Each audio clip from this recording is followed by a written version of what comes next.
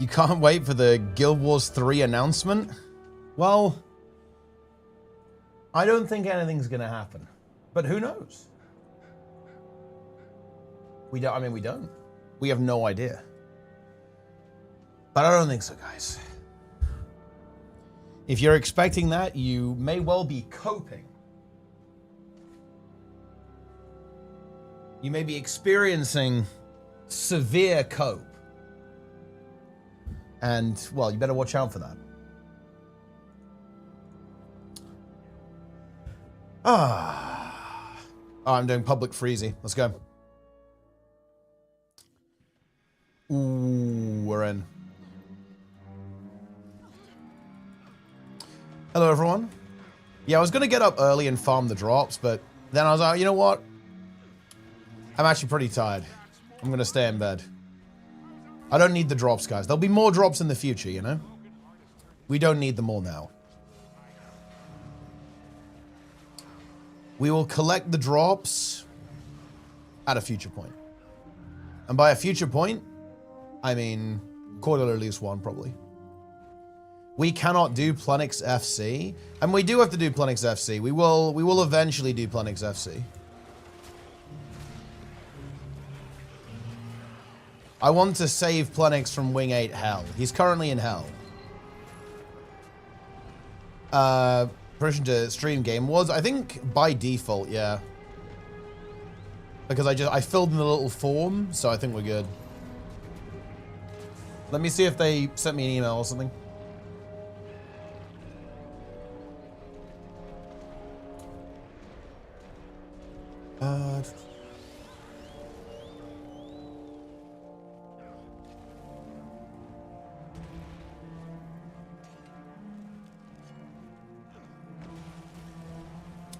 Okay.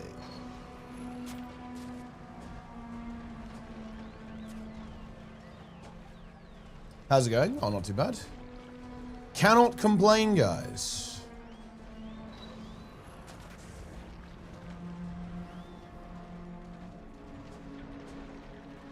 September 9th, 2027.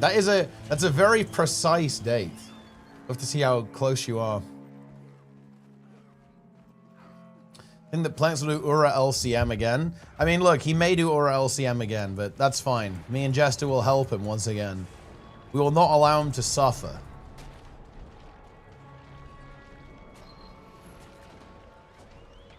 He will instead be free and happy. And full of joy. Are the drops random or is there more announcing happening? I think, well, we'll see. There has been a little bit of a leak that kind of, you know, does, you know, give us an idea of what to expect, but we'll obviously see. It is a leak, guys, so we shouldn't talk about it.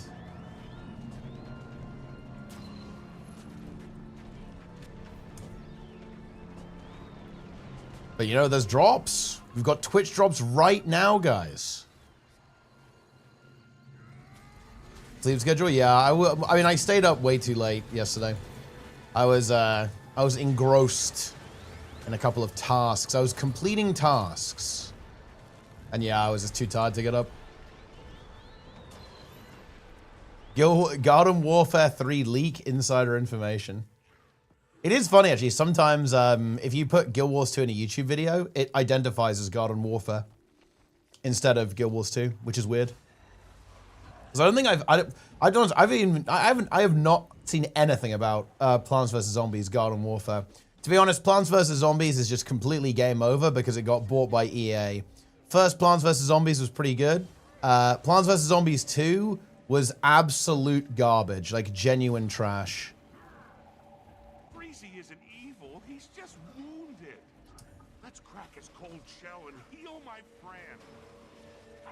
If Valve acquires Anet, Guild Wars 3 will be 100% dead? Wait, what's wrong with Valve? Well, yeah, I see what you mean, actually, yeah, because they don't tend to release things that have a 3 in it.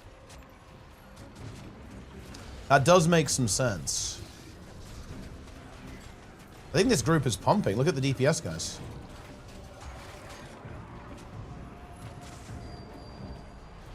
Wait, what build have I got on right now? Oh, I think I have a Kind of more aggressive build, but that's fine, I guess. Yeah, I don't have blood on. Unlucky. I'm playing a build that is a million times worse for no reason. Wait, he ended it today? Whoa, Delta broke? I'm actually surprised he broke so soon.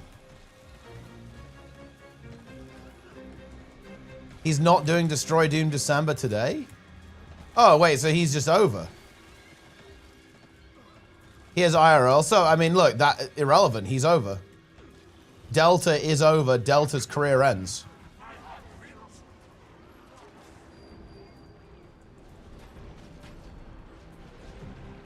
Wanted to do tomorrow with today, too. Okay, if he does that, that's legitimate. That is legitimate if he can do that.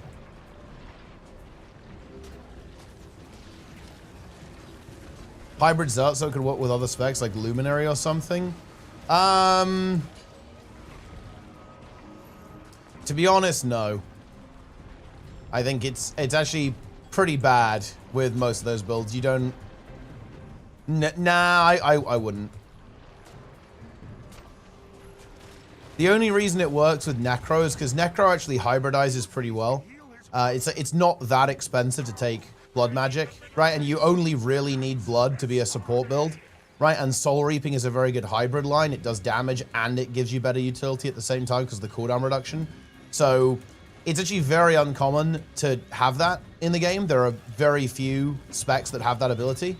So I think Necromancer, interestingly enough, is uniquely fitted to hybridize pretty well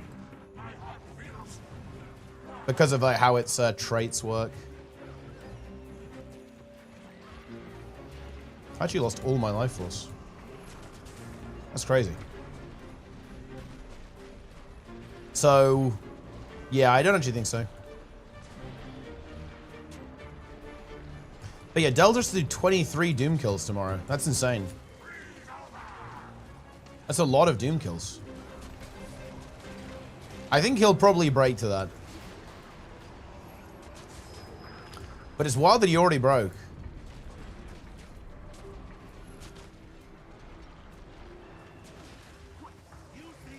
One shot by Troubadour. Yeah, I'm like, it's actually weird. That build has a huge amount of damage potential, actually. It's like Crescendo and the little drum ability is pretty insane. You actually just delete people with it. Thank you for mending my heart.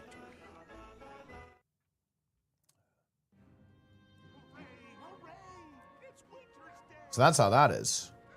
Oh yeah, what did we do here? What did I do? This is PvP. Oh, I don't... How many... Okay. Yeah, no, here we go.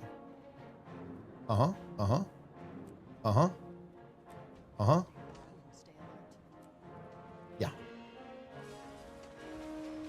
We log into Guild's on. We have to go back to HC. I haven't even got a superior rune of vigor. I'll die without the leak. Basically, it's not like a huge leak or anything. I don't mind talking about it. It's basically, it looks like at the Game Awards, Anet are just going to be talking about VOE and how VOE is doing well. And they're just kind of using the drops to hype it up a little bit. It's not a bad idea. I think it's a good idea even. But yeah, I mean, look, anyone who thought there was going to be some kind of announcement is just insane, right? Like, is completely deranged. There's like no reason to expect it. The studio update, on the other hand, and also, dude, Colin is absolutely, he's a cheeky chappy. Like, Colin in that documentary was mega teasing. He was giga teasing the entire time. Shadow Drop Guild Wars 3? That would be unbelievably funny, but I don't think so. The card game? I mean, we don't even know if that's even still a thing. Oh, yeah. Should have gone for it. I was a little bit worried it was going to start despawning, but that's clearly not the case.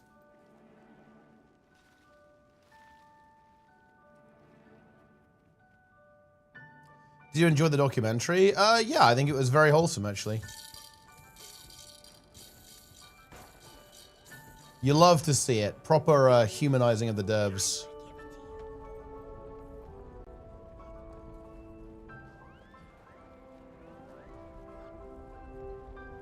DOS 3 announcement? I mean, yeah, that is going to be a big one. Like, that is earth-shattering if that's the case.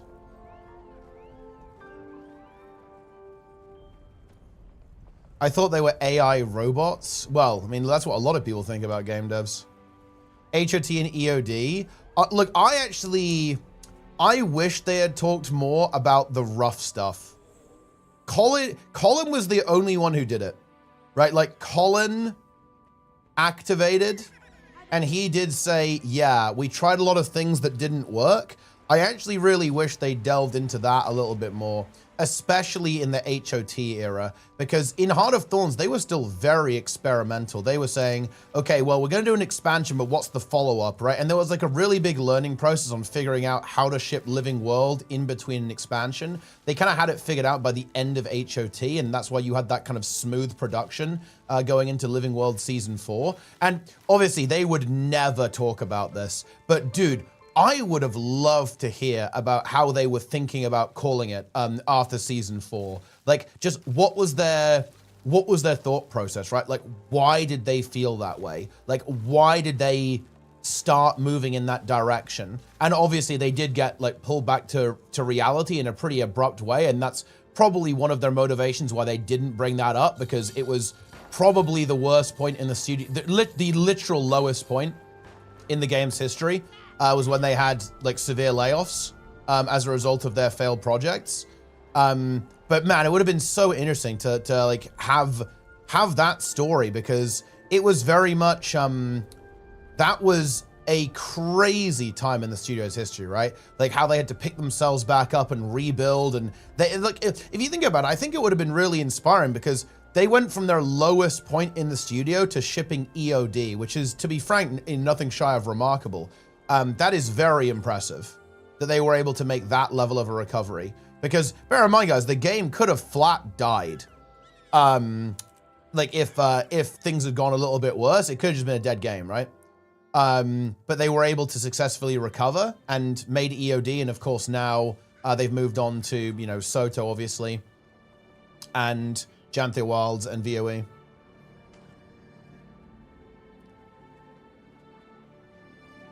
The one we have now. Yeah, but it was very, you know, we're kind of brushing over what actually happened, right? None of the people talking there with the leads during Season 4 was Mike O. Guess Mike Z was there. Yeah, but they would have known. I guess maybe they didn't want to discuss things, that decisions and stuff that Mike O made when he was the studio lead, I guess. Oh, whoops. I guess they didn't want to discuss that when he's no longer at the company, but it would have been super interesting, yeah. Would a trait like Inferno be broken on other specs, like Bleed based on power on Bladesworn, for example? Not inherently, no. Obviously, you'd have to look at it on a case-by-case basis. Mike Z to talk about Brood Saga? Dude, forcing Mike Z to talk about Brood Saga would have been messed up. Like, that was horrible. That was so bad. Go, go, go, go, go, go, go.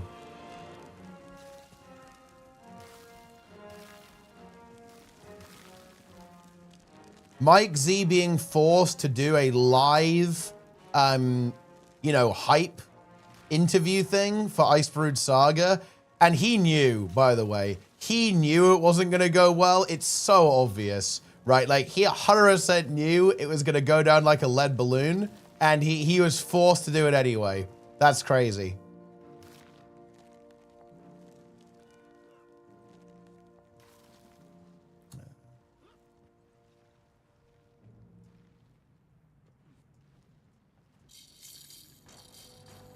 Well, dude, look, it's interesting, actually. I really don't understand how people miss that. To be fair, actually, there's a little bit of insight. I think there was a couple of statements made by devs talking about how Brood Saga was actually a little bit of a vent in a way. kind of expressing some frustrations with the current state of politics. So like it has actually been stated, if I'm not mistaken. Don't quote me on that though, guys. Okay, I could be spreading misinformation, but I believe that's the case. But yeah, it's like in my opinion, the Brood Saga is not subtle. It is not subtle at all, guys. It is very on the nose. I'm amazed people missed that.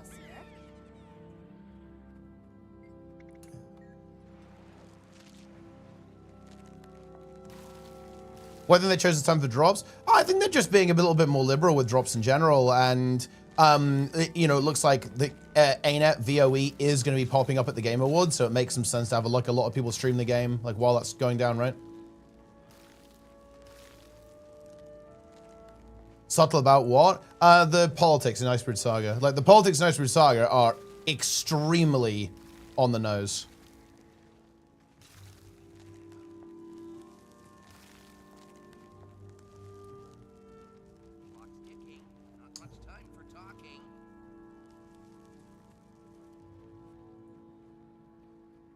Here we go. Cut Primordius. Guild Wars 1 players. Well, I mean, I don't think that's actually that mysterious. So, if you guys want my opinion on what happened with Primordius, I'll tell you. In fact, I would be like almost certain that this is the case. Dude, what were these? I guess we could have just gone for it. Like, what was that? That RNG was fucking dog shit. We might have to go for a bit of a sprint here now. I think we're too far behind. I think we actually have to go for the fast route, right?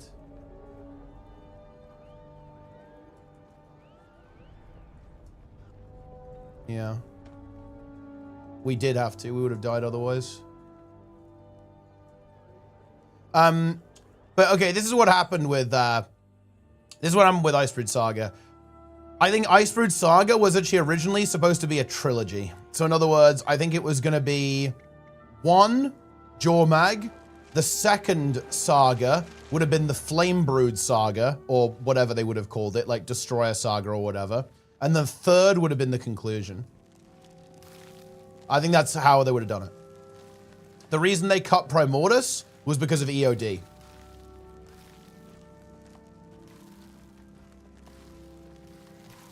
Brood Saga's Living World Season 5? Correct, yes, because that's what they basically rebranded it to because... look, okay, look, guys, here's the thing. Brood Saga was originally going to be basically the eternal future of Guild Wars 2.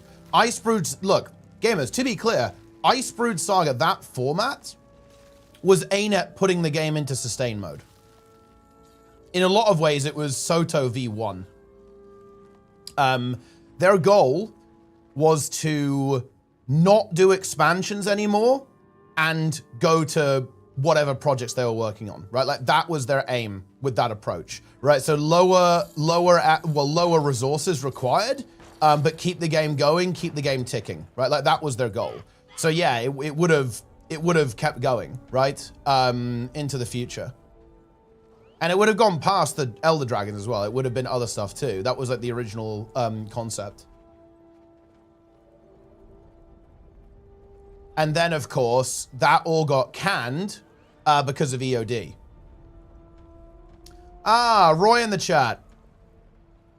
Roy, I noticed you didn't feature in the documentary.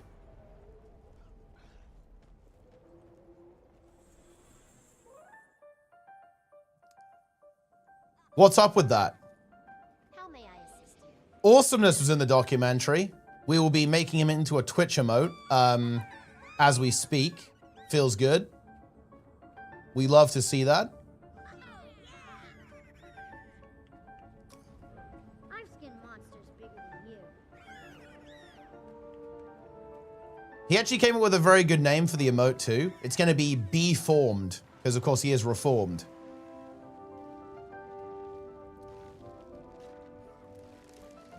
You know, what really struck me as so interesting, and I bet this is Colin's idea. Look, I'm just gonna I'm gonna drop this bomb, guys. Okay, I have no evidence for this, but I guarantee, I'd put money on it. Colin is a PvP fiend. Yep. I'm just saying it. I think the guy's a fiend. Like, he is fiending for PvP big time. So he was like, oh, yeah. You know, that PvP thing didn't really work out in Guild Wars 1, right? Like, people prefer the PvE. But Guild Wars 2, yeah, that's what I'm talking about. That's when we're really going to activate the PvP, right?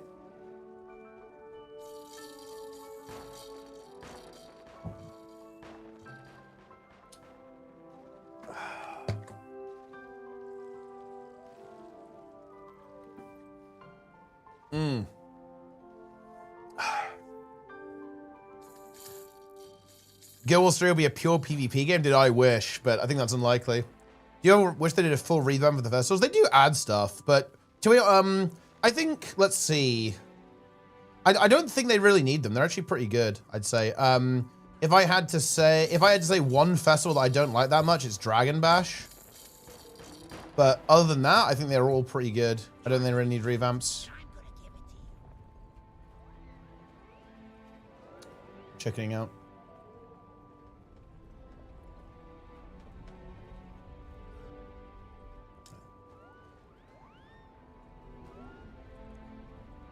Open world PvP? I mean, maybe, who knows? Reminder, new world. Ah, yes, new world.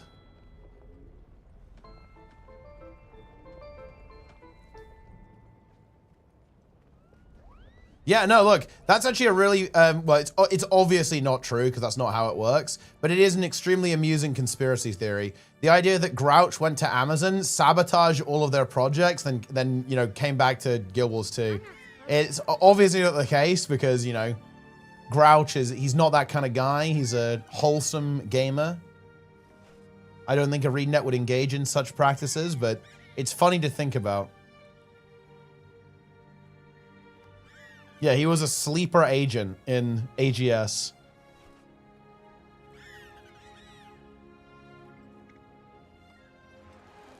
How long do you think they were planning to move on from Guild Wars 2? I think it's impossible to say, but I don't know. Like, I guess probably... that's a really good question. I have no idea. Like, I don't know when that kind of thought process...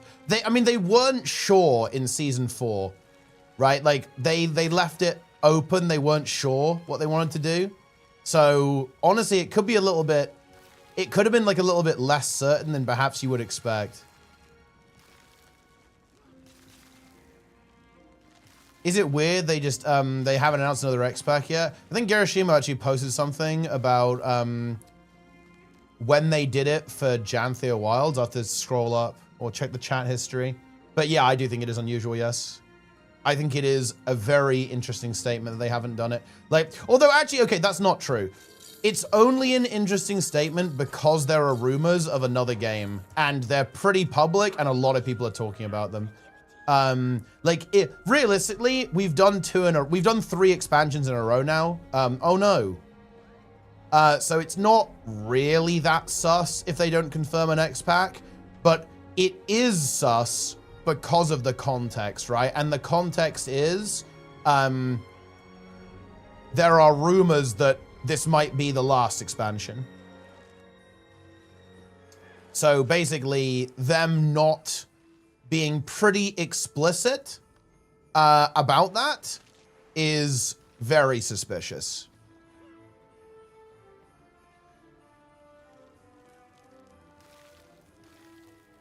The first one I could find that mentioned the 6th expansion was the announcement date for the last Janthea Wilds patch, after it had been delayed in a forum post. Anet is a bit wacky sometimes.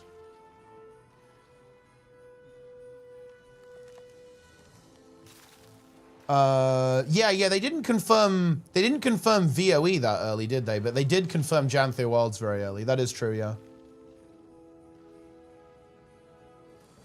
I put all my life savings on not being the last, regardless of Guild Wars 3 is announced or not. That's an interesting bet.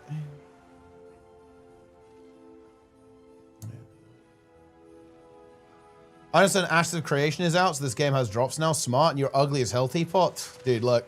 Okay? That's not what your mother said.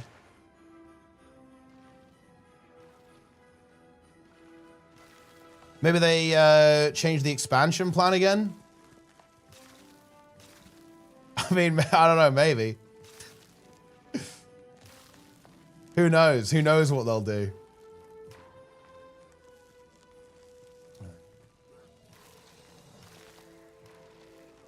Six just before the 2023 serial date. Interesting. Yeah. Okay. Do you think Guild Wars 3 could potentially be a game that caters to players like yourself? Would it be a continuation of Guild Wars 2? I think they'd go mainstream. Okay, look. So think about this. Okay, context. What would be the reason to make Guild Wars 3? The only reason to make Guild Wars 3 is if you want to go big, right? Because otherwise you just like keep working on Guild Wars 2 and like maybe even do like a remaster, right, of Guild Wars 2 or something. And you know, do loads of core improvements. There is no reason to make a new game unless you're thinking of going big. Yo, thanks for the Prime and also the Raid Trunk streams. Thank you much indeed.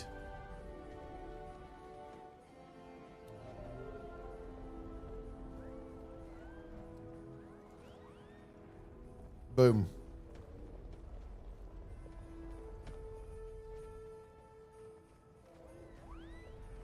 But yeah, so I think it will be a game that will aim to have broad appeal.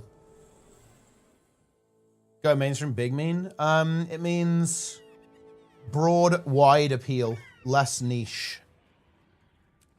Weekly festivities. Oh, we got a snow diamond. Eisenhower, Prime. The Runner Croft, thanks for the Prime as well.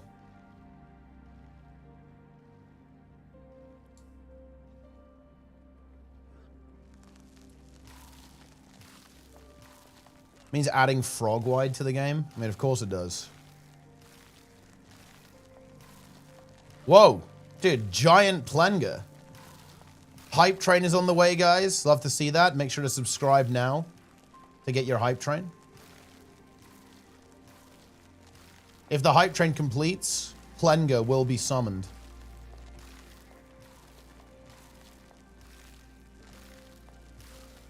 Added a frog to the Ellie spec. I mean, yeah, you'd have think that, you know, Anet has been historically fairly anti-frog, but I guess this is them, you know, trying to make amends for that.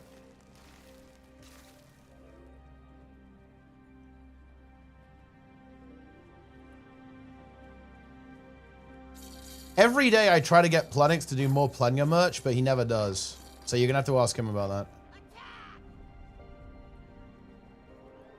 Ticks and Toypocalypse. I mean, I kind of like Toypocalypse, actually. I will admit that like the tick story mode is quite bad. It definitely hasn't aged well. I'm pretty sure it's basically still the original version, but Toypocalypse is pretty hype. Object in Motion is a good title. Yeah, you got it from, it's from Push, I think, which I do like.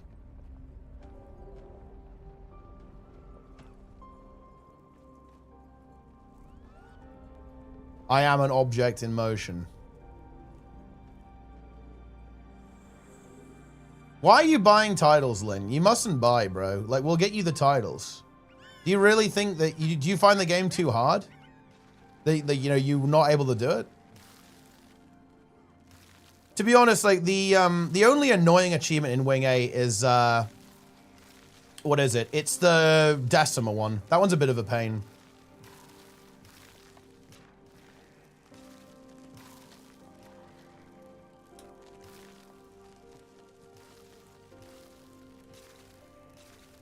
Yeah, we sold Lynn. We sold Lynn, or LCM.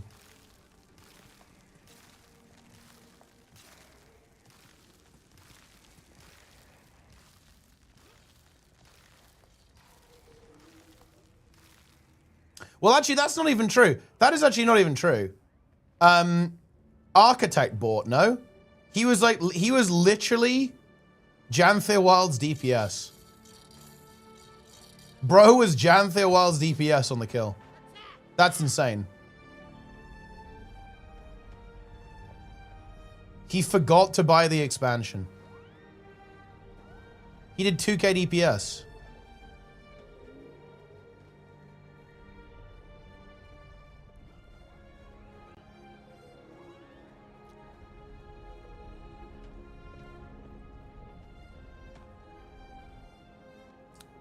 $68k DPS of Oka? Correct. I believe Jester was overall top DPS though. Very impressive.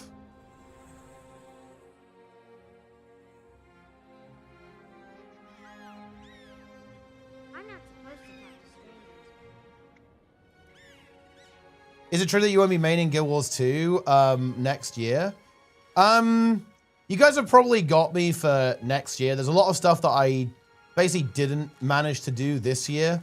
And like so context here, like I wanted to give myself a deadline because I do want to basically I want to move on to other games, basically, for main content creation and main streaming. Like I'm already, like when it comes to like playing hardcore, I play WoW hardcore. I play Guild Wars 2 very casually. And yeah, I wanted to kind of put a bit of time pressure on myself because I always find that helps. I didn't really get a lot of the stuff done I wanted to. So yeah, you guys have probably got me for a little while longer. There's some extra context on that makes me feel a little bit inclined to stick around as well. We'll probably find out about that at some point. But nah, you've got me for a while. But yeah, long term, the answer is yeah.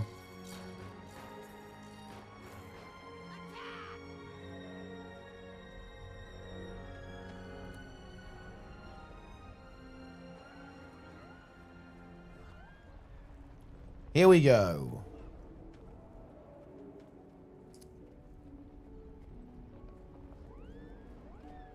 Teal's the final boss of VOE. I will be an excellent raid boss.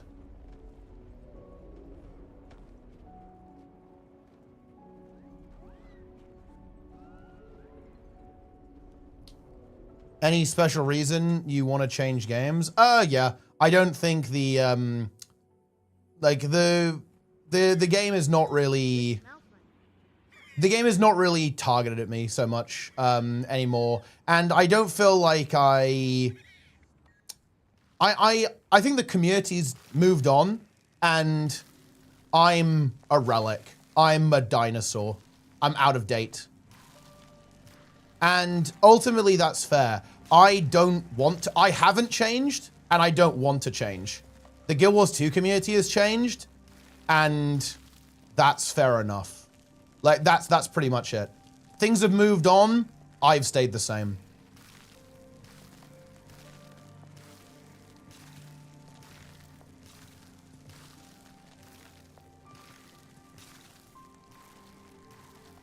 Mean and vision of Big Tank? That's not really it. Like, I do actually have I obviously do have a lot of aspirations, right? Like, when it comes to casting and event production and so on. But to be honest, that will be one of my main motivation for actually still doing stuff with Guild Wars 2, actually. Because in Guild Wars 2, I'm God, right? I can do whatever I want in this game, literally anything I want. And I can have it exactly how I like it. That's just not possible because the scene is so much more mature and actually exists in other games. So I don't really have that same level of creative control. Guild Wars 2 is actually like the perfect playground for me actually in terms of event production, because I can do anything I want and like I can do it exactly how I want it. And there's also no competition. So it's not like people can go somewhere else, right? Like it's me only.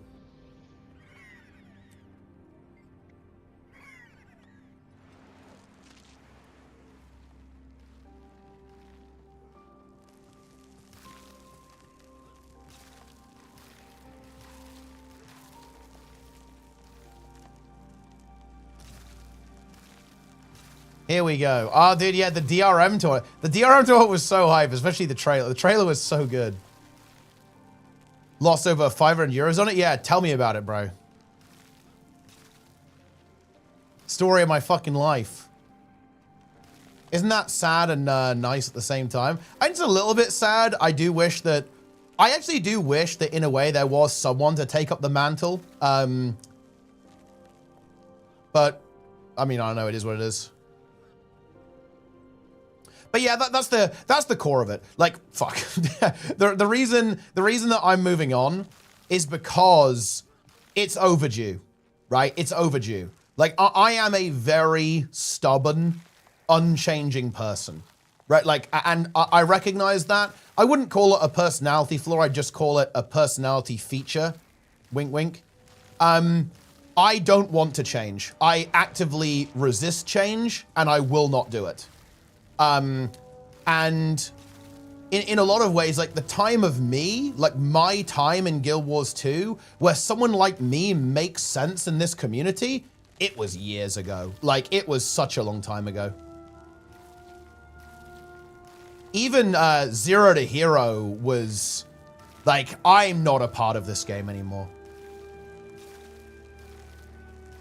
Like that was, yeah, I don't know. I am a relic in this game.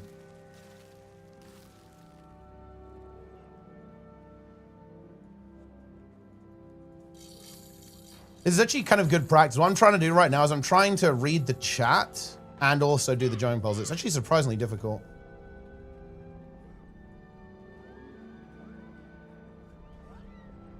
What's so different back then? The way people played the game was different.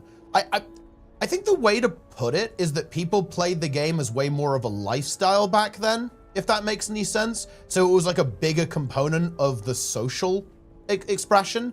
Like, especially, yeah, that's the way to put it. Like, yeah, it was way more of a lifestyle.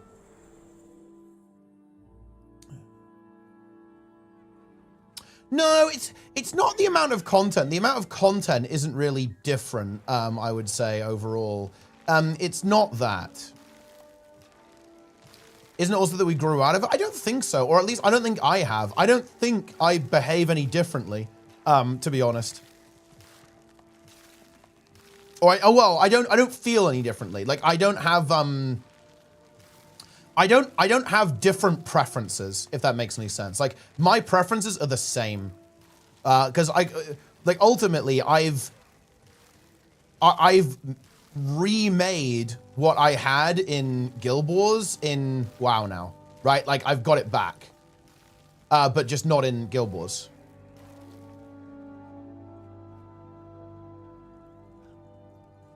It's not quite the same because obviously the game is very different.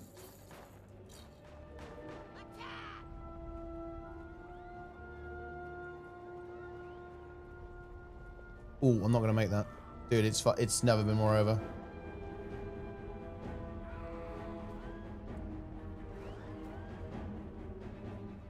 I'm going off the edge. It's over. It is over, yeah.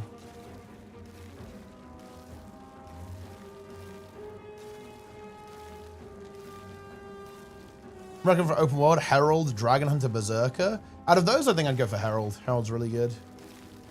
Dude, it's kind of power crap now. It's kind of crazy to talk about, but it's still good for sure. The big debate, T. I don't think it's possible to show have a debate like that nowadays, since everyone relevant generally agrees. Yeah, I would definitely say that, like, ultimately, something that has also changed is that Guild Wars 2 is in a much more settled state. Like, it's not as volatile as it used to be, and that means that, like, there's less of a conversation about the game, and I like a conversation about the game. That is true. We're playing Guild Wars 2 with Max Saturday. It's probably going to be, yeah, we actually kind of rescheduled because, like, Max can't do Saturday anymore. It's probably going to be next Tuesday and Thursday. But yeah, that's the angle. I think a social token, maybe, yeah. That's maybe part of it. But yeah, no, that's what happened. A story slop MMOG is neither innovative or risk-taking. Exactly. Anet gonna go big. And how's Guild Street tonight? I definitely not.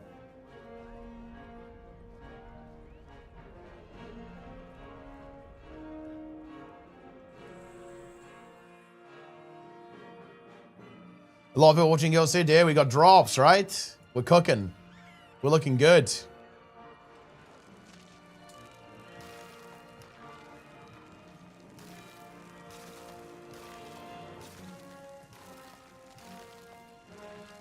And I don't think it's true of MMOs in general, actually. I don't. Because I have recaptured that elsewhere. Right? Like, I have basically got what I want. And I could have it even more if I actually, you know, fully went for it, right? I've been a little busier than usual. I haven't been able to spend quite as much time playing video games as I would have liked to. And, you know, doing some try-hard stuff. But I'm working on that. I am stabilizing.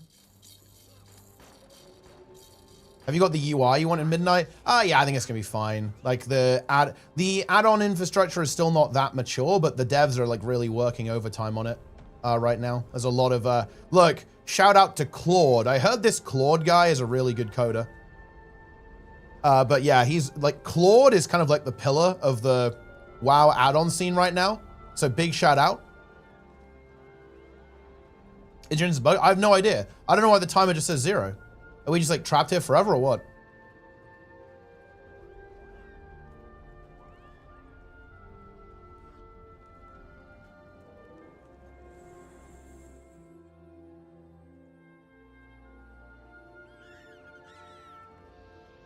Boom. Finally being on the Steam store now? Well, to be honest, guys, I'm feeling a little bit rustled about AOC, actually, because I do not like what's going on with this lawsuit. So here's the context, guys. It looks like there's some kind of lawsuit going on right now for like 850K of unpaid work with a cloud company, like a cloud services company and Intrepid. And I do not like that, guys. Look, the MLM stuff was like sketch, but it's like, okay, that was in the past. Maybe we can deal with, maybe we can kind of get over this. It's weird, but like whatever. And obviously that, you know, I feel like every single Kickstarter ever is like mildly sus. So it's like, okay. But I'm not gonna lie, guys. I do not like this. I do not like what I am hearing right now. Ooh. So it's kind of got me a little bit, I don't know if I want to go anywhere near this anymore. I don't like that. Who are saying that was dismissed? I mean, if it's dismissed, that's big, but that's not what I've seen.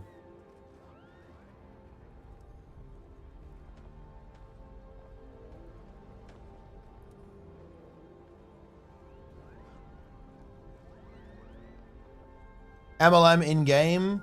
If someone uses a referral, you get a kickback, and then someone uses a referral code, you get more kickbacks. Oh, so there's like the MLM referral scheme. That's crazy, actually. Little sus.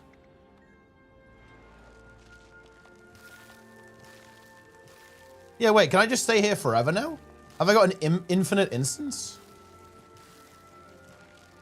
AOC base? I don't know if AOC, well, okay, yeah, that AOC, yeah, but not this one.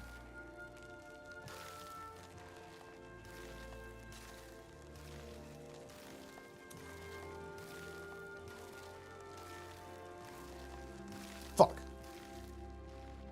Got rid of Arc DVS, started enjoying the game. I mean, look, honestly, I get it, right? I mean, I don't know, I haven't read the post, but I can kind of, you know, imagine where it's going. But sure. I can understand, you know, like, oh, if you see the number, maybe you feel a bit pressured, like you feel like you're not doing well, you know, you feel like you're competing all the time. I kind of get it. I'm not going to give someone a hard time over that.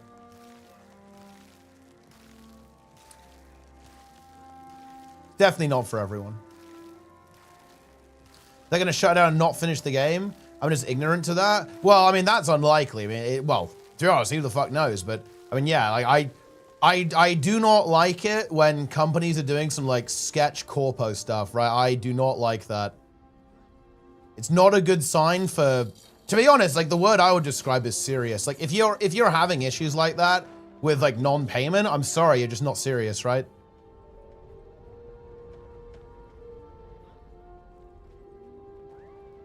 And that, I really value a company being serious, guys. Yeah.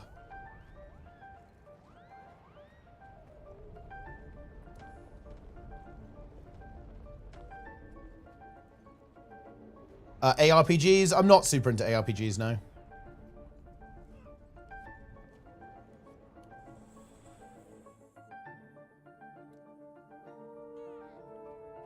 Well, either way, it's bad, though. Because if it's non-payment because they've got no money, then they fucked up, and that's not competent.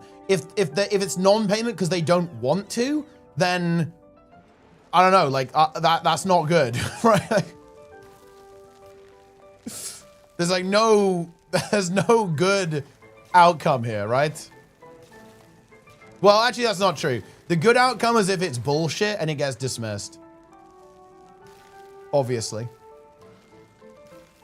Then we're kind of okay.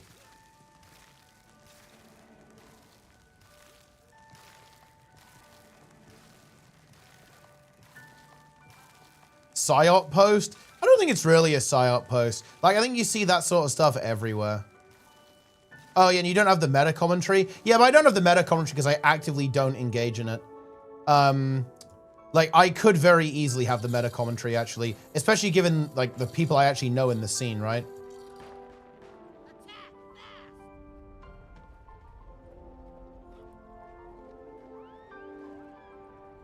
Gaming general more popular, but also making less well.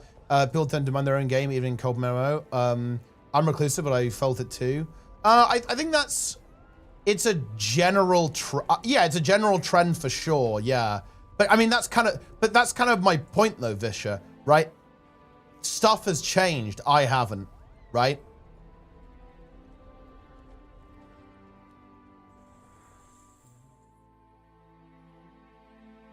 Feel burned out? No, I'm not burned out at all. It's so interesting that people always wait. This is actually so interesting. I don't think people understand the concept of anti-burnout. I think people actually mistake anti-burnout for burnout, which I think is fascinating. So let me try and put it like, kind of using the burn lingo here. I'm not burned out. I'm anti-burned out. Like I want something to burn, right? If that makes any sense. Like I'm not tired of burning. I want more burn.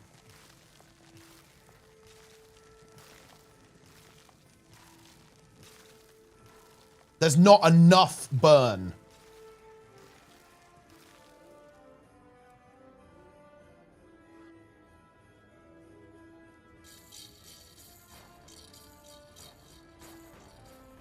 Dude, I think I'm just in here. I'm in here forever, right? What's this? 0-0. I'm locked in.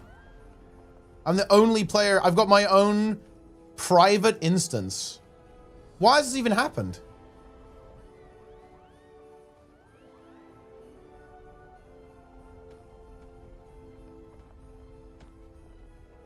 This is crazy.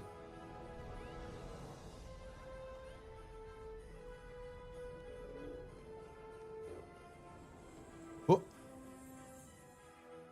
Was there a build? It's a good question. I don't think so. You look tough. Let's wrestle.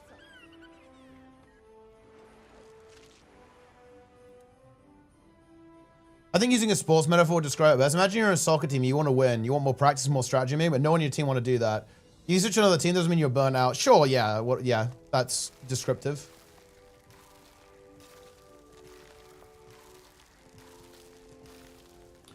I got kicked earlier at 40 minutes, so it shouldn't be for everyone. Oh, wait, that's interesting, actually. I mean, wait, you mean you got kicked from a private instance or what? Break Drakkar record? Dude, maybe when Sneb comes back.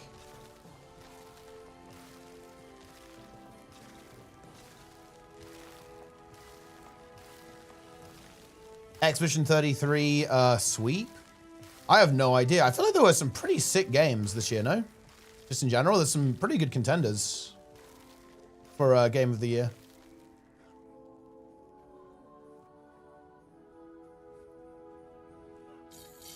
Who knows? Maybe VOE wins.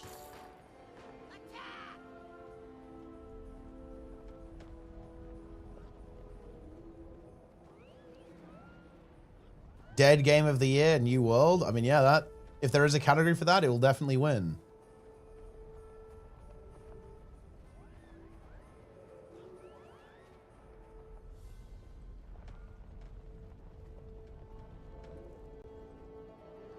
I think it might become the same in WoW over time if it's a trend. What will be your plan if that happens? I don't know. I just find another game, I guess. But I don't think so. That game won't because it's so culturally ingrained. Like, no, there's absolutely no way. And to be honest, like, WoW is a special case because people literally play it professionally. Like, it's not possible for that to happen because people play it, you know, it's a pro game.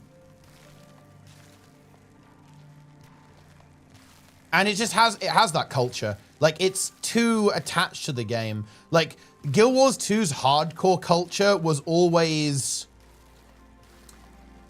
I want to say, it's inappropriate to use the word forced because I think that's got some negative connotations, but it was like, it was against the tide, right? Like the Guild Wars 2 hardcore scene has existed in spite of the game's culture, not like because of it.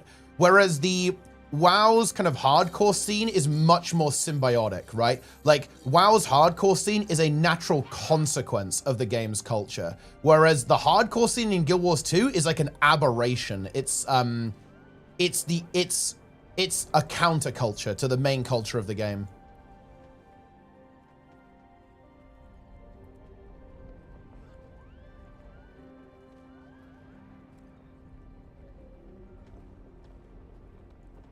I kind of don't like that we give Game of the Year award. How do you compare a game like Expedition to the Silk Song? I mean, it's at the end of the day, it's impossible, right? Like, how can you possibly do that?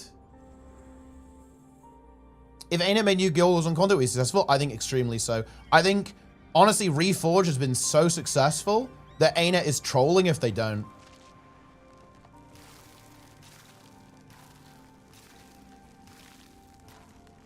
Ah, Mike. The Gachi lights?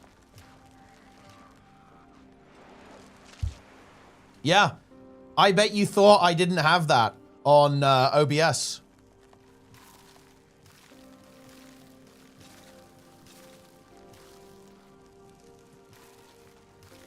But I do.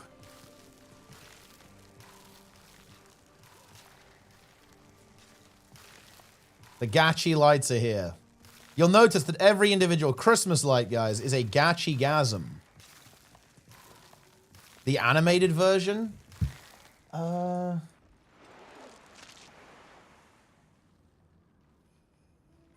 me...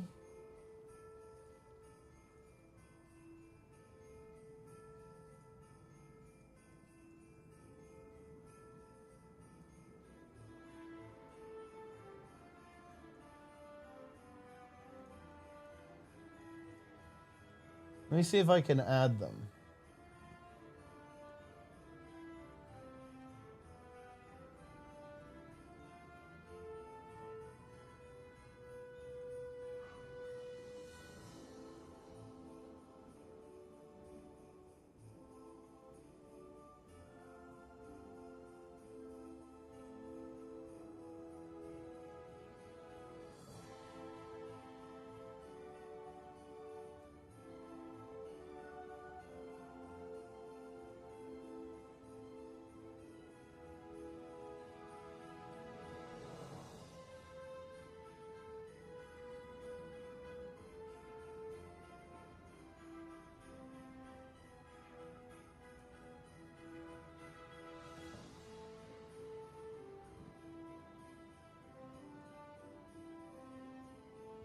There you go.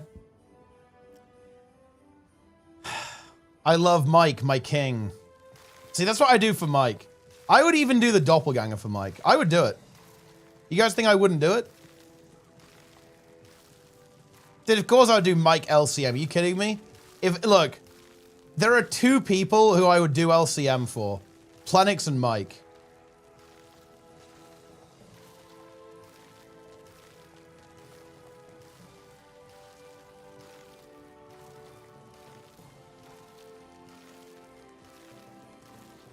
Oh, I do it for Mike Z as well. Dude, if Mike Z said I need, look, there's no time to explain Teapot. We have to do Aura LCM right now. The fate of Guild Wars 2 depends on it. I would obviously do it. You're gonna get it, and I'm gonna give it to you. No questions asked, guys.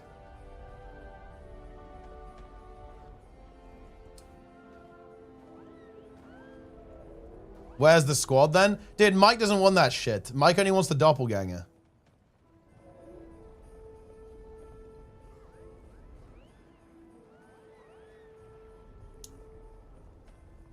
He's in the Ranger forum, so much negativity was Gale shot. It's because there's a couple of issues. You have to use like a movement ability in your rotation, and it got nerfed for realistically no reason.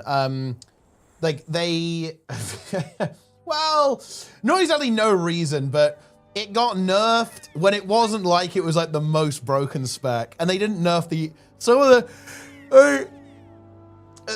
nerfs are kind of weird because they nerfed like Evoker and Conduit and stuff, but they didn't nerf it that much, right? Like it's still like very overpowered stuff. Like the nerfs were a bit uneven, I guess.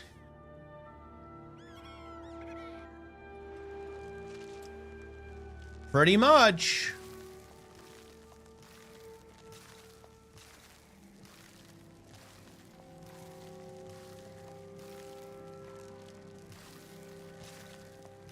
If you have 12 in range, you do less damage. I mean, yeah, that's probably the case.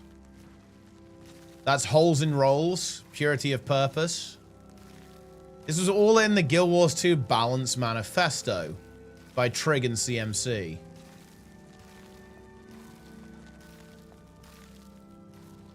It's over. Would you come and tank Shadra? I would not. You had to learn the hard way. Jester learned a lot of harsh lessons during vanilla. Fuck.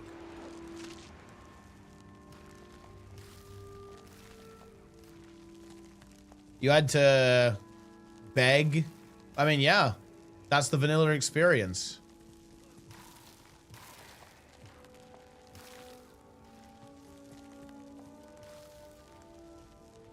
Do you think the net... Wait, what is this? What's the question? Do you think the next balance update will address what? Where is that chat message? I can't even see it. Wait. Dude, do you guys see that? I touched it and it instantly despawned. Is the game breaking?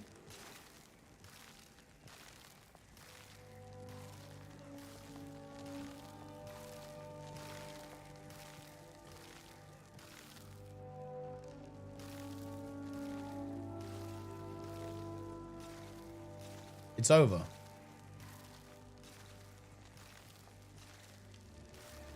There's no stronger test of Mantle than playing a healer in STV.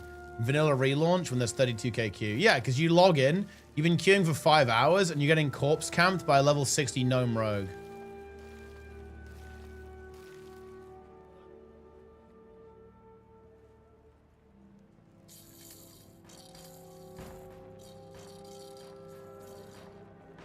Man, I love open world PvP. Open world PvP is almost mandatory. And that's why world versus world is good.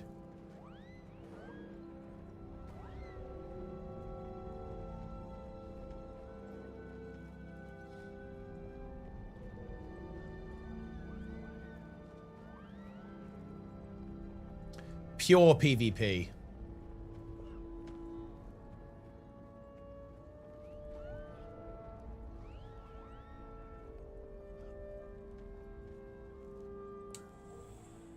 And proximity voice. Oh, yeah. Oh, yeah. Everything has a place in the eternal alchemy. Planix is breaking? Wait, what is he breaking to?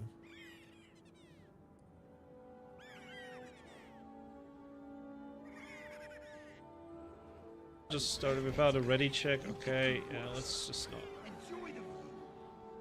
Like, why are we okay, if we cannot be patient to wait until a ready check, then we should just not play. It's as simple as that. Oh, shit. Go back 2 minutes?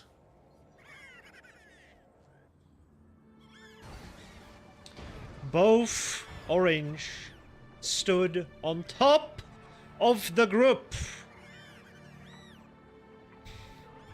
Why are we trolling this hard?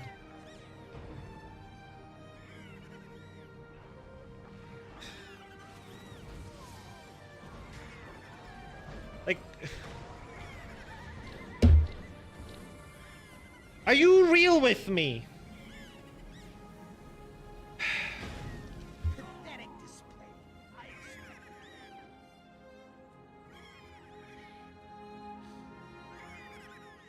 Why did we decide to troll at the worst possible moment?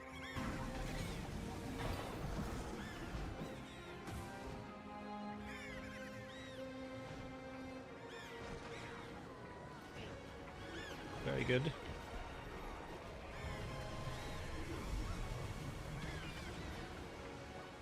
Stabbing again, green behind, orange in front. Both orange stood That is on so top brutal, dude. of the group. That's fucking brutal. That was Why devastating. are we trolling this hard? You guys like the little laughing sounds in the background as well? I think what's funny is it was actually recoverable if they didn't just like into that set of mechanics there as well. Are you real with me? Okay, we're in fight.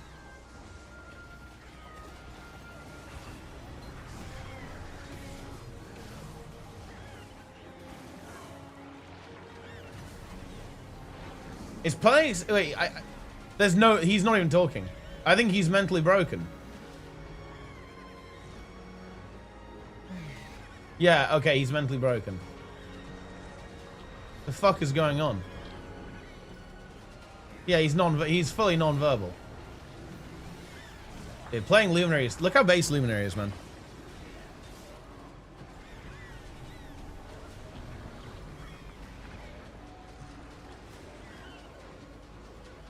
I represent Kanto's future.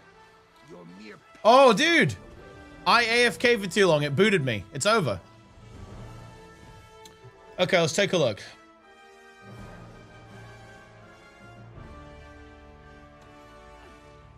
He's deep tanking. got your jail cell ready. Fluff the pillow myself. Dude, fluff the pillow myself. The voice lines are so weird on this fight, to be honest. They make almost no sense.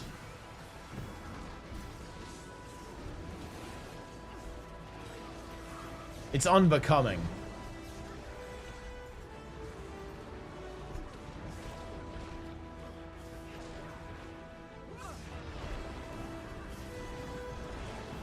Dude, he's fully non-verbal. Are you guys hearing this? People with the circles, beware. And I'm one of them. And I'm Yeah, wait, also why does he have tanking. Bane Signet? There's no CC on this fight, no? Right.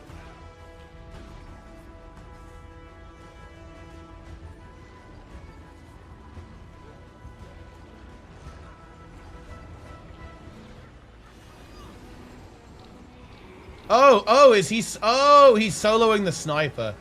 Yeah, he's soloing the sniper. Yeah. Because that's what people do. People do like the solo tech, right? These days, you just send like someone to solo it. Oh, faced.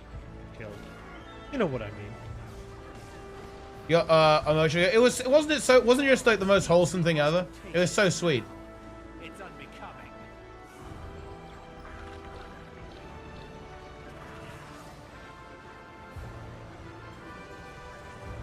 Will they? I mean, this looks fine. No, how do they wipe it? How do they die?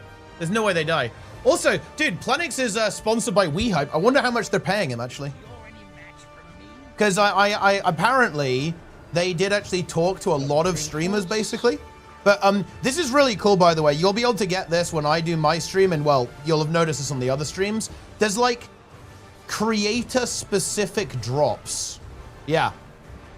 Okay, watch out. Orange in front. Yeah, so basically when you guys watch my stream with Max, there's like special drops you can get, right? From only my stream. Exclusive drops. How about that?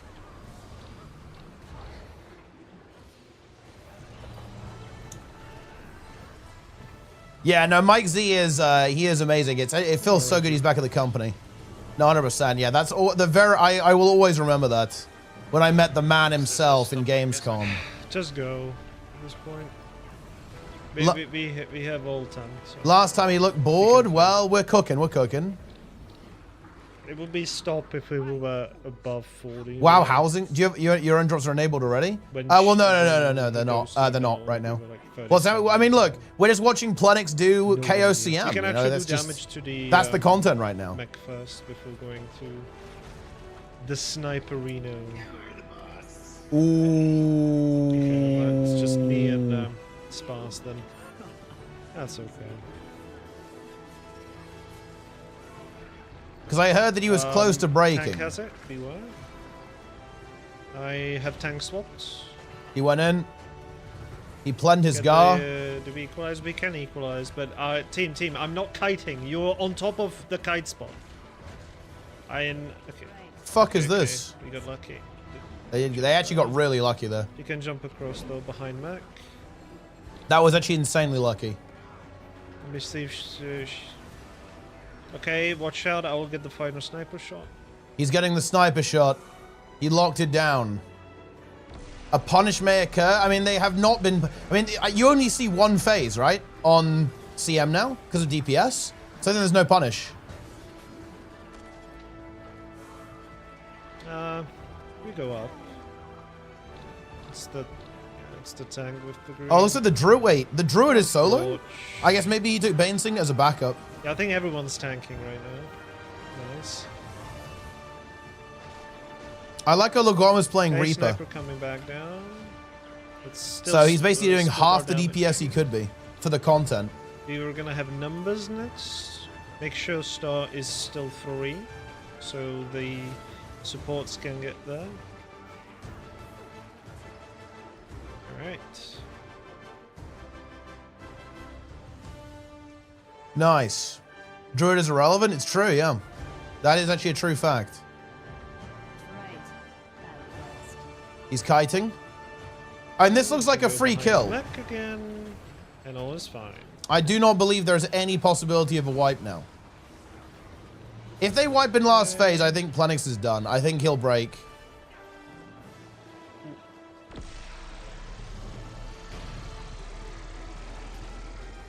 All is fine. Alright, just all hit. Yeah, there you go. Ooh, they equalized. On the cleansing. Oh, maybe they're doing it intentionally, though. Oh, no, I think they're doing Going up with achievement. green next. But I guess it doesn't really No, it's matter. fine. It was intentional, I think. Cleave both if you can. We're gonna have a pushback next, so... Mega hit the Oh, gun. they had to I do can another summon, pushback, it's just though. fine. Dude, doing 2 pushbacks is actually so Hit the scary. mech as Maybe they hard can as kill you the mech, because though. There will be a pushback. I think they can kill We the mech. will have to go after the Do they sniper. actually have to do the pushback?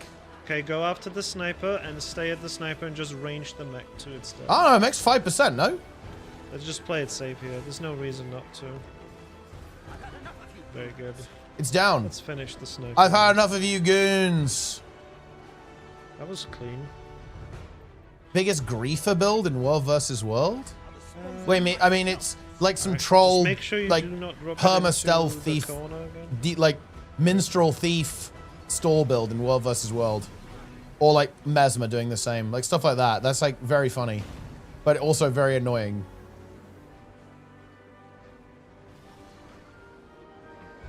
Beautiful team. Beautiful. It looks good. Look at that, and this is beautiful. Dude, you should never put it here, though, because he always goes anti-clockwise, right? So this one is troll. This one is, like, mega troll, actually. This should be here, and they should... Dude, we literally have this. Look, guys, okay? If people had read the hardstuck.gg guide, that wouldn't have happened, okay? That's all I'm saying, guys. That would not have happened. Look at this. That is how you're supposed to do this correctly, okay? Because Ministry always does that. So you put your numbers over there. This is basic stuff, guys. This is basic stuff.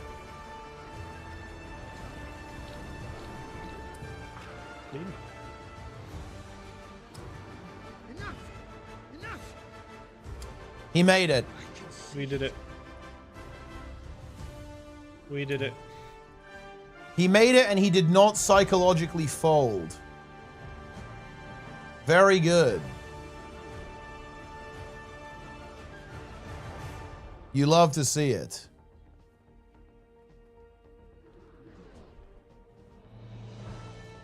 All right, let me contribute to the wheel.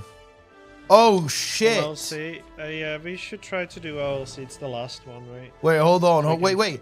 finish Is the wheel all the- more expensive than it used to be, guys?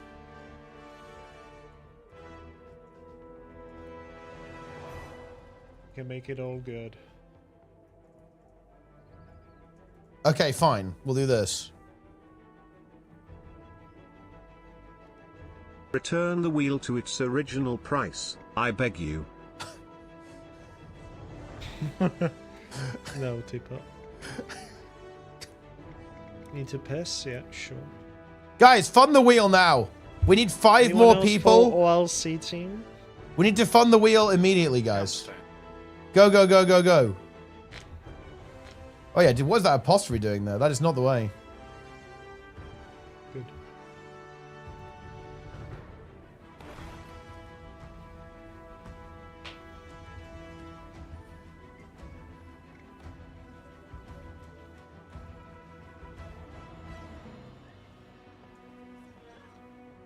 I fund the wheel, I fuck off.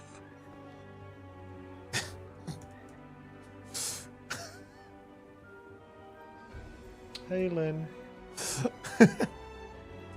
6K, yeah, guys. The wheel has been funded. Plenix, how about a nice 1 to 60 HC? Lingar, yeah, we have Lingar here. 2026 is the year of WoW HC. Wow, HC. Okay, I'm doing another TTS. I'm sorry, Lynn. I'm sorry. The wheel has been completed. Finally. Yeah, it took too long.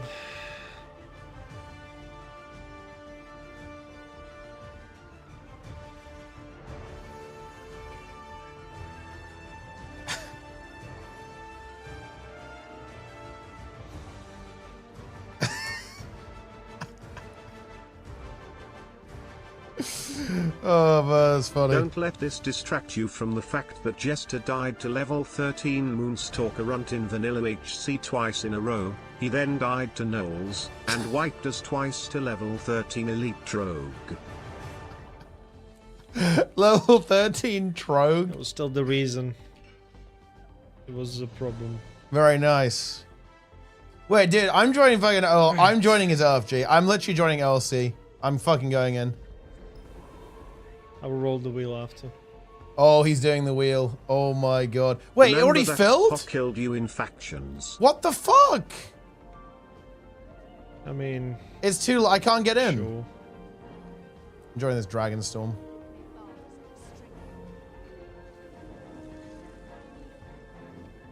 Cocked. Yeah, I mean, yeah, I did go I got cocked.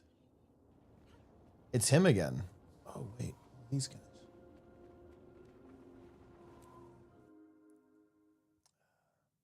Is it morally okay to leech?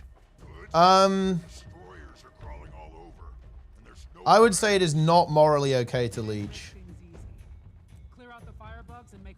I would say it is ontologically evil to leech.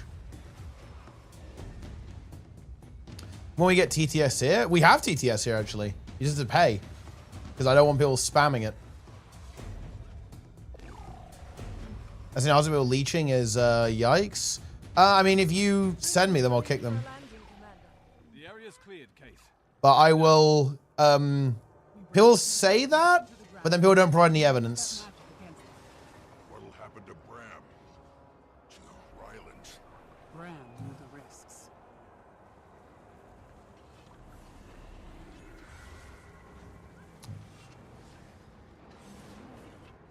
Nice of you to clear out the trash.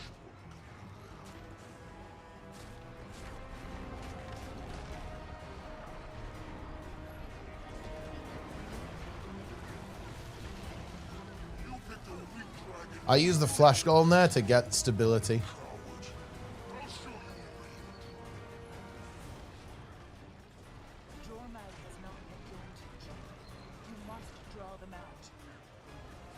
We're long past excuses, Ryland. You made your choice. This needs to end.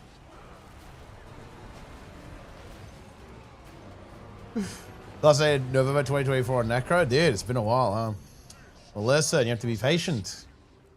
Good things come to those who wait. Let him leave. We can't get distracted. That didn't go to plan. He'll be back. His pride won't let him stay away long. Wonder where he gets that from. In the meantime, fire alarm! DRMs with Max. I mean, yeah, maybe. Yeah, the targeting on this boss is so weird.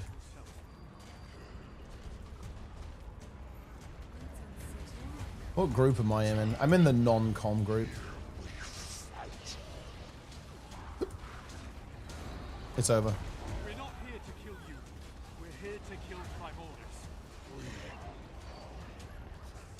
Oh, wait, hold on. I need to not run the quickness trait anymore. Because the quickness trait is now a big DPS loss.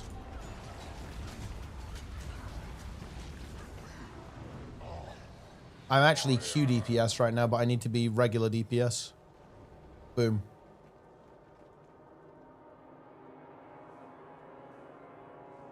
Are the drops worth the log into Twitch? I mean, they're alright. I guess you can get a chef outfit. You're always ZDPS? Jester, where's our LCM log? Let's actually talk about this. I believe I humiliated you in the last phase, no?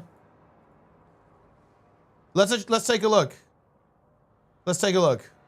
Wait, where's the fucking log? Who's got the log?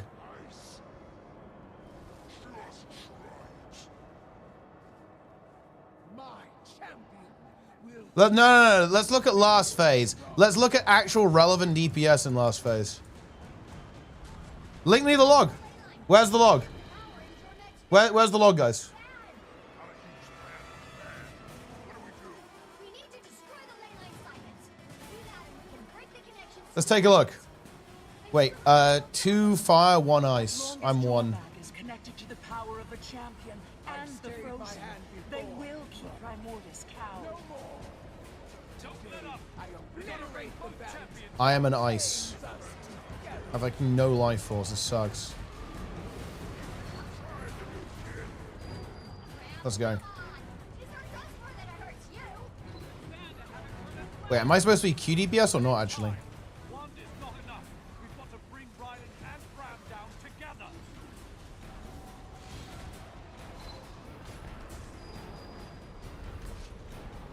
I don't even know.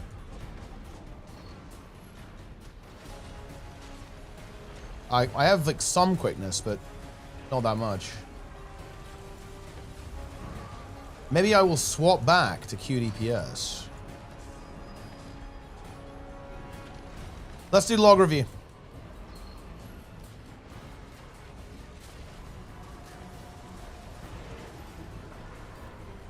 Let's do it.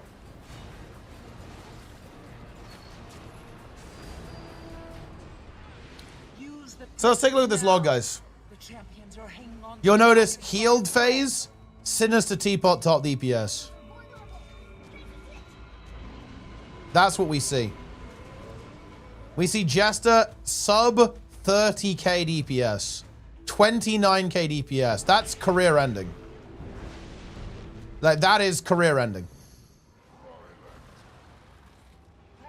Magres 26k DPS. Bad Architect 22k DPS. 22k DPS.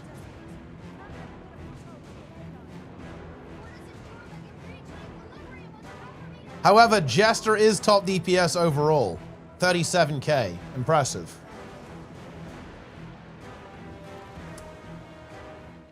So in other words, Jester, look at this. Look at Jester padding. He fucking padded on 100%. That's actually crazy. Are you guys seeing this? He padded hard. 46k DPS in first phase. That is actually nuclear. That is completely nuclear, guys.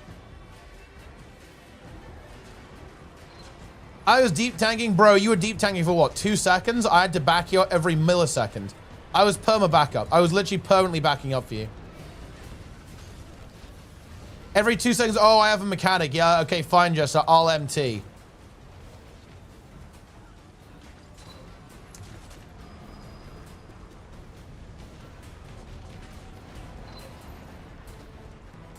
Notice the boss had 0 jumps? Yeah, because I was perma tanking, bro.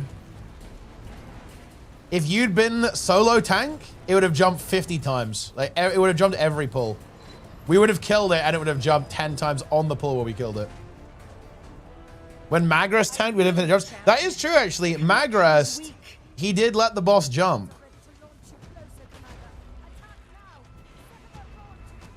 On Cockbender? I mean, we probably have to do it again, actually, because Plenix wants to do a non-exploit run. Well, actually, he might ban us, though. Oh, God. He wants to do prog. So with, like, frogmen. So we might be banned.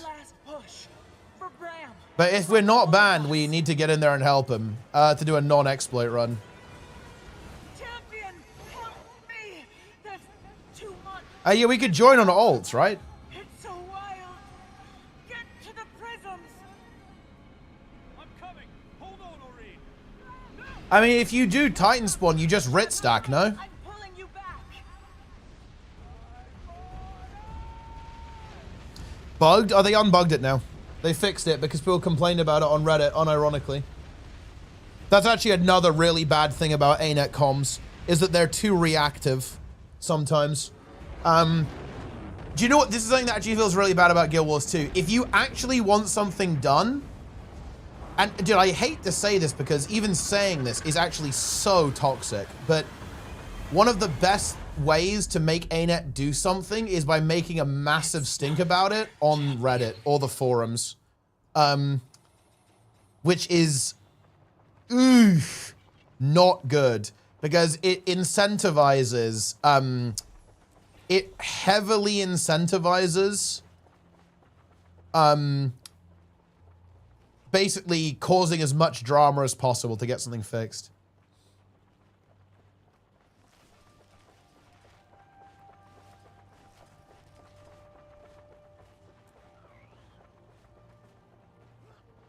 What else do you want the comms to look like? Like Blizzard? I want ArenaNet to communicate about issues that they're aware of. Because the reason why people do that is because people assume that Anet just either don't care or just don't even know about this stuff. They need to do a better job of expressing what issues they're aware of and what are in the progress of being fixed. Blizzard comms that don't exist? What are you talking about? Like, Blizzard comms are actually really good.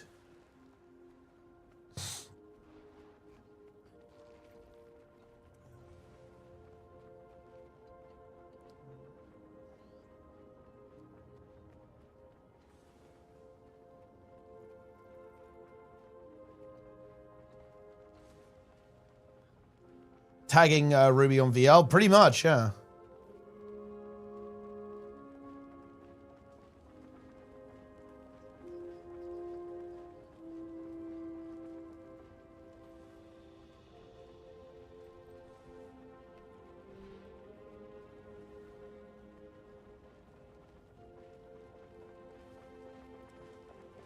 Restore a character? Wait, why would you want that? Why would you specifically want the ability to record it, like, restore a character?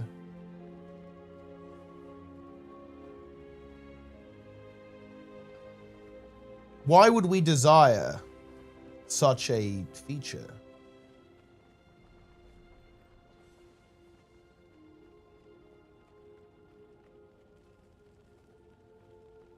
Why doesn't awesomeness fix the game? It's a good question.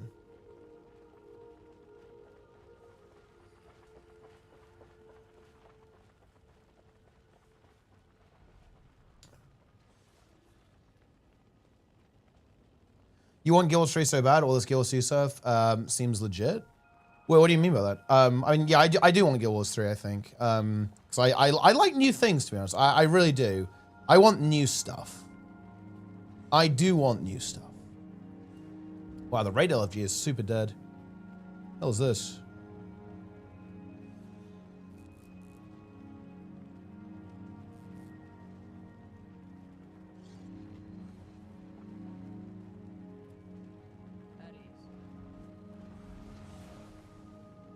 Did one of their characters redesign it, but forgot to unequip all the stuff?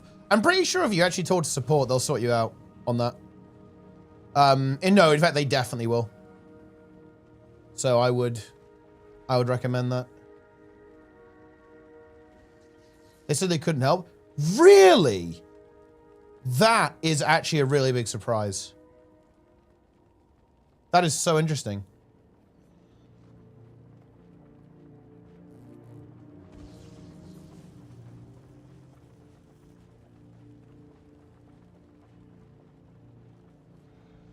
Huh.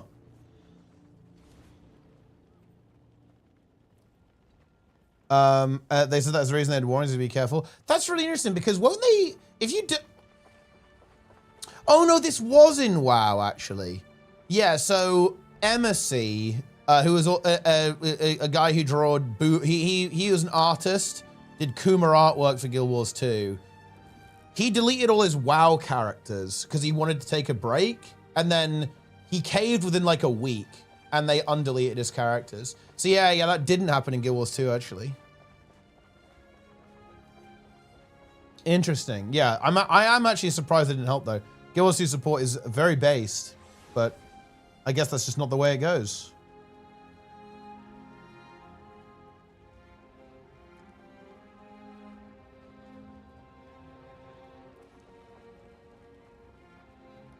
Christmas gachi. And there's, I think Christmas gachi is some of the strongest gachi out there. Is it not?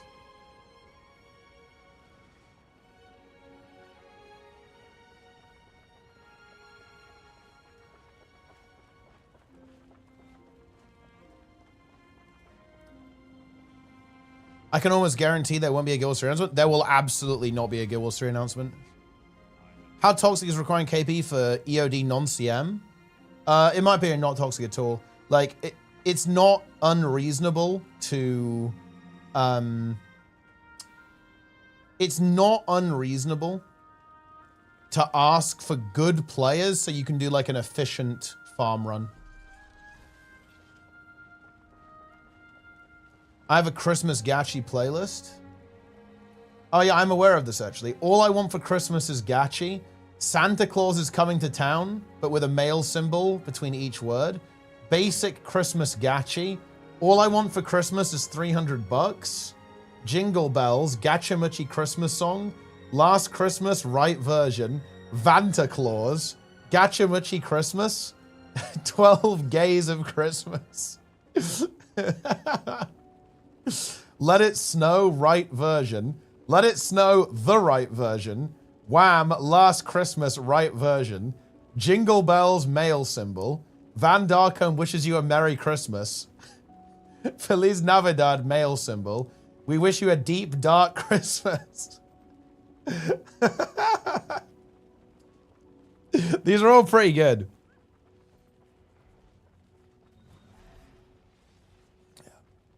Yeah, look, what people really need to recognize is that if you make the squad, you are in charge, right? You can set any requirement that you see fit.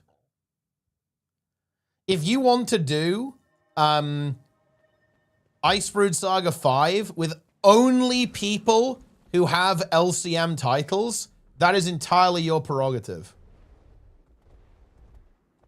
I'd say it's probably a little bit of a, you know, bit of a waste, to be honest, but, you know, you can do that.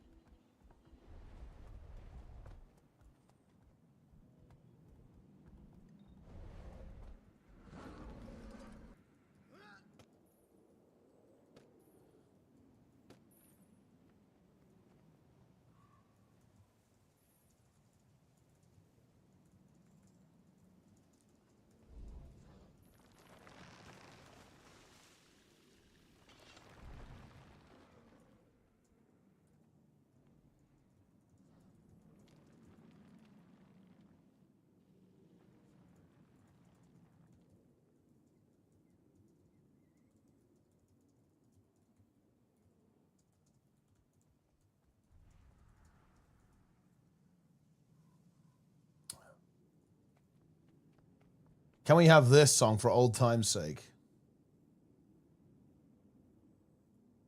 The fuck is this? Oh, the flute tune. Dude, that was a good time. I do miss the song request era was good. I'll admit that. The song request era was good. What's this? Nitro's Twitch viewer meme? Hours watched. I'm rank 1. Nice. Pirate Software, rank 4. Chat sent 3,000. Very impressive. Impressive.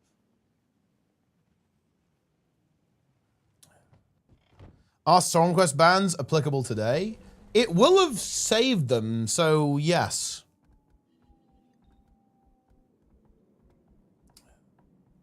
Guild Wars X back at the Game Awards or Guild Wars 3? Oh, it's neither. It's just VOE.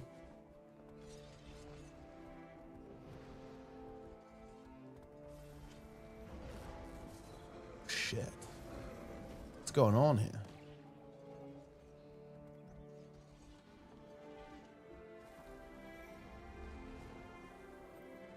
Okay. Time for a bit of a rifle shot. But this guy's playing with fire. He's just dead, no?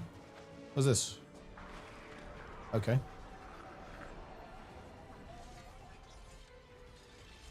How was that?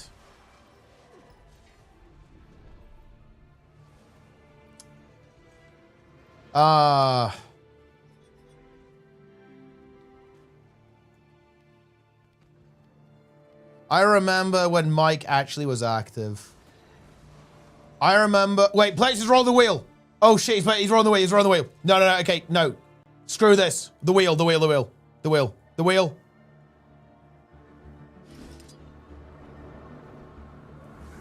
Okay, here we go. Alright. Yes. Wheel. Wait, what's on the wheel? Hold on, guys, we might have to interfere. What's on the wheel? Also, fuck you, Teapot. What do you mean? Okay, here we go. Roll the wheel, Planix.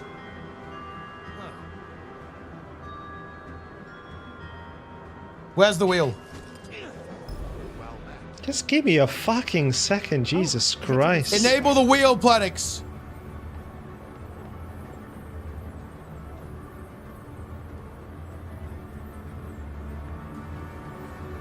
This is huge. This is a game changer. This is a big game changer. I mean, we still need to add 2 things on the wheel anyway, just to make it a 15. Okay, whoa. What do we got here? What do we got? Wing 8. Oh, well, that's a problem. God. Wing 8 mental. No, remove that shit. Also, this goes back to the half. Where is it? Wait, what? Okay, yeah, that's fine. Yeah, there you go. That was yeah, that's good. Get rid of that slop. I need 2 more. Just make HC bigger. I'm telling you, just HC. I mean, there is just make HC bigger. No problem. Yeah.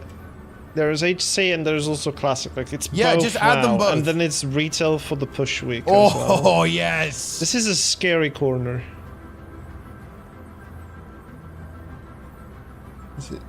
Just makes. Is there a CM EOS then? No. No. Fuck that. No one cares about that. We had one thing to add to this that was pretty good, and I forgot what it was. Wait, what's he adding to the wheel? They're promised to add. Isn't it PvP? Ranked? Let me see if I can find it.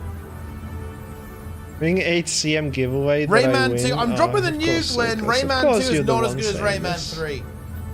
Was the second WoW HC? Yeah, just add more HC. Okay, yeah, sure. Let's just do WoW HC 1 try again. Yes. Fuck it. Yeah, there you go. Sure. The likelihood of it happening is very low anyway, so it's fine. Still need one thing though. Guild Wars 1 HC. I mean, I've already played that. I already have multiple level 20s. New Vegas, that's chat chooses a game just Responsibility is reading a book. I can't do that. That's against. That's copyright problem. I'm never doing that. The only book I can probably read on stream is the He needs to spin the wheel. Why is he not spinning the wheel? Uninstall Destiny 2? Yeah, sure. We can have that, I guess. Prime Watch Party? There's no such thing as Watch Party anymore, Linka.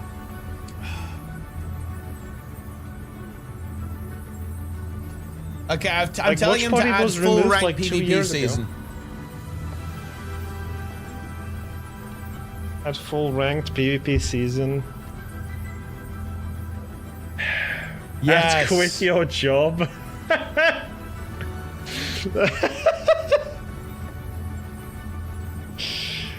Watch Game Awards on stream. Well, I wanted to watch it on my OLED. I'm not gonna do that. It's a scam wheel.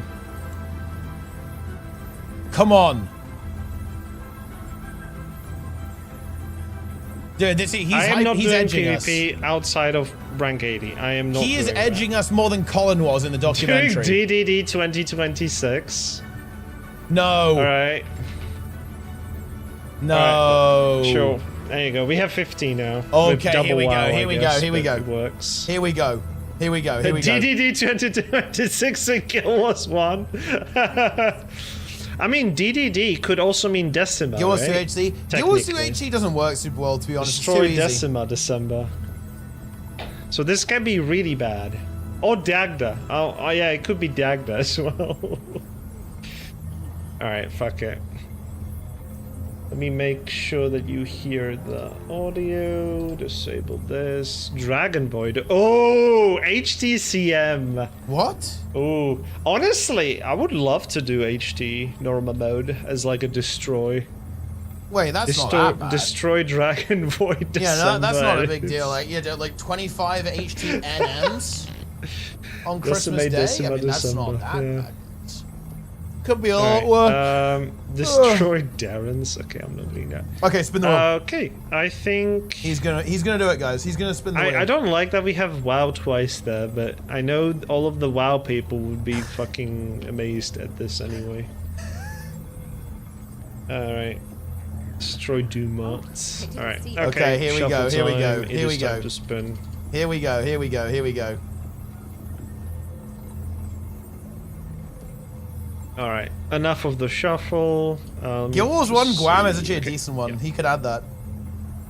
Delete WoW more PvP. No, dude, WoW HC carriers? is honestly I'm some of the not- best content I'm in not existence. doing that. I'm Dude, not there's doing 3 anything WoWs WoW on there. related, There's he so- could get HC twice or classic fresh to 60.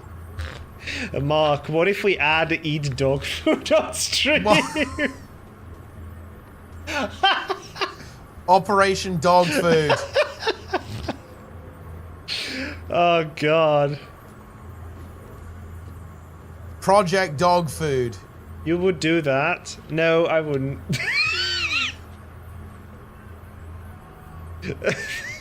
I would not. You would do that wearing Cadiers, yes. Cadiers is more humiliating than that. Dog warts. Now, dog warts, that's another thing Alright, entirely, whatever. obviously. Alright, here we go. It is time to spin. Alright. Come on. Come on. Just roll something good. Holy shit. Come on. Huh? Okay.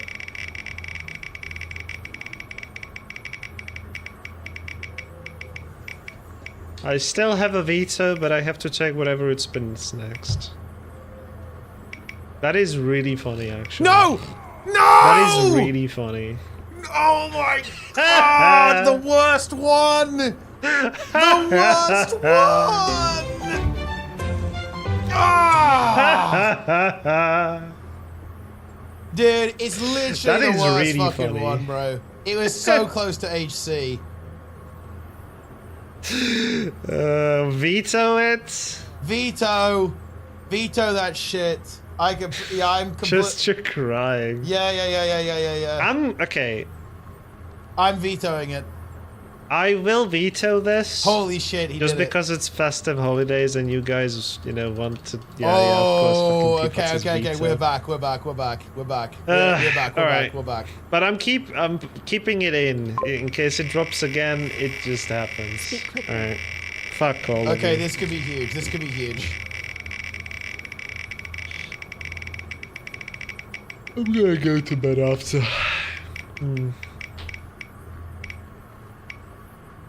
Where the fuck is HC? I carry only the highest quality. Oh my god! Yes! Why Yes! did I do that?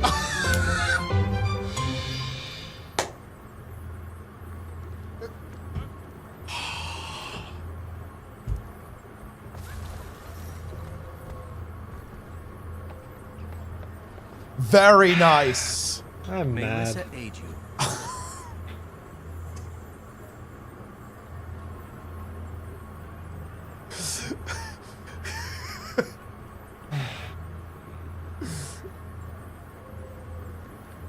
I mean, I guess it's fine because it's the last wheel anyway.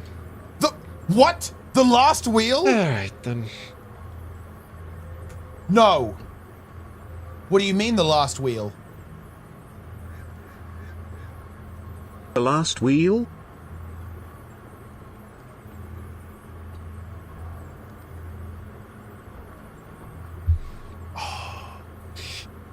I believe he does basically have to play 120 games, by the way, guys. Assuming 50% win rate. Right. Let's add it in. That's a lot of games, guys. Current weight.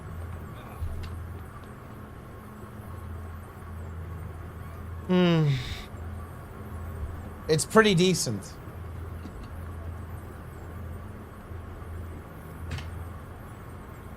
It is pretty decent stuff. Alright. Look at that thing.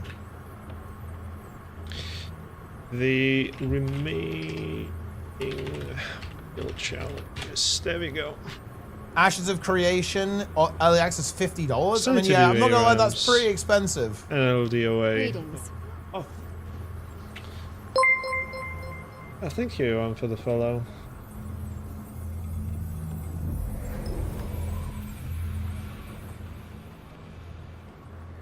Ooh. Alright, let me finish the wheel. $15 a month after it comes out. I mean, that's not a problem. Like, paying $15 a month is preferable to having like pay for convenience, in my opinion. But I mean, yeah, like the game is, it's not even close.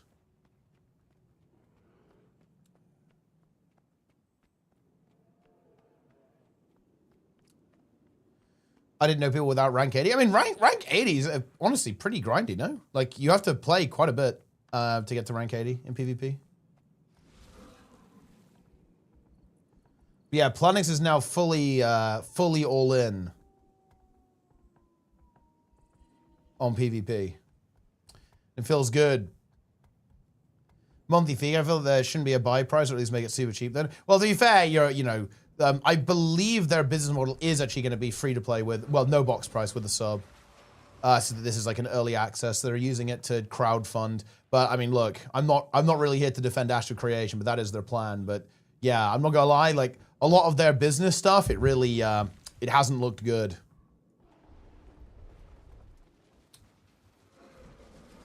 It hasn't been the best, guys. Let's be honest here.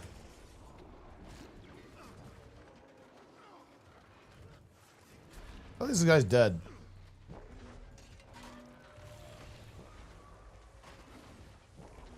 Boom.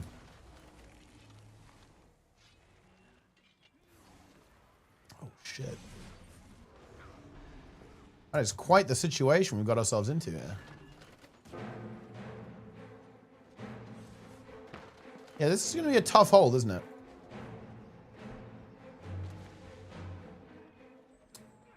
Yeah, it's not looking great. We had a tag, but I think they left. Wait, he's in queue for unranked? Wait, no.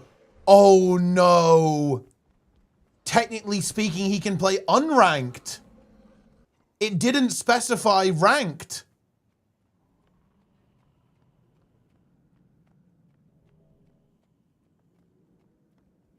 Fuck.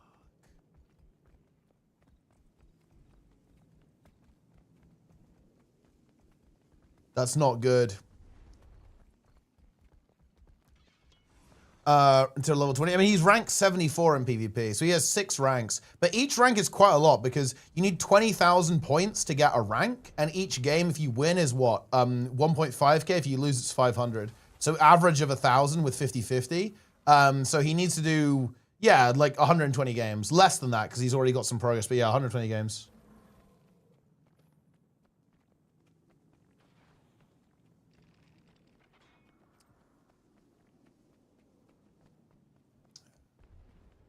AOC was like $200 for alpha, now 50 for early access, but at least when it releases in 20 years, it'll be free.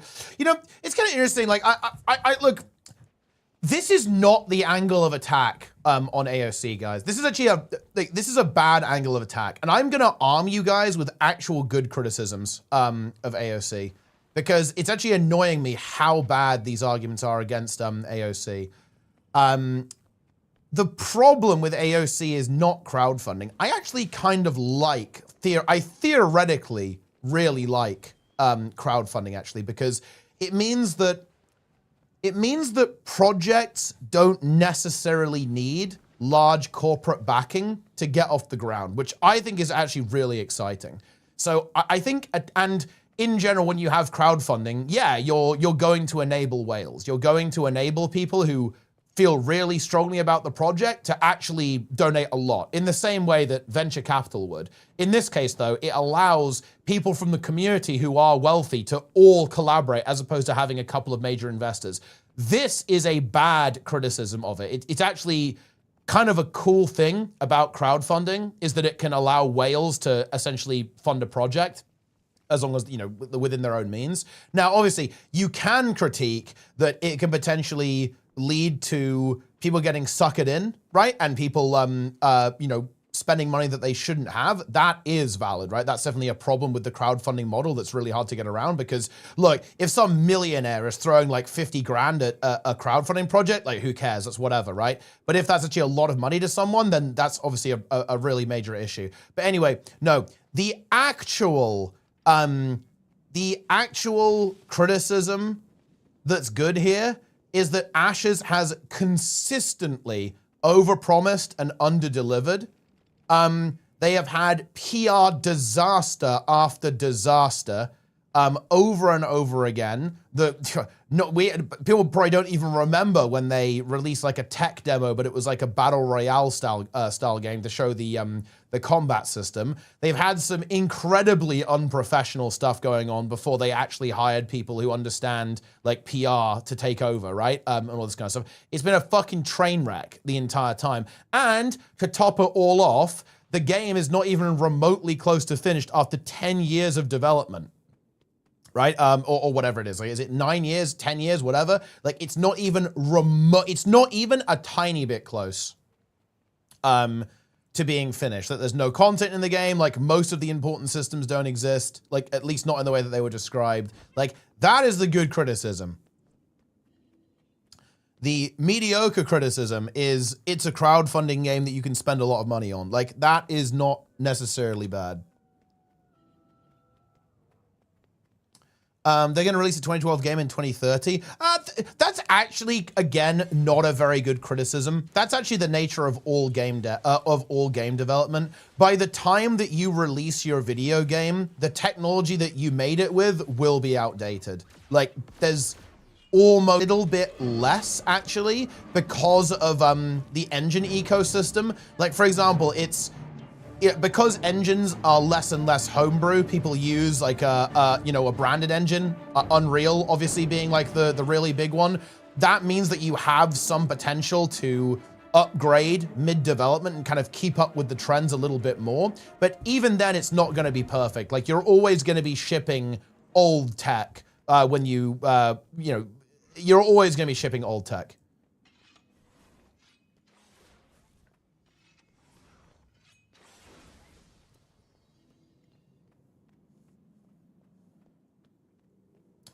Hope you and pay up and throw $100 at every MMO in development. Okay, what you're getting at here is that crowdfunding is a bit of the Wild West, and I would agree with you, actually. I think that there should actually be much more regulation in some of these spaces, such that if you promise something and you don't deliver it, you actually have some accountability there. The only problem with that is that also, or maybe you should make it just like very, very clear that because this is how it is, right? If you donate to a crowdfunding campaign, you are recognizing that the thing you're donating to might not exist. That is a fundamental property of crowdfunding. That is a fundamental reality of that nature of funding, is that you might put your money in and you won't get the thing out. So that's like another, it's not exactly a problem, it's more like a consequence of how crowdfunding is and what crowdfunding is.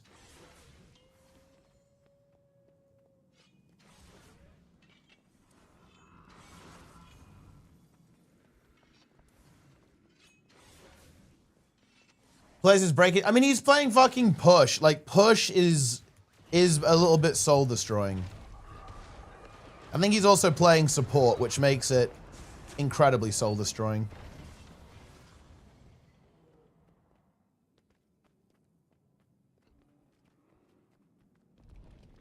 I mean, yeah, dude, right now Plenix is being frog-whited by push.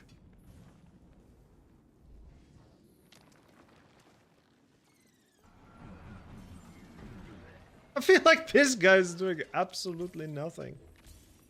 He got instantly deleted within less than a half second.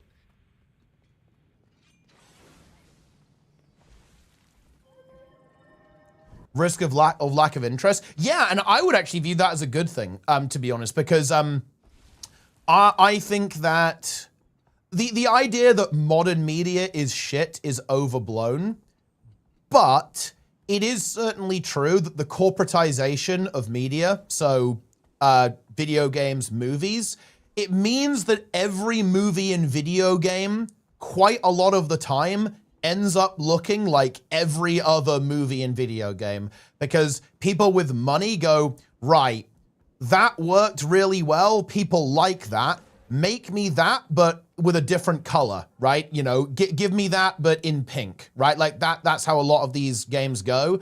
It does get very, very samey because people know what works, people know what sells, and the people with the money say, well, just make me that, but a little bit different, right? And crowdfunding actually is kind of good because it means that, yeah, you can have kind of a weird, wacky project and you can actually get people who are potentially interested in that, who are willing to take a risk. You don't get any ownership or interest payments. You're essentially gifting money. That's kind of also the point as well.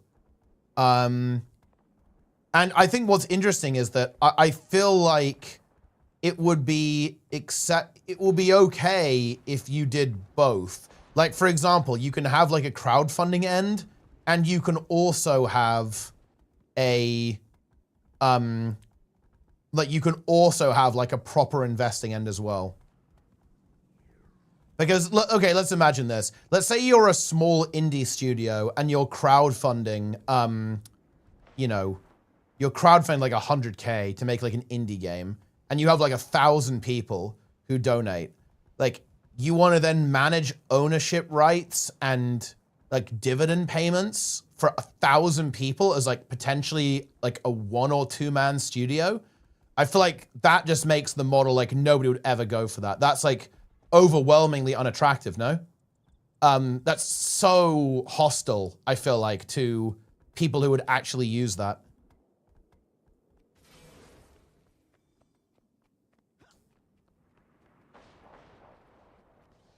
So yeah, I think you are gifting money. Yeah, you're donating to make something happen.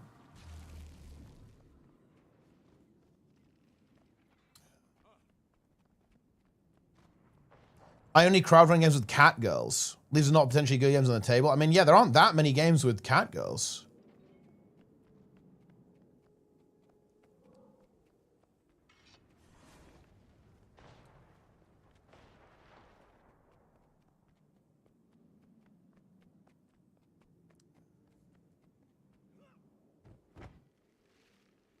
Not delivering what the stifle the whole point. Yeah, like, I agree. Yeah, like, you know, I think it You do want to make sure that it's not infested with bad actors, but yeah, the whole point is that it might fail. Do not profit off their investment money. Yeah, but it's not an investment though, it's a donation. Like, I don't think, if you framed a crowdfunding campaign as an investment, that's wrong. I wouldn't do that. He cracked. Well, apparently he has IRL today, so he's going to do it double tomorrow, which is legit if he pulls it off.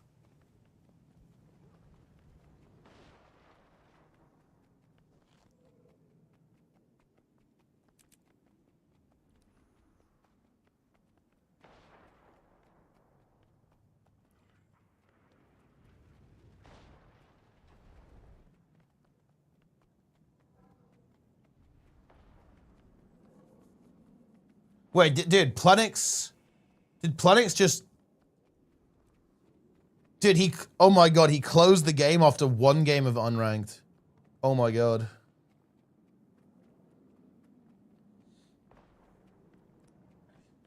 That was all he could take.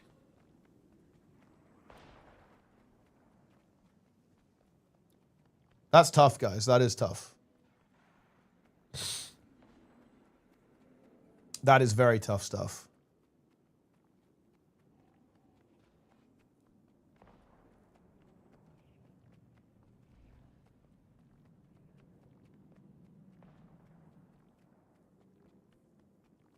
Also, wait, when do these drops end, by the way, guys?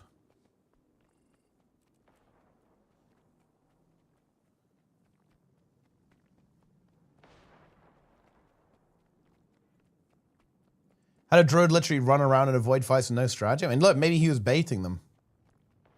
The 15th? Okay, so it's like until the end of the week, basically.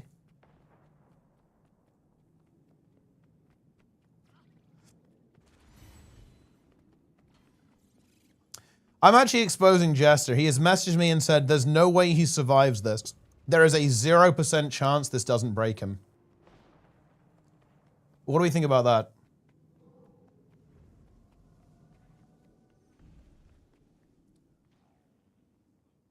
What do we think?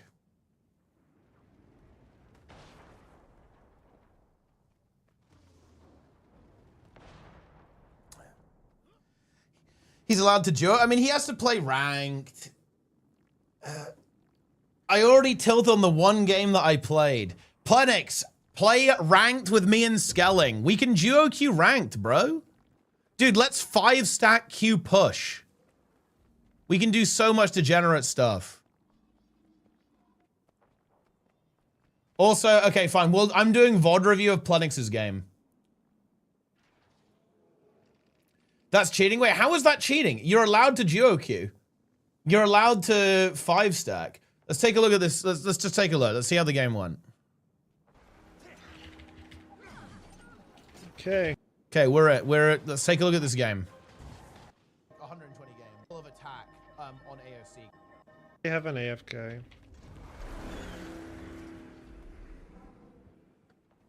Okay, we don't.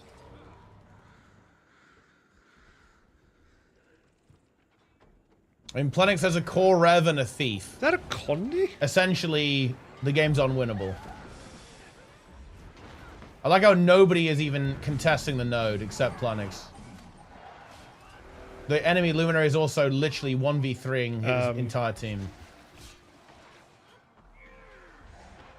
This guy fed within microseconds. Yeah, this is an unwinnable game, I'm gonna be honest. Like, there is actually no way to win this. Dude, the enemy team are fucking peepos. Like, why didn't that Luminary cleave? That's crazy. These guys do Z DPS.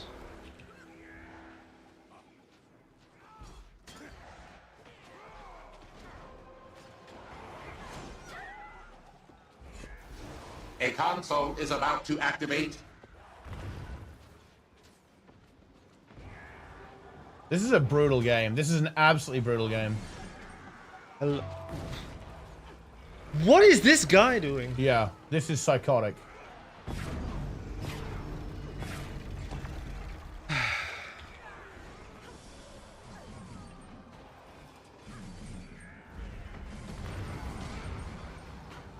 Like, what the fuck do I do? Secure the console.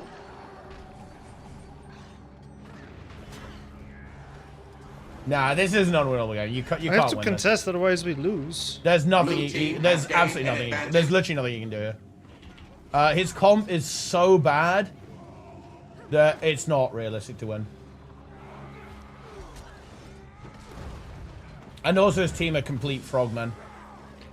This guy just came and just insta-killed all of them. His entire team got farmed by one luminary. Like, literally 1v9.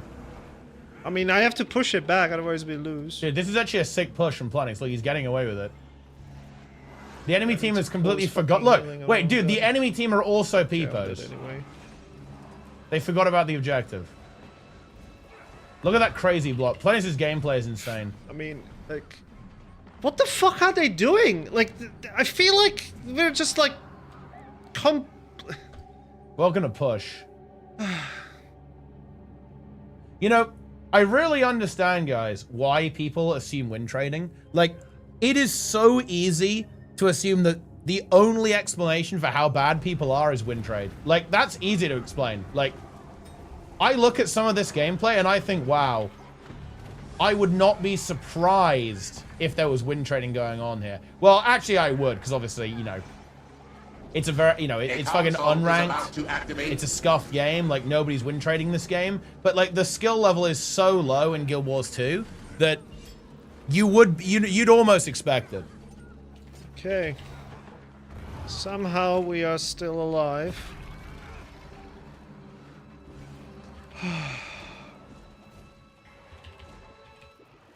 Oh my fucking god.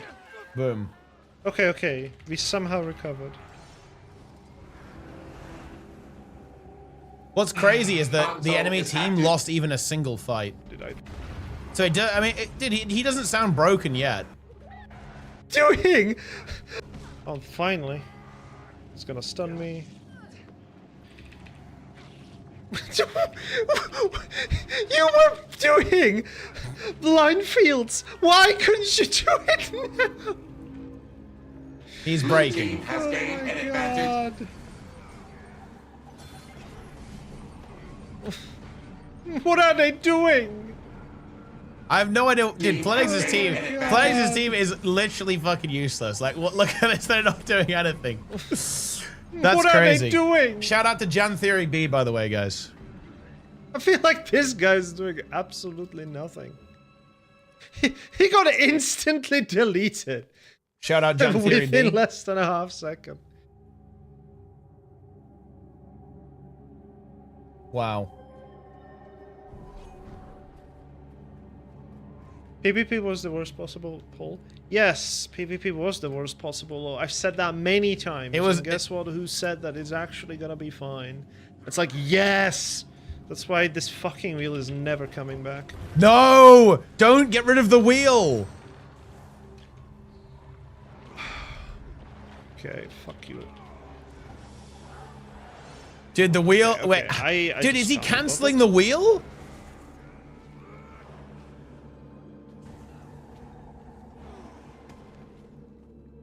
I can't believe he's taking the wheel away. I have no idea what the console does. I'm still doing it. Red team has gained an advantage. Gaming decides green team permanent something. A console is about to activate. The wheel must not. The wheel can't go, because that if the wheel is gone, then we'll never get HC.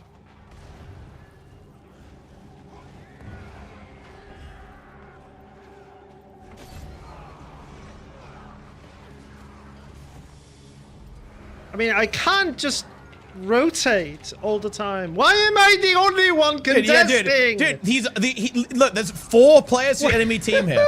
There's 4 people. His team is losing a 1v3 to a Rev. Is about to activate. That's crazy.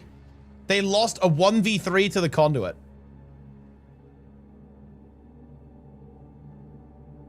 I feel like we did nothing. Like we had no damage.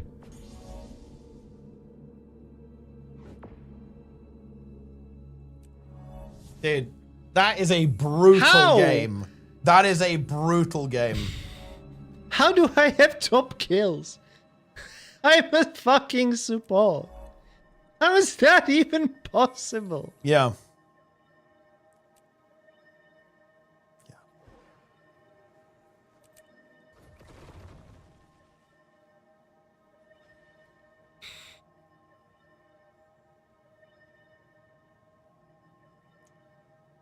Dog team. Yeah, I mean, that is dog water, yeah. And dude, I don't think he realizes how much of a grind rank 80 is. Does Plenix know? He has to play 120 games of PvP. That is by far one of the most brutal things you could roll on the wheel. Right? The only thing that would take longer than that is WoW 1 to 60. Like, WoW 1 to 60 is longer.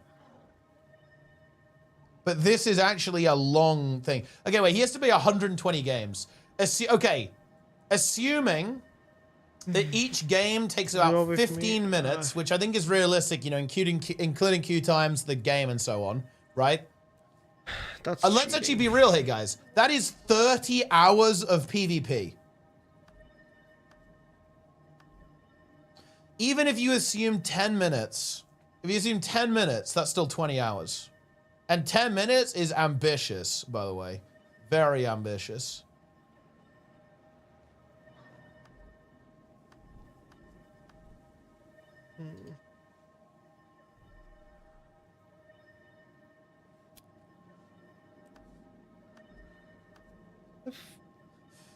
Do I get to?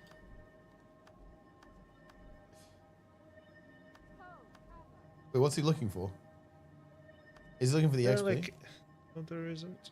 Point distribution, like how much you get per match or some bullshit. Oh yeah, he doesn't know. 120 number? I don't know who that is, but no. The 120 number done. is he needs 6 ranks, and it's 20 games per rank. Because you get on average 1k rank points per game. This was a mistake. So 6 times 20, 120. This was a mistake. It wasn't a mistake. This was one of the best possible outcomes. Gonna send you to Fanville. He's a better streamer anyway. No, what the fuck?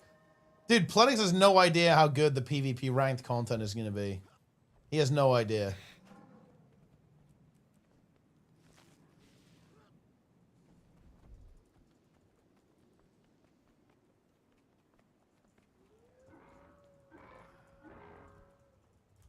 The problem is toxicity. I mean, PvP is always going to be toxic. Like, it's... Unless humans actually get bioengineered in the future, there will always be toxicity in PvP. I can't imagine PvP not being... Well, no, I don't want to throw PvP under the bus here. Okay, under the bus here. It's competition. Anything that involves competition will have toxicity in it. Like, and the only way that will change is if we genetically engineer ourselves to just not feel that way.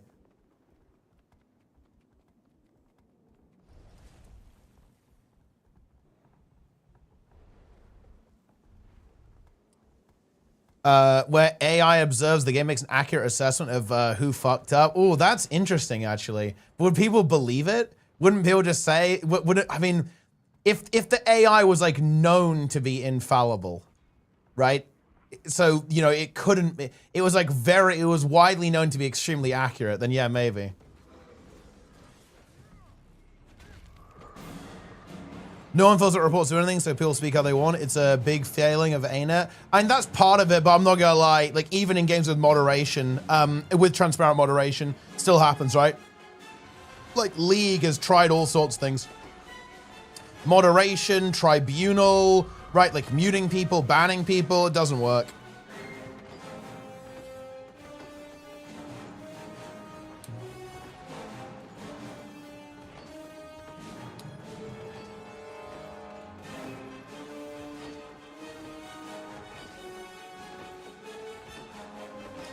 Person 1, AI says you fucked up. Person 2, I was just trying to conversate about how bad I knew it'd be. True, actually.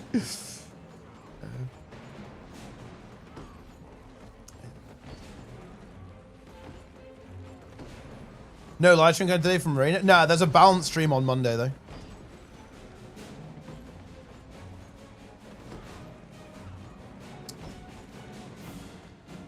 Pretty much.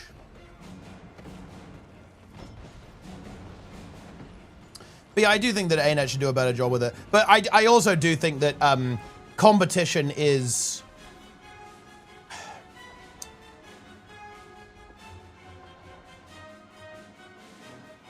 competition is... It leads to toxicity inherently because losing is bad. And unless you can make losing not bad, then nothing else matters, right? And I speak for this as a competitive person. Let me explain my mindset and why I think this, guys. I would never be happy unless I win, right? Like, this is what drove me, in particular, in swimming.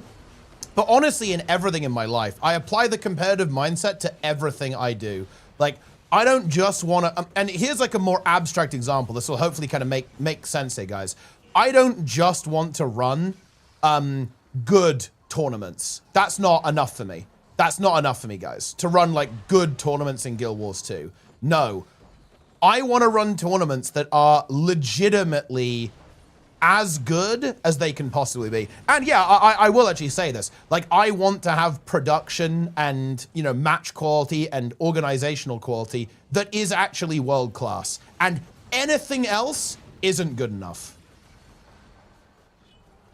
I do not care. It has to be the best. And yeah, even if I PR, yeah. I have to, when it comes to swimming, I am there to win, right? Like, I want to win the event that I am entering. I don't care if I mean, PRing is obviously really, really nice. And well, it's actually both, right? Because obviously if I win and I don't PR, that's still, I'm not happy with that either. Like, I'd want to win and PR.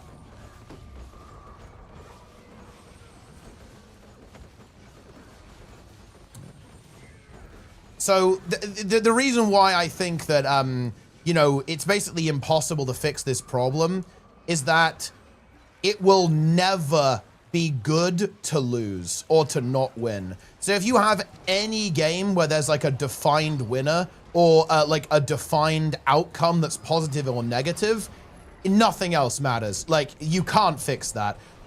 Well, the only way you could fix it is if everyone becomes like very well adjusted, I guess. Because like I'm not like toxic when I don't win something, right? Or when something doesn't go how I want, because to be honest, it's just not productive. But let's be real, like, that's not everyone is gonna take it that well.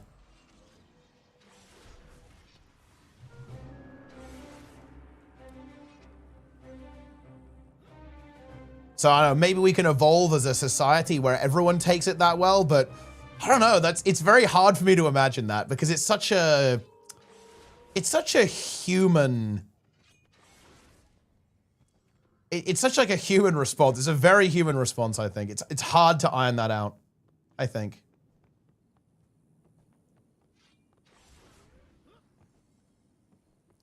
Those are uncommon.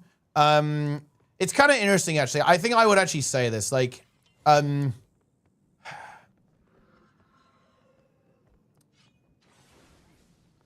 don't know, like, it's weird for me to say this because I have, like, a very, this doesn't bother me. Like, I would say I would never enjoy something if I don't win. That statement is true, but it's not like, oh, wow, that like ruined my life, right? It's more like, yeah, I am never gonna feel good ever about an outcome that I didn't want, right? Like, that to me is like a hard line. Like, if I didn't get the outcome I want, then nothing else matters. That's the only thing that's important. But it's not something that I'm gonna, you know, be like mad about, right? Because there's no point. You just go, well, you know, that kind of sucked, and you move on. But no, I would actually take a hardline stance on this. Like, I would never say, oh, I lost the game, but, you know, that was good. I would never make a statement like that, ever. It would always be, I lost the game, that sucked. I just don't... I just can't see it any other way. Because to me, like, the goodness of the game is just, like, so irrelevant compared to the result of the game.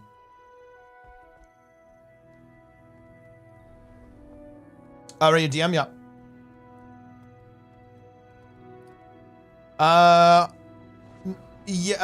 It's under lockdown, yeah. And they know why as well, Lynn, by the way. And by now they should know that I know, but we'll have it confirmed soon enough. Yeah.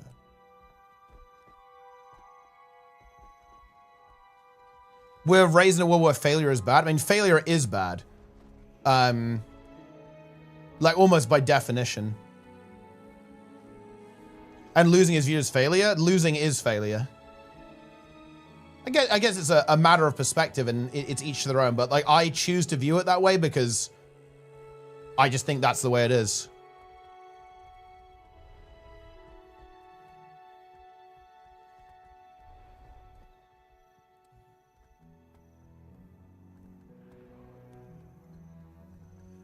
You're okay with what happened, losing imperfection of a craft. When you start getting angry for losing, you've lost twice. Also important to learn, always room for improvement, never settle. I mean, I wouldn't put it that way, because obviously that's like a pretty edgy way of putting it. It's a bit, what is it? Like, what's the tone there? It's a bit pompous, right? You know, a bit ego there. Again, like it's hard to express because I don't really have like an ego about this, right? If that makes any sense. Like I just view it as like, this is the way it is. Like that's just the way it is. It's not like, oh, you know, I view this as like some terrible failure that I'm going to internalize and take with me for the rest of time. It's like, no, it just is what it is.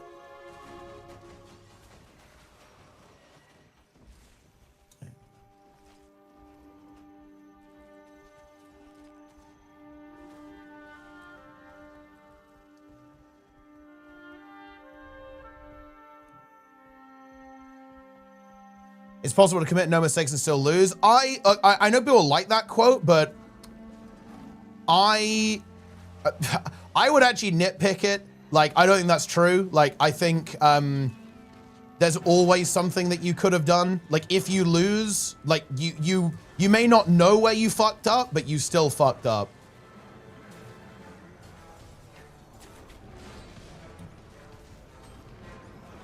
Because no, if you didn't fuck up, you would have won.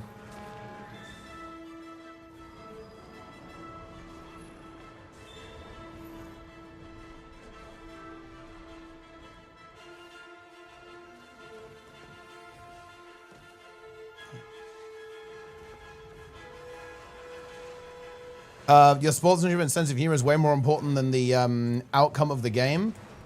That is true, but that's because in that context, your objective isn't to win the game.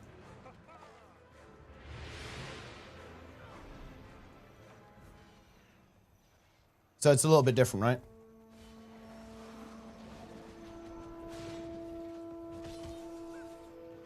Most obvious counterexample is extreme, unsolvable physical disparities, say 5 versus 7 in basketball. I wouldn't say like anything is insurmountable. Like, and also like it's doable. It's just extremely difficult. I wouldn't say it's insurmountable. And that's what we're talking about, doing something like literally impossible. But that's like a very weird situation. It's like, I don't know, if it's like a contest of like how high you can reach, then yeah, I guess you're out of luck there. But then, you know, your mistake was competing in the first place.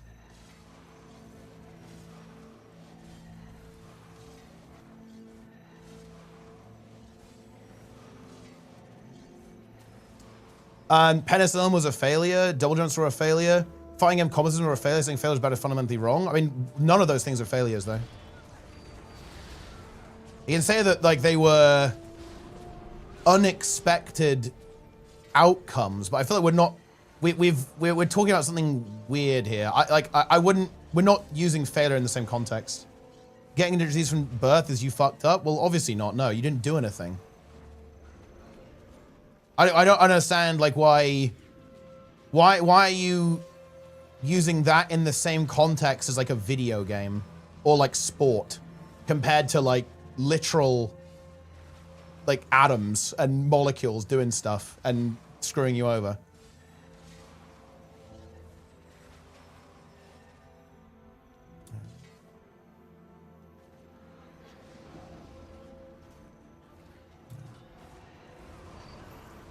This is a weird situation.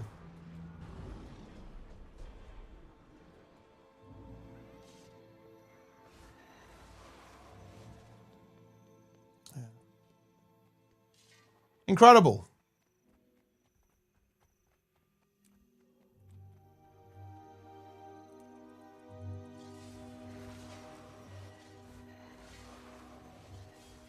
What about Planix? He didn't fuck up. Look, okay, look, we're obviously getting into like really insane counterexamples, so I have to give an insane counterexample here.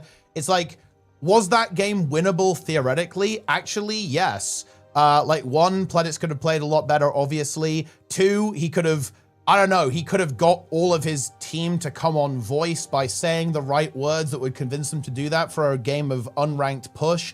He could have copy-pasted a conduit build for the Rev. And hell, in the even more extreme context, to say the Rev didn't have VOE, he could have bought the guy VOE and then given him the build. It's like, it's like, is it practical to do that? Not really, but is it like theoretically possible? I mean, obviously, right? Yeah.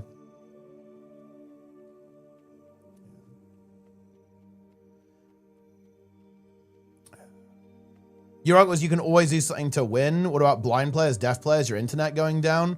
And your internet going down is pretty simple. I don't know, like have a fucking satellite that's beaming internet to you forever or whatever.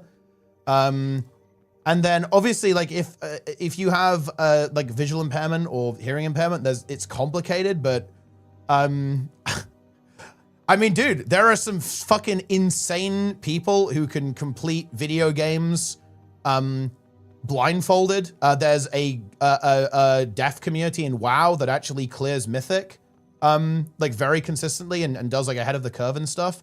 Look, I don't want to be that guy because obviously it's not reasonable to expect everyone to be able to overcome that, because obviously like if you have a disadvantage, you have a disadvantage, right? At the end of the day. But like, okay, like the way I would push this is the other way, is that guys, you've got your set of cards, you have to play them. Like there's no alternative. In this situation, like, am I the most talented human being ever? Am I am I in the best situation in life ever? Absolutely not, but I don't have anything else. Like, there's no alternative. There's no way out, right? Like, this is it. This is what I've got.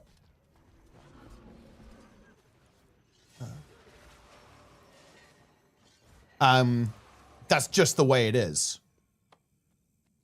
And also, yeah, I don't consider any of this to like, why are we comparing like being blind to like fucking up in a video game? Like I would not compare those things. Like they're not the same.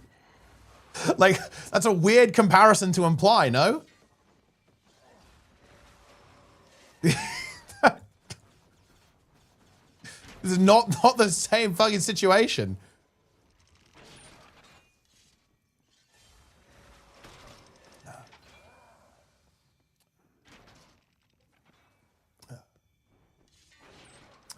Keyboard sucks, but I try to play. Yeah, that is definitely annoying.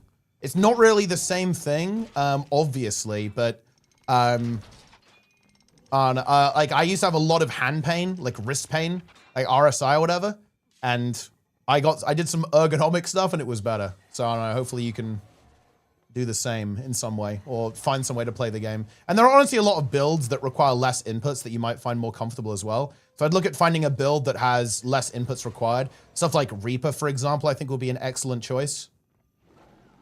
And obviously Mechanist would also be an excellent choice.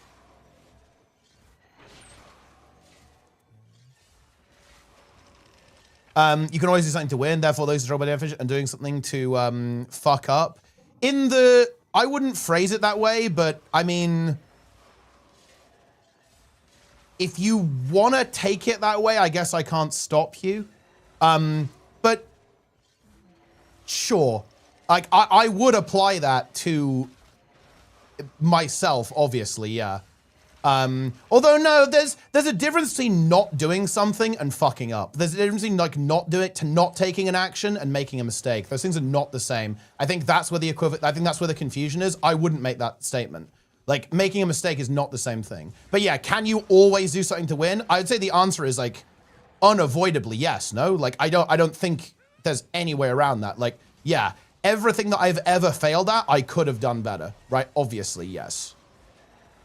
And I think there is no, and I will say, yeah, there is no upper limit to that. Yeah, I could have just done better, no matter what. That is the standard that I hold myself to. If you don't want to, that's obviously entirely up to you. It's your call, I guess. I was kind of, this has got a little bit derailed because again, like, this is a personal philosophy. I don't hold anyone else to that. Obviously, I only hold myself to that. And if you think it's dumb, hey, I that's fine. Like, but yeah, that's how I live my life. If you don't want to, don't. But yeah, I'm explaining my thought process. That is my thought process. That is how I view my own performance. You know, that's how I evaluate my actions, my decisions, and how things have gone for me. It's always my fault if something goes wrong. Always. No exceptions. There is nothing that I would say, oh yeah, there was nothing I could do. Because I view that as fundamentally untrue. Or at least, again, in my own context. But if you don't want to feel that way, listen, it's no big deal. That's, you know, it's your prerogative.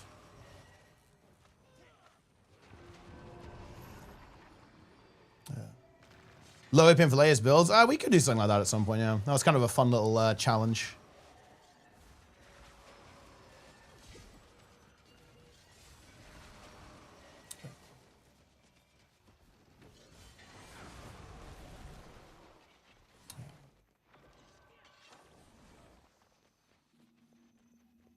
Their hands and wrists need to, more than they need to. Got to be kind of relaxed. Yeah, and having a good keybind setup is really good as well. Obviously, not the case if you have a condition like arthritis, then that's going to add a lot of extra complexity. Like changing keybinds is not necessarily going to fix that, obviously, because that is obviously a medical condition.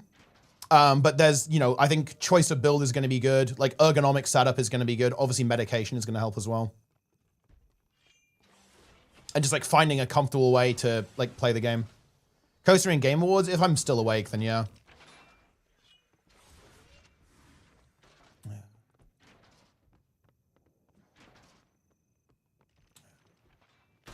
I came here because streamers are not shitting enough on AOC, so I got bored before they did. I mean, do we want to have a little like AOC like hate fest here? Is that what we want?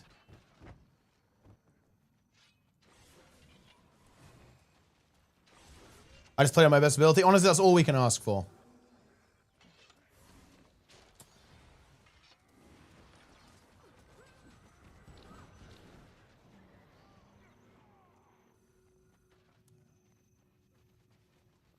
Can't do the stroke and falling impairment, so I play Mechanist, Engineer, and Untamed Ranger to compensate. It would be nice to play Mesmer and Elementalist more. Every spec would have to be simplified and ruin the fun for others. To be honest, I think you can. Like, for example, you could have a go at, for example, okay, you're saying you're playing Untamed, right? I would say Tempest, for example, is actually quite a bit easier to play correctly than Untamed. So you could have a go at Tempest. And as for Mesmer, I'd actually really recommend Virtuoso. Virtuoso, I think, is again, I'd say it's interesting you say Untamed. Like, Untamed is honestly one of the more complex specs to play right, I think. I think you might have a little bit more luck trying some of the other builds than perhaps you might expect.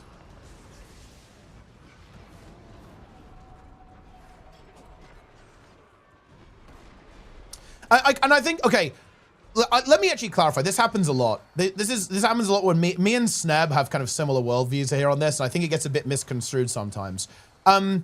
Because, okay, I think what's happened here with Novi Frost, and I actually understand this, and this is, and by the way, guys, here's a great example of this. I think this is my fault for not clarifying correctly here. I think when I talk about stuff like this, it can come across like I'm dismissing the fact that it's difficult, or that it's a different level of difficulty, for multiple people, for different people in different situations, right? Like, I think that's how it can come across. And I actually respect that, and I kind of blundered here a little bit. But the reason why I don't talk about that, because in a way it's just,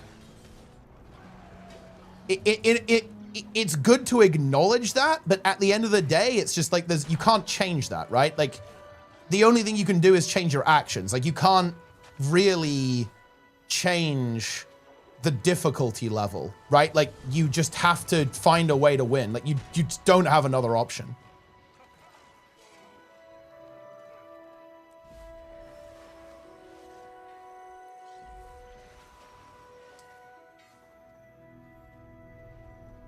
What could you have done to make H a success? Oh, I think it was very successful in its time, actually. I mean, keep going with it, but in its time, it was extremely successful. It was like by far the most active community in the game, not even close, like hands down. But yeah, you know, I could have kept doing it.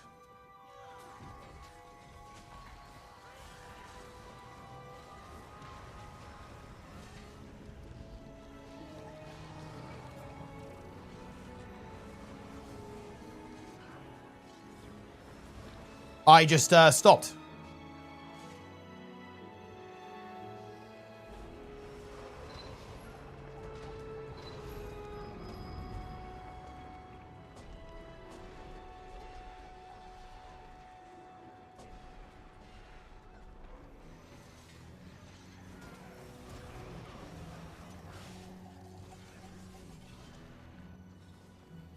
Ashes? I haven't tried Ashes, no. Well, I mean, I haven't, but I haven't played it since the early access. I haven't played it for a while. I might give it a go, but I don't know. I don't like all the weird shit around it.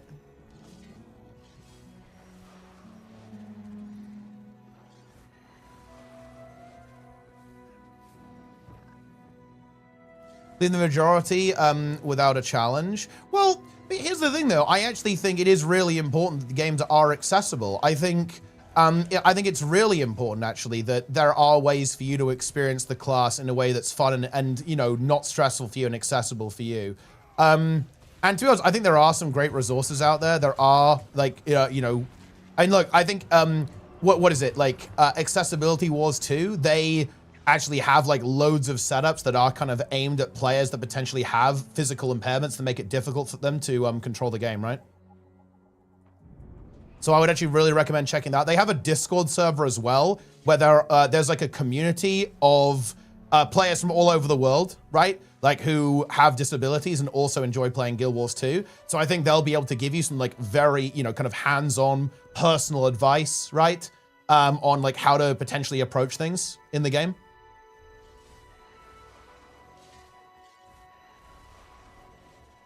As a good build, is Alacrity DPS a good build? Oh yeah. Is there more demand for quickness providers? I'd say it's pretty even. There's more Q DPS demand than Alacrity DPS, but that might change a bit if the meta changes. Like right now, healers are typically Alacrity givers, and that means you play a quickness DPS. But they've actually added a lot of really good Alacrity DPS builds into the game.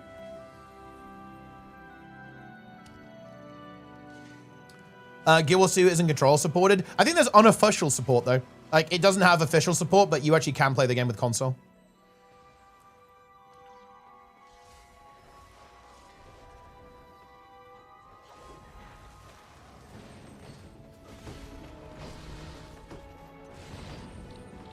Like when it comes to this stuff, so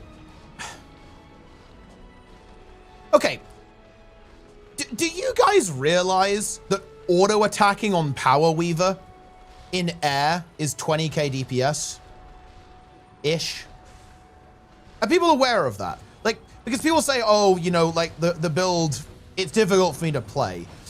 It's difficult to play optimally, right?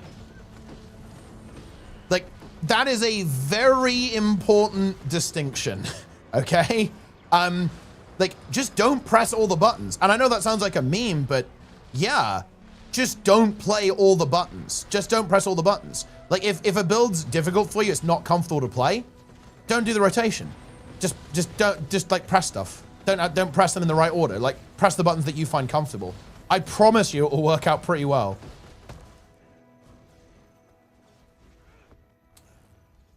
Yeah, like Pistol, Deadeye, like Dragon Hunter, Hammer auto attack. Right, there's like loads of stuff.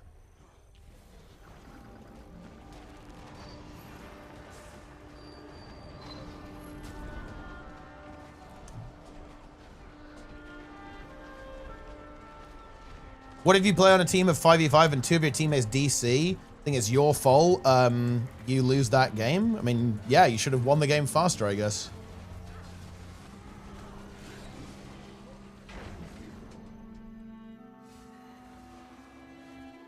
I've actually, I've won a game 4v5. I've won a game 4v5 like from the start, but actually more importantly than that, yeah, I have actually won games. And do you know how I've won games 4v5? It's because I have actively told my team to not mention that there's a DC. We've been ahead in a match, and one of our guys is DC'd, and I've said, do not tell them there is a DC, or they won't give up. They will keep trying, and they'll be able to come back. So I have actively concealed that information from the enemy team such that they essentially gave up and stopped playing because they were quite far behind in the match. So yeah, there actually is counterplay to that sort of thing.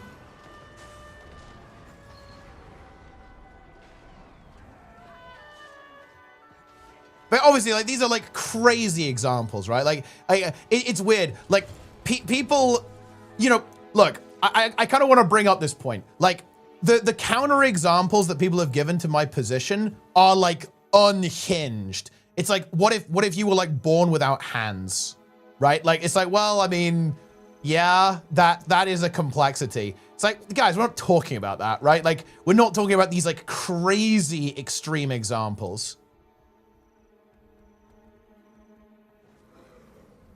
Yeah.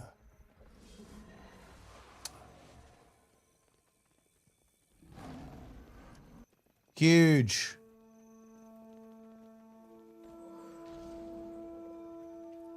Winning 2v5 isn't an extreme example. I mean, yeah, I mean, winning 2v5 is very fucking extreme. It's like, right, like, oh yeah, just win a 3v5 or 2v5. It's like very, very extreme. So, I mean, yeah, that's gonna be a problem. You're gonna have a low win rate into that.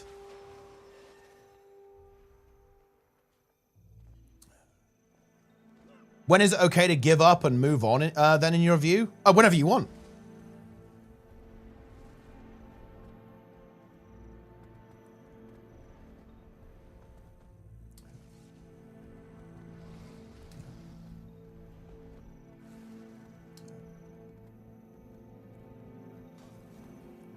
You're describing something you believe, i.e. a choice, not something you think they should believe.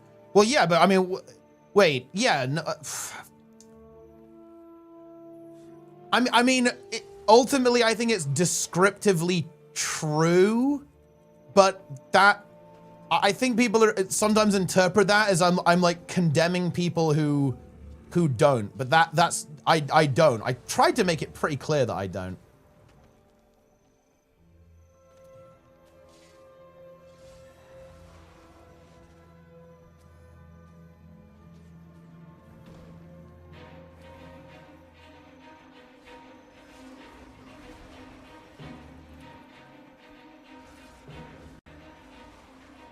Like, the way I see it is that all of this boils down to, like, is the juice worth the squeeze, right? It's like,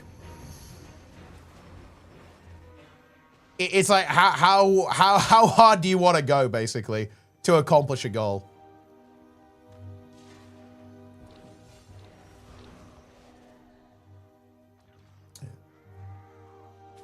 Look, here's a really good example of something that didn't go my way, guys. Like, okay, so I really wanted to get I wanted to get top 200 in clearing WoW Mythic, right? And we failed, right? We didn't do it. We were world rank 206.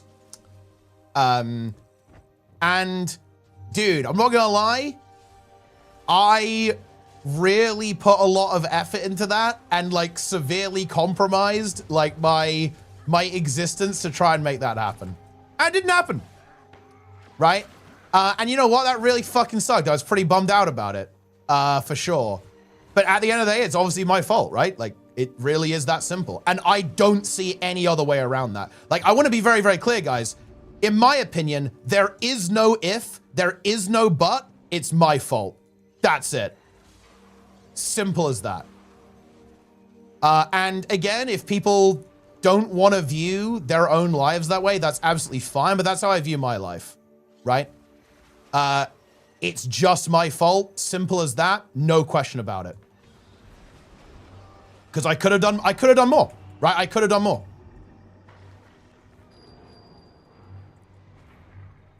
And because I could have done more, that means like if I'd been better, if I'd played better, like if I was better at the game, if I'd been a better leader, right? If I'd done the preparation better, right? If we had a plan on how to handle some of the comp changes, like there's so many things. There are so many things, guys, that I could have done that would have guaranteed us getting a better rank. Like there are so many things that I can point to concretely, objectively, that would have guaranteed us getting sub 200. Me personally, right? Could have done it, right? And to me, that's the only thing that matters. You can say, oh, it wasn't entirely your fault. Who cares? How is that important? The only thing that's important is the objective was failed, and I could have done things that would have objectively caused us to succeed. So I didn't do those, so it's my fault. I just don't see a way around it, guys. Like, this is my problem. To me, that is objectively true. Like, that is a fact. There's no hiding from that reality. There's no ifs, no buts. That is a factually true statement. So I understand, like, nothing else matters, right? That's the only important information. No other information is relevant.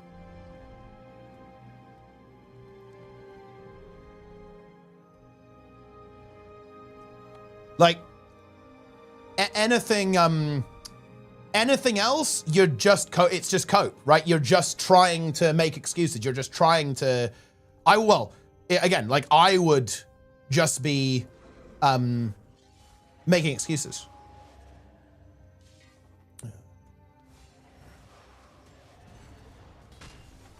Why didn't you do more then if you knew you could? Because I wasn't good enough.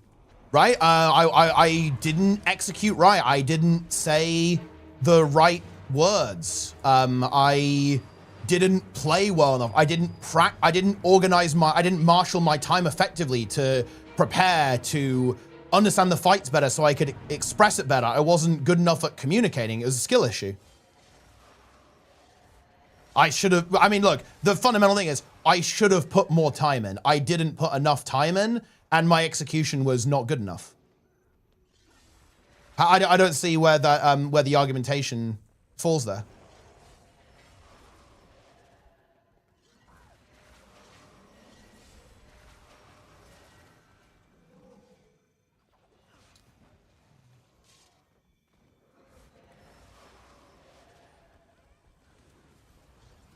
You know, like, okay, you know, that time where I fucking slept in, right? Or I went to bed early and didn't stay up an extra hour doing raid prep, right? Yeah, like that cost us objective competitive performance. I shouldn't have done that. I should have just done it better, right?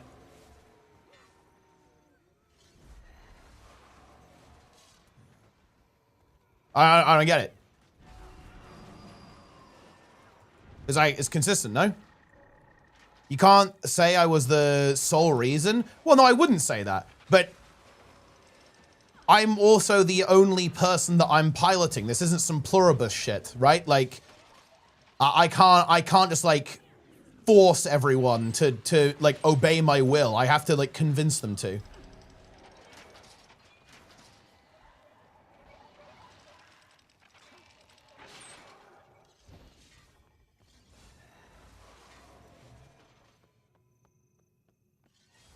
I think you're being too hard on yourself. No, I think I'm being exactly as hard on myself as I should be. I think this is like the thing where people also get a little bit lost, is that I don't internalize this. I don't know the words to describe this. like, words. It's not, I don't look at that and go, oh, this is damaging my self-worth. This is damaging my value as a person. It's interesting, actually. It's funny. This is my fault, actually. I said that failure is inherently bad, but not in the sense that I think people interpret that as. I don't view failure as inherently bad, or not in that context. I view it as, I guess, undesirable, but it's not saying that I don't know. Wait, what do I mean? This is one of those things where it's really difficult. I know the feeling of what I'm talking about, but I'm struggling to translate it into words. It's not like, oh, I'm a bad person because I failed, or like I am a failure, or rather, yeah, I separate these two things. There's two separate concepts here. Like, I am not a failure. I am a person who failed, right? And do you see how those two statements are really, really different? They're very distinct, if that makes any sense.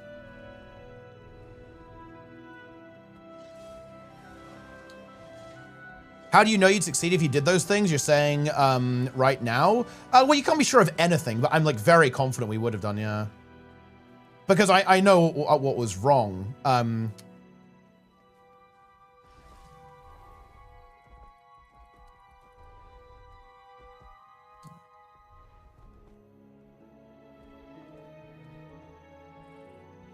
20 plus order. I mean, look, I'm not gonna say I did like a completely shit job, Kieran. Like, I'm not gonna say that. I mean, like, all things considered, it went super well, right? Like, on a, you know, on the analysis of, given the situation, did we do well? The answer to that is also like almost objectively correct. Yes.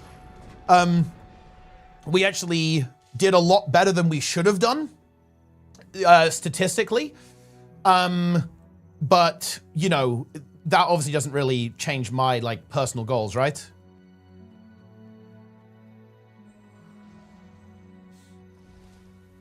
Yeah. What build are you wearing? It's a bit of a scuff world versus world build, but yeah, it'll do. It's not perfect. You can't be sure. Oh yeah. Well, I mean, no. Okay. There are a couple of things actually where I can be sure. So here's an example. We messed up the gearing. Yeah, here is something that we objectively could have done better. We fucked up. We needed to have certain things geared for the last boss. And we could have known what the comp was going to look like, and we didn't plan around it well enough, resulting in us being 1.5 eye level lower than we should have been. Additionally, we didn't have a backup warlock, and one of our warlocks was not available. Because he fucking slept in, and we lost an entire day of progression. That would have been an easy fix as well. We also, this is something personally, right, that I could have done better, is we didn't prepare properly for specifically the 5th boss. And we basically lost an evening and fell a day behind because the preparation was too slow. And therefore we went in kind of like YOLO and were not able to kill it, whereas we really should have done and we would have done if we would have prepared appropriately. Specifically, we needed the healer cooldown sheet assignments done. We didn't have them done. And I should have made sure that was the case, and then we would have basically gained an entire day of progression from that.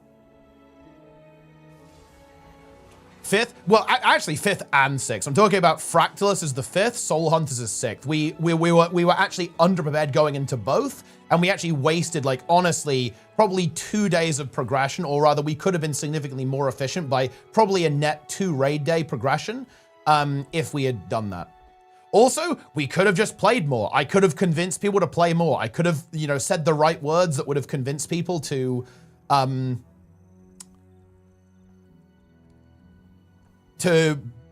show up half an hour early. I don't fucking know. Favorite boss at Maniforge? Oh, Dimensius, for sure. Would you say that you didn't try your best then? Define that. Guild Wars 3 be a brand new game, or they carry Guild Wars 2 into Guild Wars 3? Brand new game. What's the meaning of casual player for you? To be honest, I don't even know. I think it's a term that means a lot of different things. I would say I don't know. I actually don't know. I would say that maybe a decent definition is if you're a casual player, you're probably not engaged with the game mechanics. You just play the game, right? So you're not necessarily concerned with like numbers or this or that or whatever. And if you're hardcore, you probably care about the game mechanics. But I don't even know if that's particularly good, to be completely honest with you. Oh.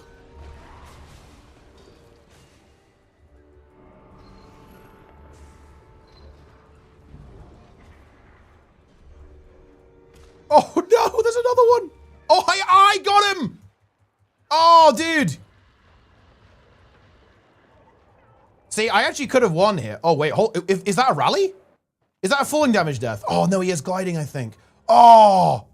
See, that was another situation. It was winnable, yeah? I don't think it's time-wise, though. I think it's possible to play hardcore in a low amount of hours, and I think it's possible to play casually with a high amount of hours. So I don't think time is very good.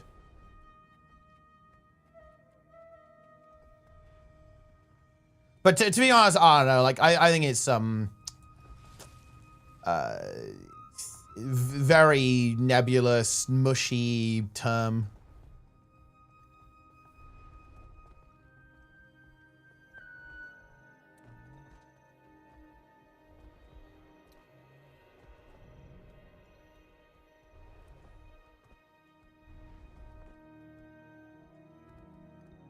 There was a failure you reflected on something there was room for improvement. Is this what you're trying to explain? Basically, yeah. But also, it's actually, it's a little bit more than that. It's a bit, I take it one step further, Dark Toad. I don't just say I could have improved. I say there are decisions that I made. There are things that I chose not to do that caused us to fail or caused the failure.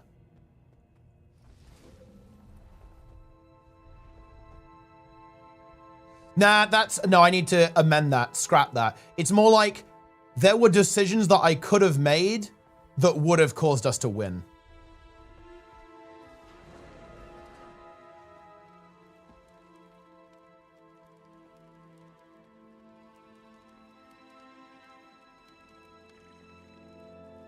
And I think that's the thing that rubs people the wrong way, to be honest, is when I say that. Because I guess that's like one step further. I'm not just saying, no, I could have done, I'm not saying there are things I can do better next time. It's more than that. I'm saying there are things I could have done pretty easily and didn't do that caused the failure. Would you still be as critical a decision if you guys had made top 200? Funny, that is a great question. And the answer is actually yes. Or very similar.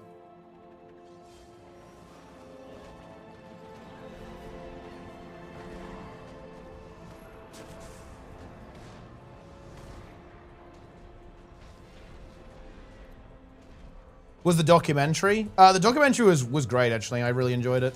Holy shit, get me out. Oh boy, we're mobbed. Oh!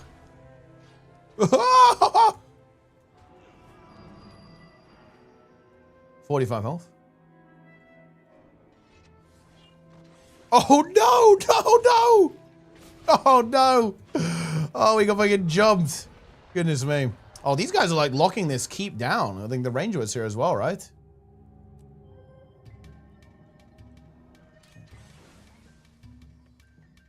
You keep saying that you could have done more, yet you didn't. Then you said you messed up, it was a skill issue. I'll ask you again, did you try your best? Well, I mean, I'm asking you to define that. Because it depends what you mean by that. In the context you're asking, no.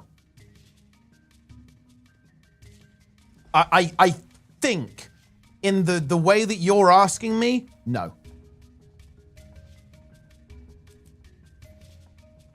But I don't think I can, again, I asked you previously to define it, right? What do you mean by that? Yeah.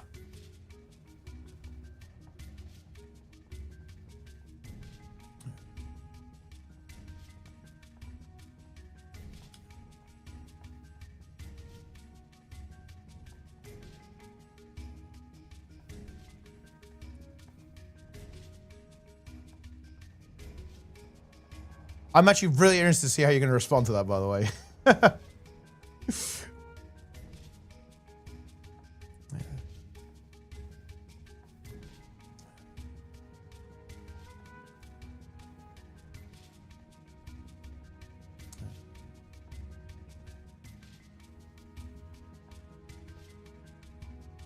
Big announcement? Nah, there's no announcement. Oh shit. Revenge. Here we go.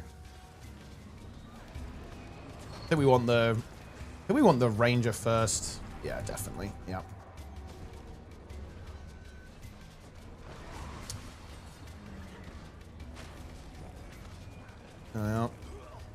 Yeah, Mesmer's a bit slippery.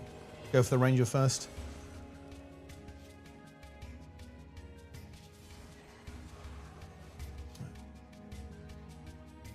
Dude, yeah, that, look, I haven't done the story, Cheeky Monk, okay? But, you know, maybe I should, so it will stop saying that. Because it will only stop if you actually play that story part.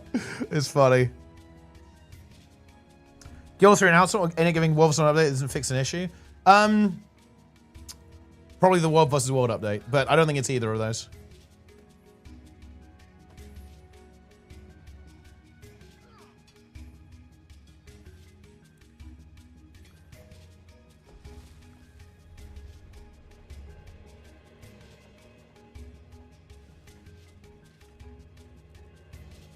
The thing about like trying your best is a really interesting one. Because like realistically, have I ever gone 100% all in? No. I think that's something that is actually really hard to do, and I'm like, I think in like normal situations it's almost impossible. It would have to be like some kind of like crazy, like almost like life or death scenario, I guess, for that to actually be the case. So the answer is no, right?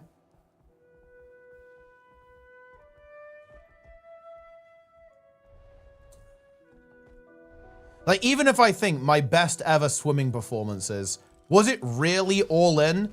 Did I need to take that breath? Could I have actually like ignored the discomfort and executed my technique better? Obviously, yeah, of course.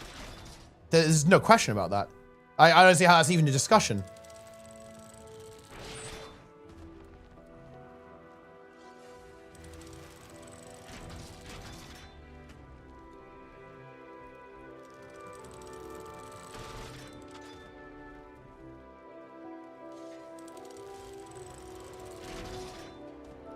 Do you think a lot of people believe Guild Wars 3 won't have PvP up World vs. World? I don't know. Like, I'm in really two minds about this. Like, in one way, I feel like adding PvP in World vs. World to Guild Wars 3 wouldn't make a lot of sense because it would like compete with its Guild Wars 2 too much. But on the other hand, I'd be concerned that if it doesn't have at least some kind of PvP attached to it, people will like view it as like a non-AAA MMO, which is unfair, actually, but it's just the way the industry works.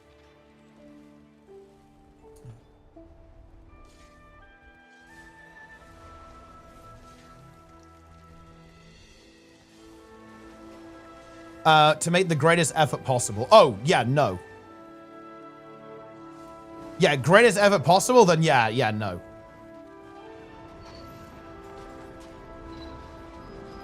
There are so many things that there are so many more things that I could have done and I was aware of at the time that I didn't do, and I chose not to because It's like, you know, it'll be all right. Or like, oh no, I'm tired, I want to go to bed. Or like, oh no, I want to, you know, stream Guild Wars 2 and hang out with people, right? Or, oh, I want to, you know, do this or do that, yeah.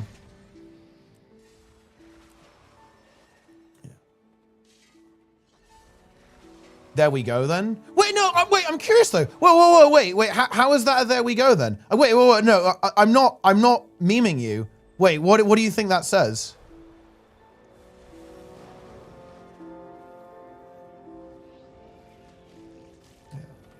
I understand.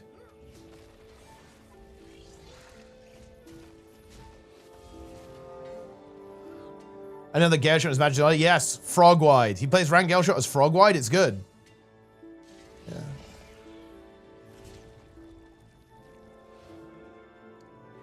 It's impossible to go all in unless you literally die. Yeah, I would imagine so, right? Like you're in some kind of like crazy fucking life or death scenario, right?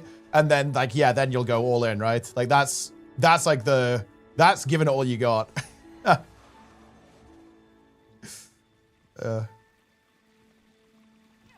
Please come home with the milk. Listen, the milk will always be returned.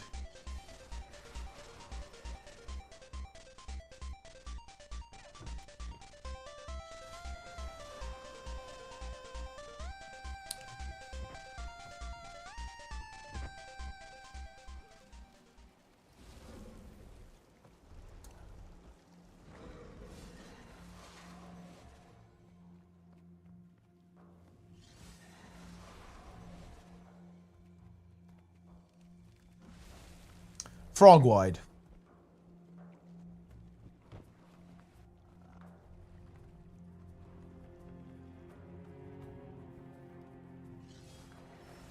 And also the Cambridge Dictionary there, I feel like that is not the case. Okay, well, I mean, the dictionary gives a weird example there. He was doing his best to avoid situations that stressed him, okay? I feel like when you interpret that, he was making the greatest effort possible to avoid situations that stress him. I feel like that's way too casual a situation for that. Rate PvP drip? Jester, wait, what are these eyes? Is this part of the bingo, the self-report? Jester self-report again?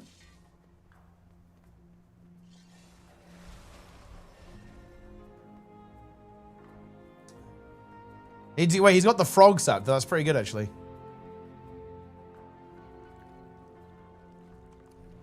The neck is long. I guess like the armor here does make the neck look pretty long. Oh, where is Springlogs? I want to know what conclusion you've drawn from this revelation from the definition. I don't understand.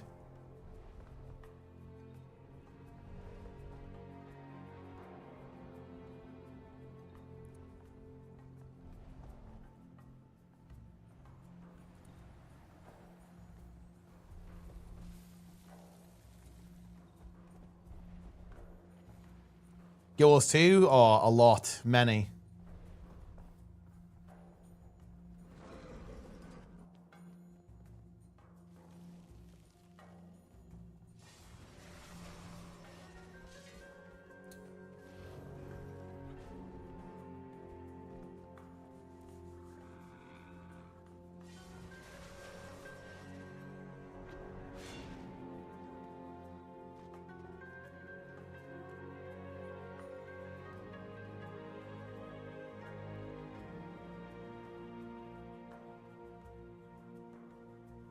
Okay, like I will actually, I'm gonna triple down here even further.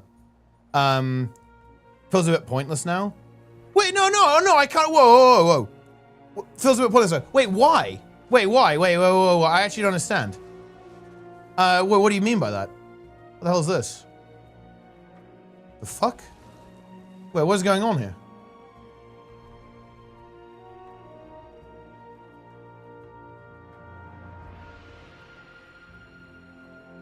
Huh?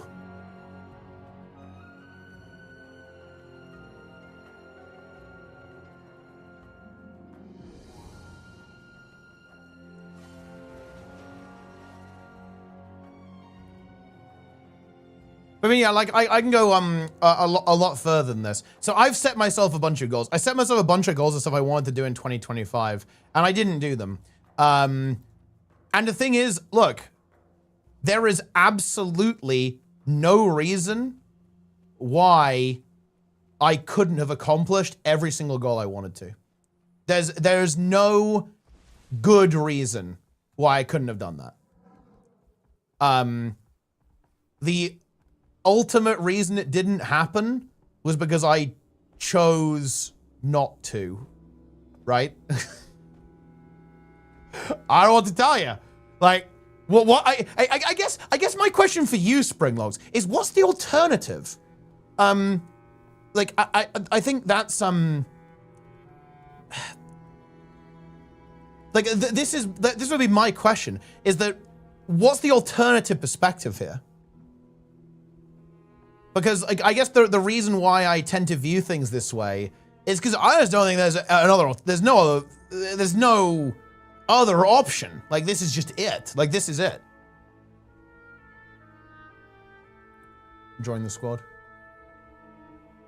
I eat rocks with the Prime. Very nice.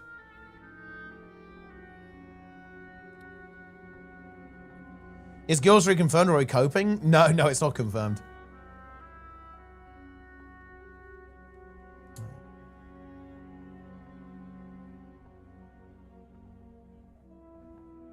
And look, you know, you were talking about Hardstuck, right? And obviously, like, Hardstuck unraveled because a lot of the leadership quit the game, kind of myself included, really. But yeah, if you're wondering, like, what could I have done? Yeah, I could have said the magic words that would have kept everyone engaged. I could have been a better, more entertaining streamer that would have kept the community engaged with the game, despite the game kind of going into a dark patch. Like, I could have said the right words that would have, you know, convince people to stick around and still have fun in the game, right? There's like a billion things I could have done. But yeah, again, like, what's the alternative? Because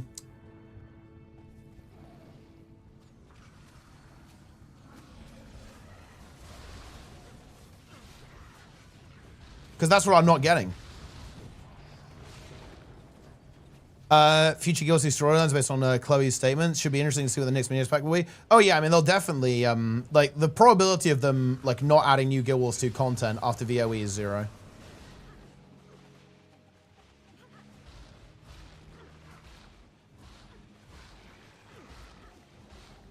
You know, funnily enough, do you know what, in a really big way, do you know what actually killed Hardstuck, guys? I'll tell you, World of Warcraft.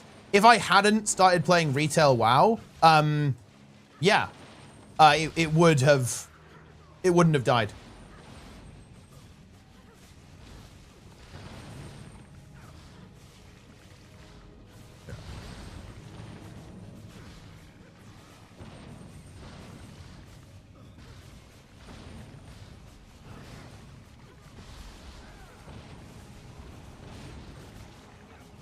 Did they not want to play WoW with you? Oh, yeah, they did. That's the point. They all came to WoW, yeah.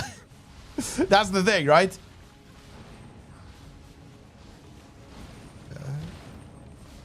Yeah.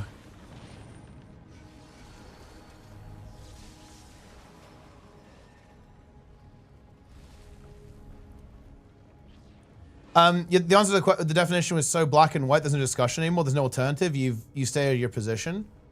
Well, I guess I want to know what your position is, though. Like, okay, if you were, and I promise you, I'm asking this in good faith, by the way. Like, again, this is like my personal philosophy, right? Like, so if you don't agree with that, like, it's nothing personal, obviously. But okay, if you were in my position, what does your analysis look like? Like, so, you know, you're me. You really wanted to get, you know, rank 199 or better. You get rank 100, you get rank 206. Like, what's your analysis? Or like, I don't know.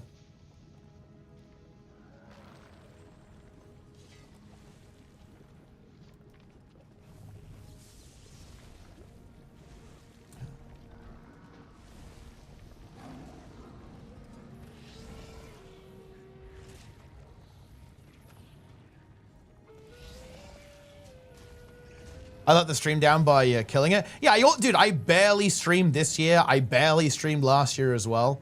And, you know, it's interesting. Funnily enough, guys. Oh, man, dude, if only people knew. Holy shit. Like, there have actually been a lot of, I guess we could say, mitigating factors that I was just simply not an effective enough person to overcome. But that isn't relevant, right? Because I don't know what to tell you. I should have just been better, right?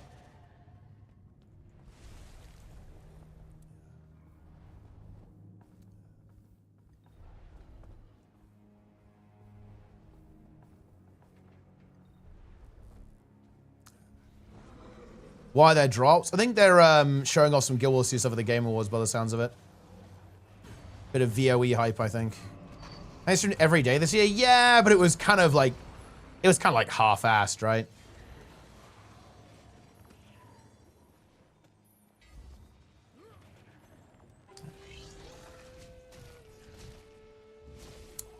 Certainly wasn't full ass. At best, I'd give myself 3/4 ass. Honestly, that's generous.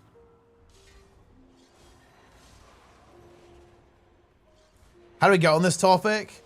I don't know, actually, but it's something I find pretty interesting. ArenaNet technicality? Oh, yeah, for sure, yeah. Exactly, yeah. Yo, boys with the raid. I have to do it again next year to actually do it properly, yeah? Please define half and full ass. This year was better than last year? Oh, yeah, yeah. I mean, that was basically, like, my goal was to, like, move it in the right direction, obviously. That's why I wanted to set, like, a pretty, thing. Like, you know, it's so funny. Dude, this... You guys have no idea how funny this is, from my perspective.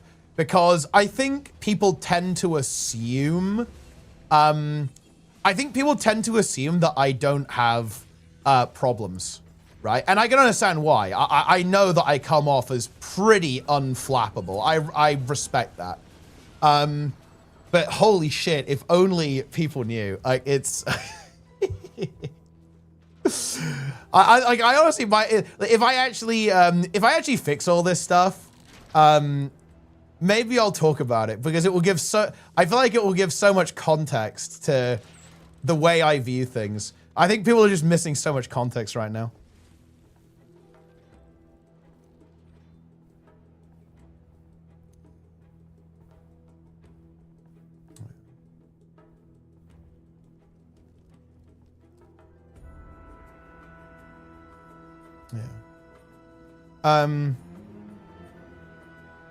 Wait, back to what you say about how much you really want to squeeze the lemon. It comes down to that I think.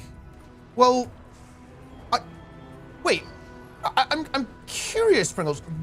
Where do you think we disagree again? Because aren't you just stating my position? Because, like, that statement that you've given there is my position.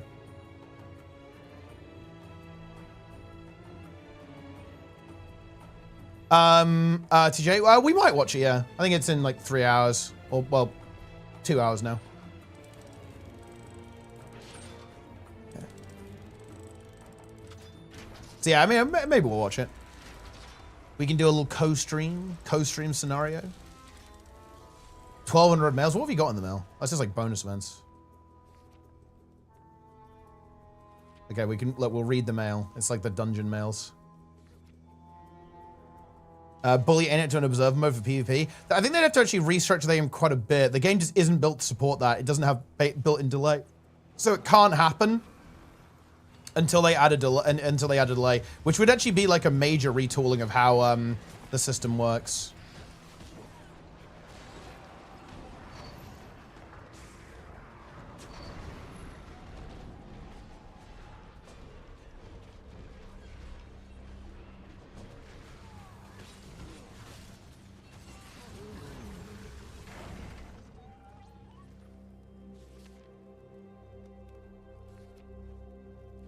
There you go. Look, I've actually still got some gem store stuff in here. Because I don't take donations on this account. People sent me fucking shit. So I just have to have it in the mail here forever now. Including 2 maid outfits, communal boost bonfire, and total makeover kit.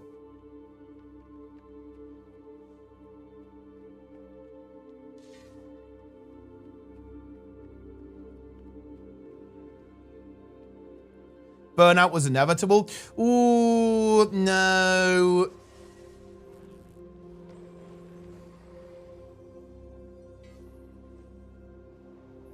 I mean, we don't need to quibble about that, to be honest. That's not really what went wrong.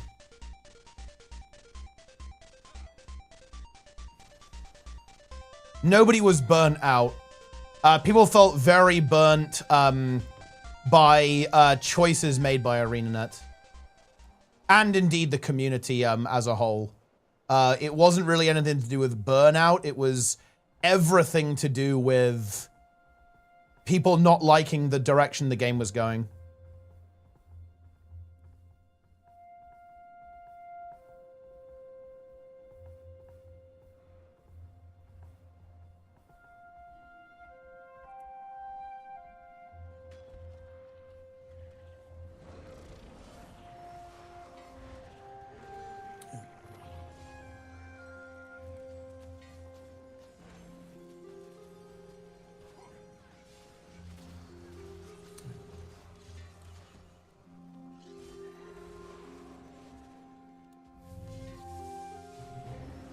The fun is taken out was very short. It was very funny to watch. And yeah, it was incredibly fucking dumb. But yeah, it was funny. In particular, like I mean, look, the assault on the subreddit was fucking content. I think stuff like that is pretty funny. I mean, look, I will admit, guys, I am a child. I do like trolling. Trolling is funny.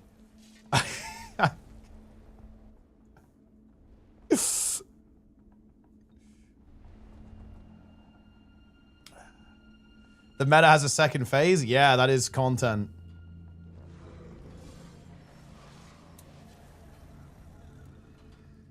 It more so that you really want the top 200, but based on what we're saying now, you didn't do enough to do the extra small things that you could have done.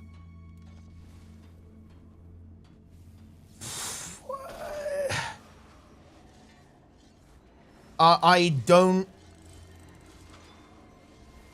don't understand why those things can't be true at the same time.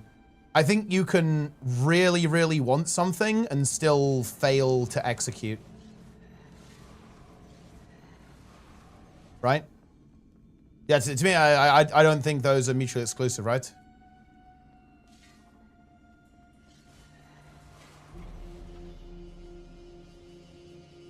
What's the goal for Midnight? I would actually like to, by the end of Midnight, get pretty close to World Rank 100. I believe that is a very challenging but achievable goal.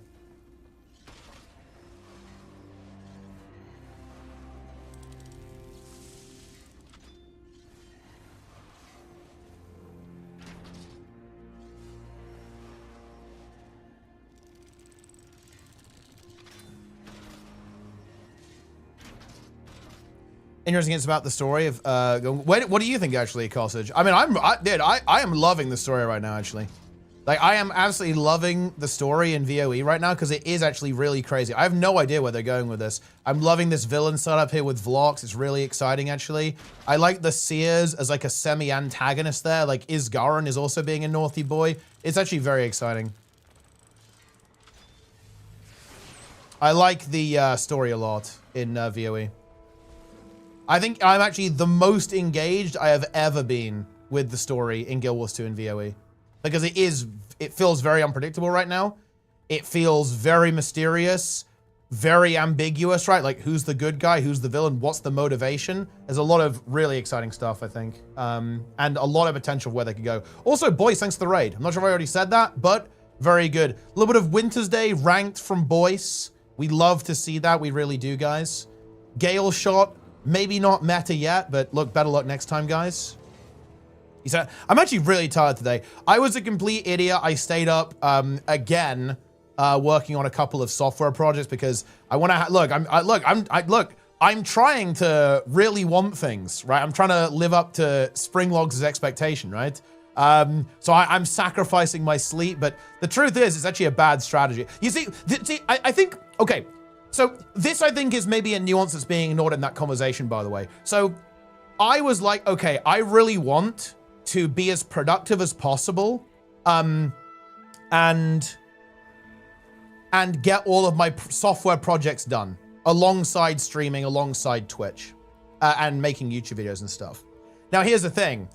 I made a decision to use a bad strategy because the correct strategy is to go to bed and get up earlier and manage time effectively. But that is a skill that I have not developed particularly well. I'm going to be honest with you, right? And yeah, I kind of like, you know, staying up and burning down projects, right? It's fun for me. I chose to do that instead. It was a bad decision, right? But it doesn't mean that I didn't want to succeed the objective, right? I did want to succeed the objective. It's just that I didn't do it right.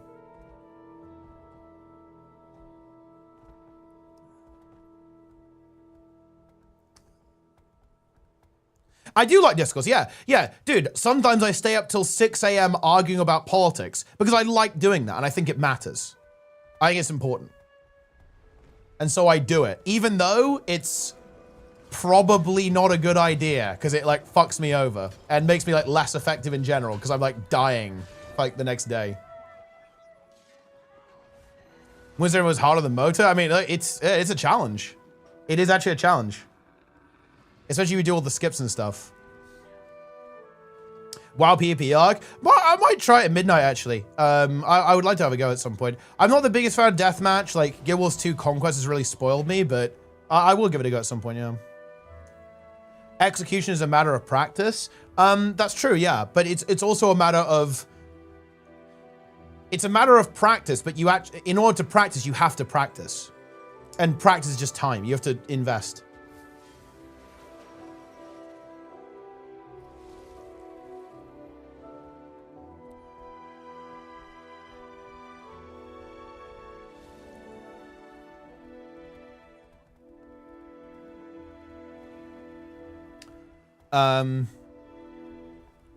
Is Grand Reference a well of power deeper in Castoro? You need to take Ankara to ascend people. Well, Waiting Sorrow might have been sent as well. It's going to be Status Quo, one of the major cities it was considered, which is interesting. Is it worth coming back to the game? Yeah, I'd say so. Don't see why not. It's pretty good.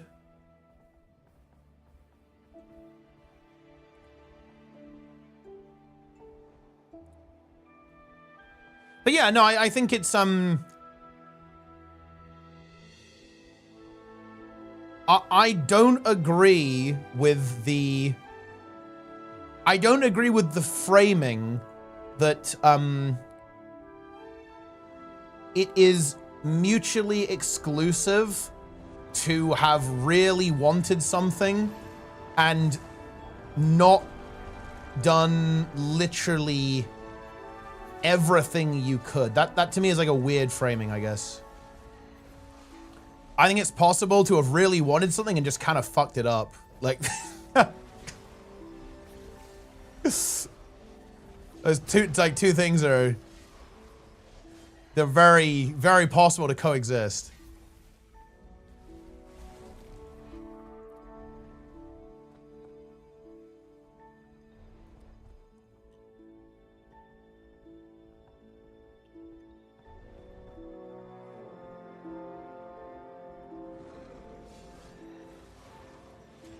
I think it would be really, wouldn't it be really interesting if Vlox himself specifically doesn't want to ascend? Would that not be rather interesting? Like, if he's actually, because, okay, I feel like that would be actually the most consistent form of his idea, right? Like, he thinks that people like the player character need to be the ascended ones. Like, what if he actively almost like captures the player and force ascends you, right? And then it's like, yep, my work here is done. And then he like destroys the staff afterwards. I thought that's kind of interesting because like that would almost be very much in theme with the kind of angle that he's going on. Like he doesn't like NPCs, basically. He thinks the player character needs to be in charge, specifically.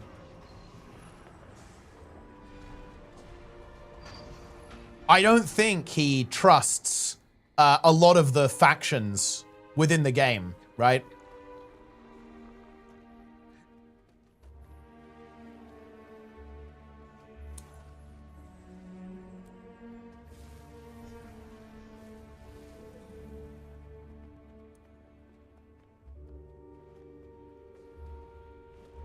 The net is vast and infinite. Correct.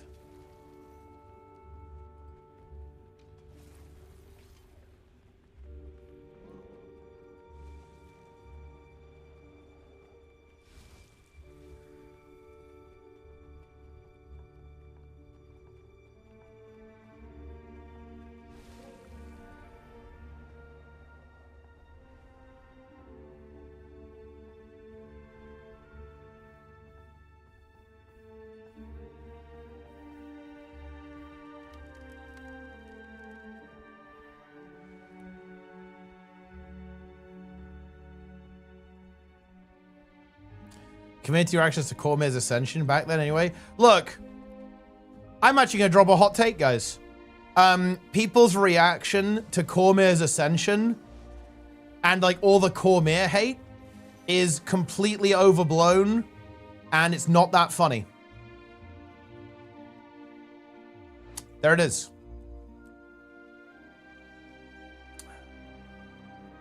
Yeah.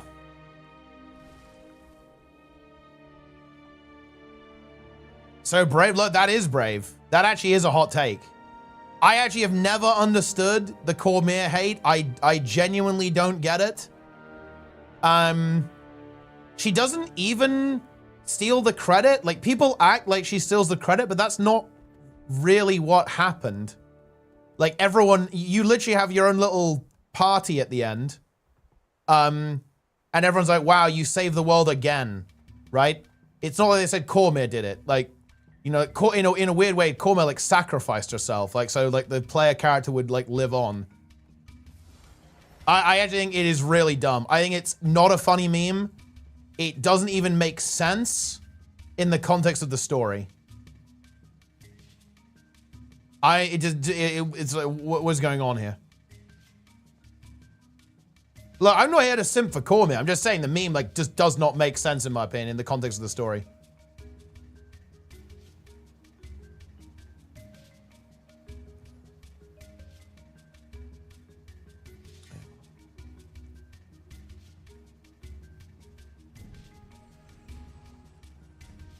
You can maximize every success in life with practice, all expect how much you want it. But of course, things happen that you do not have control over to not succeed. I guess I'm struggling with what the point is here, Springlogs, because, I mean, yeah. But I'm also way better at things now than I was, you know, like years ago. It's interesting, actually. Like, there are a bunch of reasons. I think I'm I'd say I'm less functional or like less effective in, I'm less effective in some ways than I was a couple of years ago, but I'm way better in other ways than I was a couple of years ago. And there's a reason for the deficiencies. I'm working on that. So yeah.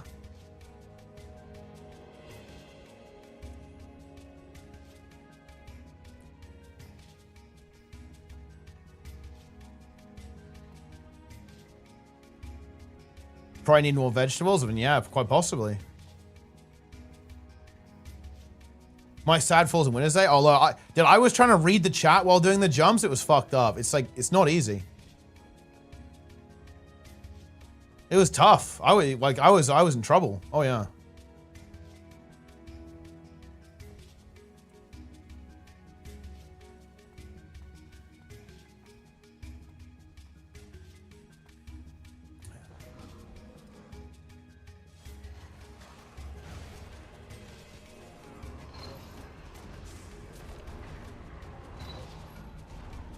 Had to babysit their escort missions on principle. Yeah. It's funny, actually, like, NPCs dying is kind of a big thing in Guild Wars 1. Like, there's so many missions that rely on, oh, you've got to, like, keep this NPC alive. You know, in a weird way, though, it kind of feels like you're kind of connected to the world. It's, like, good for RP, I feel like. Because it means that it feels like the characters in the world are kind of active as well, right? Like, there's something that I think is actually really underrated about Guild Wars 1. That the henchmen are real people, right? You know, like all the henchmen you meet, they're there at the end at the celebration party. And they do this more in the expansions too, right? You know, like Menlo is obviously very relevant in factions, right? Alongside Togo, there's, you know, you already have the connection to Menlo, and that gives you, you know, you then kind of like explore that when you're over in Cantha as well, right? Obviously, they ramp it up to the next level in Nightfall, where you have the hero system, where you're kind of actively fighting alongside like important lore characters, and you can customize them, and like, you know, you have like a personal relationship with those characters as well. And it's actually kind of underrated, to be honest, the way it works. It's good RP. It's like, it's actually a very good RP. Like, it makes Guild Wars 1 to me feel very grounded. Like, in most games, the NPCs that are in the lore are completely fucking useless, right? But in Guild Wars 1, I mean, dude, Koss can be a beast, you know? Like, Mox can be going crazy. Like, you can have, you know, Gwen be like an actual, like, crazy, lethal E-Surge Mesmer, right? You can have, you know, Livia and the Master of Whispers summon, like, a giant army of minions, right? They're really powerful necromancers, right? There's, like, it's very, very grounded, like, with the way that the characters are.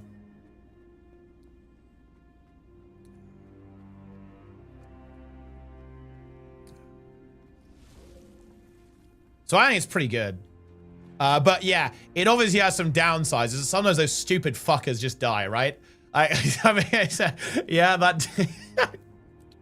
Sometimes they ain't that bright, guys. That is obviously a bit of a negative.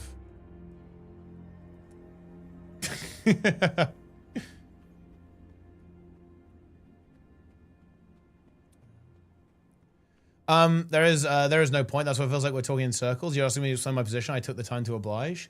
Well, I guess what I'm struggling with is why did you say that like what I was saying didn't make sense then? Like, if you just agree with me, like, why does it always happen? I'm bamboozled. We stream AOC as it's playable on Steam. I'm not the... I mean, maybe. I don't know.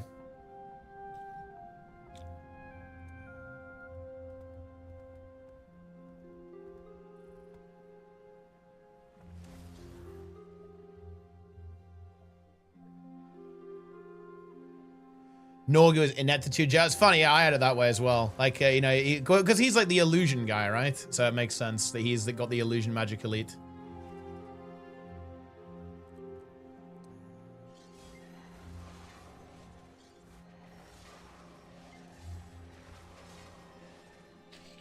Hello, sir.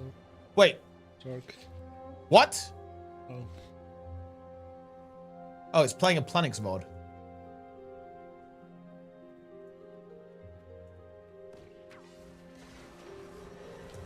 AoE Saga under the stairs more than Dawnbreaker is the breaker. Oh wait, are you... yeah, never fucking fight the mini-boss on the stairs. That is not the way. Oh shit. It's really bad, actually. It's used all of my life force. We're in trouble, boys.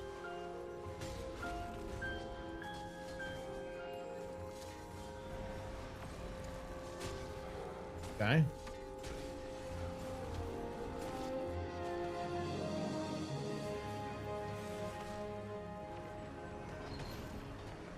Can we get him?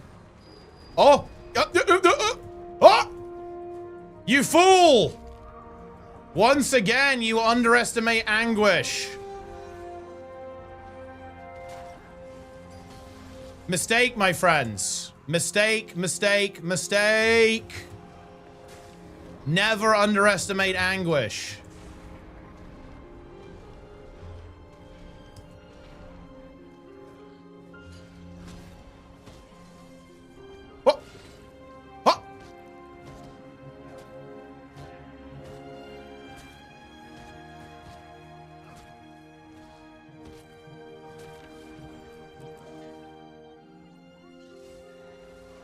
Cartographers with the single words activity ever to do in any video game. Wait, are you using text mod? It's way less cancer with text mod.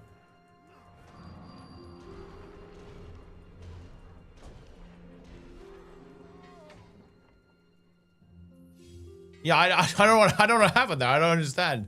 He just poured it back.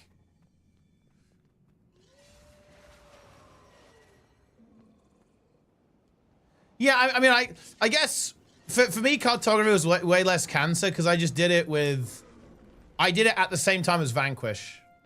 And I think if you're doing it while vanquishing, it's like way less annoying.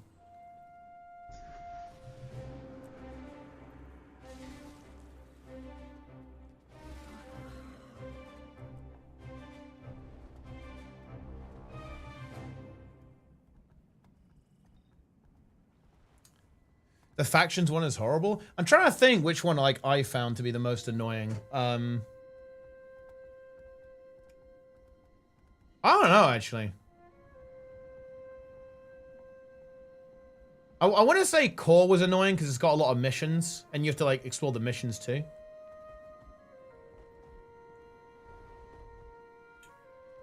Does asking probing questions always mean you disagree with someone? That's what I was doing. No, but saying your argumentation doesn't make sense does. Yeah.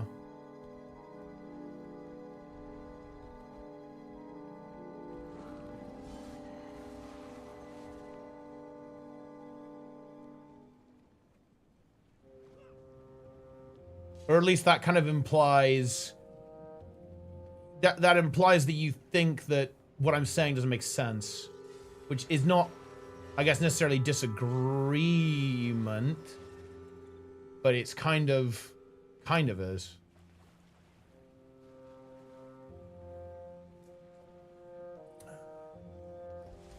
Yo, one up in the chat. Goodness me, it has been a while.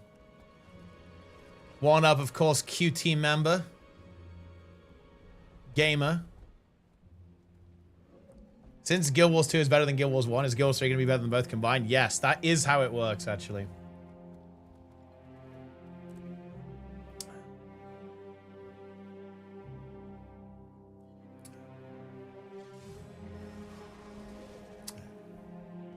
Very good.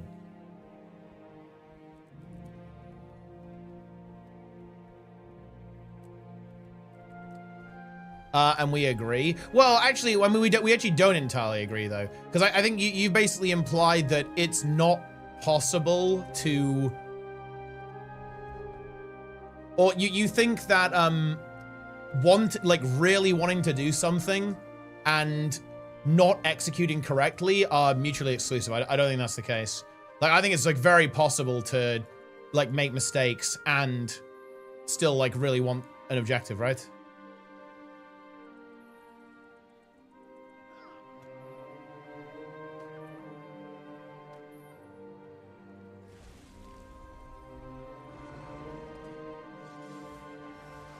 Or like, you know, essentially not finding the effort or, you know, not finding the ability to overcome something like inherently means that you didn't want it. I don't think that's necessarily true. To be honest, I think it's possible just to fuck it up. Or make a bad call, like bad judgment call. The people get gear content. Oh, wait, talking about QR1? Yeah, QR1 actually. Wait.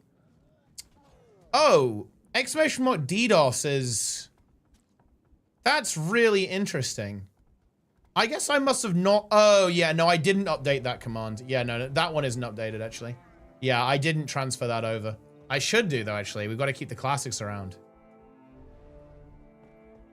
Without any probably gear or build. If Anet do it, if Anet are smart about it, they'll make the raids insanely easy. Like, I'm not super worried, actually. I'm very, very unconcerned with quick play. They will make it turbo frog friendly. Quick play registry coming? It is, yeah, the first update. So in February. Better late than never.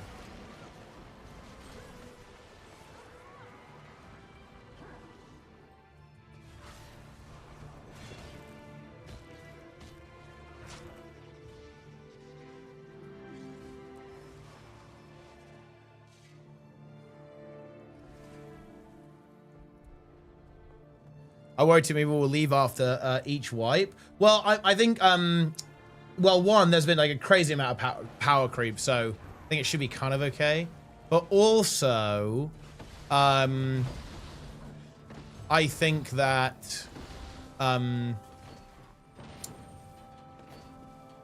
they will nerf the raids a lot, like pretty aggressively. Make it better to almost impossible dying quick players to give people giga res so they can tell if people did something wrong. I think it's definitely good to let people die, but yeah, just have like the Miss Stranger res them. Kind of like how it is in Fractals. So yeah, like if you get killed, it's like, oh, okay, yeah, I obviously messed up. But I actually think that wiping should be almost impossible, yeah. That is my opinion. Pretty much. Thanks for the raid there. Love to see that. I appreciate you.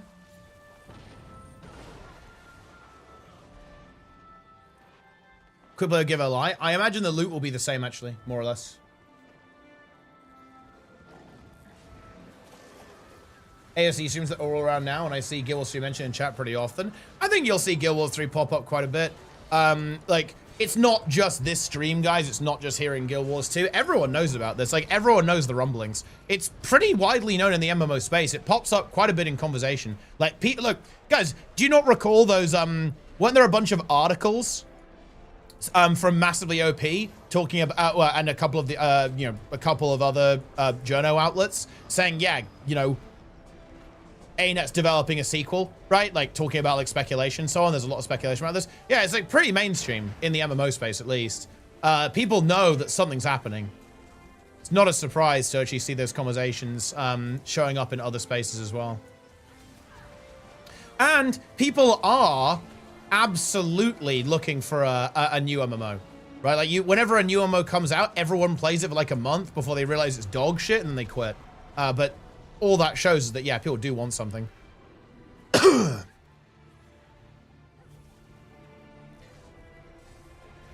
How are the wipe mechanics going to work? I mean, I imagine they'll just make it not wipe. Or they'll just make the DPS check, like, very easy.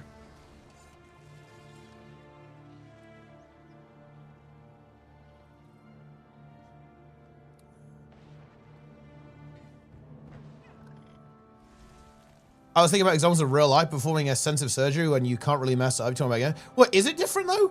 I mean, look, I mean, not to put too fine a point on it, but I mean, I think like if a doctor is operating on you or some shit, they probably really don't want to fuck it up, but they do sometimes, right? Like, yeah, that happens. And in Moza, right, they, you know, you might get misdiagnosed. It doesn't mean that I think the doctor was like trolling or not trying. They just fucked it up. Yeah, you can't really GG go next on that one. It is true.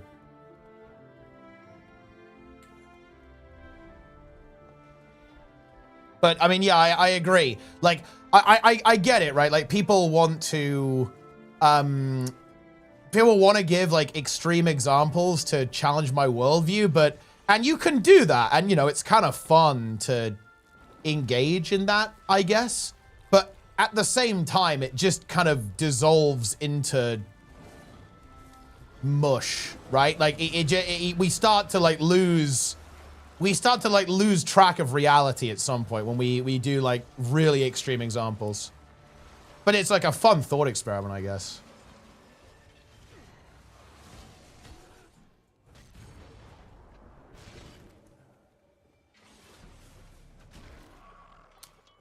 The probability is low. I mean, yeah. And in my example, I nearly was good enough at doing what I was supposed to do, right? Just not quite. It was by the way, it just on how if you want to know how close it was, by the way. So okay, so when Hall of Fame closed, our best pull was 1%. No, it was 3%, actually, I think. 3%? So it was something like that. It was something like that. So I wasn't just nearly good enough, I was extremely nearly good enough.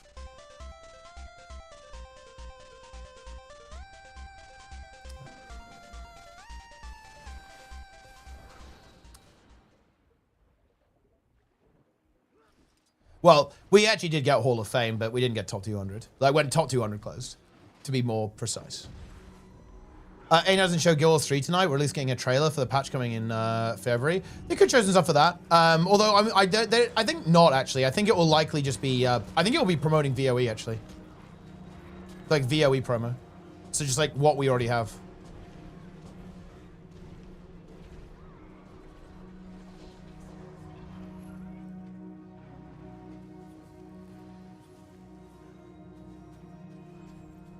I doubt we'll ever creep in. Oh, you can do Hall of Fames on 2 days. Like, you obviously have to be pretty damn good, but you can do it. I mean, yeah, we got the achievement, obviously. We got rank 206. But yeah, you can do 2-day Hall of Fame. There are like, the players in those guilds are really good, but it's doable.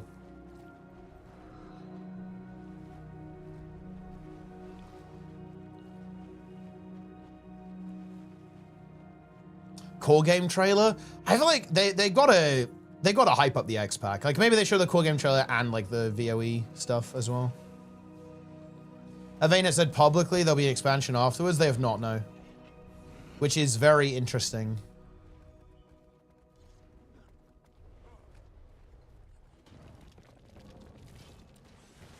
Not currently playing? Yeah, but isn't... Okay, but hold on, though. Look, I can understand this with Jantha, Welds, and Soto, but isn't VOE actually a really good starting point? Or, like, jumping on point? I guess maybe not story-wise, but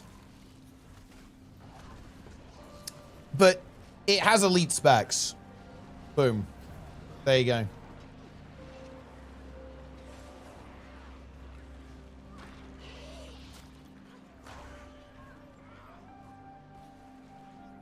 So, it is true, yeah. You do need to know about Isgara. You need to know about the wizards.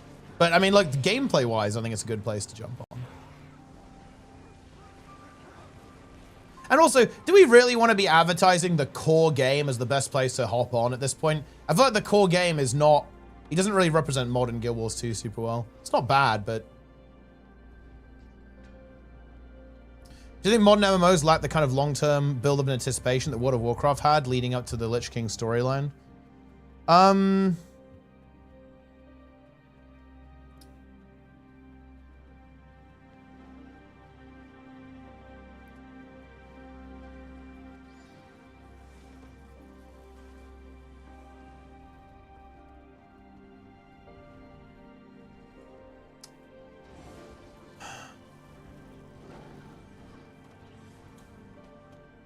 That is a good question.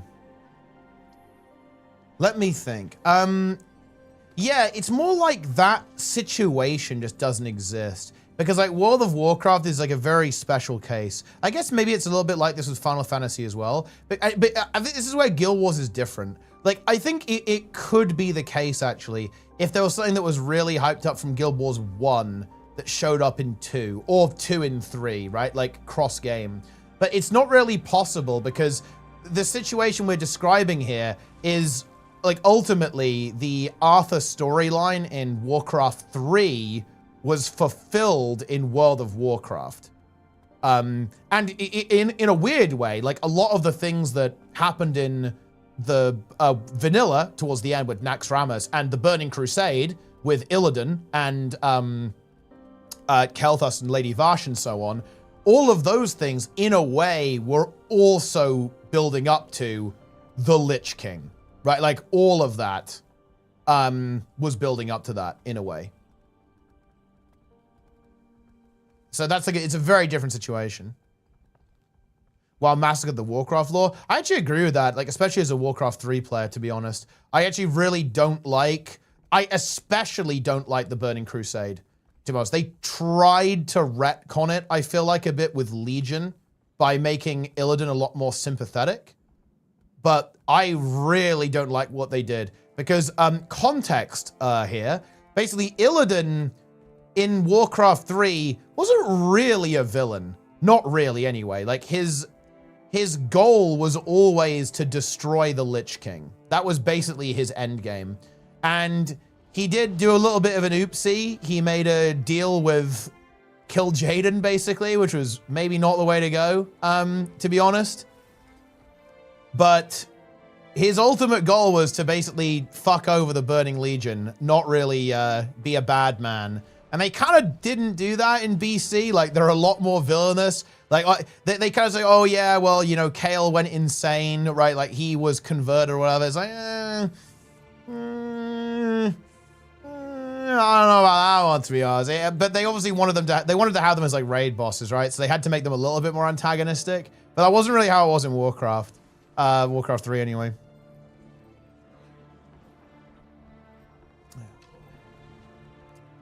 But, yeah. Yeah, I'll see you around. Good percent discount on gemstone stuff on the auction house. I mean, no. Usually stuff's about like 25%, I guess. Illidan would have got away with it if it wasn't for Maiev. It's true, actually. Or at least in Warcraft 3, yeah.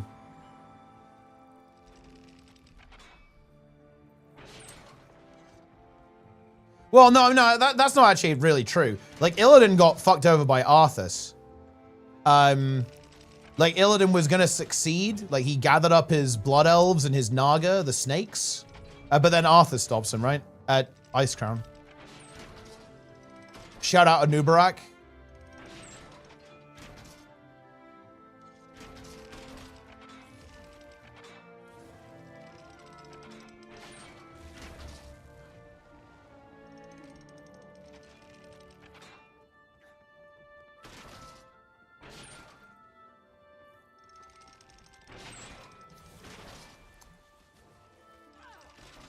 Kill Arthur, kill Jaden Orton too. That, yeah, that is true, but like he was kind of, he was a bit of a double agent, right?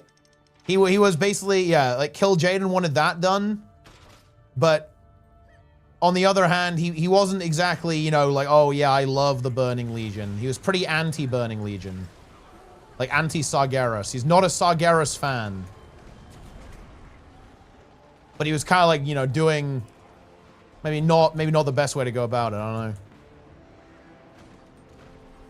One with a story nobody gave a shit about instead of Arthas. Well, they did that because they wanted to do more, right? Like, I think they were expecting to do more than that. So they wanted to actually go back to, what was it, Warcraft 2, basically, or whatever, to kind of do that story, because they were assuming they were going to build upon that in later movies. Also, Warcraft movie, very overhated, in my opinion, guys. Like, I actually kind of enjoyed the film. Maybe that's because I like Warcraft. I think Warcraft is pretty good. I like the lore, to be honest, but very overhated film. Not the best film in the world, obviously. It's, you know, pretty average, I guess, but not bad. About Blizzard? I don't think I have, no. But I have heard of it.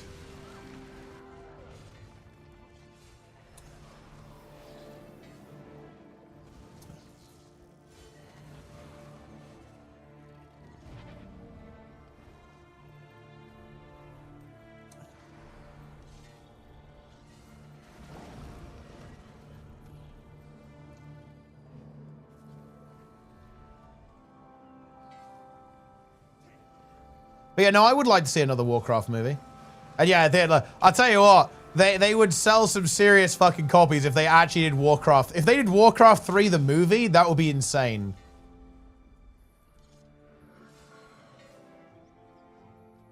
Yeah.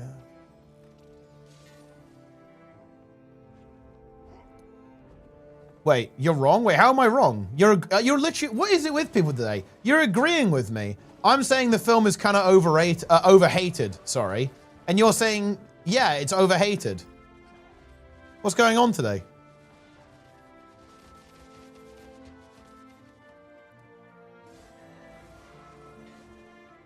Yeah.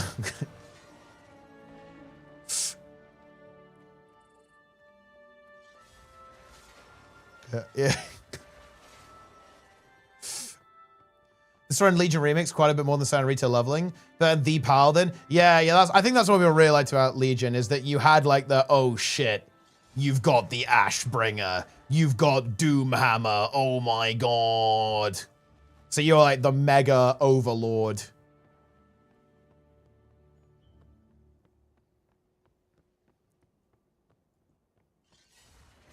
Wait.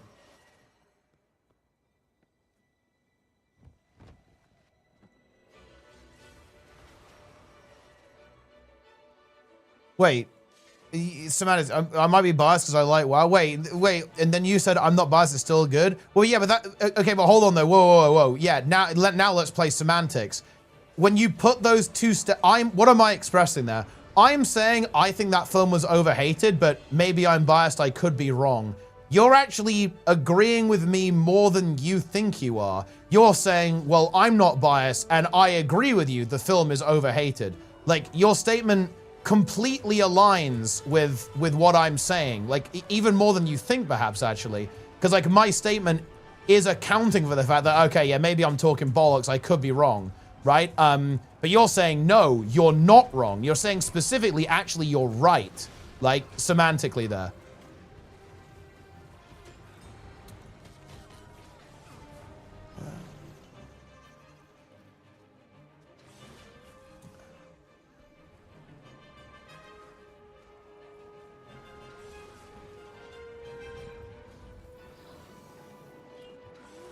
Can I meme on Legion artifacts a bit? What we got? I can't see its imager. It's over. I don't have my gooning license. And look, bear in mind, Shadow Priests had Xalatath. So, yeah, you guys kind of fucked up on that one, yeah?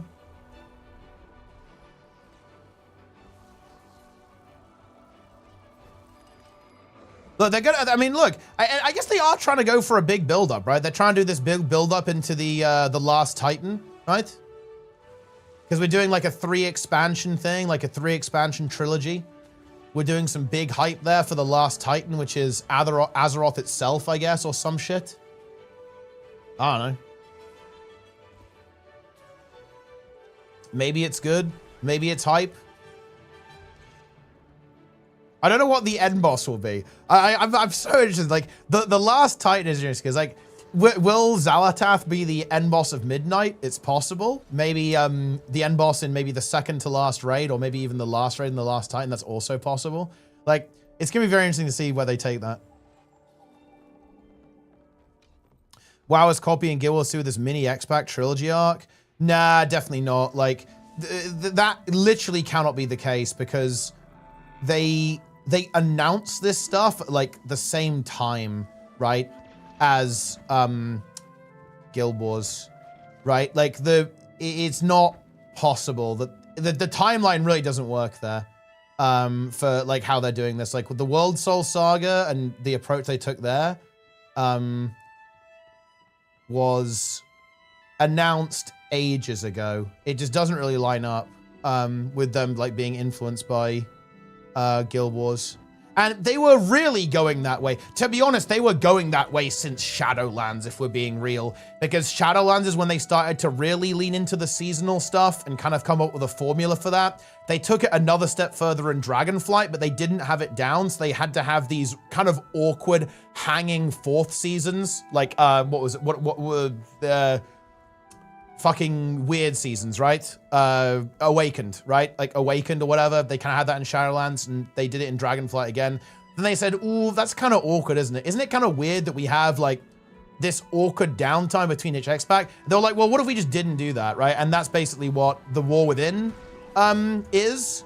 Well, yeah, the War Within, going into Midnight, going into that. I think the writing was like really on the wall. It was like, the writing was really on the wall here, in my opinion. You can even see that in Dragonflight, and to be honest, you can see it in Shadowlands as well. Like, they were going seasonal ages ago, right? I think. But to be fair, I don't give Blizzard credit for that, by the way. If you want to see who gets credit for that, to be frank, I think it's ARPGs. I think that MMOs are actually following PoE, actually. With how to do content, right? And how to actually run a live service game. I think every MMO is dancing to the tune of ARPGs. I would probably give some credit to RuneScape as well, which has also had this approach for a good amount of time, with like a lot of their seasonal projects and seasonal servers. But yeah, I would say it's more of a broad industry trend rather than like one game looking at any other game in particular. I would say that basically every MMO is now seasonal at this stage.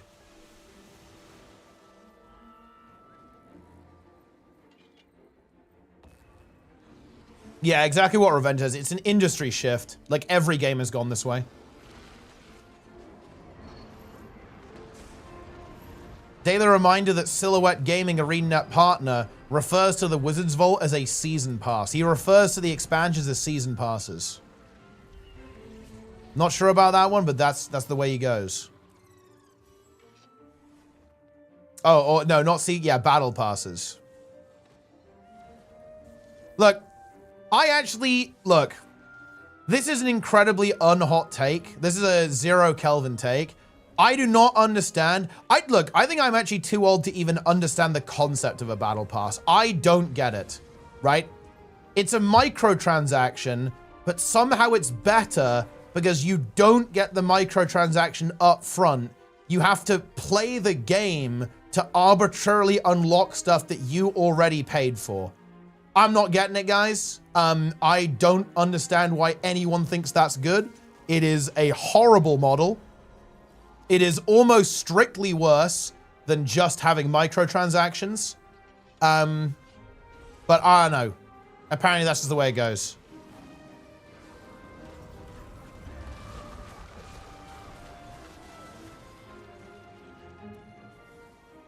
Like, if I want to buy something, just give me the thing, right?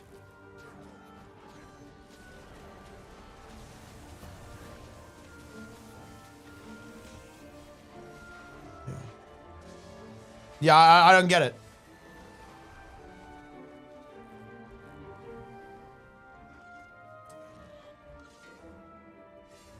You should not, exactly, I won't receive the thing. Like, they don't give me the thing anymore. Like, oh no! We're in trouble, guys.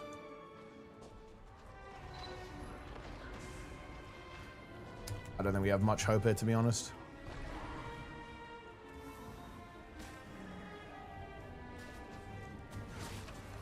Oh, yeah, no way. It is not looking good. It is over. I am defeated. Oh, hold on, actually. That fear might go off. Ah, no, unfortunate. You hate to see it. Yeah, it's a bit of a tricky one, though.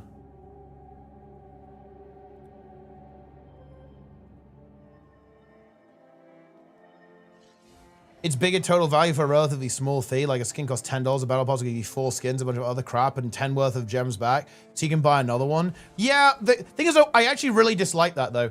And I view that as horrible anti-consumer practice. Why? Simple. Because it doesn't let you buy the thing you actually want. It means that you end up buying a bunch of crap that you don't care about to get a couple of things that you do. It's just inherently anti-consumer.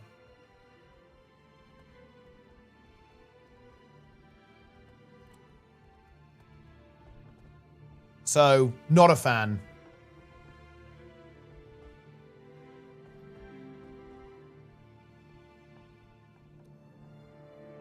Bunch of things that you'd want from it. Yeah, but until you can buy those things individually, it's inherently anti-consumer. Like, the concept of the concept of bundles is just not good, because it means that they can say, oh yeah, it's valued at X because all of the stuff is in it, right? Look at all that. But you don't want all of it, right? So it also allows companies to basically pump these bundles full of dreck. Funnily enough, guys, a really good example of this is actually the Guild Wars 2 thing, like the starter pack. Look, let's look at the starter pack, guys. And why is this bad? Like, why is this a problem? And why is it not good? Simple. Because they've added a bunch of stuff to increase the value, right? You can buy a Raptor Mount unlock basic line. Great. That's actually pretty cool. But look what they've done, guys. They've packaged in a bank tab expansion, an upgraded bag slot, and a total makeover kit. The bank tab and the bag slot, I could almost justify, but a makeover kit? Why? Like, why is that in there? Like, if not to ultimately pad the value, right? By 350 gems. Like, why? Why is it there? And honestly, like, this stuff shouldn't be here either, really, to be honest. Like, and the price is insane. So this is like a good example. This is a good example of, regrettably, fairly anti-consumer practice.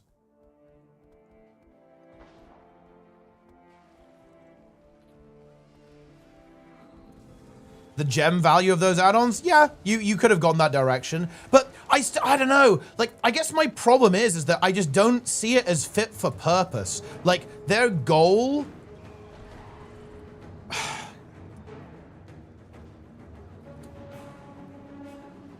I don't know. How do you? I think it's actually a really interesting like idea. What does a good version of the Guild Wars 2 starter pack look like? Because okay. Here's our like our goals, right? We need something that delivers immediate value. So just giving people expansions is actually not that great, right? Because you have to level to get to it first. So you have to get immediate value, but here's the thing. It also needs to be not bad value relative to buying the game, right? Like it has to actually deliver some kind of like solid value proposition as well. And you know what? That's actually really hard to design in the context of Guild Wars 2. It's actually really hard to design. Holy shit.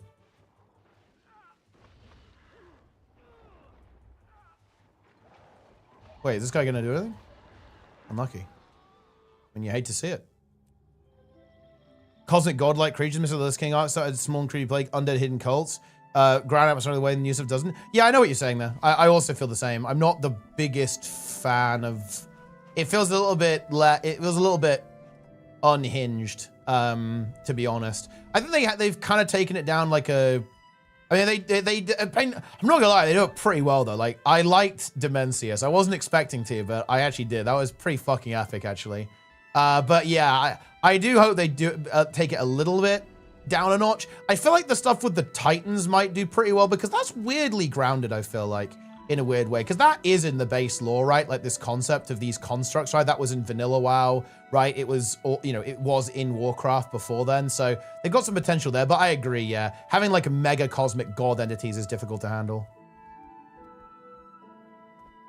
You can't possibly sell immediate value for a game that requires long-term investments. Well, no. Like, for example, if this was £5 to unlock the Raptor and gliding immediately, okay, all right. Or actually, if it was Raptor unlock, gliding, and a bag slot for £5, that would be great because it makes the game more fun. It addresses a pain point, which is that inventory sucks, and is really annoying when you're a new player, and it's cheap. So you can kind of get out of free-to-play. You can get out of free-to-play so you can chat properly. Because again, that's actually a big thing here, is that this makes you not a free-to-play account. You're not a free-to-play account. And so you can use the chat, you can use the mail, you can use the trading post, right? All that kind of stuff. And it will be good value. Right? But the problem with this is that I think this is, like, I would never recommend this as a first purchase for a Guild Wars 2 player. Like, to be honest, if anyone did, that is trolling. Like, I don't know. No, you just wouldn't do it. You just wouldn't do it. Like, there's no reason to. Like, it's insane. In my opinion. Like, when you have the amount of value that you have and how like inexpensive the expansions are, right? Like, if you actually look at the pricing here, let's see if we can any all expansions. Yeah. It's like, bro, dude, they're literally even, they're on set. Bro! Oh my God. 60% off POF and HOT. The starter pack is nearly twice as expensive as Path of Fire and Heart of Thorns. Oh my God. 18 pounds. 10 pounds for POF and HOT.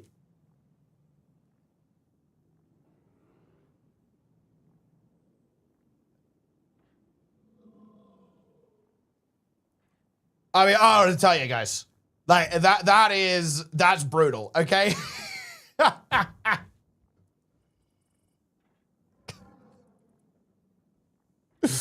Yeesh. Yeah. Yeah, also EOD is cheaper. EOD is cheaper, Soto is cheaper. Janthir Wild is actually cheaper just barely because it's $17.49 and this is $17.99. So you can get every expansion in the game except VOE for cheaper than the fucking starter pack. Like, oh, no. That is tough, guys. Cheaper under discount? I mean, obviously, yeah. But it's not much better. Because, like, even at full price, what is this? Path of Fire and Heart of Thorns are what, 25 pounds? I think. And this is 18 pounds, 17.99. Right, so even at full price, it's not much better, right? Yeah.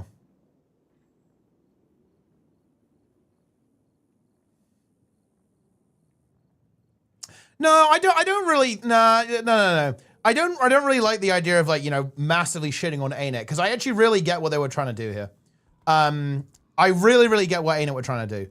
What are the common pain points? Okay, so what are they, what's their goal? What's their goal with the starter pack? They want to allow players to try out fun things about the game early. Raptor, gliding. And what's one of the most annoying things about Guild Wars 2? Inventory space. If you're a new player, your inventory is misery. It is genuinely horrible. So they want to address that issue and allow the player to, you know, also get out of free to play. Now, the problem with that is that this product, like it or not, ArenaNet can love it or hate it, this is in direct competition with this, right? There's just no, that's just the way it is.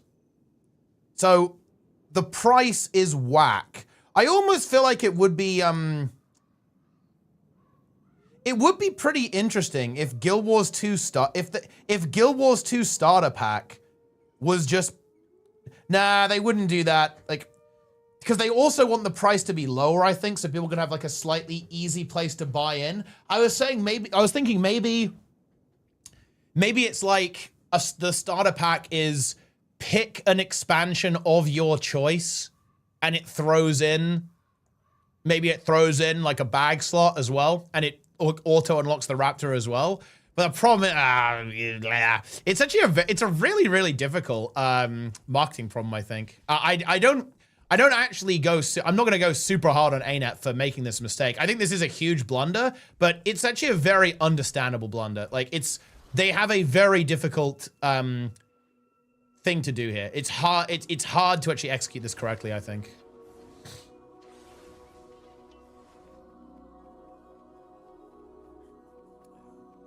They can't just give the one ultimate package, otherwise that's all people will buy. Well, they kind of do. They give like multiple things, yeah.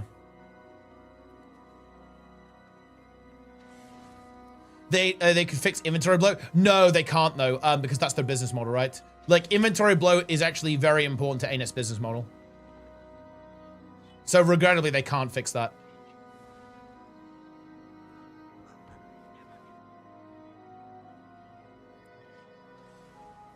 Basically buying a mount, people were looking, they would call it pay to win. I mean, don't people already, do they? I don't know, maybe.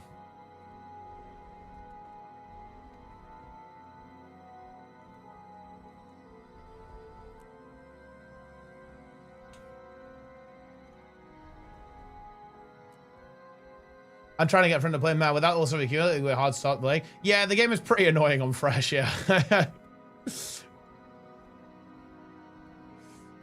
It is a bit of a pain in the ass.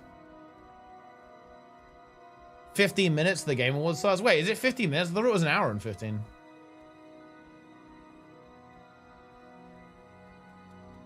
Yeah, we will. Yeah, we will watch, guys. And no, I don't. No, giving gems doesn't cut it, guys. I don't think so. I know what you guys are saying, but I'm sorry. This is supposed to be an entry point purchase for new players.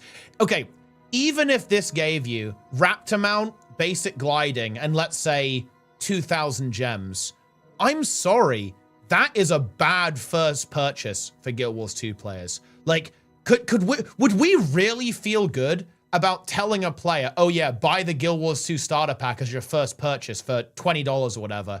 It's gonna unlock you a Raptor Mount, the gliding pack, and then 2K gems, versus buying like almost all of Path of Fire and HOT over buying an expansion? I'm sorry, there's just no way. There's just absolutely no way that you would ever feel good telling someone that, yeah, this is a great place to start your Guild Wars 2 purchase, right?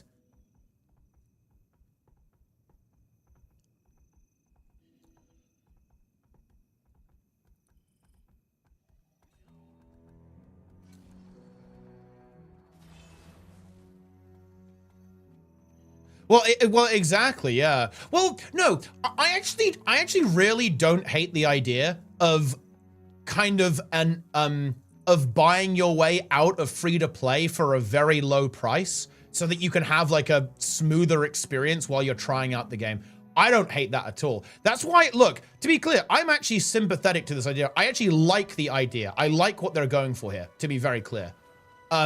Because I can understand not wanting to drop $25 to play a new game. I can understand that. What if you don't like the game? What if you know, but you want to give it, you want to get a bit, you know, you want to give it a good go. You want to give it a try.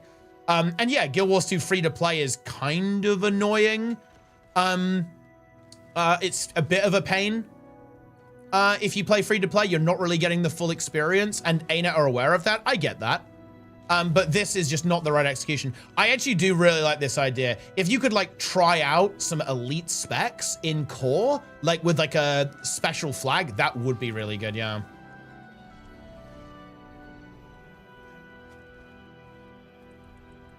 But yeah, for sure. I think that a different approach here could be good, but I don't think this approach is good.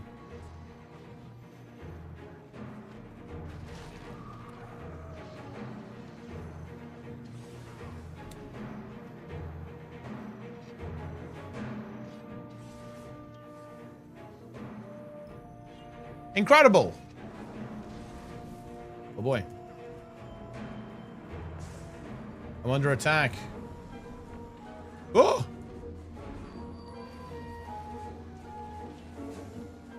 Goodness me, some dangerous roamers.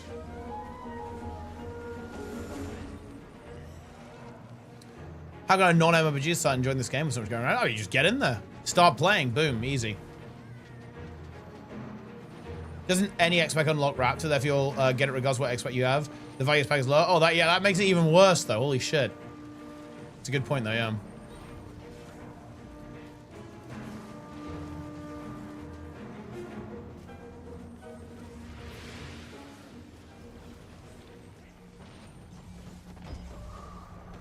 Boom. Let's break in.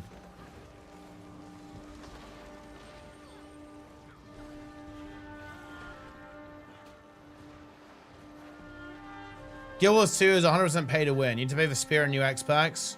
I mean, it's actually an interesting point. Like, if you don't have all the X packs, you're actually so weak, especially in PvP. Actually, it's an interesting thing because it's something that I think a lot of us probably take for granted. But dude, there are actually a lot of people who don't have every X pack. Like when you play PvP ranked, you actually realize this. A lot of people don't have all the X packs. And they are so much weaker than you for not having all the X packs. Rather interesting. Like if you don't have Soto, big disadvantage. Don't have Janthir Wilds, big disadvantage, right? Like don't have the, you know, the meta elite spec, massive disadvantage, like almost insurmountable disadvantage. It's pretty interesting. Like if you played ranked PvP and you didn't have VOE before, honestly, even after the patch, but also definitely before, like, holy shit, you're just getting farmed. Like you will get deleted. By players of equal skill, you will just get farmed over and over again.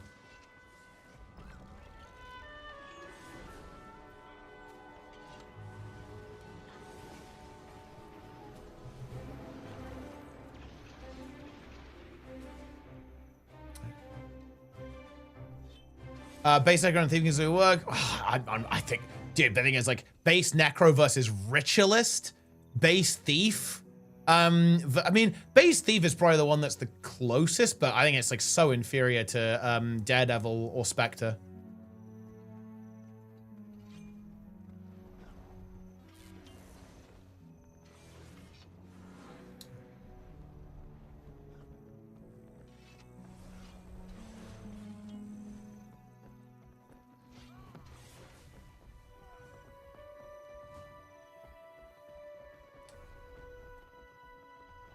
Base Thief with Spear? I think I've seen Base Thief play Axe.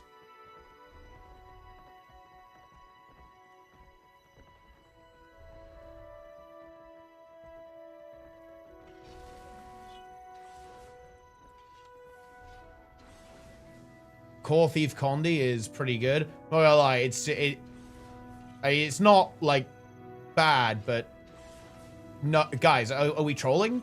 Like we're gonna pair Core Thief to Luminary? Or Condi Conduit? Are we trolling?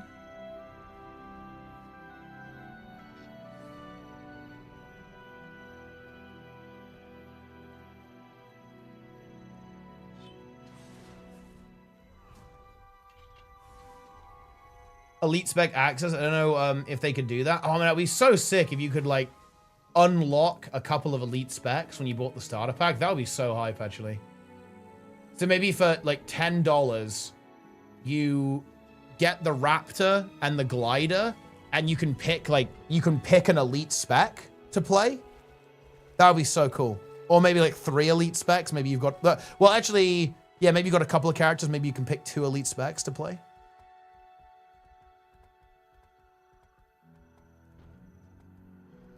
But you wouldn't have hero points. So maybe we would have to give you hero points as well.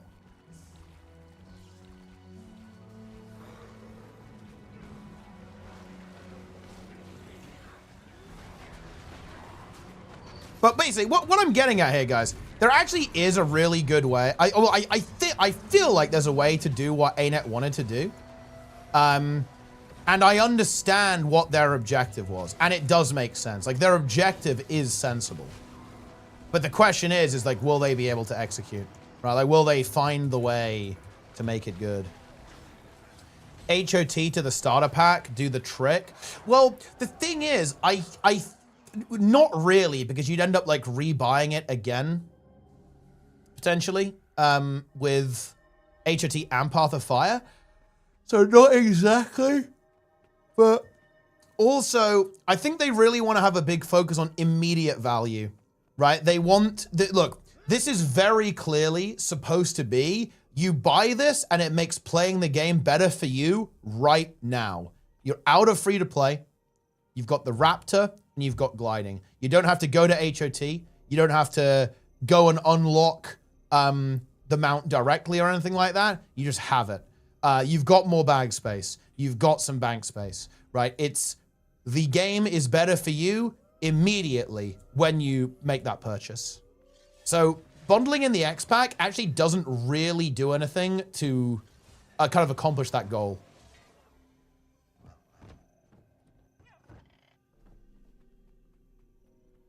No, it does. It does lift the TP restrictions. It takes you out of free to play.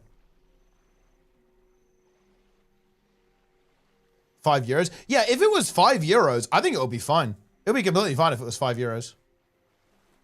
But the problem is it's priced at what, £18, which is what, like €16. Or, well, 17 euros. So it's just, it is overpriced by a factor of 3 for what it's supposed to be.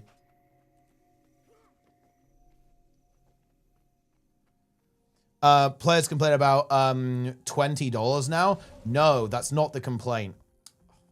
That's rage bait, but I will engage, guys, because I feel compelled to.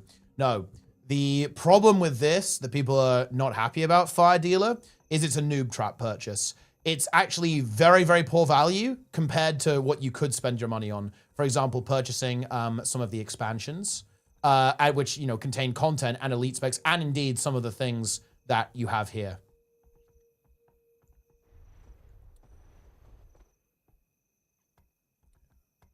So that's the complaint. It would be interesting, actually. Like, I wonder if the approach that they could take is actually updating how expansion unlocks work. Okay, so their goal here is they want to get people the mount and the glider earlier on. Well, why not make it that when you buy HOT and Path of Fire, it just does that? And it instantly unlocks gliding for you, no matter if you're level 2 or not. Right? And the same thing with the Raptor. It just like, boom, zaps you. That sounds like pay to win? Dude, buying the... Look. Buying the game is not pay to win, okay? Purchasing video game to unlock content and features is not pay to win. Buying the game is buying the game. It would only be good value gemstone skins? No, it wouldn't be good. No, it would be better value, but it wouldn't be fit for purpose. Because again, what's the purpose? The purpose of this purchase is, if you are new, start here. It's called the starter pack. This is not that. I don't know. I don't know, guys. It really is not. This is, I think, literally the last thing I would recommend anyone buy. So I guess the problem is that it is currently failing its objective. Like, its objective is to be start here because, okay, what's the macro problem, guys? What's the macro problem? The macro problem, also, oh my fucking God, it's the same price as Reforged. Jesus Christ. Okay.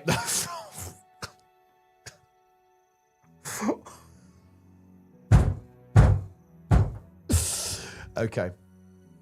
But okay, look. Dude, look, the point is, what are they trying to solve here? They're trying to solve for the fact that you're a noob. What should I buy? I don't fucking know. Right? Like, how am I supposed to know what I'm supposed to buy? Well, look, here you go. Here's this thing that's titled Starter Pack. Right? So you should start here, right? But it's not that. Yeah, I guess the really big concern here, it's a massive noob trap. Because it's very supposed to kind of go like, oh yeah, new player, come on in, right? Try the starter pack. But it is the last thing that anyone who plays this game would recommend to a new player, right?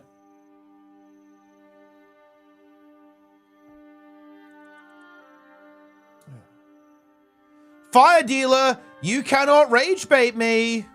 I am, in fact, in this scenario, I am depicting you as the tiger and me as the chimp.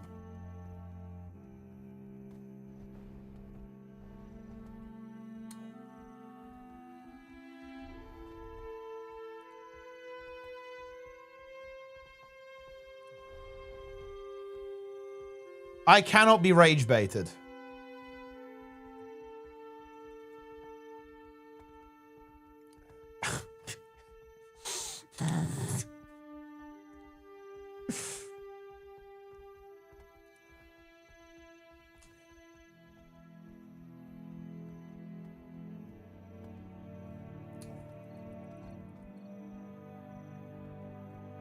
This is kind of the scenario here.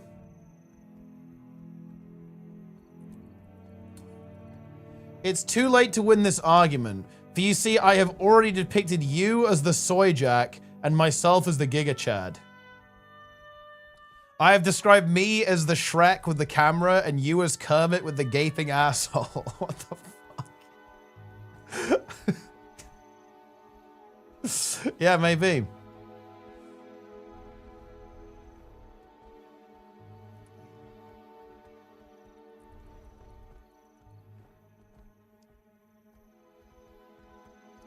Discourse has begun, correct. Cash grab? No. Okay, well, hold on, guys. Dude, seriously, why are you guys making me defend this? Like, do you know what this is, guys? Right? I'll tell you what this is. This is a lot of. This is people who. I don't even know what this is. It's just like it's corporate shit. That's what this is. This is Corpa. Like.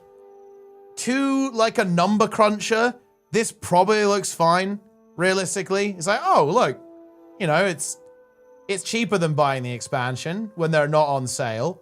It's fine. Look, it's got value in it. You've got a bag slot. You've got a makeover kit. You've got a bag tab expansion. There you go. Right? It's just corporate. It's just corporate shit. And to like a corporate like number cruncher, this probably looks fine. But to anyone who plays the game, it looks insane. I mean, look, it's not like this isn't new. Because bear in mind, guys, look at all the absolutely fetid value stuff you can get in here. Like, let's look how much they value like the die kits and stuff. Like, where's like the die kits? Bro. Aurene die kit, 2.5k gems.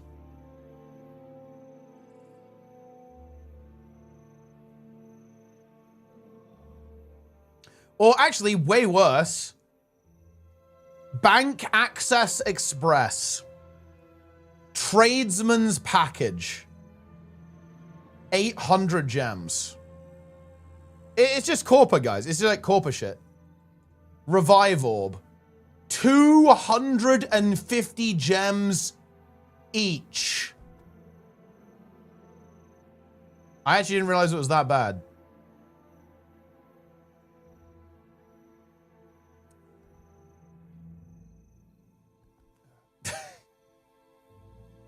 Oh, and let's not forget loot boxes.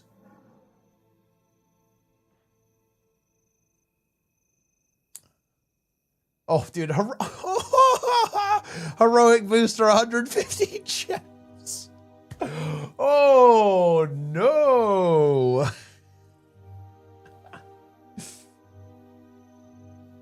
There is some good stuff, though. Like, this thing is sick. Like, the Elite Jumpstart package, that actually is really good value. You get a copper-fed shared inventory slot, gathering tools, character slot, and the Royal Terrace Pass. That is sick.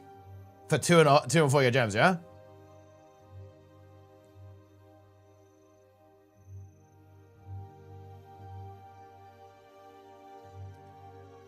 Transmute, yeah, dude. Oh my god. Dude, imagine paying for transmutation charges. That is insane.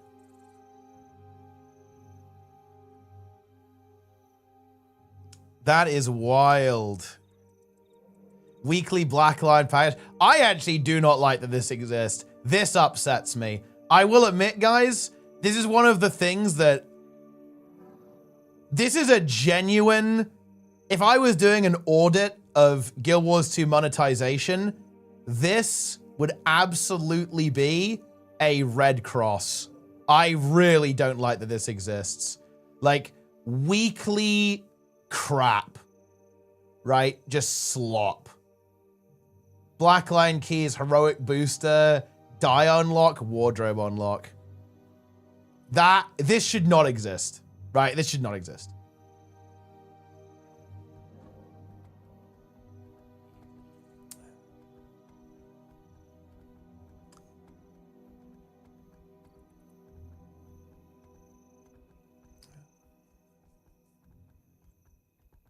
At least it's capped. I think the capped thing kind of makes it worse though, no? Because it encourages players to get into a habit of buying every week. I think it's, well, it's exactly, it's one of the things that Chris Wilson talked about in his recent video, right?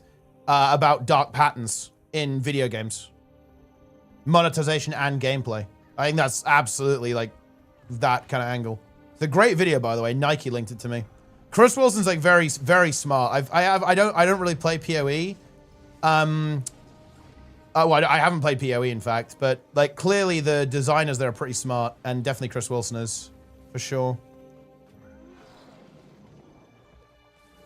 Fire HBO 9. Oh shit, nice Grim. Yo, that's huge. Are you gonna do it on stream? Are you gonna, you know, do like a little special event? That's hype actually. Do you unlock anything really cool at 99? Is there like a special thing you can do at 99?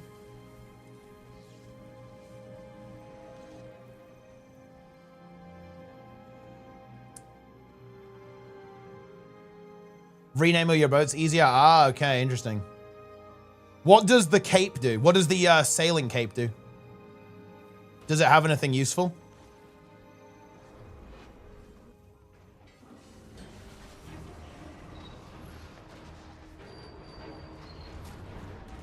Just a TP? Ah, okay.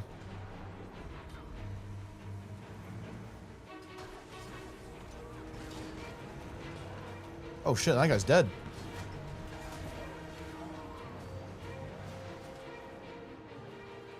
The sailing emote is the best in the game. Well, that's actually big.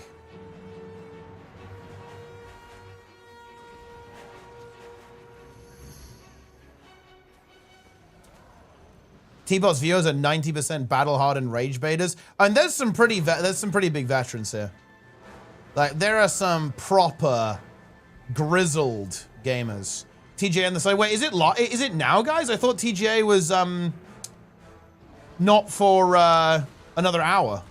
Am I just completely off on that?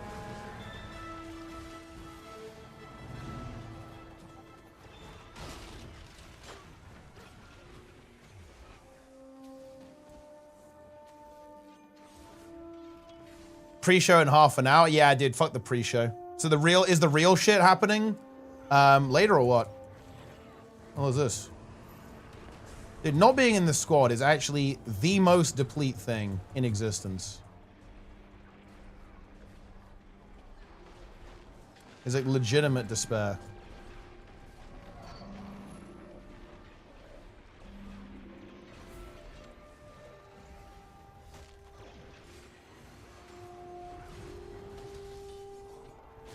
Boom.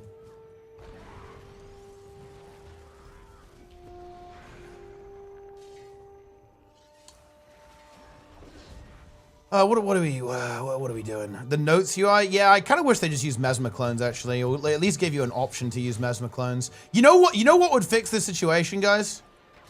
Do you guys ever? You know what would fix this? I'll tell you what. Now this is actually fucking wild shit. Check this out. Imagine, guys, hear me out here for a moment. If you could actually skin your UI in some way.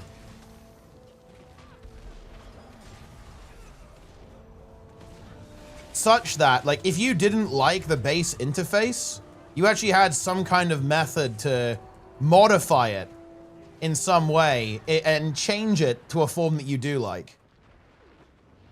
Yeah, I actually, the Note UI, I actually really dislike it, to be honest. It's, I don't know, maybe, dude, maybe I'm just fucking old. Maybe this is like an unk moment, dude. I don't know what to tell you.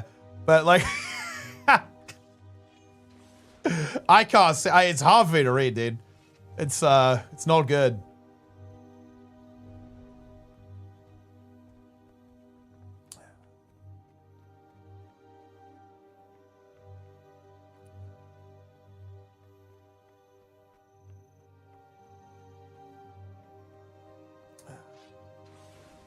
I'm 29. Lots of embedding. Well, I mean, the game shows is a pretty big deal, right? I don't think they need to embed. They have no need to embed.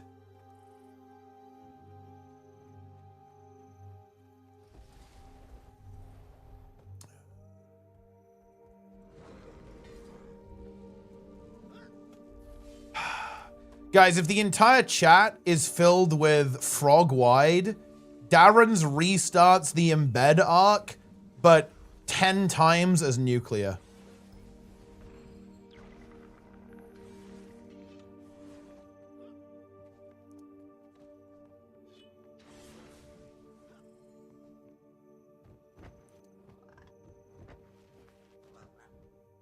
I gotta go to Asmon's chat and spam DEI every time a new game trailer is a female protagonist. Nah, the trick there is you have to spam DEI every time the game doesn't have a female protagonist to see how they react.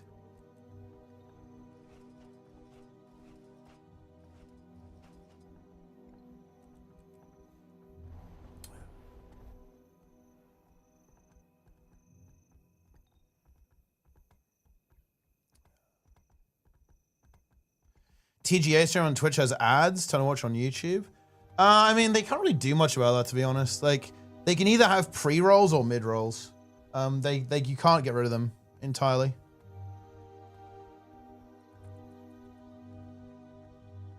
And also, actually, I mean, I don't know. I mean, they probably have sponsors and stuff, but look, if they've got, what, 700K viewers on their main stream, they will earn so much money from ads. Are you trying to rage bait me, Limboni? You dare to rage bait me? What the You see, this almost looks like satire. But the funny thing is, dude, I feel like this is such a fucking multi-layered meme, okay? Like, this is funny on a number of levels, okay? Most pro-gamer president. You know, after all of the discourse that has come from kind of like gaming spaces, I can't help but find that, I even know, like, what is that? Is it irony? Is it appropriate? I'm not even sure. Like, we've almost come full circle, I feel like.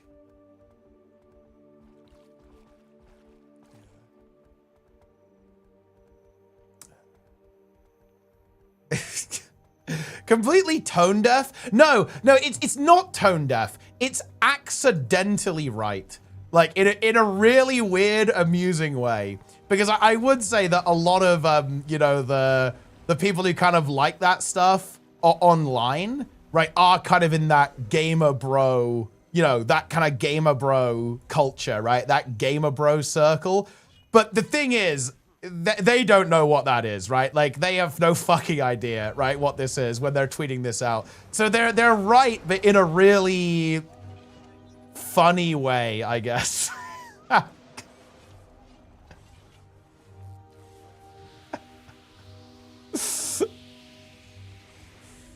Oh dear, oh dear, oh dear. What's this?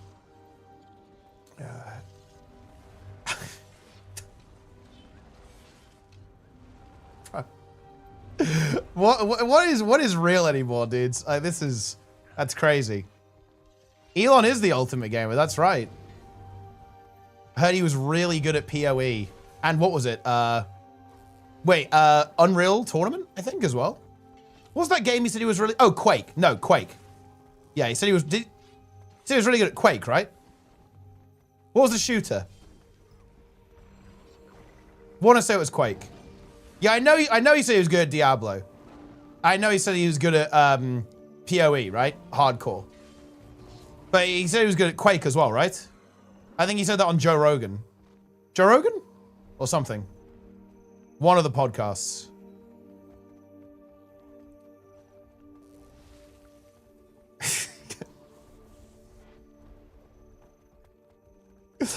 Look, this is one of the things that I really don't understand. Like, I can understand being a little bit cheeky and, you know, embellishing things. But there are two categories where I would never lie. One is gaming, and two is programming. Never lie to these people. And you can see the results of this, right? Like, Elon tried to lie about the ARPG stuff, right? Dude, these people are fucking turbo nerds. They are gonna find out. Like, do you seriously think you can lie to these people? It's actually hilarious. And it's the same with like Pirate Software and all of his game dev and hacking claims. Are you kidding me? Like, why would you even attempt this? Like, it's such a self-report to even try to lie to some of the nerdiest people out there. Are you serious? That's crazy. Like, why even attempt it? Doesn't make any sense. I feel like anyone who actually knows these communities, like gaming communities, especially hardcore gaming communities and development communities, like, you are not gonna get away with it. Like, if you do this, it's just not gonna work. So, like, in my opinion, even lying about something like this proves you have no idea. You don't have to go any further. The fact that there was even an attempt at deception it completely discredits like Pirate Software and Elon when it comes to like gaming and development. Because why would you ever attempt this in these communities? It just doesn't make any sense. Yeah. Yeah, and why stream and try to get away with it? Right? Like, oh no.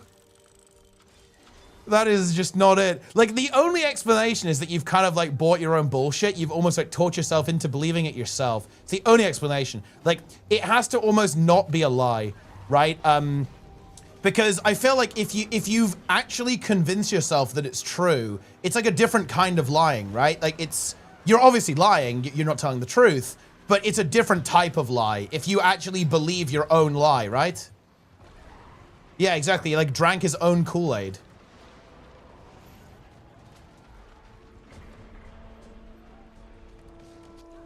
Yeah. Oh, it's funny. Did somebody find out he didn't work at Blizzard? Oh, no, he did work at Blizzard. But I think a lot of the claims he made about his development experience and his hacking experience were significantly embellished.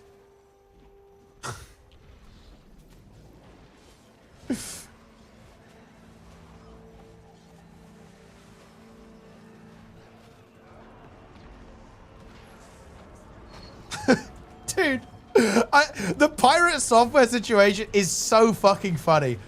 Because, do you know the best part is, guys? If he just owned it and said, yeah, I'm a roach, none of this would have happened. People wouldn't have, like, attention wouldn't have been drawn to his, like, bullshit claims about programming, about, people wouldn't have gone so hard on him about his game, right, as well. Like Heartbound, people wouldn't have done that. Like, people wouldn't have dug into his bullshit claims about unpiratable games DRM. People wouldn't have dug into his hacking claims.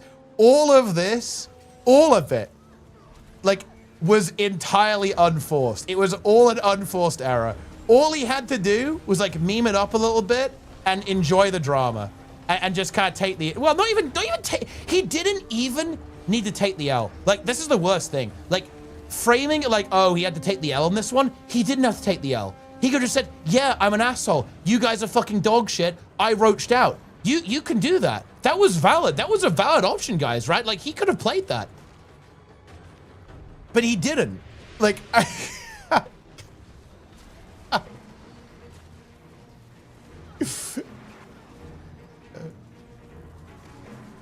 ooh.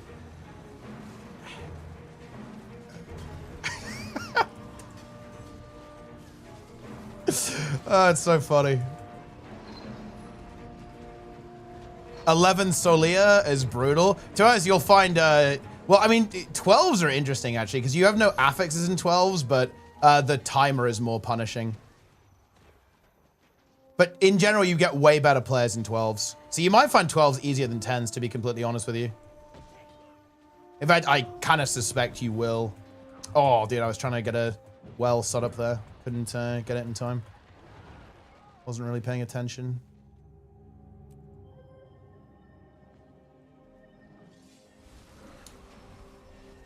Ads dying before shurikens will be a big deal. Oh, wait, I mean, the tanks probably...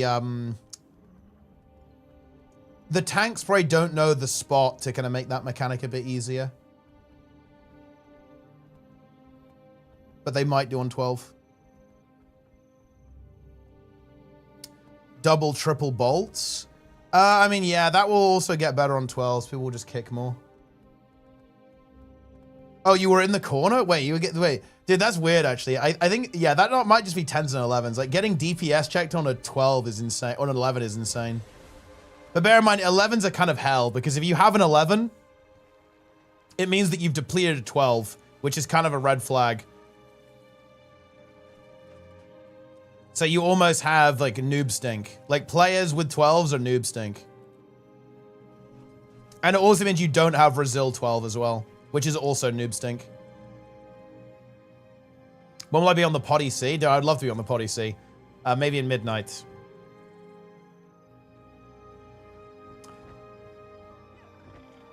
Let's discuss. Dude, is it Limboni? Limboni attempted to rage bait me and failed. Now it's Trayvon's attempt to rage bait me.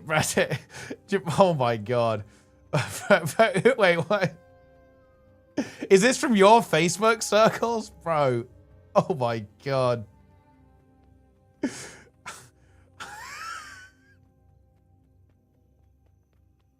Dude, I hate this one. Okay, the rage bait worked. I fucking hate this. Franklin avoids mRNA vaccines. A healthy life starts with staying away from turbo cancer, heart damage, brain damage, and kidney failure. Bro, like, this is actually one of my most hated things. Look at this. This is local man makes up a scenario in his head and gets mad about it. Are you fucking kidding me? Like, what's the motive here? I don't even understand the motivation, guys. What is the motive for post days? Delete this. Okay, like...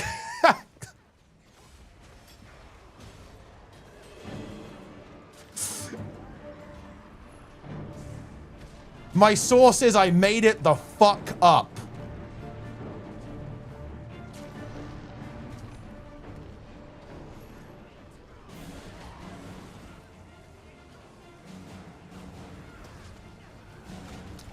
I love it.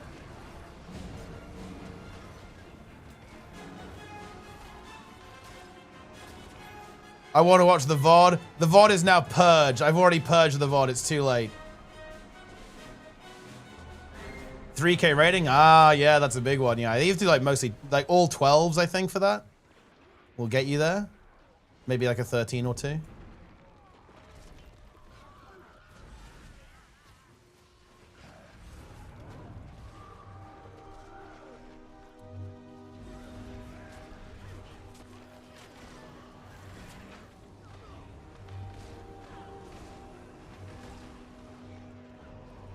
It's over. I'm perma-CC'd.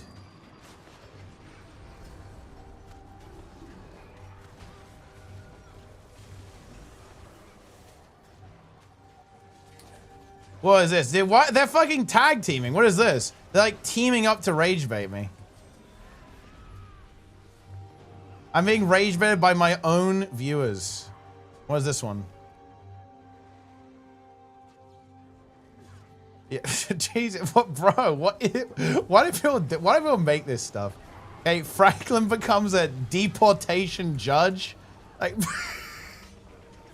okay, like this one I almost like because it comes across like fucking satire. Okay, I know it's sincere, but I'm sorry, I just can't take it seriously. Like it just reads like satire.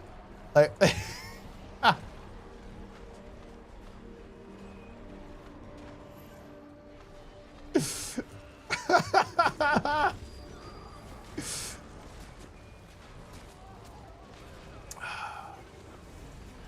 Incredible.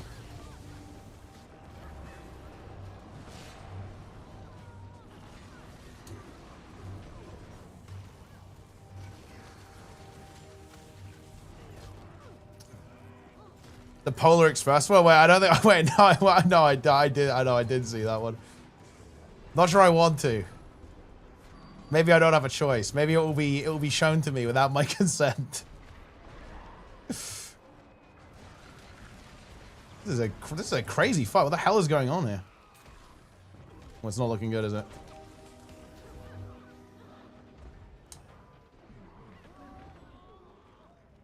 Delirium with the Prime, nice. COVID vaccine didn't even prevent you from getting it or spreading it, just made the symptoms milder. Top cack. Well, I mean, do we really want to go here? Like, it's interesting actually because like what you said there is actually half true. It didn't guarantee that you wouldn't get it, but if you did get it, it significantly reduced your chances of getting it. It significantly reduced your chances of transmitting it, transmitting it as well. And if you did end up catching it, right, then you would also have a less severe case, right?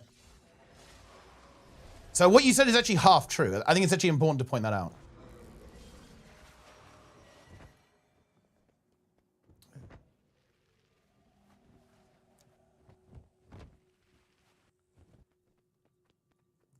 Bro, Jesus Christ, oh, bro. What? What?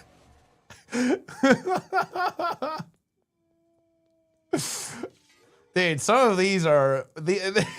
Look, guys, I'm just going to say it. History textbooks in like 20 years' time are going to be fucking wild. I'm just telling you, man. It's... Bro.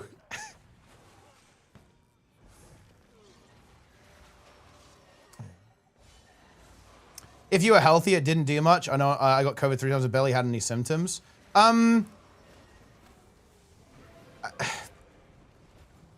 Yeah, but that's not a good way of looking at it. Like, for example, I was vaccinated, and I actually had no side effects from the vaccine, right? At all. I didn't have arm pain. Like, a lot of people had arm pain. I know some people, had like flu-like symptoms as well. I didn't have anything. I had no side effects. But it's not a good conclusion to then say, well, it didn't do anything to me, therefore, it doesn't have any side effects. That's bad logic, right? It's just, that's just the way it is, right? It's just RNG, right? Yeah, it's just random, right?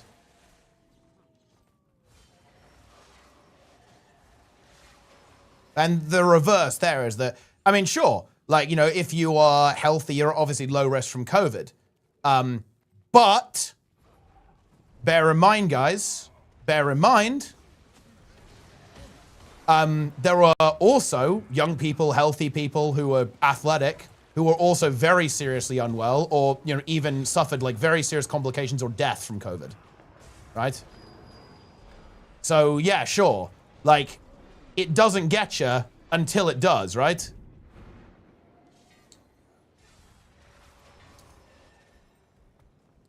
How did I still catch COVID if I got the vaccine? Because vaccines aren't 100% effective. That is why. And to be honest, I think the communication about that was maybe not the best. But it's not 100% effective. Like medicine isn't 100% effective, right? Yeah, and obviously you had like new variants and shit coming up, and the vaccine was like less effective against the new variants and whatever. So that's why we had to like keep making new ones and stuff. Doesn't bread transition, it makes the symptoms milder. That's actually not true. The vaccine absolutely does reduce transmission. Funnily enough, actually, I'll grant you that. If it makes your symptoms milder, that will prevent it from spreading. If you're sneezing less, if you're coughing less, right, you're going to be transmitting it less, right?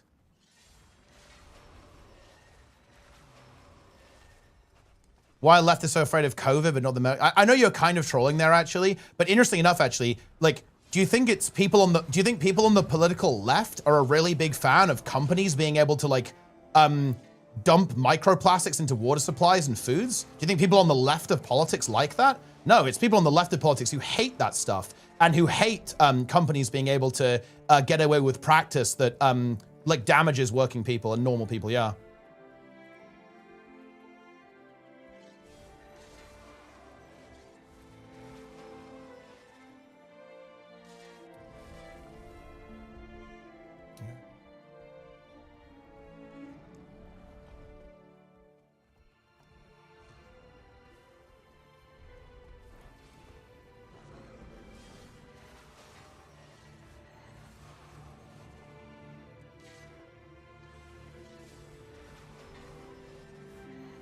People on the right support poisoning environments.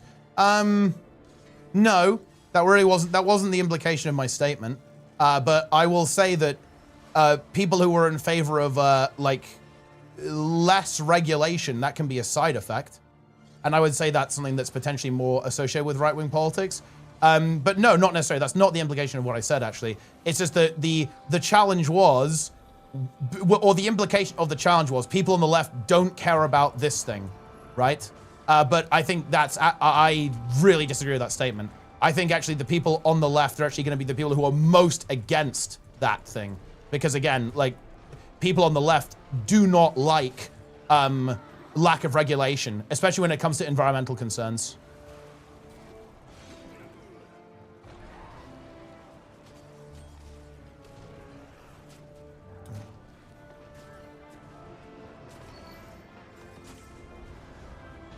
Yeah, yeah. And yeah, this is a good point, right? Like, all of the, you know, like, the thing about the vaccine is that, like, it certainly wasn't perfect. It wasn't, you know, perfectly effective, but it certainly did reduce mortality, right? And I'd say that's a win. Ready to win big!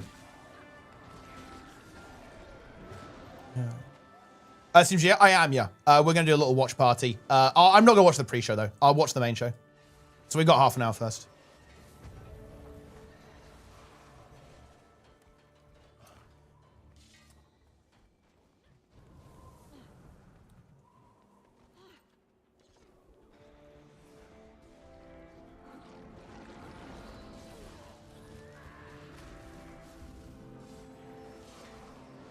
A false dichotomy? No, it's not, because I wasn't implying what you think I was implying. I wasn't implying that right-wing voters don't care about this. I was saying that people on the left absolutely care about this.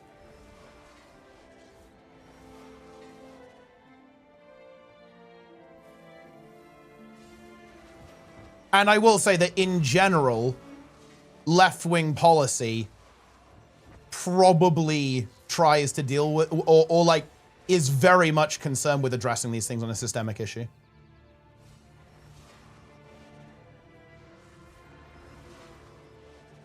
It's live, it's not live. It's 30 minutes. I don't care about the pre-show, guys.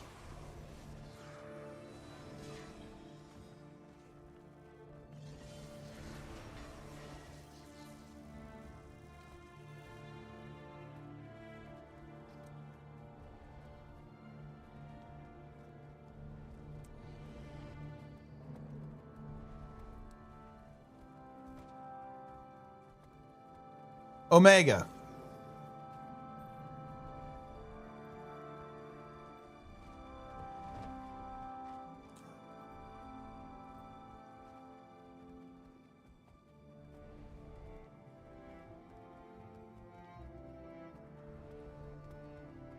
There's a lot of words about long COVID giving people symptoms. Well, I mean, COVID is not nice. Like, dude, the amount of misinformation around COVID was like a little bit eye-watering, to be honest. COVID is not good, guys. You do not want to catch COVID. It can fuck you up pretty bad. It's not good. I think this idea that it's like, oh, you know, it's just like a regular, boring old flu. It's a little bit underselling it, to be honest. Like, people tend to really fixate on the death rate, but people also fail to realize there's a whole lot of really unpleasant shit that can happen to you that isn't dying, right? Like, for example, if you're sick for 2 weeks and then you get better, it's not fun, is it, right? Like, or maybe you get sick for a month. It's like, no, oh boy, that was fun, wasn't it? But no, that's not, it's not how you evaluate things, right? Dog game on TGA? Dude, it's probably Mike O'Brien. But yeah, there's like a lot of like very unpleasant things that can happen to you that aren't death. Yeah. It's not good.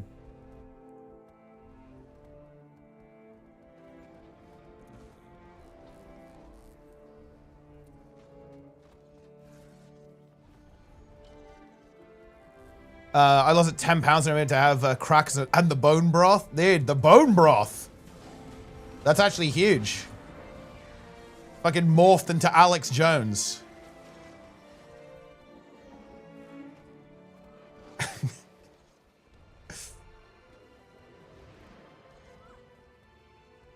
Wait, how do I enable the co-streaming thing, by the way? Oh, wait, are they actually doing awards? Wait, you guys like, did you guys misinformation me? Wait, let me do the co-stream thing. Hold on. Would shape his overall journey. As a lifetime fan of Donkey Kong, I think they guys delivered cut on the that fucking and so vaccine much more. bullshit. Yeah, We're grateful to we're the doing fans Game Awards and now. to the Game Awards for this honor. Looks like smashing things is kind of fun. Okay. Thank you very much. I love smashing things. Can we get Twitch chat? Congratulations. And now we have 2 more world premieres Actually, I don't ready want to it. go.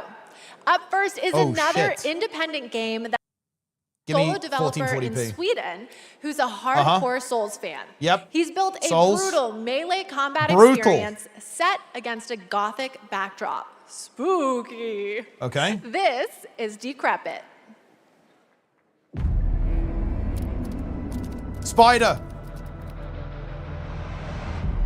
Wait, how do I enable co-streaming? Stream manager.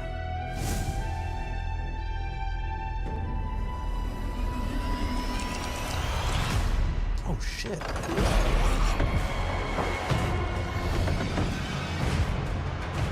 Worms. Ooh. Bro. Bit disturbing, isn't it? Ugh. Yeah, barrel man, wheel man, man made out of legs.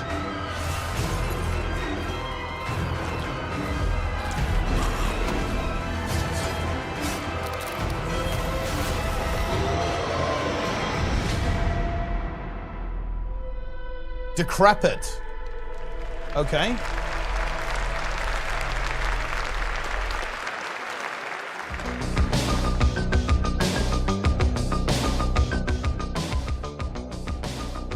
Hold on, guys. I'm trying to do some co-streaming stuff. Ooh. How do I do this?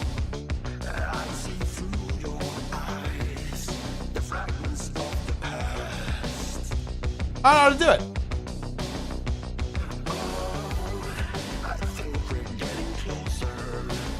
Oh, you have to change the category? Oh, yeah, hold on.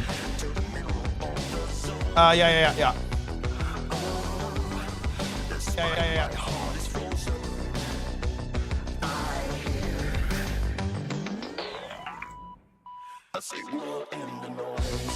Ooh, quite funky, guys. I'm going Game Awards. We are officially in the Game Awards. Oh, is it in the edit button?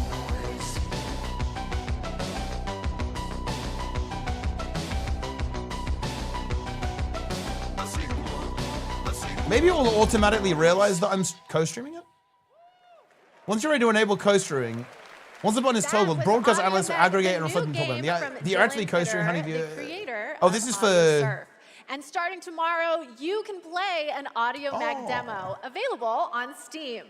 If you want to check out that demo, other Game Awards demos, and wish list games showcased tonight, we made it easy for you.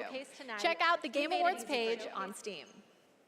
We'd like to take a moment to remind everyone that tonight's Game Awards broadcast is available on YouTube with dedicated ASL and descriptive audio feeds. Oh, that's cool, actually. And in that spirit, it's now time for our that's actually a really nifty feature, by the way. That is a very good feature, by the way. This year's nominees have all demonstrated their commitment to I'm co-streaming. that are as playable as possible. I'm co-streaming. Oh my god! And they are. Yeah, YouTube has got some really cool shit, guys. You can have like different audio tracks, and it does it by AI. I'm pretty sure if you watch my video, you can like listen to AI Teapot in Spanish or some shit. And South of Midnight. Which is pretty interesting, I guess. And the Game Award goes to... Oh, here we go, here we go.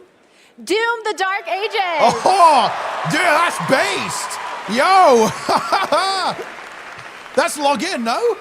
Doom accessibility and innovation. Let's go. Such an honor. You know, Hugo set the vision for this with the idea of creating Doom for all Slayers. And yeah, the winner's already there. Doom for all Slayers. And we couldn't be more proud of the team for executing on that. It takes such commitment. Thank you also to Xbox for their commitment to accessibility and the support of the game, and as well as our partners at ZeniMax. user you go, then. research, QA, our dev team, our accessibility consultants. We couldn't have done it without you. Thank you so much. Huge win. Congratulations, Doom of the Dark Ages. Yeah, well done. Still to come, more brand new game announcements, awards, and at the top of the hour, maybe Jeff will finally reveal what that statue in the desert is all about. Ooh, okay. I'm thinking it's probably not related to Miss Piggy, who will also be here later. What? We'll be right back. Miss Piggy? Cut? Is it like, oh, look! I told you guys! Oh, shit! The best time for Visions you to of play Eternity. Guild Wars 2 is now. That's true. Yeah, there you go. Immerse yourself in a realm of magic, Yeah. mystery, and boundless adventure. Yeah. Heed the clarion call as you join a community of millions. This is actually pretty good. Oh, they shot off the fucking giant crab. There's no giant crab. Dive deep and explore a wealth of lore. Yeah. Celebrate the release of Guild Wars 2's newest expansion, Yeah. Visions of Eternity.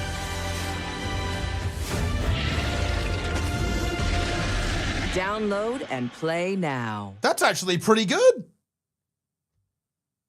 Use my referral link. Actually, they should have put my referral link in there. Wait, what was the chat looking like? What? Resident Sleeper? First Garth Resident Sleeper? Yeah. Okay, the chat's off again.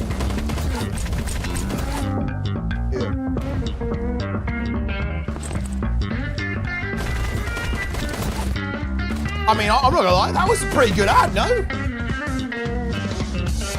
That was a decent commercial. Yeah. I got no complaints about that, guys. I actually love to see it. Yeah, Jeremy, be there with a tier billion. 96 is a cool number, you're right. Yeah, they're showing the mouths, they're showing off the dinosaurs and stuff. VOE logo looking cool, giant crab. I've really got no complaints about that, guys. Yeah, this is very funky, isn't it? I'm liking this bass on that. I don't know what that game was, but there you go. Welcome back to the Game Awards opening act. We are counting down to the big show, so I signed an NDA, but I'm going to risk it all just for you. Oh, leaks. So here's a hint about what's coming up. All right. There will be lots of new game announcements, including Wow. Lara Croft's return in the next Tomb Raider, a deeper look at Resident Evil Requiem, Okay. the announcement of the release date for Phantom Blade Zero, Okay. and the Game Awards orchestra. Wait, Phantom Blade, is that a conducted Kuma by game? Lauren Are Bauer people gonna will like pay that? That's not tribute DEI, to our right? 6 Game of the Year nominees. And I don't even know. rest easy. Sounds like a Kuma I'm able game. to confirm Flute Guy will be back. But for now, it's time for our 3 esports Yeah, I think it's awards. not the main show, guys. Main show The is first up is in Best 50 minutes, Esports whatever. Game, presented Oh by shit! Game. It's Guild Wars 2. And the nominees are Okay, Counter Strike. Counter-Strike 2, Okay. Dota 2, Uh huh. League of Legends, Mobile Legends Bang Bang, What? and Valorant. It's gonna be And League, the Game no? Award goes to If we're being real, it's League. Counter-Strike 2. Okay, fair enough. The nominees for Best Esports Athlete are Brock, Chovy, Forsaken, Kakaru. Wait, it's not. Are we Mena seriously RB, not? Are we and seriously not putting Zywoo. Faker on that list? And the Game Award goes to Chovy. The nominees for Best Esports Team are Gen G, NRG, Team Falcons, Team Liquid PH, and Team Vitality. Okay. And the Game Award goes to Team Vitality. Good job. Congratulations. Dude, they're kind of to going through these all pretty our fast, winners. right? Okay, I want to take a minute to remind everyone that we are streaming live That's around right. the world on more than 30 platforms. Wow. Including, for the first time, Wait, on Prime 30 Video. platforms. While Oh. you're watching, you can head That's on actually over pretty to cool. TikTok to share your favorite moments using #TheGameAwards. We can't wait to see your videos. Okay. And Wait, are they now on- wait, I have yet are they on- another wait, are they on world Rumble? premiere and I'm new actually look checking. for all you real ones. Are they actually Here's on some Rumble? important news about Capcom's Pragmata. There's no shot, right?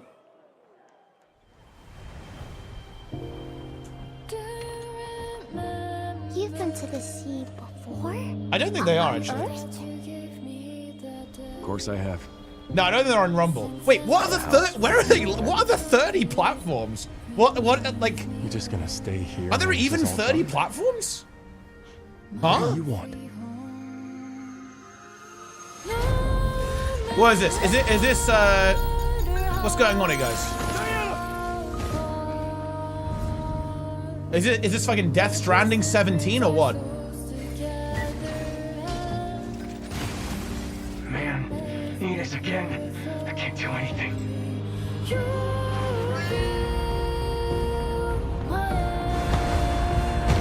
Guys, we need to determine if these games are going to be woke or not. Your presence here is a violation of cradle security protocol. Is this game woke, guys? Or what?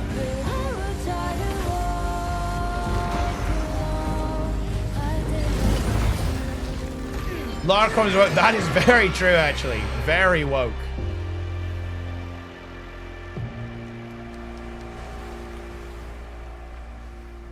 Okay.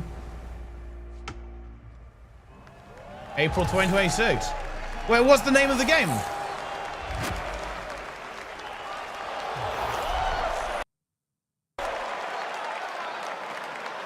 YouTube, Twitch, Steam, Prime Video, X, TikTok, Facebook, Instagram, GameSpot, IGN. Oh, they're talking about like websites. You can play a demo of Pragmata on Steam right Pragmata? now. No idea what that is. We're giving you lots of goodies tonight, and trust me, there's more to come.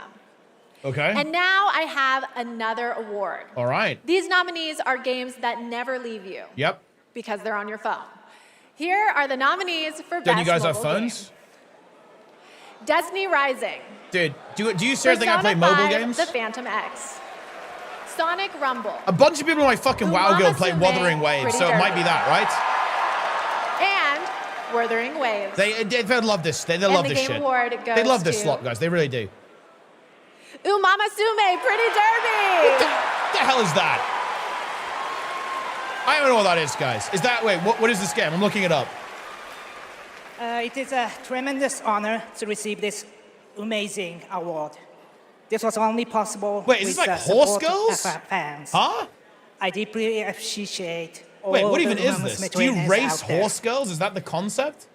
To the people Hey, who what are they gonna come not up with next? familiar with games, we are dedicated to And being it's gacha. the Of course it's best fucking gacha. entertainment. We will promise you more wild contents coming, so stay tuned. Thank you so There's much. more content to... Thank you. Wait, it's like a fetish thing or what? Congratulations. What are you guys talking about? All right, It's I a think Kuma I have game to take a or quick what? break and play Umamasume. It doesn't look like a Kuma game. They've got clothes on. It's not my ADHD. It's professional development and my ADHD. But there's so much more to come, including 2 brand new game announcements from 2 brand new game studios right after this. Oh, okay. They're based on real Japanese racing horses. I guess it's kind of weird. I write this letter to you as testimony of my undying Oh, love. hold on. Deorcus, my beloved, you will honor our goddess. It's more Guild than Wars I 3. ever could. Ricard, my cherished. Dude, with yeah, find they're your moving the father's pace on, steel right? And face the challenges ahead. What happened? She knew Marike was coming for her. Never forget. The bonds that tie the 6 of you will be your This is giving CRPG, right? Lies. You should have saved her. She deserves the peace of death. Okay. What an interesting family you must have. Yeah, it's giving me like tactical RPG, right? Whoa. Is that fear I sense? Stay in the light. They're dropping the cast of like the characters. It's kind of crazy. Never give into darkness. Yeah. That was pretty cool. Your loving mother, Marhin. Solasta 2, Awesomeness knew it. Dude, I actually not heard of this franchise. But yeah, it was very recognizable. It looks a lot like, you know, Baldur's Gate, Divinity and stuff. Whoa. Dude, you're straight into the action on this one. This is kind of high tier, actually. And yeah, that game is woke, by the way. And that's why I'm buying it. I already bought 50 copies. Dude, is this my calling, guys? Am I gonna be like the anti-Asmongold? Is this finally it? Eye to eye. Maybe I just say, yeah, I'm buying it. It's woke. I've already bought like 100 copies of it. And I'm not reselling it. You never know what you might find. I'm not scalping. Whoa!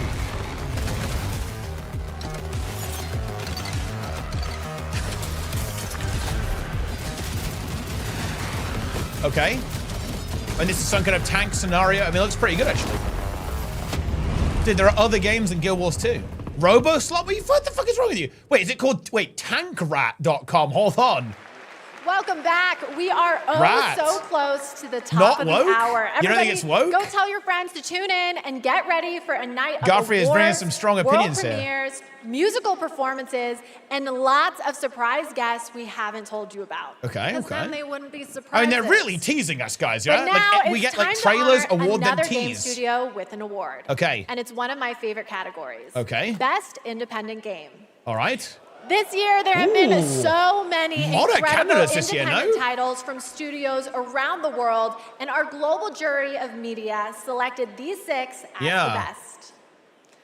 Absolum, Ball Pit, Bro. Oh, dude. Blueprints, Look at this. You've Claire got Obscure, Expedition Expedition 33, 33, Hades, and Hollow Knight? Hades 2. Oh my god. And That's Hollow a Knight brutal also. award category, no? And the game award goes to That's tough. That's Claire brutal, right? Obscure, Expedition 33. Yeah, okay. A bit unsurprising, but fair enough. Thank you. I remember Sunfall beginning French. in early 21. Yeah, bro's got a beret on. Just 4 of us painting the walls of the small office we had just rented. We wanted to make a small game then, but with big ambition and creative independence. It was challenging every day. Yeah. For most of our team, present here tonight, Expedition 33 is the first this is French game Worms, guys. we've This is a ever spree. shipped. We couldn't be prouder of what this team has achieved, and we dedicate this award to all the indie teams around the world, to those who put creativity first, to those who push forward with limited resources, also to those who never make it to the release, and also to those who bring extraordinary games to life every year. You make our art form richer, and you continue to inspire generations of creators and players. Thank you. Yeah, that is a fucking brutal category, actually. That's a big win. Congratulations. Speaking of independent teams, this next game is a special one from a brand new independent studio. Okay. It comes from Day for Night, a new studio from the lead designer of Red Dead Redemption and the creative director of Mario plus Rabbids.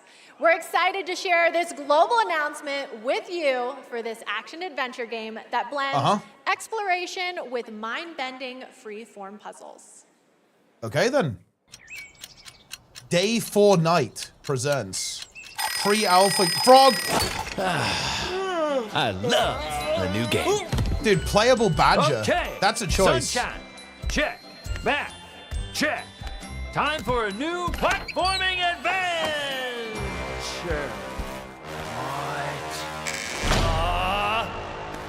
My village was gone.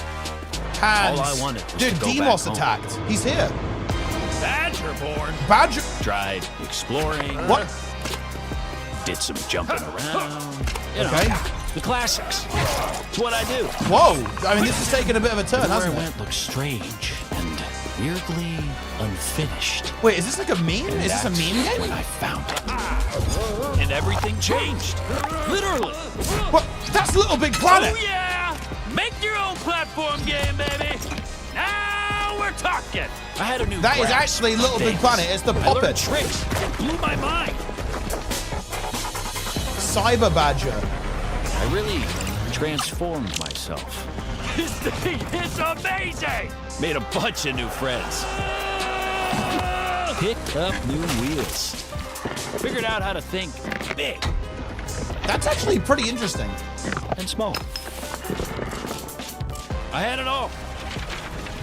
And then the code broke down. Okay. Yeah, this is a pretty out there game. I like it.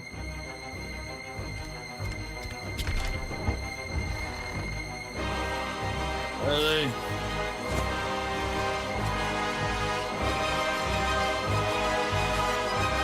And that's when I found you.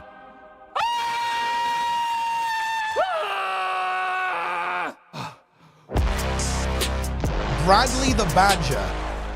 Dude, they got a long ad. It must be a big studio, right? Well, I mean, Okay, so I always they've got a bit of expected it cash. to be the AI chatbots They've got some serious that achieve heft. sentience first. But I think it was like an but indie studio, I'm right? down for an animated Badger Singularity.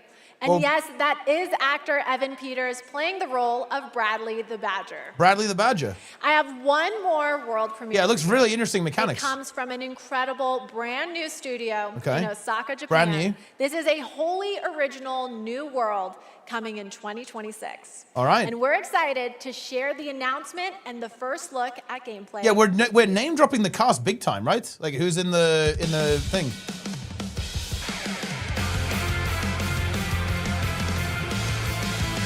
Dude, Arcane? Looks like Arcane, guys. I'm bad chesting. In love, first sight to alone despair. Fiercely blaze my heart, even these frozen air. Dark and cold, the place that's on your face, I fell in love. How's going on here? Dude, she just tripped him up. That's crazy. Yeah, this is Nike music, guys. This is Nike music. What is the game here, though? What is the game concept?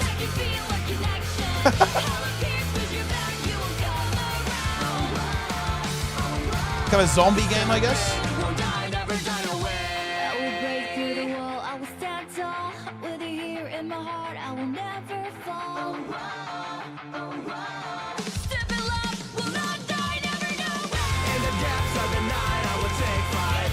Dude, I feel like I don't know anything about this game.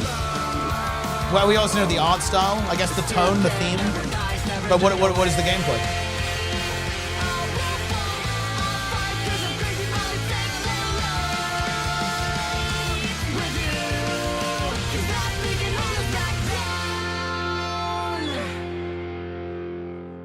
Okay.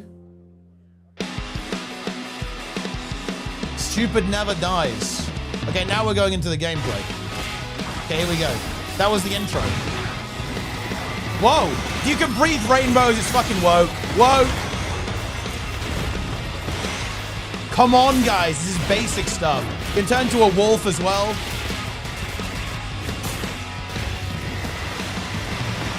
You could also like vomit. Wait, this is a snap game, right? You can have double dragon to defeat your foes. Very snap coded. Dude, Philly just like ripped that guy's fucking cock off. What was that? Jesus. Joni. That was violent. Humans. Yeah. Yeah, what was that? Okay, if that doesn't get you hyped for the main show, then maybe you're the problem. That was Stupid Never Dies from GP Track 50, a studio made up of action game lovers who have worked on titles such as Devil May Cry, Dragon's Dogma, and Resident Evil, creating action games for action game fans. Okay, we're minutes away from the main event. We have one more award. Okay, here we go. Final award. A category that celebrates other media that took video game IP and made movie and TV magic. Here are the nominees for Best Adaptation. Adaptation? A Minecraft movie. Ooh, that's fucking rough. Devil May Cry. Minecraft Splinter movie. Cell Death Watch. I want to say Last of Us, right? Oh, wait, no, wait. Wasn't Season 2 a bit rough? And Until Dawn. And the Game Award. I think it wasn't as good, right? Wasn't Season 1 kind of The good, though? Last of Us Season 2. Okay, yeah, I think it's not the best one, though, right? Yeah, that's tough. Thank you very much. But yeah, I guess not terribly surprising. I want to thank all the original devs that worked on the Oh, Last wait, of Us where was Part 2, Fallout? all my homies back at Naughty Dog. Where the fuck our was outsourced Fallout? Wait, partners, oh, was that not this our year, though, actually? Fans, Was that our 2023? video game fans, this opportunity wouldn't exist without you. Thanks to all the support we got from PlayStation Productions, Sony Pictures, okay, so HBO. Do we need to thank Oh, wait, it was in Netflix or 2024. Paramount or Wait, how whoever did our streaming overlord is now. Oh, yeah, it was in 2024, yeah, so it But doesn't most count. of all, I want to it really doesn't count. give a big shout out to our crew, doesn't our count. incredible cast led by Pedro, Bella, Isabella, Gabe, They really threw themselves at this and did their best to bring our world to life. There you in go, live right? action. Look, I And mean, we're super proud of it what was a they've good done. ad. Thank you to It the was a Game damn Awards. good ad, Thank no? you very much. Look at that little spike. People are checking out Guild Wars 2 with that ad. Congratulations, The Last They're of pretty Us. good, yeah? Okay, my guys, we have reached the end of the opening. Wait, are people which crashing means out already, it's Lucio? time for What's the going on? beginning. The Game Awards main event is We haven't even imminent, seen any like with real big woke shit awards, yet, guys. even People can't be more crashing out woke already, no? premieres, and amazing performances, surprise guests that even I don't know about. Because if you guys remember, It's NDA. I violated my NDA earlier. Wait, and they decided oh, say they I rescinded couldn't it. be trusted. Yeah, you can't, yeah. But you know you can trust me to be absolutely losing my mind Okay. when we get to Lara Croft's long-awaited return, the announcement of the next Tomb Raider, Yep. which is just minutes away. Minutes and away. that's just one of the announcements we've told you about. There are a lot of other ones that are so secret. All I get to see are a long list of code names. I'm being completely serious. They just give you the project name. Anyway, thank you for going on this journey with me, and congratulations again to all the winners so far.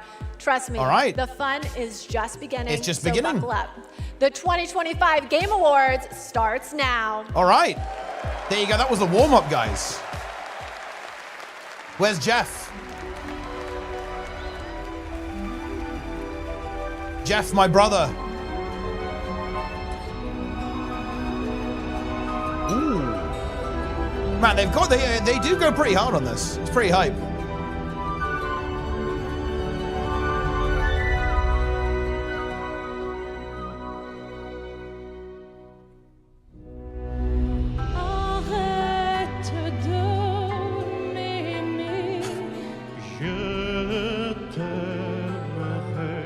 This is French, guys.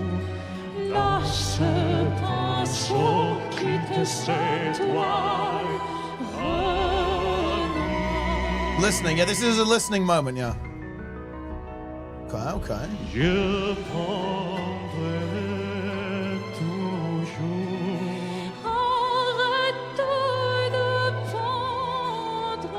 Wait. Hey, it's Expedition 33, right? No, I can't translate because I don't speak French. And yeah, this is all French Worms extended roster, by the way.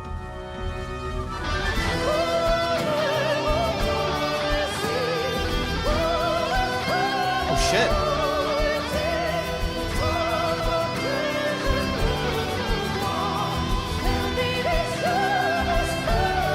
Okay.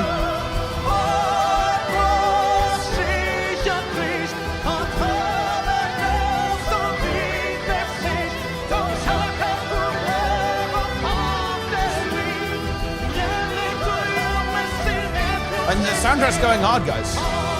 And they won. It's a huge win.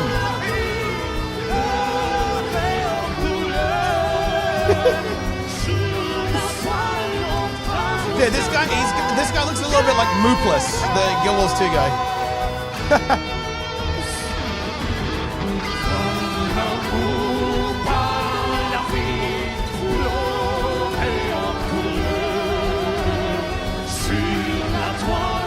This is very exciting.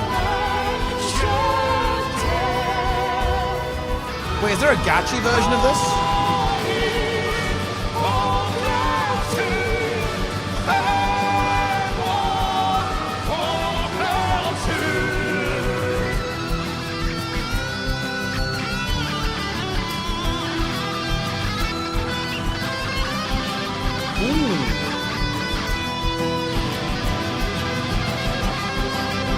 Bro's off the chain.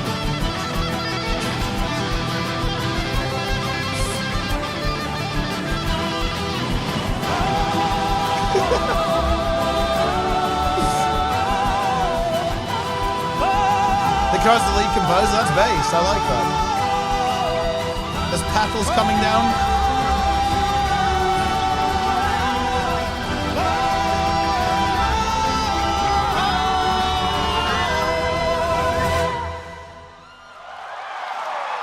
Okay. The guitarist choked? Wow. You guys not a fan then? And look, everyone was enjoying it though. It's all good. Flower petals woke, correct.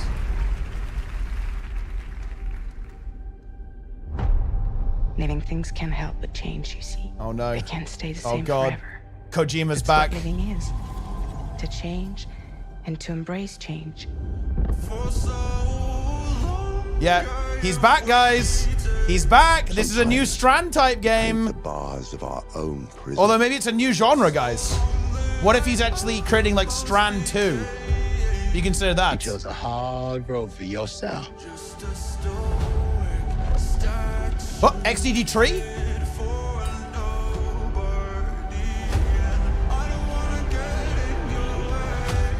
Seven people change the world.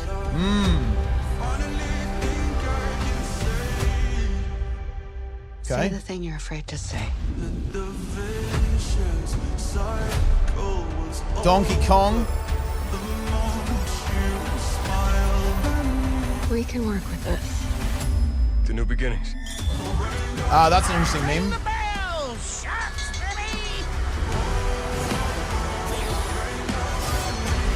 You want to get nuts? Let's get nuts. Bit of GTA going on there. Lego. There's a lot of variety here, guys. You know me, headmistress. A lot of stuff going on here. I know enough to get into trouble. Is this what my tomorrow will be? For those who come after. That's it. Game Awards. All right, let's go. Come on, here we go. Welcome to the Game Let's fucking Awards go. 2025. Now, here's your host, the creator of the Game Awards, Jeff Keighley. Yeah. He's there. The man himself was there.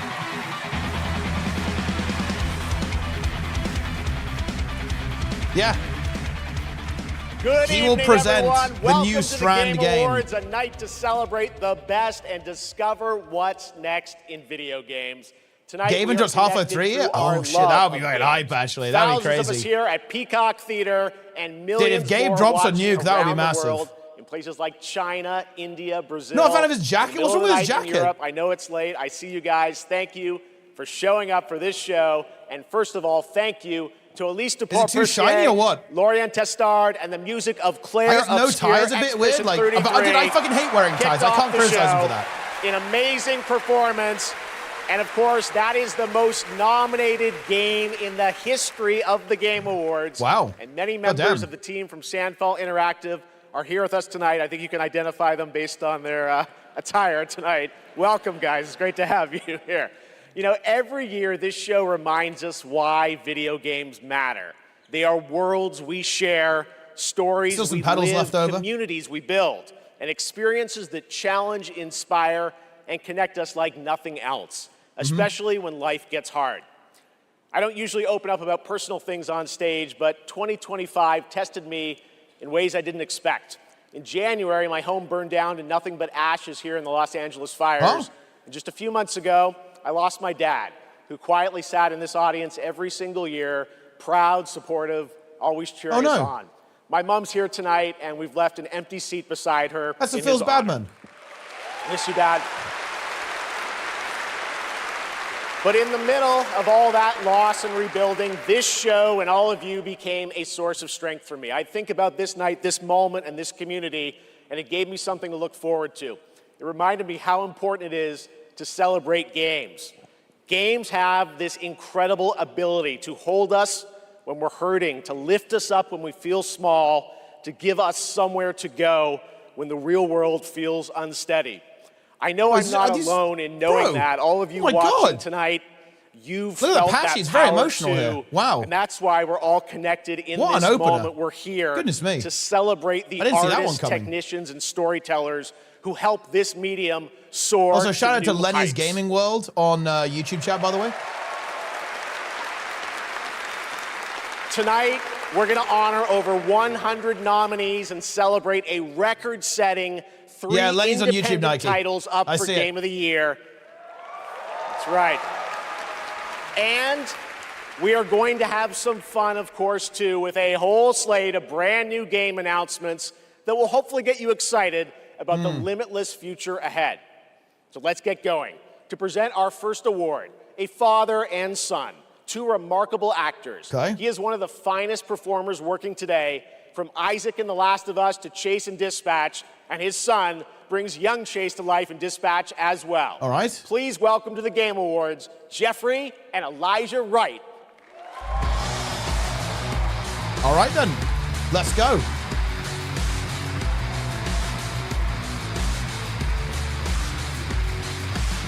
Wait, he's there as well. Jester, did you see him? Wow. This is incredible. I'm so excited. He was there. To be Todd here is there, tonight guys. in the company He's of there. So many incredible artists. Todd is in and the building. Gaming fans. Yeah. Any gamers? Particularly Shout as out gamers. games increasingly explore new frontiers of storytelling. But the reason I'm here really is standing next to me, my son Elijah. It was Elijah who brought me into the world of modern games, emphatically encouraging me to join the cast of The Last of Us Part 2.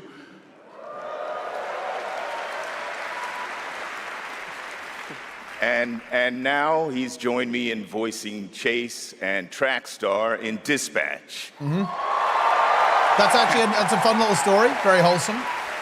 Love to see that. Some Dispatch fans out there, I think. Yeah, cool. Maybe a few. If it weren't for Elijah, I'd still be playing Pong on an Atari. That's right. Keep up. I can't believe I'm standing on this stage today. As an artist, I'm thrilled. I grew up with video games. Yeah, that one didn't quite getting to land. Work in the world of gaming has been a dream of mine. I mean, I guess it's nice that you're here too, Dad. Thank you, Elijah. I got you. The next award honors games that are high octane, high action, and combat heavy. Okay. Here are the nominees for the best action game. Okay. All right. Best action game. What do we got? Okay. Ooh.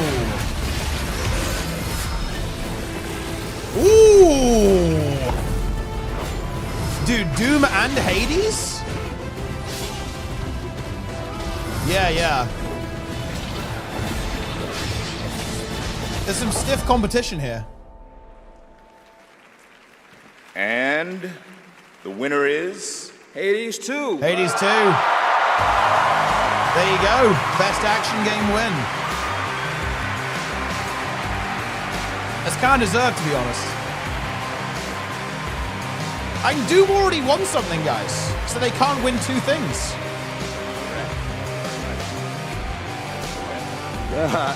Thank you.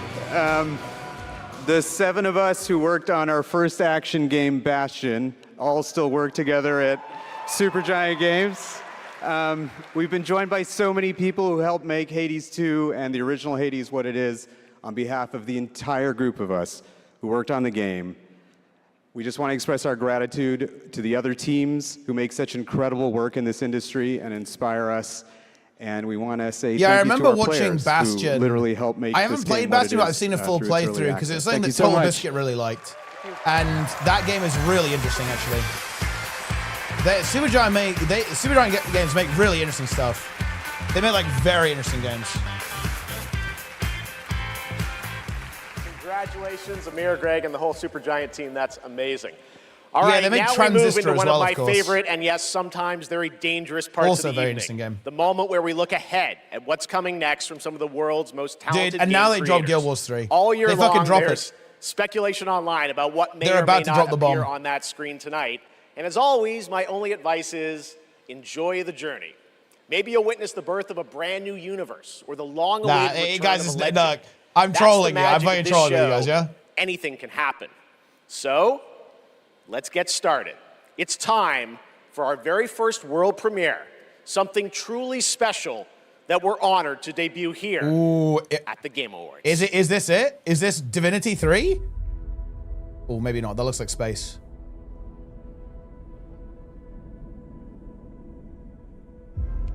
Okay, never mind. It's not. Definitely not. Okay. Definitely not Divinity 3. It's Star Citizen, guys. Oh my god.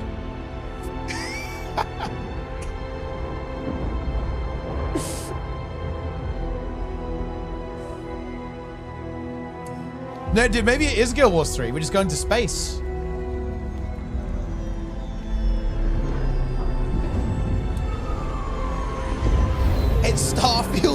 guys. Oh my god. Oh.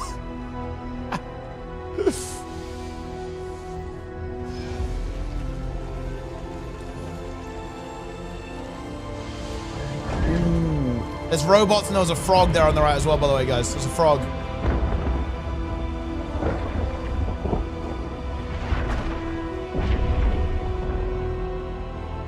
I mean, it looks like Star Wars, for sure.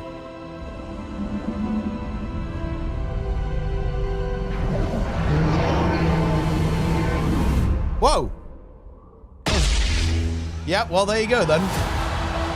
Star Wars Fate of the Old Republic. It is also woke. All right.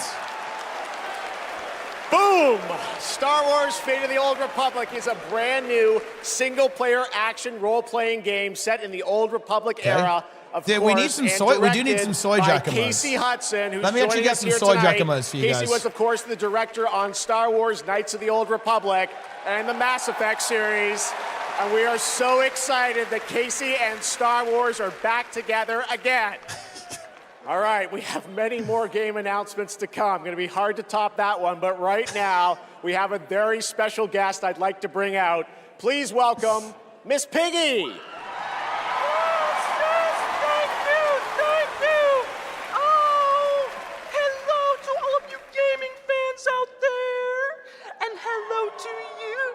Little Jeffy Poo. Piggy, it is so great to have you here at the Game Awards, and thank you for accepting our invitation. I really appreciate it. You know I would never turn down an invitation from you. I don't know what this is. After Bora Bora, which, by the way, was certainly not a bore, a Bora. Piggy, come on. This is a public event. Oh, someone's being shy. Miss Piggy, I said in the open, my mom is right there. Yeah, this is pretty weird, guys. I mean, more importantly, let's move on to what you're going to do something later. You got a really special moment later in the show. You're going to be doing something, right? Yes, that's right. Especially poor Foo. And Foo, Jeffy Poo. Okay, well, I can't there wait, you go, Miss then. Piggy. We'll see you later. I'm so excited. Yes, gotta run. Want to make sure Well, this see ya. performance is just perfect. Kissy, kissy, everybody.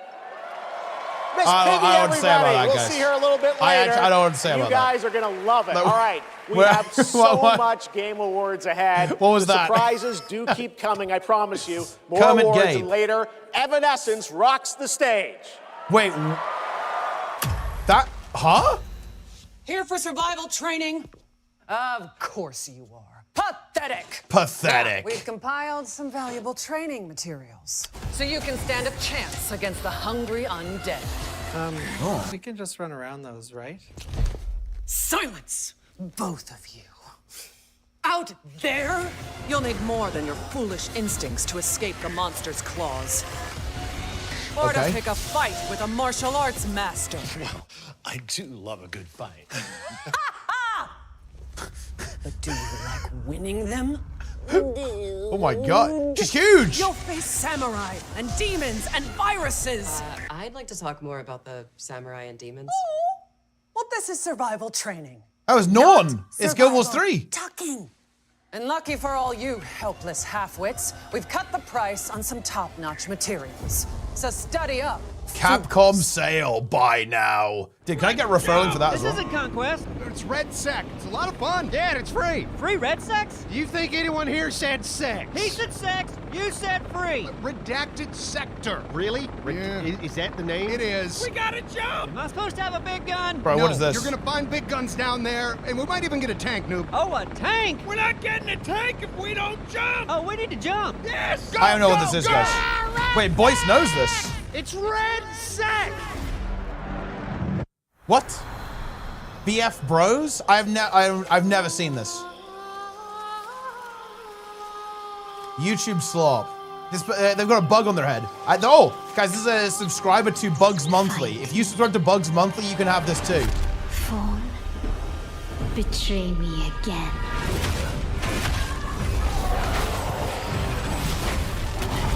Whoa.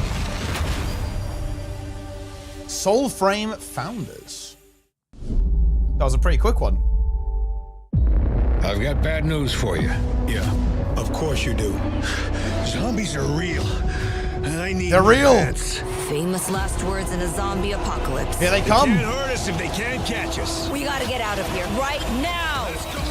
This moment. Ooh.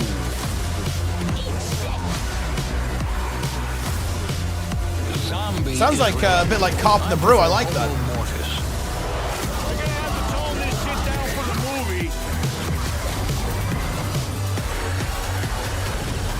It's guys. Oh my god! Another zombie game! More slug shit. Zombie swap!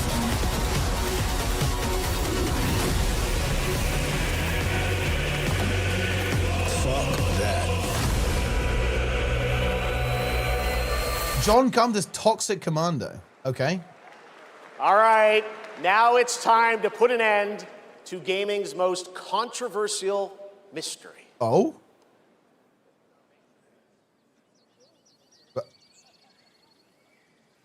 Okay. What do I mean by this? I mean, that could mean a lot. That could be a lot of things.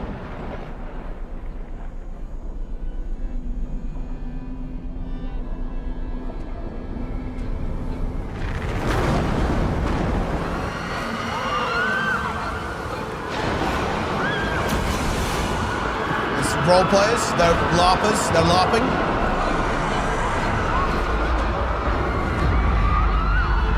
Guys in the air. Multiple people are now in the air. 3 people now have been raptured.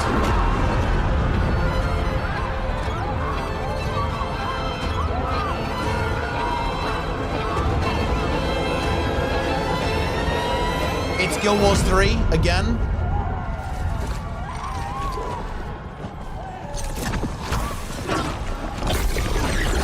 Whoa, that's pretty intense, man. That's pretty flashy, yeah? Crikey.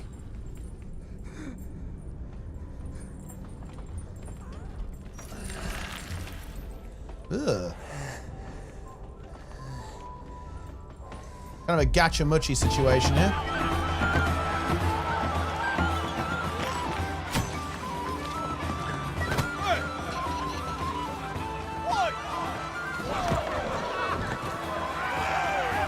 Okay.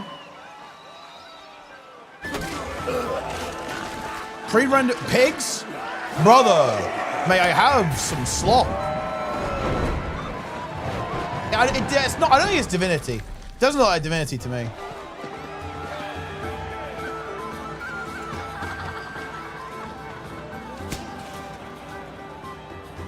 Witcher? It doesn't look like Witcher to me, guys. Look like Witcher to you?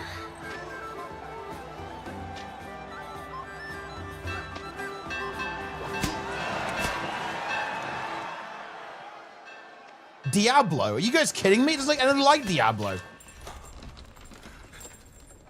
It kind of has that CRPG aesthetic to it, but it's not one that I recognize.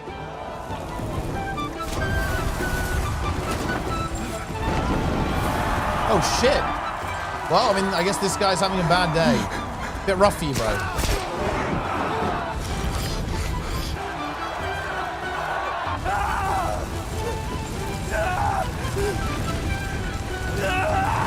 Is he gonna break out or what? Or are we just watching a guy get, like, burned alive? What is this? What are we watching, guys? Jesus. Like, what the fuck is going on? There's cooming going on at the same time as this. Bit of a contrast there. Yeah, this is like a Midsummer situation. Dude, Midsummer the video game? But in some kind of RPG world? Ugh.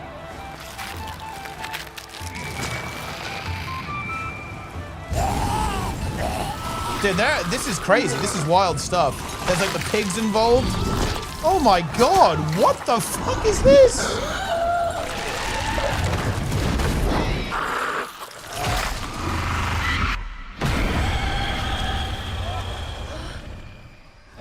Woke? They just woke?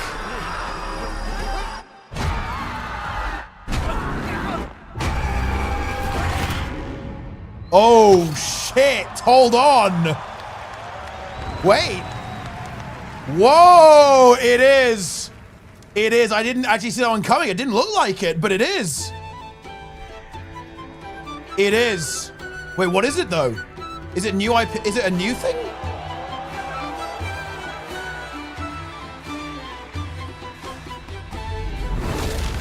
Oh, is that going to be a 3?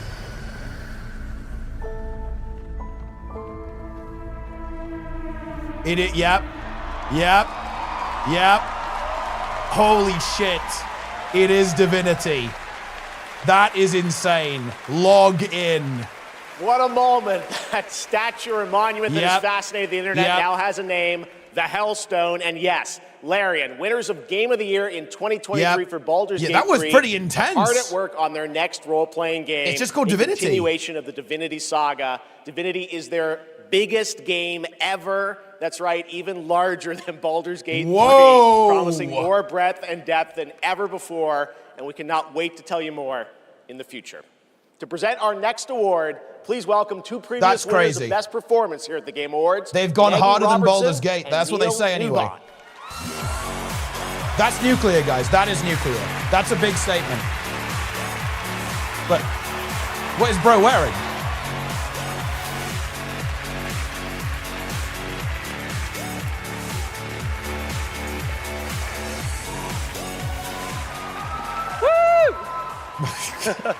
For the record, Neil said that he was wearing the dress this year, so I wash my hands of this. Anyway.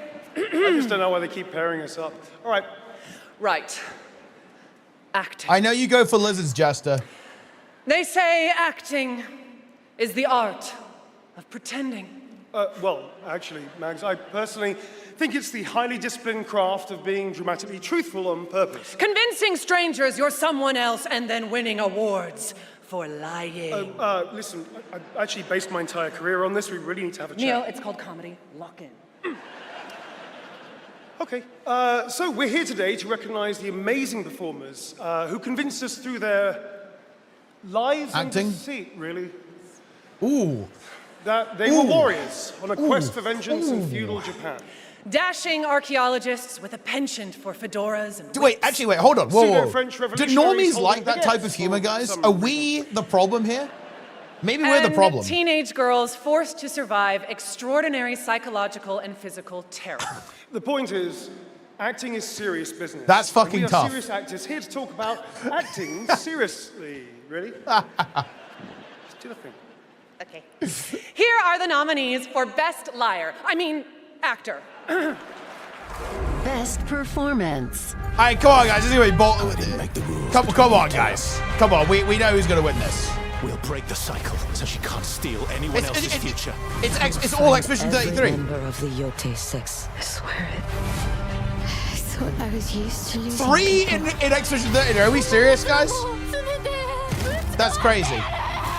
These relics hold a force that could change the course of history.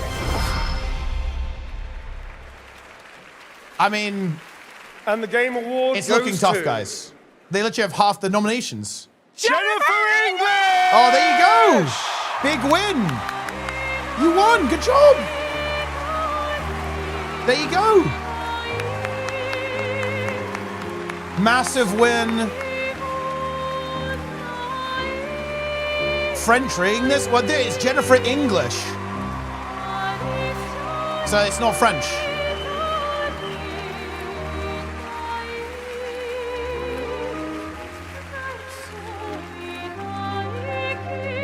Not very tall, though.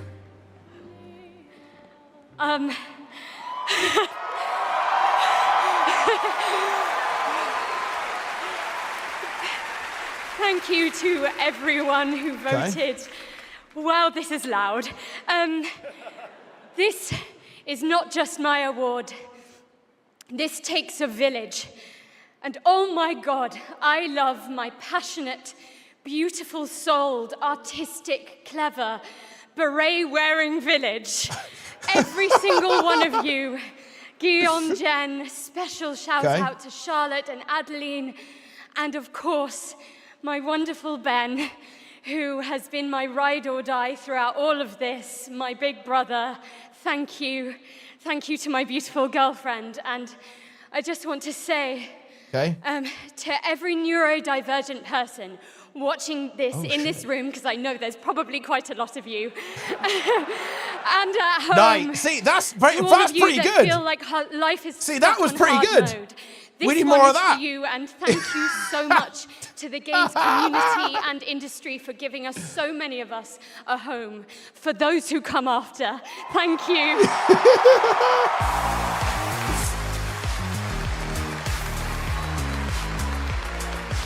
There you have it. Dude, that was good improv. Very wholesome. Nice. Good job. Big win.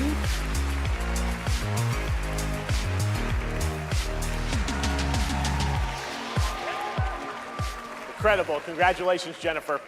From Bad Robot Games, please welcome J.J. Abrams and the creator of Left 4 Dead, Mike Booth. Ah.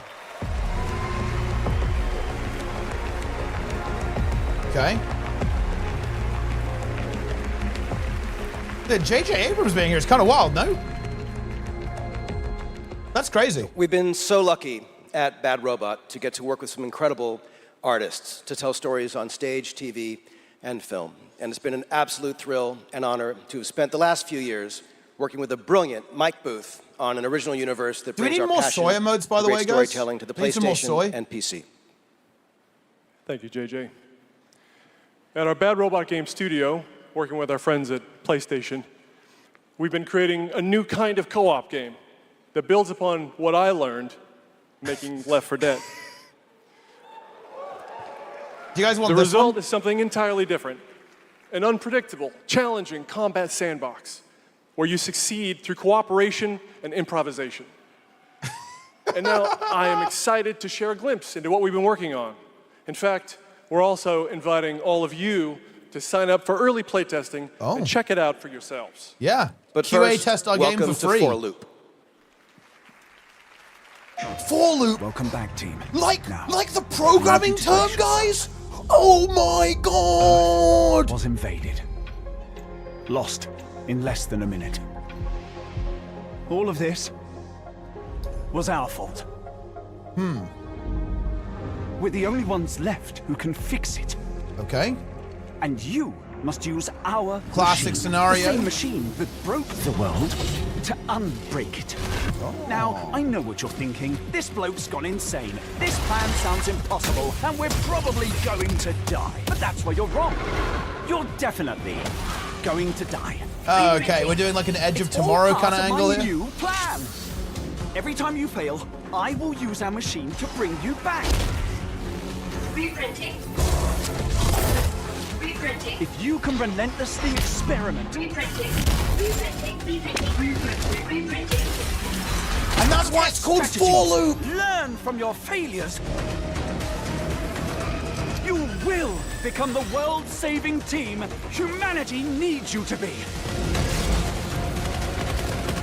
Trust me, the voice in my head hasn't been wrong yet. The voice in your head? From now on, nothing is impossible. Now get out there and fail to save the world. Oh, 4 Loop. So it's a 4-player co-op game then, right? Up next, we have a new game announcement from some of the developers who helped put The Last of Us and Uncharted into our hands. Yeah, this looked like a new, pretty cool small, game. independent studio is charting its own course, focused on crafting uniquely styled, artful games that are pushing the evolution of companion characters. Enjoy.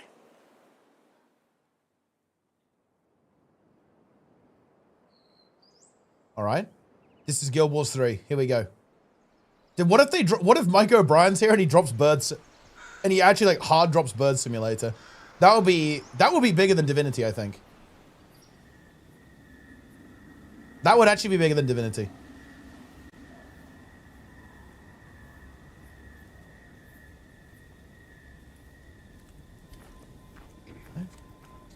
Wait, she's got bird feet. It is Bird Simulator.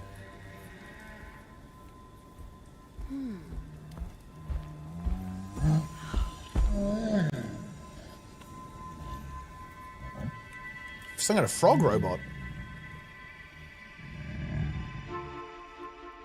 Wildflower Interactive.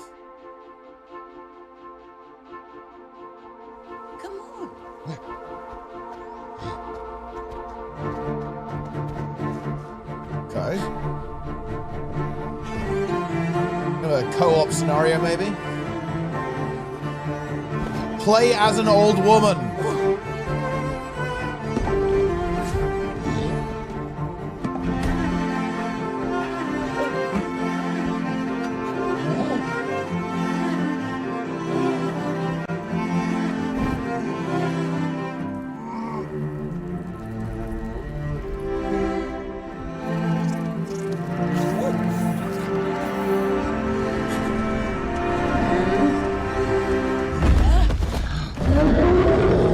Oh no.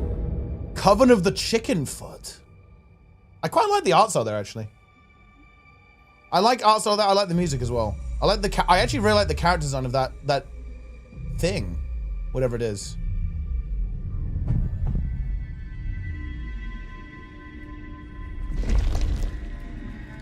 Okay. I mean, there you go. Wish list now on Steam. Coven of the Chicken Foot. Oh, we're going straight into another one. What? Come talk to me first. Rats! Oh, whoa! Frictional games. Oh shit! Hold on. This actually might be interesting. Okay, wake up, wake up. Rat Simulator. What is existence? It's this thing. Really? It's the hotel thing. They were teasing this. Surely a question. It's the without next an answer. fucking Amnesia, yeah? Your father whatever. thought he knew, and it inspired him to grant wishes. Who's there? Oh, it's fucking the Emperor from Dune. Oh no, That's why all of the us Baron are here. rather. And You have to Andor. understand, to Yeah, know. Skarsgård. Skarsgård, yeah. Then you have to step beyond the walls surround you. Oh shit. Play your father's game. Push the very limits. Yeah. Until you know reality itself It's Luthen. breaks.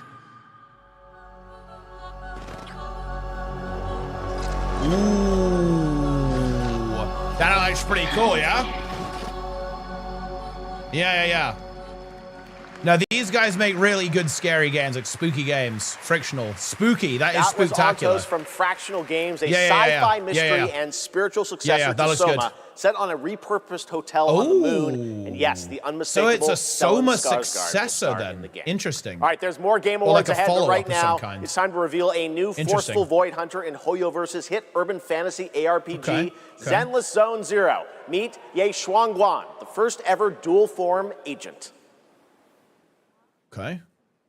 Well, what type of game? Well, I don't actually know what this game is, guys. I've heard about it, but what is this? The Qingming sword is expected to become a hero. Tread carefully. Gotcha. One step further and you may shed your mortal sins. But the gate to the final domain Not does woke? not open without refinement. The strongest bond between people is always value, isn't it? I give you what you want, and you give me what I want. Some robots here. And look, guys, I don't care. I don't like gacha, right? I don't go for this stuff. Yeah, I guess this is the new character or something. It was all a lie from the start. We never had a choice. Now, look, that character is not woke, okay? That is not woke. Others are fighting beside me.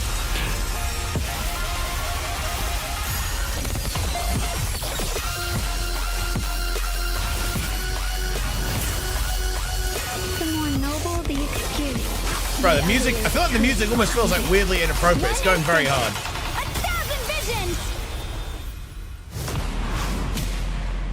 Gacha, booba, not woke.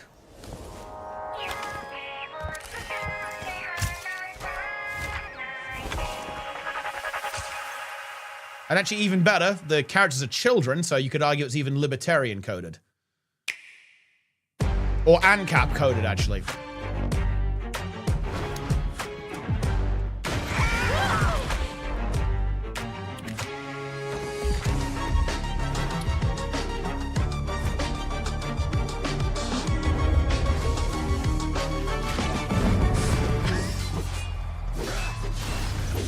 Final Fantasy. Let's finish this. It's kind of, dude. Look, I feel like Nintendo ads are always so weird. Am I wrong on this? They look really strange to me. Guys, these are all characters from Arcane. Did this game ever take off, by the way, guys? Like this, the fighting game that Riot did? Did you ever play this?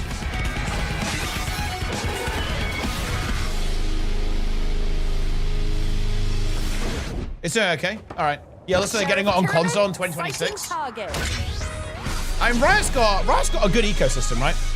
Their like entire portfolio is pretty strong. For a limited time only, Prime members can go to Amazon.com/thegameawards to save up to 25% Oh, it's still in beta, so it's not like properly out yet, I guess. including Split Fiction, Sonic Racing Crossworlds, and have to see how it goes, then. Final Fantasy Tactics.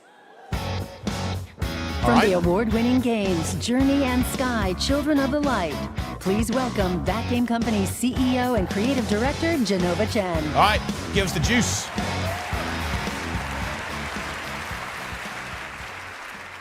At That Game Company, our mission has always been about creating the experiences that will inspire human connection. And tonight's Game for Impact nominees embody that spirit. Through stories of nostalgic childhood memories, diverse culture and identity, and grief and healings, these games remind us how interactive art brings us closer together. Here are the nominees. Okay. Games for Impact. Games for Impact. What do we got? Consume Me. Whoa. I've never had any friends like you. Lost Records, Gloom and Rage. I have not heard of these games. Safe out there, Hazel. If I was the one missing, she wouldn't stop looking. Wonder Stop.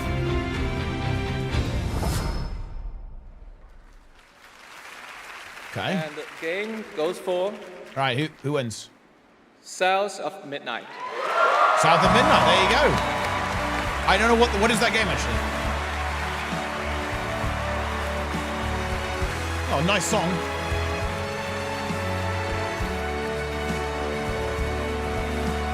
The game is set in a fictionalized American Deep South. Interesting.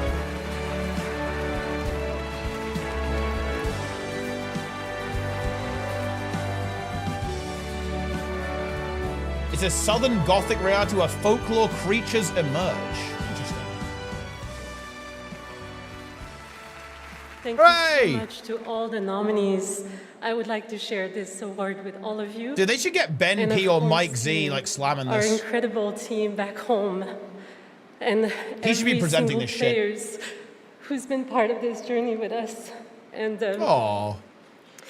from the start, I like we that their listened reactions to are really stories organic. This is passed wholesome. I like down, this. Porch to porch, kitchen to kitchen, to build a world that would feel very authentic. as warm and as rich as the South. You know, the people presenting with like the pre-written A world jokes, they're that pretty would be mid, but I love that all the filled devs are giving like real compassion, proper reactions, right? kindness, You love and that. You love to courage. see that. Very passionate about the industry, right? So we're incredibly excited to launch this spring South of Midnight on PlayStation 5 and Switch 2. There you go. Thank you so much. Console Have a great gaming. night. Merci.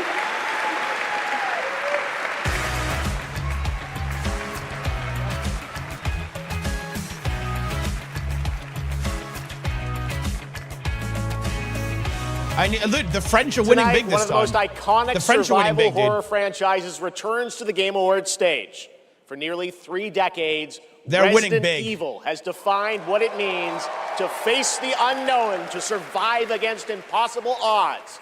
This next installment, Resident Evil Requiem, is a nominee for Most Anticipated Game, and tonight we're excited to dive deeper into the game and some of the surprises that await. Okay, Resident Evil. New game or 15th remake? What's it going to be?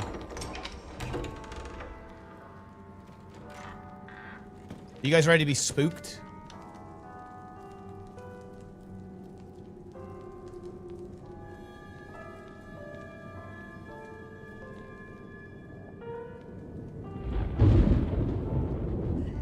Hello?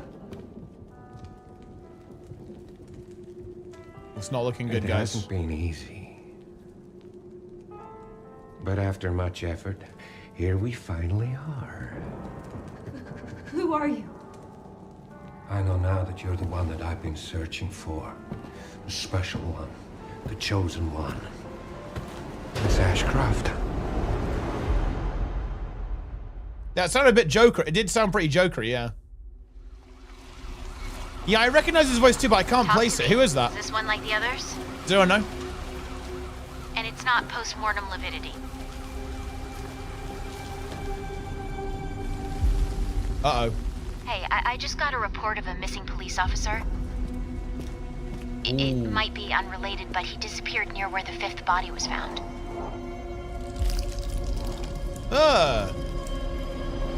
Dude, I feel like some of these games are pretty graphic, man. The Divinity trailer was crazy. Can finally be set free. The team has settled on a person of interest. Bro, they dropped Someone Divinity with ties immediately. to Umbrella. Awesomeness, you missed it. Yeah, the Divinity trailer was fucking crazy. Or that guy like get incinerated. That was actually insane. That was one of the hardest trailers I've ever seen. Grace! Grace! Victor purchased a building after Umbrella went under. I'll send you the address.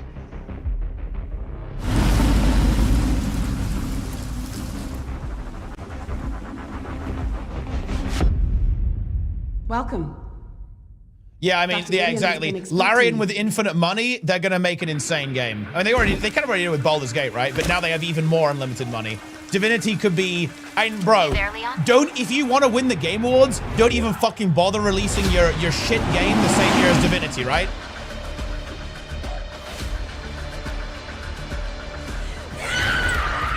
Hey, over here. FBI. What are you doing here? This is not GTA 6, guys. This is clearly Resident Evil. It's not the same thing. Don't do anything stupid. Me? Dude, speaking of voice actors, can you guys believe that Jim Ward is dead? That's I hate that. Seriously, are you kidding me? Dude, Captain Quark is dead. I'm not joking. Captain Quark is dead. What the fuck?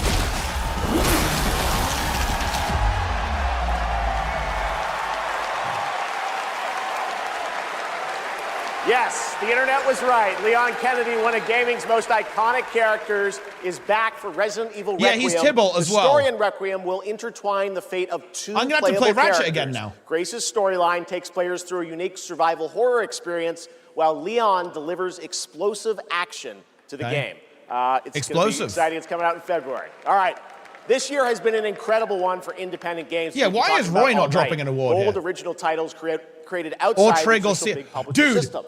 Okay, So we felt it was imagine if important to spotlight Jeff those looks at visionary the camera projects dead tonight, on and right says, alongside the big Magrest. franchises. This next game is a good example. It comes from a legendary name in the independent scene. Someone I That first would met be back in crazy. That would be a 2007. brave reference. It's a project that has been 10 years in the making. 10 years. That's long term. Oh, Director Braid. Template, Interesting. 4 Combiner. North. A world of heroes. Can you charm that goblin? It's too far. I'll swap him out. Oh! East. The Mirror Isles. Will the mirrors repair my soul? Will I pass the test? West. Endless caverns. Beams of light.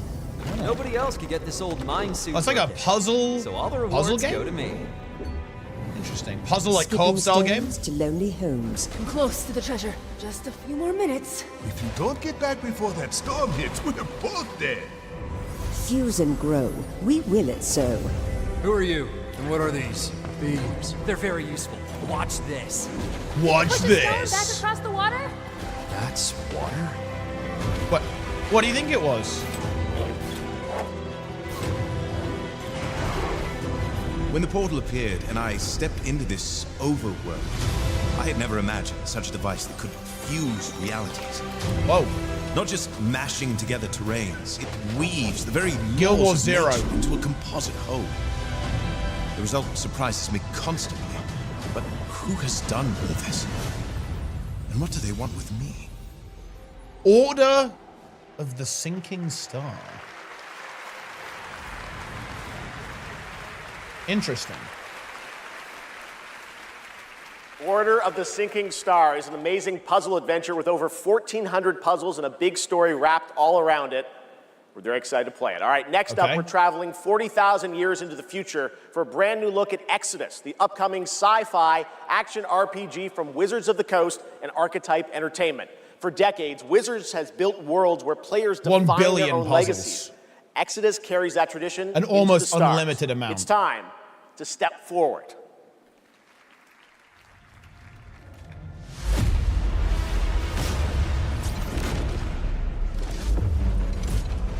Yeah, I like how everyone kind of does this. Have you guys noticed how everyone does the same trailer? Who are you? I'm a friend. Wait, you didn't think it was good, son? I think it was pretty decent. I really didn't hate it. I thought it was pretty hype. I like the music. You know, they showed some dynamic shots and shit. They showed off the mounts and stuff. I thought it was pretty good. Survival. Not bad at all. I can't do this anymore. Yeah, dude, every trailer's the same. You've got like big sound, action shot. It's the same trailer, guys. It's literally the same trailer. Child of Orion, fulfill the purpose for which you were crafted and seize your destiny. Seize your destiny. Some gameplay here. Our world is dying. You are the only one who can wield celestial tech and find a cure. It's all in many such cases, Well, that's guys. fucking terrifying. Many such cases. You're the only one. I'm always the only one. Also tech, yeah. But with the right ship and the right crew, Look. you could save Is all this of us. toxic? I feel like every single sci-fi game looks like the same game. Am I wrong on this? Someone's got to come up with some like new shit for sci-fi, yeah? We are the defenders of Leiden's future. And we will fight to protect it. The fight for survival has consequences. Wait. How far are you willing to Matthew venture? McConaughey. How much are you willing to sacrifice to save your world? Yeah, it looks like scuffed Mass Effect, no? No pressure there. Guys, we have to roleplay as a chat. Wait, are they putting Resident Sleeper? Yeah, I fucking love the chat, man. Wait, what the hell? What is it? Crump Preg. Exodus is Also, coming the in chat is early like broken. There's so many people 2027. spamming I'm there. very excited to play it. But that's the not weebs are all spamming like for weeb Wizards shit of in the here. Coast tonight. Now to share something brand new, please welcome Trisha Helfer. They're spamming Resident Sleeper, guys. It's not looking good.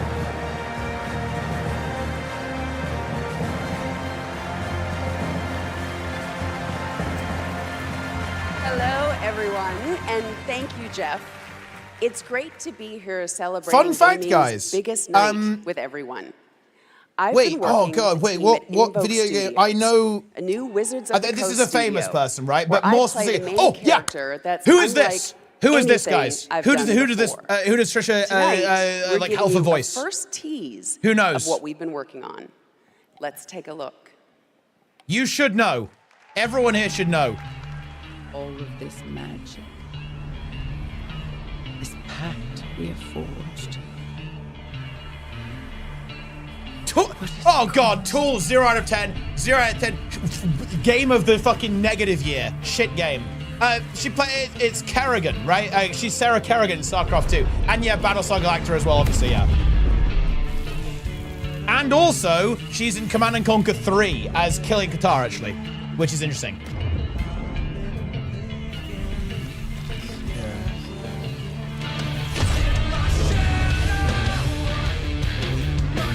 Song choice, negative 10 billion out of 10.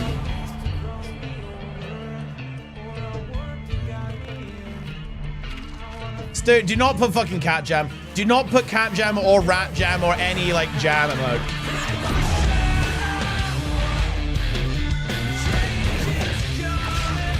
Or Jamji.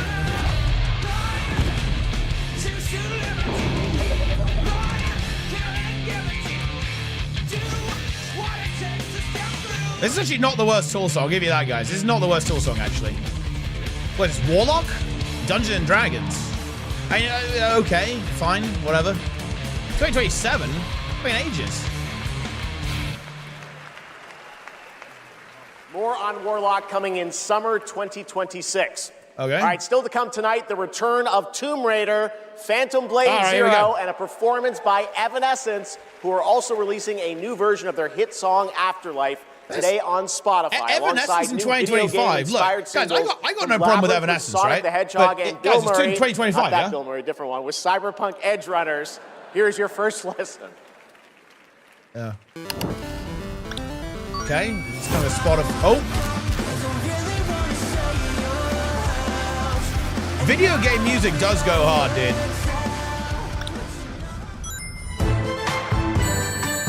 Sonic.exe. Well, eventually Lara Croft trailer, because it's a huge fucking brand. It's why they dropped. It's why they fucking are gonna go hard on Divinity as well. It's a big brand, right? Evanescence. Xbox. Sonic Inflation.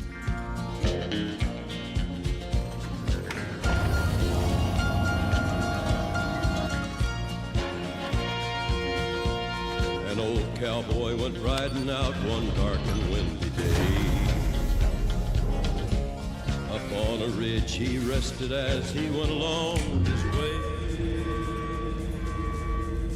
Okay. Once a mighty herd of red-eyed cows he saw plowing through the ragged sky. Oh, X-33.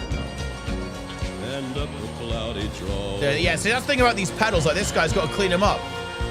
Their brands were still on fire and their hoods were made of steel. Their horns were black and shiny and their hot breath he could feel. Best British band. I really like Pink Floyd, which I realize is almost another fairly mean choice.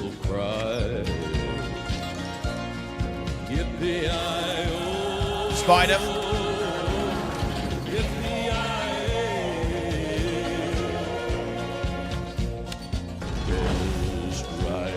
This is obviously all the games with some upcoming projects.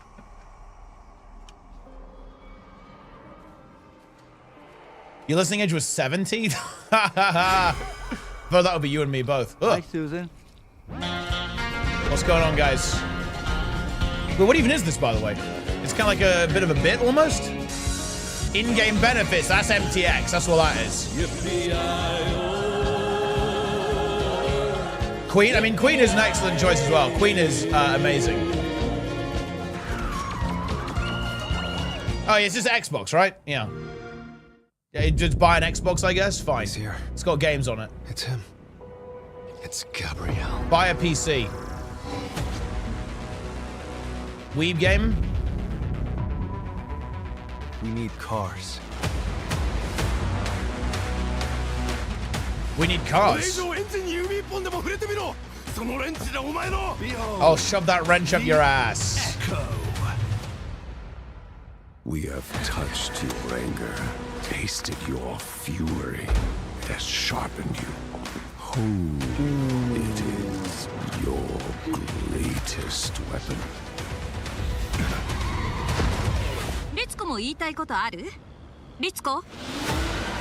Weebs.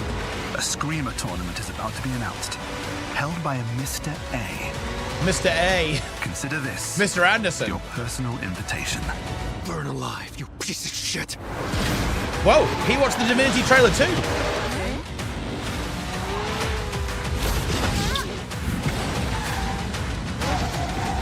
Play as an anime character. Drive a car. Screamer. Dog. The dog is also driving the car. Welcome back to the Game Awards, and now it's time for a game announcement from a studio that continually pushes the limits of storytelling. They captivate us with worlds that bend reality and stories that blur the line between ordinary and the impossible. This is it. They're one of the most distinct voices in our industry, and whenever they show up, you know you're about to see something unlike anything else. I mean, that could be quite a lot of studios, to be honest. Who's up? Come on, then who is it? Bro, if the G-Man just shows up, that would be insane. Okay, never mind. Not yet. It's not Blizzard, guys.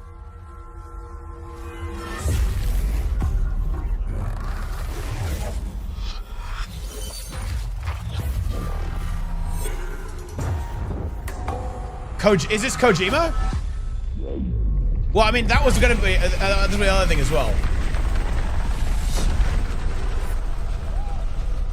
Divinity Part 2. Oh, is it Control? Control 2. I think this is one people are pretty hyped for, right? It's not Alan Wake, guys. It's not Guild Wars 4.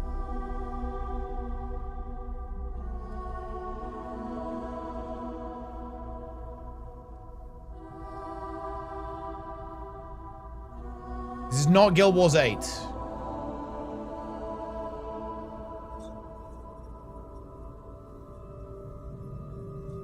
Do you feel it? Something is coming. Yeah, they've gone really... The production's really cool, actually, in this. It's very high effort. I'm very impressed.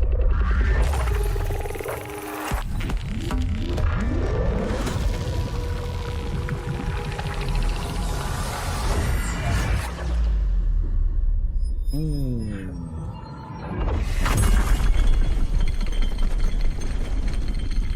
It's not a good time to be photosensitive watching this, is it? Contains a mixture of cinematic and gameplay footage. Pigeon. Dude, underrated Pigeon, man. Pigeons are nice. Oh no. Oh no. Oh, oh. Of staggering power. That is a Trafalgar Square simulator. Reshaping reality. This is Bird Simulator, guys. Everything we tried to keep inside eventually worms its way out. That's pretty disturbing. No, do not eat the pigeons. You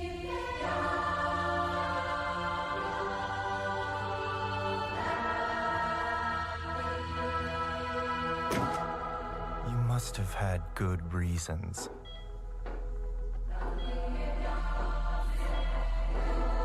But we were not prepared. We are not prepared. That's actually a Burning Crusade reference, guys.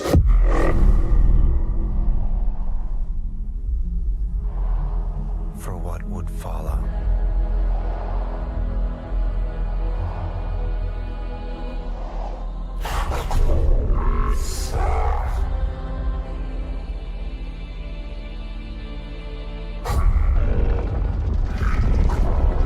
The sibling has gone rogue or fishing.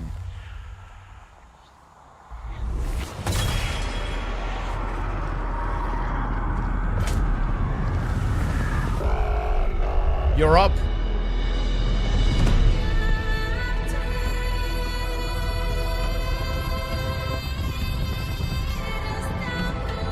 It looks really cool. Yeah, yeah. See, that's what I'm talking about. They heard me.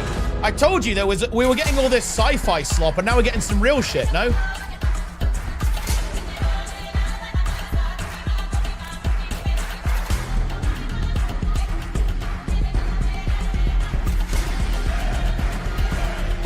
And the music's good too. Wow, yeah, these are really interesting visuals here. Really interesting visuals. Control Resonance. There you go. You don't even get a 2, you get a new name. Pace yourself. Well, it's gonna get weirder. Okay. That is a good one. Control Resonant is coming in 2026 from the masters at Remedy Entertainment in Finland, whose last game, Alan Wake 2, won multiple awards here at the Game Awards in 2023, including Best Game Direction. It is always exciting to have past TGA winners return to our show to showcase their upcoming projects. Still to come tonight, we'll have a performance from Evanescence, plus awards including Best Score in Music, Best Narrative, Best Game Direction, and Game of the Year. 33 is going to win them all. What's the point in doing the awards? TGA Game Changer recipient. And of course, there are more new game announcements ahead as well from studios big and small, including an extended new look at Phantom Blade winning Zero Game of the Year, guys? and Lara Croft's return in Tomb Raider. But right now, we've got a brand new original game to share with you. This global announcement comes all the way from Tokyo, Japan, and a legendary game developer. He's working on an ambitious new project, and we are honored he chose TGA as the place to share the first details and in-engine footage with the world.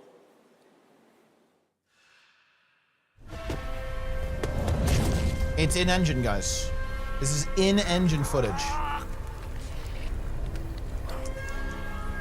This is also Guild Wars 3. It's taking a bit of a tonal shift. Mixing it up a little bit. Oh. Motherfucker. Okay.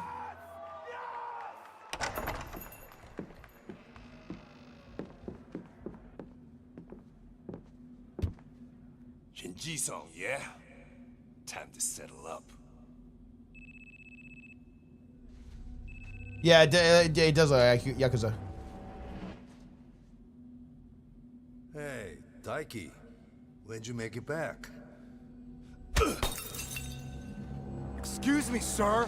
Shut your mouth. All right. Flip phone. Look, what year is it, guys? We're in the past. Black and Snow Prime. Nice. This guy has no respect for firearms. Son of a... Fuck it! Just kill him!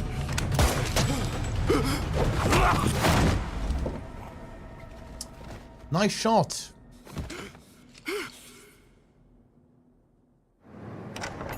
Too slow.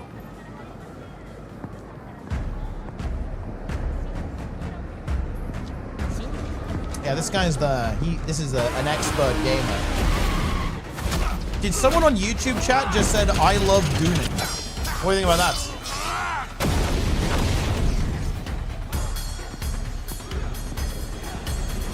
that? Did they just drop that? No context. Shout out to Gooners. Gang of Dragon is deep into development. Nagoshi-san, thank you for that announcement. Okay. All right, next up is something very cool and very unexpected. Cool. Very unexpected. Get your quarters ready because one of the most iconic game series of all time is coming to the big screen. We're taking it back to the 90s when the ultimate rivalries were settled in the arcade. Right now, we have a special sneak peek of Street Fighter. Let's take a look. Ooh, I don't know, guys. I don't know. Guild Wars 3 movie. Look, I'll get real with you guys. Like, adaptations, I think they're just a fucking nightmare, right? Am I wrong on this? I don't know, guys.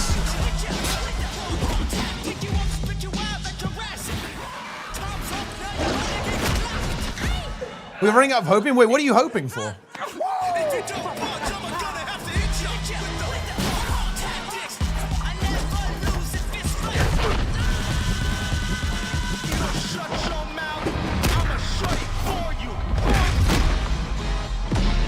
Huh. They actually got quite the cast for that.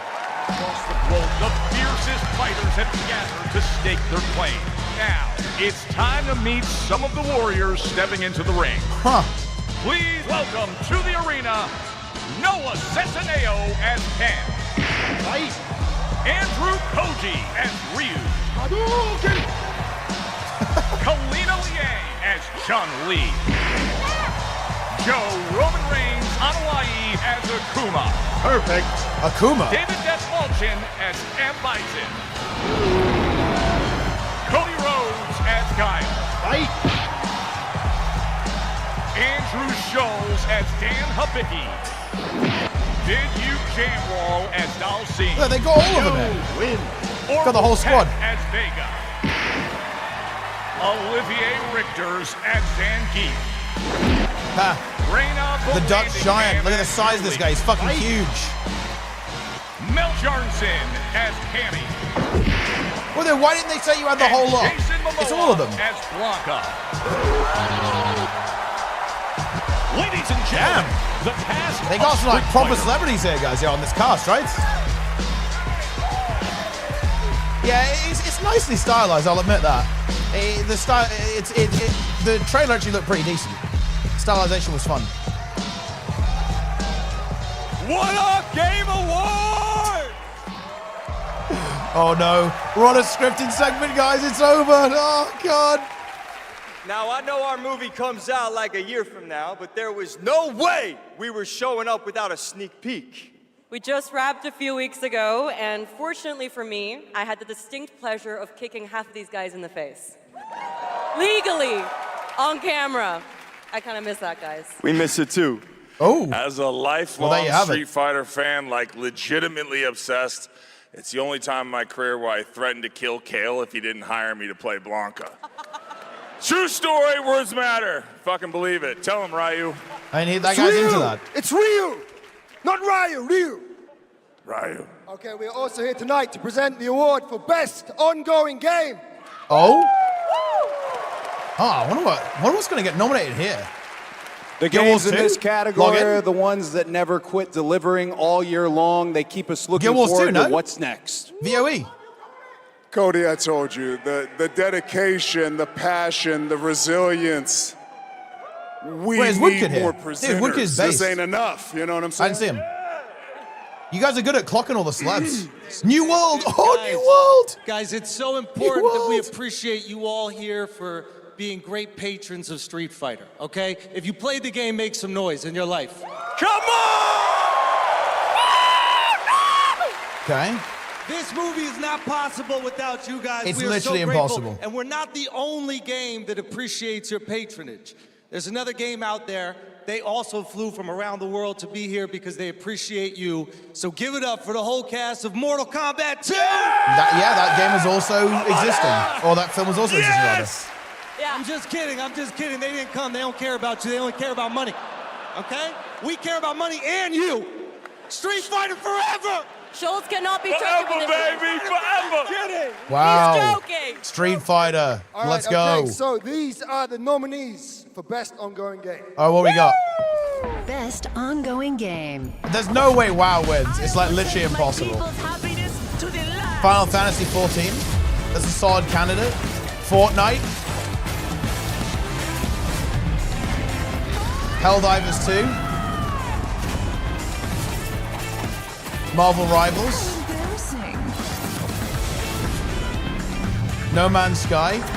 Dude, maybe it gets its redemption arc. 14? We think 14? I feel like it didn't do super well this year, the no? mic's not coming out of the floor. I thought it was coming out of the floor.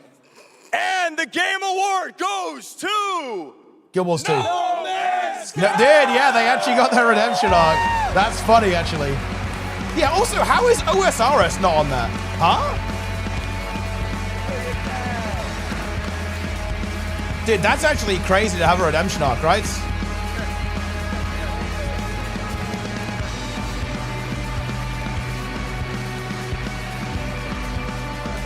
Kind of deserves it, to be fair.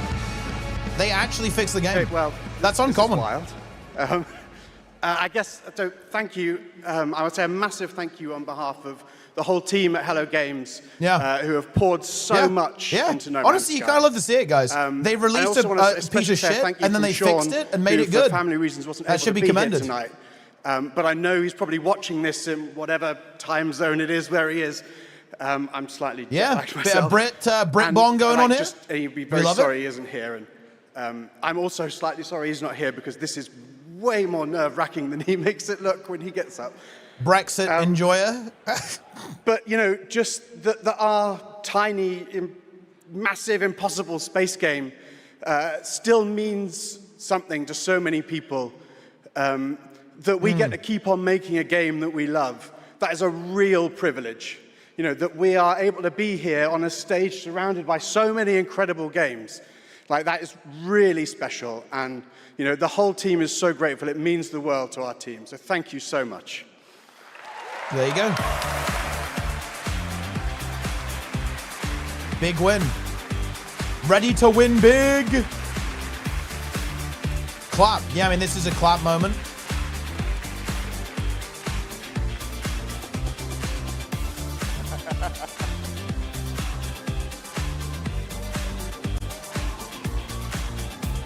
Fixing their slop game and turning around, exactly. Congratulations, No Man's Sky. And how about the Street Fighter cast? That was absolutely wild. All right. There's lots more Game Awards ahead, including a very special announcement. I think very unlikely. Oh. Wow. Oh, hold on. Well, we'll pick the bat signals. Hello? Hello? Oh, live from the Batcave, all the way from Gotham City. Dude. Batman, welcome to the show. How you doing, I don't really buddy? like the Lego games anymore, man. You having a good time? Commissioner Keeley, sorry I couldn't make it in person. I've been trying to decide what batsuit to wear. Abs or no abs? Anyway, great show so far. But it's about to get even better. Dude. Because it's time for a new look at my new Lego games game, I'm not impressed by. Lego Batman, Legacy of the Dark Knight. Batman out.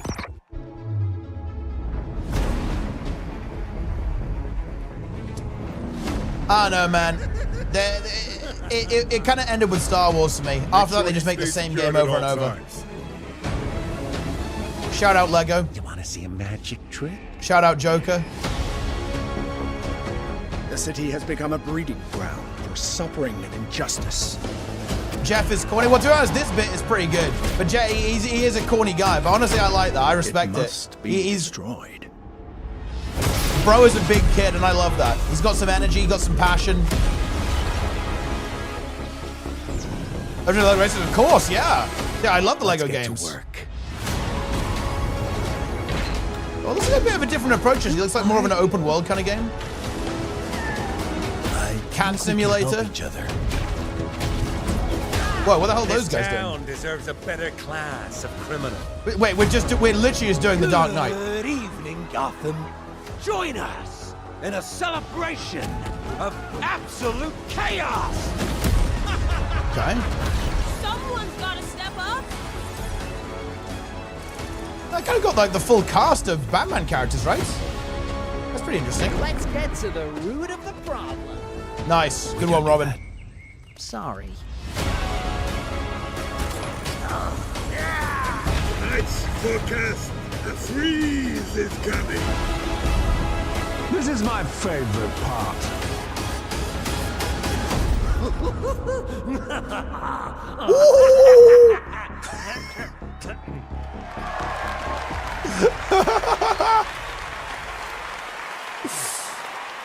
Yeah, that is a Joker Legacy moment. of the Dark Knight launches on May 29th, 2026. Now it is time to recognize a number of teams across the industry with the announcement of the winners in a few categories. Yeah, they got all of the voice cards in there. That's design. content. Battlefield 6. Dude, is there any fucking point? How is Battlefield 6 in there, by the way? Death Stranding 2 Guys, come on, are we being real here? There's no point. What is the fucking point of this year? The this Game award Award goes to we all know, guys. Battlefield 6. Congratulations. Here are the nominees for Content Creator of the Year. Hadril, Kai Cenat, Moist Critical, Satoru Miko, it can bleed. And the Guys, Burnt it Peanut. can bleed. And the Game Award goes to Moist Critical. Oh, okay. Congratulations. That's just, honestly, yeah. Here are the nominees for Best Pretty deserved, Fighting actually. Game. 2XKO. Pretty deserved. Capcom Fighting Collection 2. Yeah, that is City base, of the actually. Wolves, No, Mortal Critical Kombat does deserve Legacy it. Collection. There's no question about that. Virtual Fighter 5 Revo World Stage. Yeah. The Game He Award puts the work goes in. He's to a proper solid Fatal non-DJ, Fury, yeah. City of the Wolves. Now, the nominees for Most Anticipated Game. 007 First Light.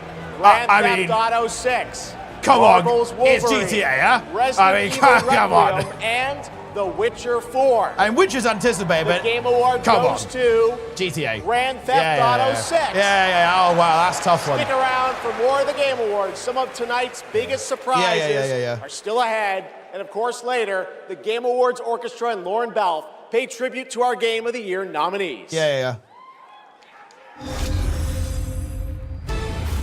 Ready for action. She-Hulk smash! Some Marvel slop here, guys. Good old team. Okay. Now that's power. She-Hulk, it's confirmed woke, obviously. We cannot be stopped. Feel true power. Marvel Cosmic Invader. What the hell even is that? We got some kind of ad here. Why this? Wait, dude, this choice of music is wild. What? Are we serious? That's crazy.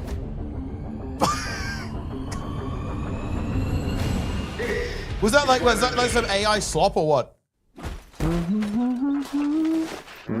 beats a Bota holiday. Where's Gaben? Now you can play Rust Mobile for free. Rust Mobile for free? Oh my god, that's crazy.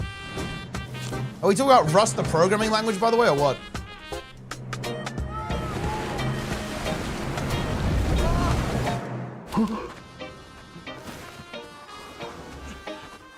Take it! Don't look back! Got some pigs, wild boar over there. Enough talk! Move! Here's my loot!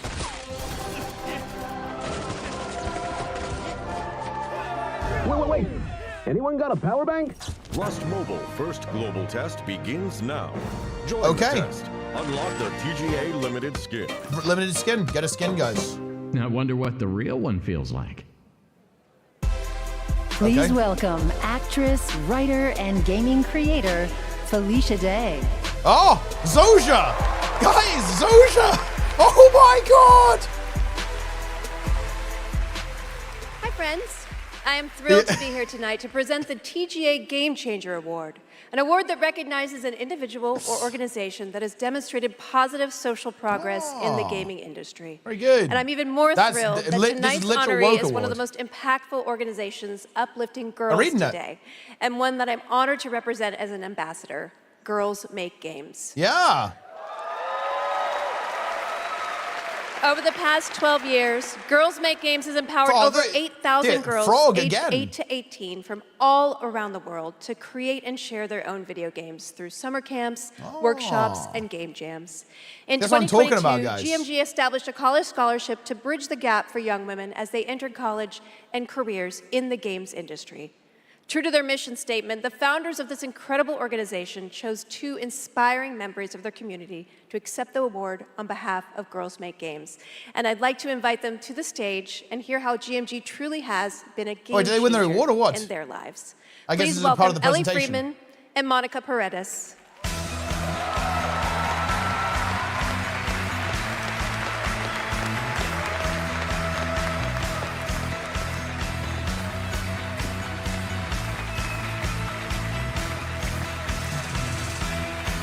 Hey, you guys. What's up? Hi. So, Ellie, you've been going to Minecraft fan. GMG summer camps for several years now. And this past summer, you and 3 friends created a game that won the grand prize. Is that right? Yeah, our game is called Paper Trail, and the premise is you're a kid who's stuck in the hospital with a broken arm. You draw when you're bored, and your drawings that you've made have now come to life and start attacking you. You have to go from room to room, solving puzzles in order to escape. And we wanted this game to be creepy, but not too scary, so that everyone can play. I love it. And what is next for Paper Trail? Soon we're going to start working with professionals to fully publish our game on Steam and PlayStation. Very impressive. It's everywhere, guys. It's on console. It's on Steam. I'm personally super excited to see the prototype we made at camp turn into a full-fledged game. See, that's cool. It sounds amazing. I can't wait to play it. I mean, hopefully with my daughter, because she's actually the brave, scary games girl, not me. I like to play cozy games and virtual turnips. Do you have turnips? Guild Wars 2. Okay, you can work on that. You can draw a turnip. So, Monica, your journey is a little bit different with GMG. You never went to the camp, but you actually were one of the first recipients of the college scholarship back in 2022. Is that right? Yeah, so I grew up loving video games, love all that you do. And then My high school robotics teacher actually encouraged me to apply for the scholarship. He knew I was interested in game development. Then I got it. Now I'm attending USC, and I've been doing some game development.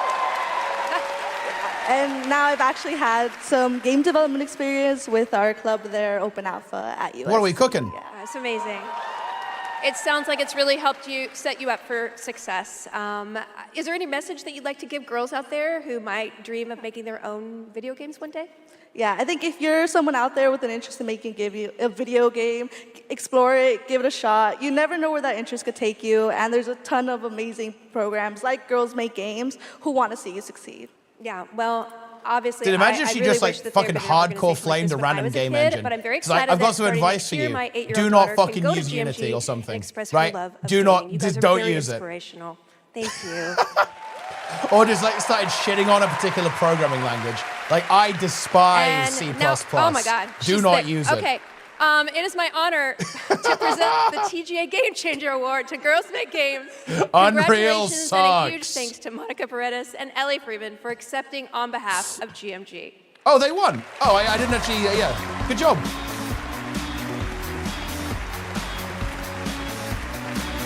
I thought there was going to be like candidates again. But I guess it was an automatic win by default.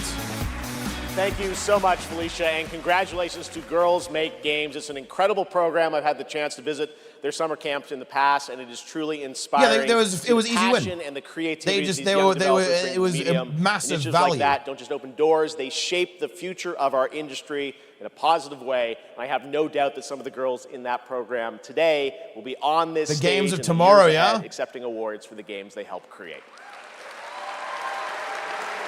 Now, it's time to move on to our next announcement here at Game Awards. All right, what we got? Not actual gameplay. The entire world knows your legend. You survived Oh. the Dragon's Triangle. Oh. Cross the threshold. That is a Lara Croft scenario here, guys. I've heard a dozen told tales that say you're unstoppable.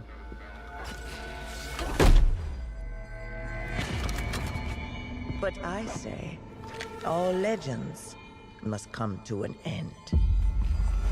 Dude, like, are you kidding me? There'll be like 50 more reboots after this. They'll shut the series down, then reboot it again. This character clearly has no idea how any of this goes. That's where you're wrong. I'm just getting started. Yeah. Yeah. And by the way, that's breaking the fourth wall, guys, yeah?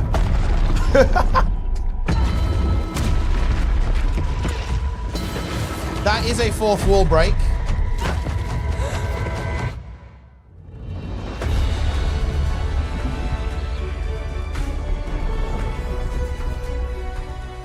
Keely Hawes? Oh, yeah. She did I think she was doing like the more recent Lara Croft stuff, right? But yeah, Keely Hawes is amazing. Like, if you guys haven't seen Ashes to Ashes and Line of Duty, you're griefing. Oh, also 2027 again. Ancient world reawakening. My mind traveled back to where this story began. Okay. And everything Their screen tech changed. is really good. It reminds me of BlizzCon, actually.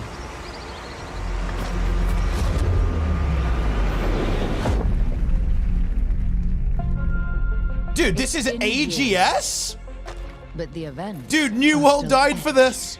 Oh no! Oh! Lost Worlds. Well, bear in mind, guys, AGS wasn't just on New World, right? They actually had a bunch of stuff going. But I guess this is basically their last. I don't know, didn't they? I think they just killed their multiplayer thing. Waiting behind every door.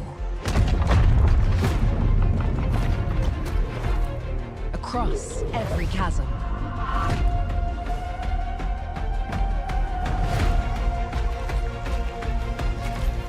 I didn't know then the path this adventure would send me on. It's a dinosaur.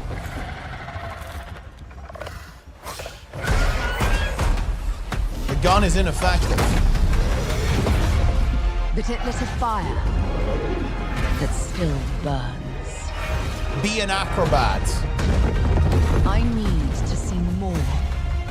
I need to go further. I like that they're actually not fucking around, showing some actual proper in-game stuff as well, right?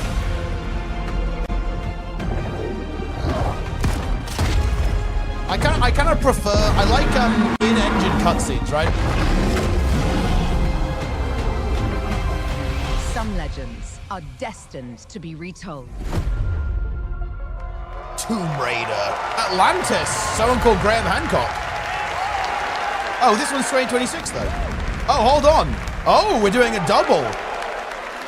2027 Tomb Raider Catalyst. Interesting.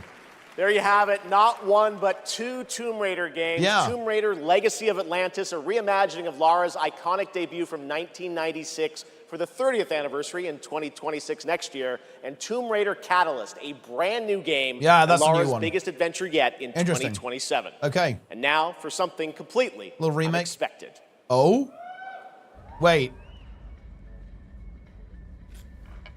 What? Hey, you. Ha! Dude. They've got an old listening age as well. Nice.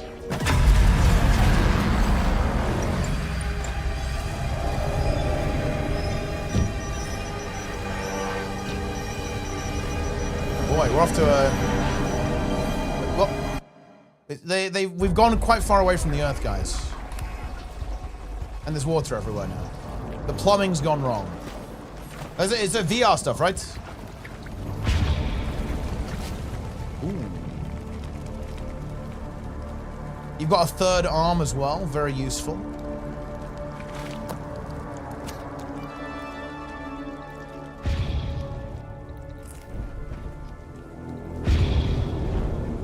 Yeah, you just kind of caught a worm there. Worm simulator. Whoa. Oh, it's the Bog Queen! It's the Bog Queen! Well, that is a bit disturbing, to be completely honest with you guys.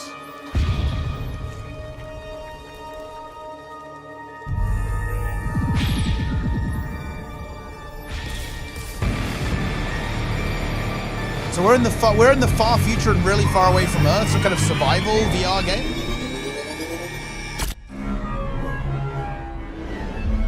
Forest 3. Interesting. Hi, I'm Robert Kirkman, co-creator of Invincible, and I'm here to introduce a brand new character to... Hey, Game Awards!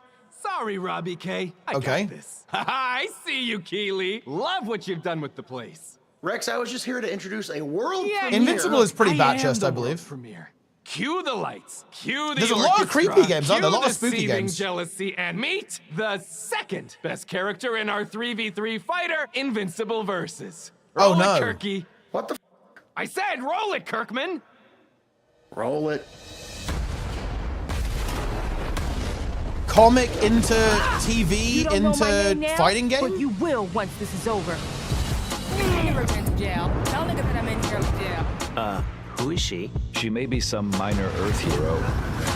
My name is Elemental. You seem pretty cool. Okay. But that won't stop me from kicking your ass. You call this minor? Here's a solution. Watch it. Go away. I mean, maybe? Let me show you what the elements can do.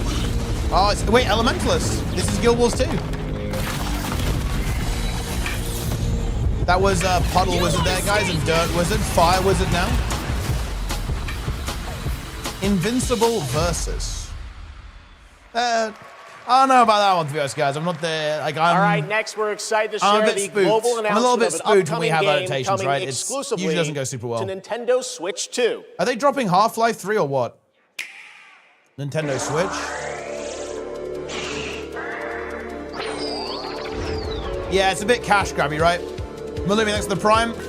Reason for referring, absolutely, definitely do. An anonymous gifter, very nice.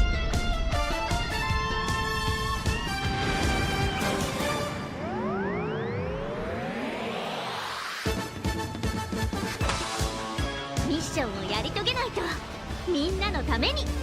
わかった。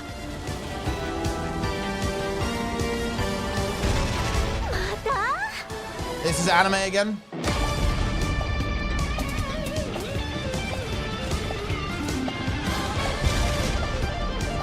music is good though. Very funky, guys.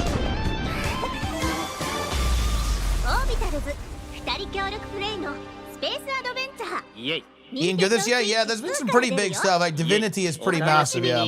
They've dropped some big stuff on this TGA. Doesn't that look fun? A two-player co-op game starring Maki and Omura with a retro anime universe aesthetic. Retro Orbitals anime. is coming in 2026. Okay. Now it's time to present some other... Jeff! Yes, Piggy? Jeff, Oh no, not Rolf again. isn't She's here back. Yet. Rolf the dog? Yes, my accompanist, my companist, the piano player. Yeah, I thought you guys were rehearsing for later. At least we're we have actually Kermit live Gabe. in the middle of the show. He's not here yet. We're not rehearsed. He doesn't know the song. What am I going to do? What's going on? Piggy, we have awards, we have announcements. You know what? Mm-hmm. Go with this guy. He's going to help you. Get you ready for later in the show, okay? Yeah, right there, Piggy. Hey, Jeff says he NC. likes the Muppets. All right, well, I'm I'll sure tell you. that's going to work He's just a out. fan. Ralph's probably just stuck in traffic. It's okay, Piggy. It's okay. All right, more of that later. Now we're here to honor another group of nominees and winners. All right, who's First winning? up, here are the nominees for Best Action Adventure Game. Okay. Death Stranding 2 On the Beach, Ghost of Yote, Hollow Knight Silk Song, Indiana Jones and the Great Circle, This is and clear Split win for Fiction. Silksong, surely, no? And the Game Award goes to Hollow Knight Yeah. Silk Song. Who could have seen that one coming? See, you guys won. All right, here are the nominees for Best Art Direction. Claire Obscure, Expedition 33, Death Stranding 2 On the Beach, Pointless to Ghost compete of with Claire Yote, Obscure. Hades Easy 2, win. and Hollow Knight Silk Song. And the Game Maybe Award Hades, goes though, actually. to Claire Obscure, Nah. Expedition 33. Okay, that was Coke. Now, another genre, the nominees for Best Sim Strategy Game. Those are Final Fantasy Tactics, The Evil East Chronicles. Dude, I'd love it Jurassic if, World if Evolution Tempest 3, Rising won. That would be hype. Sid Meier's Civilization But 7, it's Tempest probably Rising, Civ 7? The Altars, and 2 Point Museum. This year, the Game Award goes to Final Fantasy Tactics, The Evil East Chronicles. Congratulations, Okay. Square. Now the nominees for Best Debut Indie Game. Blueprints, Claire Obscure Expedition 33, Despelote, and Dispatch. Come on, guys, we know what's going on here. And the Game Award goes to Claire Obscure Yeah, Expedition wow. 33. They're winning everything. They're Congratulations farming to these all awards. the winners. We'll have much more Game Awards ahead. But right now, here's a first official reveal of Wuthering Waves 3.0 coming on Christmas Day, and a nominee tonight. They're just sweeping. for They're both just Player's feasting. Voice and Best French win Mobile Game. again. French literally farming. Is this gacha, guys? Is this a gacha game again or what?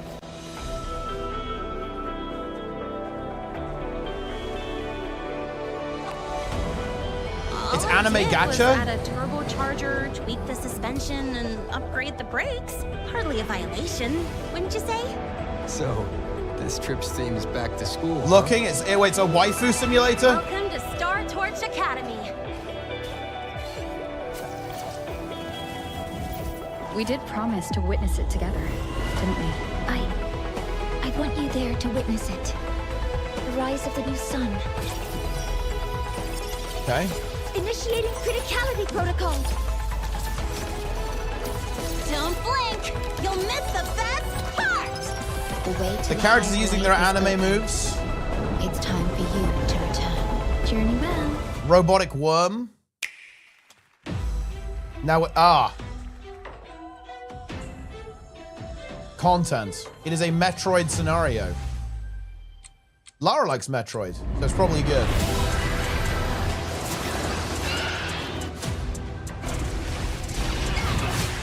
I think this is already out though, isn't it, right? I've been waiting for this. Whoa. Metroid Prime 4 Beyond. Switch 2 Edition.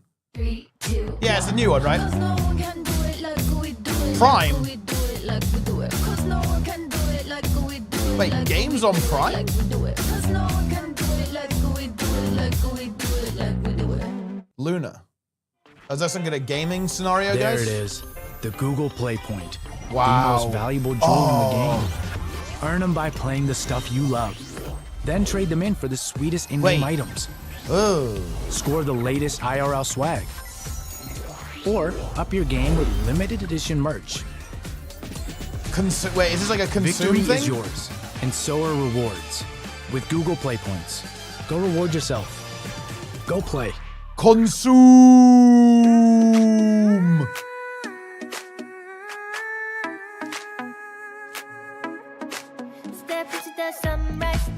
Are there any consumers, guys?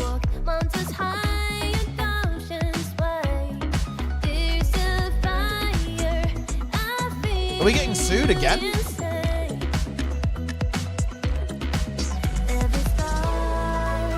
Wow, some of these are really blatant. Wow, some of these are really blatant. Wait. Maybe this is...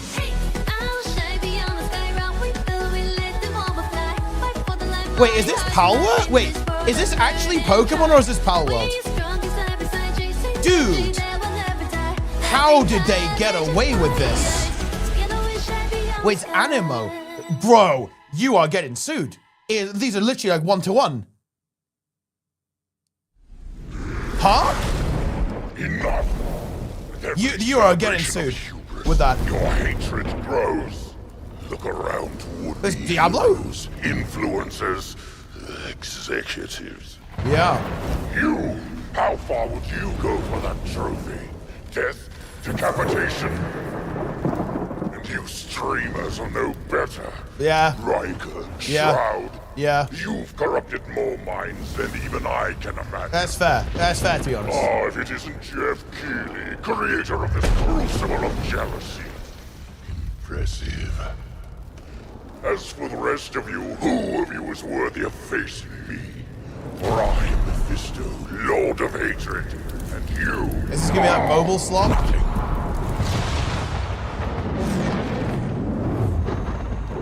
It's Epoch, yeah. Midnight King. So we're doing Diablo or what? Is there a new expansion or something? New season? If it's mobile, that's so cringe. If Blizzard do a mobile game before they talk about Midnight, that's just horrific. The path to domination is paved with the souls of the willing. Soon, all of Sanctuary will be bathed in hatred. And none Whoa. shall escape. Dude, Blizzard know how to make a banger cutscene, dude. I don't know what to tell you. They really do. They are... Look, I'll say it, man. I don't think anyone does it better than Blizz. You shall darken the world no longer.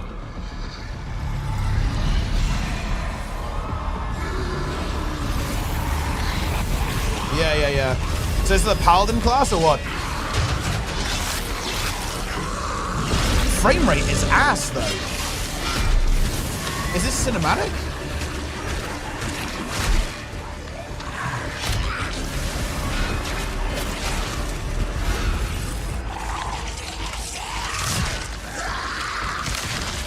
Play as a Retribution Paladin.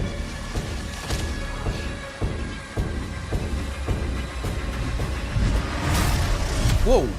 Oh, well, you didn't see that one coming, did you, buddy? Yeah, your arm's gone. That they alone can stand against the inevitable.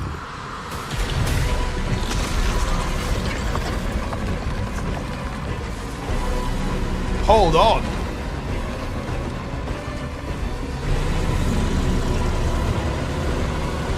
I invite them to try.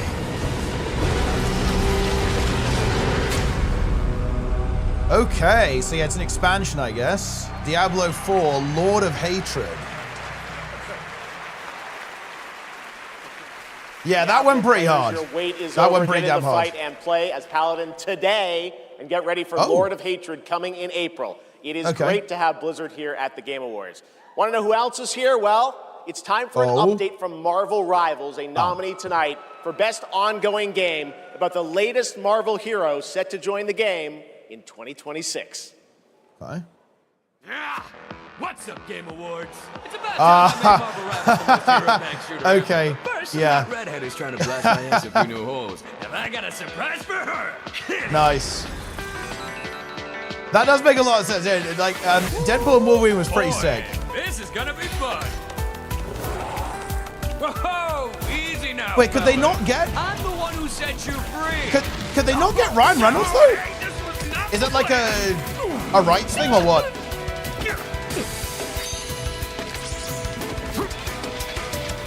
All right, you rejects. Get Tyrannosaurus! Isn't this game massive? Could they not pay him? Come on! I'm not even a... Oh. Yeah, ooh. Dude, it not being Ryan Reynolds, I don't know, man. This is a miss, no? This is a huge miss. I don't want to be that guy, but I feel like I have to say it.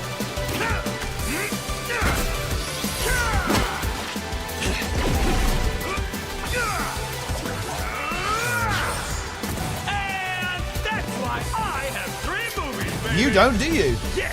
Now, why'd I do this again?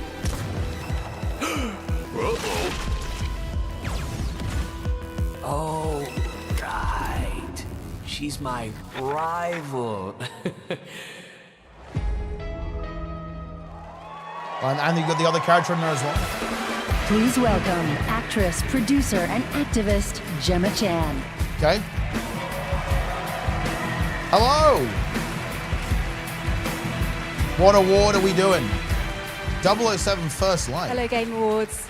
I have the pleasure of playing Dr. Selena Tan, head of the tactical simulations for QLab in 007 First Light. James Bond has long had the fortuitous, some might say daring habit, of crossing paths with rather dashing antagonists. And this one is undoubtedly unforgettable. Okay. Take a look.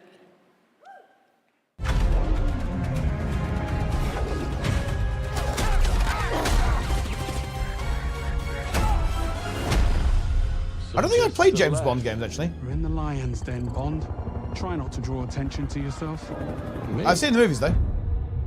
Never. I am sometimes asked, Bafma, how is it that you hear every whisper in every corner of Aleph? And I answer, No, I haven't played built GoldenEye. Aleph with my will, my blood, Wait, guys. Wait, okay. This city look, is an extension you guys are of gonna my make me being. use bad words. My body. Are you really fucking triggered by the word activist? Became infected. Are you guys fucking serious? Oh, we got some girls, work to do legit here. meat for everyone. Girls.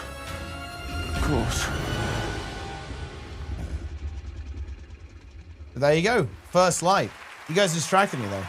Please welcome You're gonna go Bomber my way? himself, Guys, four-time Grammy winner, Lenny Kravitz. Look, you guys are literally saying that, like, standing up for what you believe in is cringe. There's, like, no version of that isn't brain dead, right? Like, no matter where you come down, being engaged is good, right? Good evening. So the whole woke meme where I run it. Oh, it is. The join good news is it is. 007. But apparently First not for Light everyone. My first voyage into the world of video games. Okay. When IOI invited me to play Bavma, a wild, unpredictable pirate ruler of Africa's biggest black market hub, I knew I was stepping into something special. Where others see chaos, Bavma sees freedom. He rose from nothing, broke free, and built his own kingdom. He does have a big head. And his story is just beginning. That's a good point. Yeah. Every world he's got a big brain. Needs the power of rhythm through music. These musicians can turn violence into beauty and silence into tension. Or a small body, it's Here true. are the nominees for Best Score and Music. Best score in music, leveled Oh. up by Spotify. Some good candidates here, to be fair, right?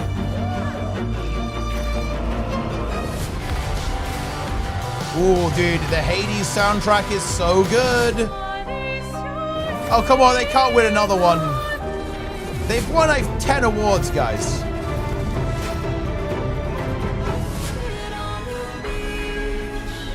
I do like Woodkid, actually. I haven't heard that soundtrack, though, so who knows? And the Game Award Not another goes for the French. Surely not. Lorient Testard. Well, I mean, I guess it's nothing if not predictable. Big win. France wins again, guys. France winning again. They got away with it. They got away with it again, guys.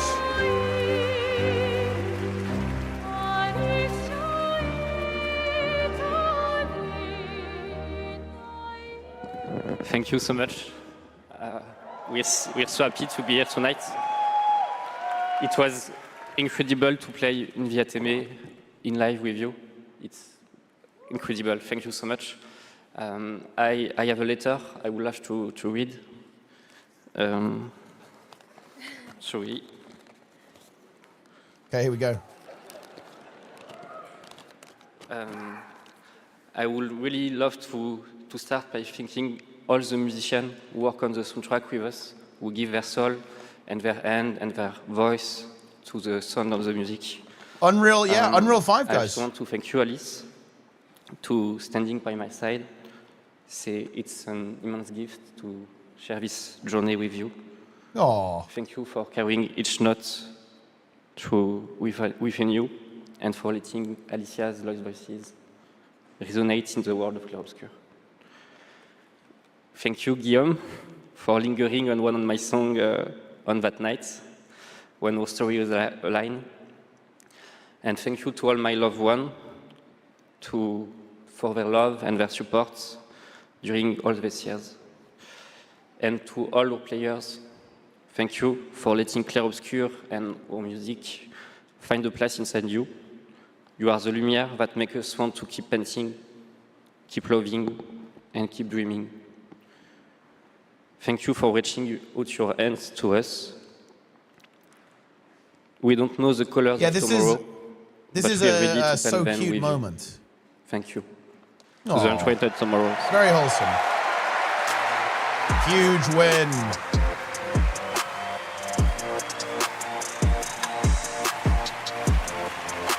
I would like to say something too.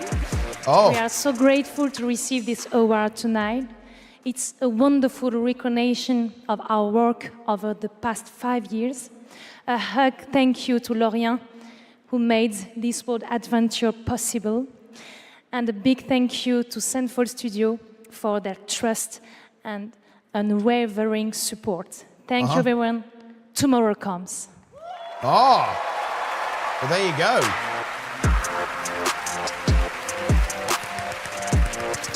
Let's join in chat. Go on, we have to clap them as well. They can hear us. For a limited time only, Prime members can go to Amazon.com/thegameawards to save up to 25% on select gaming hardware and accessories from brand Turtle Beach, Lenovo, Samsung, and more. Please welcome from Warframe, Community Director Megan Everett and Creative Director Rebecca Ford. Okay.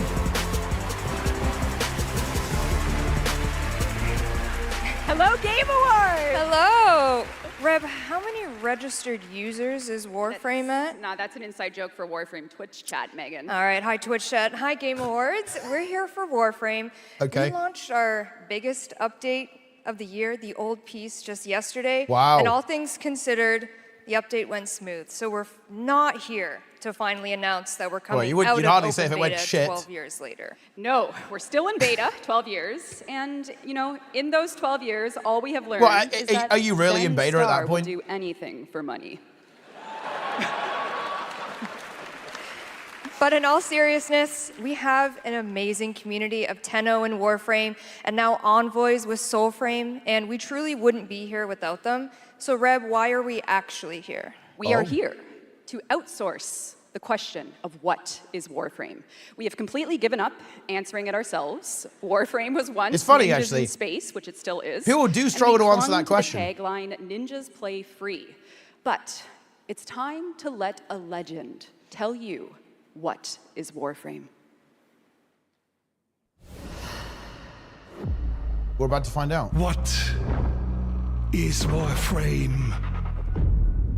Cursed to walk through this senseless universe in living metal. Haunted by dreams. Excalibur. Mag. Volt.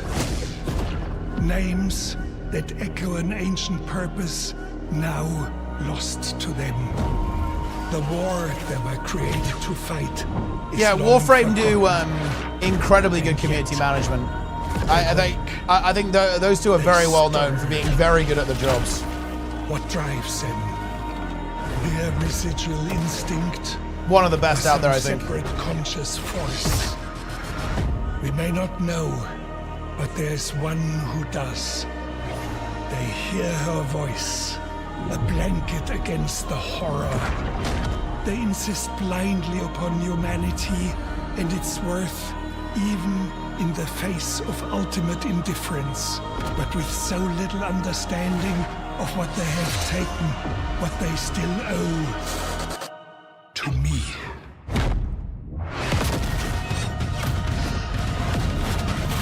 Wake up, Tenno. Ooh. I've never played this game, but I always hear good things about it every time. 1,000-year-long epic battle. Dude, they're going straight into the next one. The world finally We're on a tight schedule here. Peace. However, the Book of Stars. Yeah, I know is Total what Biscuit liked it, so I have like some peripheral understanding of it. Darkness awakens. The weaves are back. この魔物って一体何なんだろう。言ったでしょ。これはただの冒険ではないと。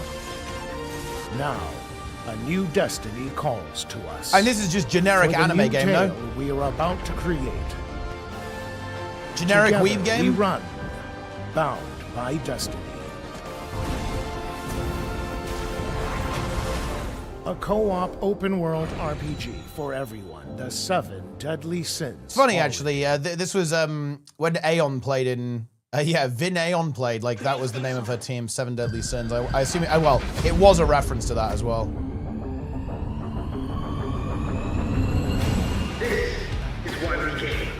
This is why we game. Buy a 1900X 3D, guys.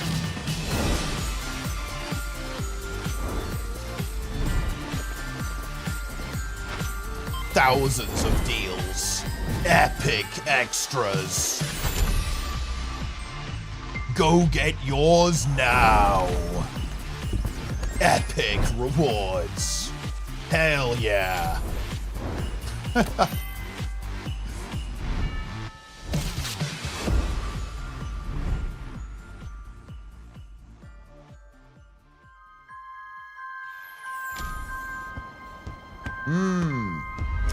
Oh, guys, presents, Pog.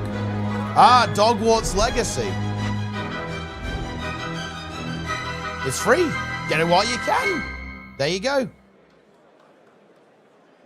That's right, Hogwarts Legacy is free on the Epic Games Store right now, and there's even more Harry Potter fun coming later this month to Fortnite with customizable Hogwarts house outfits. Play Hogwarts Legacy on EGS before December 18th and unlock a Harry Potter chocolate frog back bling in Fortnite. Chocolate frog? It's the world we live in, guys. All right, back in 2023, Lords of the Fallen surprised and impressed players with its brutal combat, dark fantasy world building, and stunning dual realm design. Tonight we have your first ever look at the gameplay of the sequel.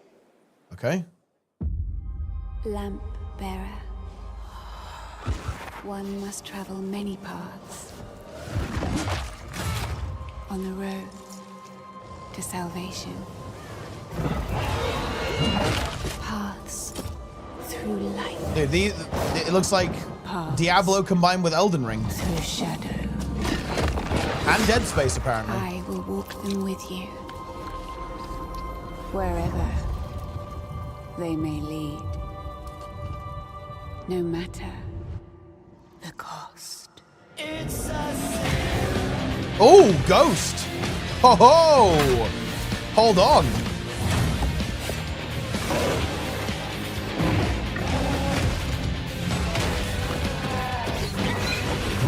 Ugh.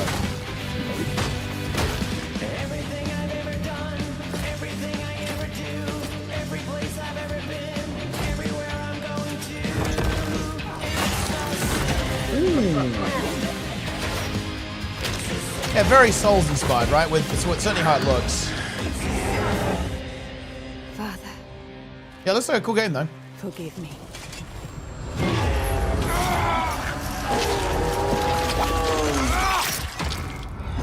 Wow. Lords of the Fallen 2. Lords of the Fallen version 2.5 with new veteran mode. Version 2.5, actually. I take it back. This next set of awards recognizes a diverse set of games across a variety of genres. Here are the nominees for Best Sports Racing Game.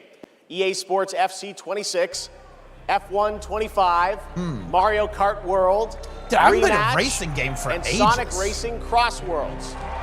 And the Game Award goes to Mario Kart World. Congratulations, Nintendo. Here are the nominees for Best Community Support. Baldur's Gate 3, Final Fantasy 14, Wait, what's the answer to this? Fortnite, Wait, I feel like- Helldivers 2, I don't even know who and deserves No Man's this. Sky. This year, the Game Award goes to Baldur's Gate 3. Yeah, okay. Yeah, that makes sense. All right, here are the nominees for Best VR AR Game. Alien Rogue Incursion, Arcane Age. Well, I mean, Ghost Baldur's Town, Gate 3 is the obvious one, but they also Deadpool literally VR, saved and the No Man's Midnight Sky, Walk. right? The Game Award goes to The Midnight Walk. Midnight Walk. Congratulations. Now, the nominees for Best Role-Playing Game. Avowed, Claire Obscure Expedition 33, Kingdom Come Deliverance 2, Monster Hunter Wilds, and The Outer Worlds 2. This year, the Game Award for RPG goes to... I wonder what's going to win. Claire Obscure Expedition 33. Yeah. And finally, here are the final 5 nominees for Player's Voice, a 100% fan-voted award. Another one? Claire Obscure Expedition Ooh, 33. fan. What if there's like Dispatch, bots though? Genshin Impact, Hollow Knight Silksong, Oh, if it's like actually and player voted, Wuthering then Waves. maybe you This could year, like the fans maybe some really selected degen community. Wuthering Waves as the winner. Oh, Congratulations. see? I told you. All right, and now Yeah, we've you got can't, something dude. great for you. You Please can't beat the welcome gacha actor people, yeah? Rahul Kohli. Yeah. I told you. I told you. I called it. Yes. Yeah. Gacha degens win again. Yeah. I told you. I play Arjun Devraj in the upcoming Saros from the amazing teams at Housemarque and PlayStation. For the last 30 years, the Housemarque name has been synonymous with thrilling action, satisfying gameplay, and of course, bullet hell. Yeah, exactly. It's been an honor working with them, not just as an actor, but as a fan of Stardust, Returnal, and literally everything in between. That guy's got a lot of arms. We cannot This wait is for you all Garen. to play It's when Guild Wars 2 Saros again. lands next year. And here's the debut of our new story trailer. Right.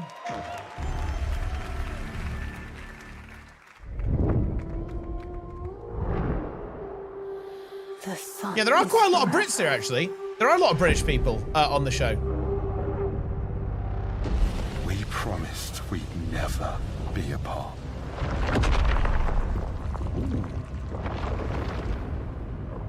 Yeah, you better be looking, guys.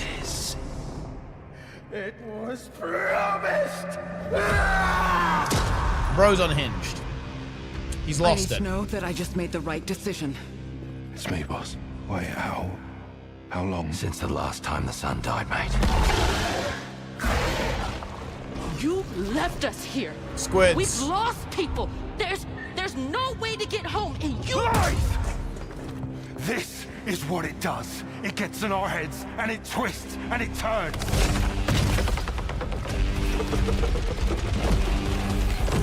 Shoot a game. I won't break our promise.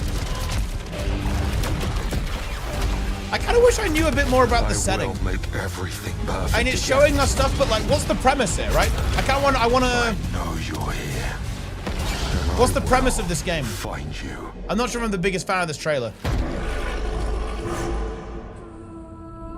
Yeah, like, look, I get it. They don't want to spoil everything, guys. I get that, but like, what's the deal, right? Saros looks great. It's coming next April, and I'm very excited that Rahul is Post-apocalyptic starring kind of in it. situation. To present our next award, I am honored to welcome a previous TGA winner. I wonder if Blizzard are doing He's anything the here. writer and director of some of the biggest and most critically acclaimed video games of all time. Outside Diablo, Grand obviously. Theft Auto 3, 4, 5, Vice City, San Andreas, Red Dead Redemption 1 and 2, and Bully. He's the co-founder of Rockstar Games and now the founder of a new studio, Absurd Ventures, where he is busy writing and creating novels, comic books, animated series, and yes, 2 big upcoming unannounced open world games. It is my honor to welcome to the TGA stage for the first time an industry icon, Dan Houser. Here we go.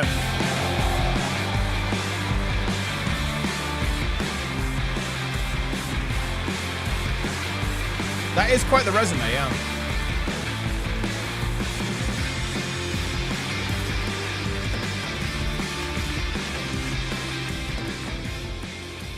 Thank you. Good evening. It's a real pleasure to be here. In the 29 years I've been doing this, Yeah, it's another win for Expedition 33, guys, obviously. As the premier art form of the 21st century. More than any other medium, video games have the power to take the audience on a journey, both physically and emotionally. Games don't just tell us a story, they let us live it. The story becomes the experience, driven and shared by the player's choices. It's a level of shared authorship that's unique to video games. And when that all comes together, it's almost magical. And so here are the nominees for Best Narrative. What? Best All right, what we got? One stroke, and everyone. Look, come on, guys, I think it's over. It might be game over. This thing between us, it was a mistake. I will find every last member of the Yote. It's the same game. And I will bring you There's only one game that came out this year, I always dreamt of leaving this place, becoming more than a peasant. I hate it all. I'll destroy it all! Come on, guys. We know who's winning, right? Goes to I think we know this one. Claire Obscure, Expedition 33. Kojima's mentally broken. He's psychologically folded.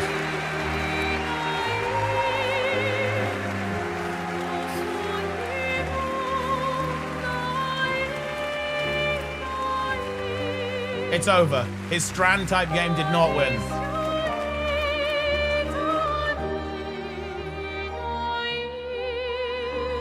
Claire Obscure is not a Strand type game, right? I don't think so. Wow, there are a lot of people here. Hi. There are so many people to thank, but first and forever is my husband. He is my light in the darkness. Everyone's so wholesome who makes games. Player community. Thank you for welcoming our characters into your hearts. In games, a story is a shared creation. It starts with words on a page, but the player experiences it through the work of each of our teams. Character and environmental design, quests, combat, some UI, emotes popping up there. cinematics, acting, music, VFX, and through localization into other languages. All of that is supported by our producing and our technical teams. The last ingredient is our players, who interpret the story in the context of their own lives, and who keep our story alive through their own creative expression and discussions. The marvelous thing about games is that we create that experience together, our team with our players. Thank you so much.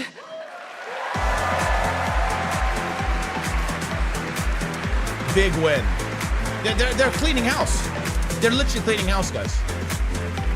What haven't they won? They've won everything.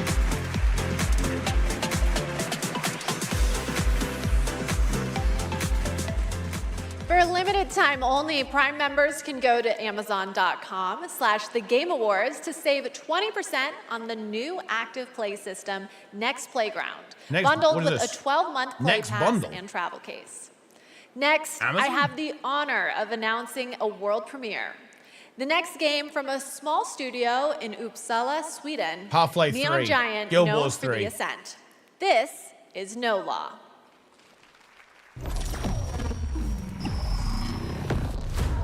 Port Desire, a city that don't belong to anyone, but everyone wants a piece. No laws, no oversight. Nothing. Just the jungle creeping back in. The jungle. Both the vines and the people. The mayor stepped in where the government couldn't. Said the city needed order, and they'd be the ones to bring it. Keeping the peace on their terms. Guy's a porcupine. I walked away from it all. kept my hands in dirt instead of blood. But desire is a fickle mistress. The city won't let me go. It won't forget my name. I asked for nothing, and they still came and took everything. The mayors and anyone that stands in my way, every last one of them. They're gonna learn something real simple. Okay. There's a mecha.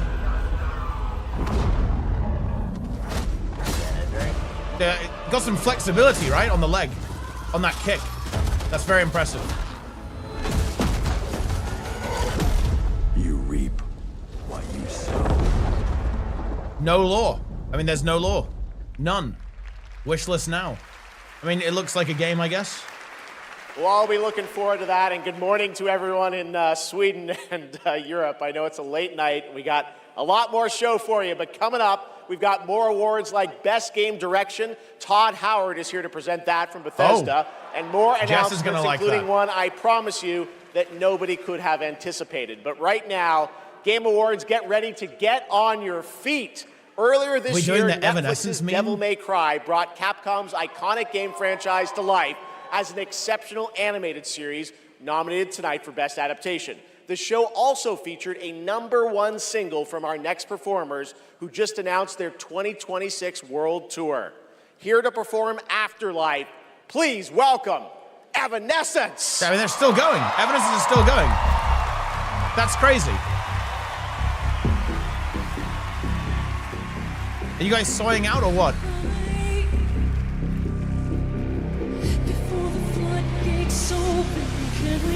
They've gone until this year.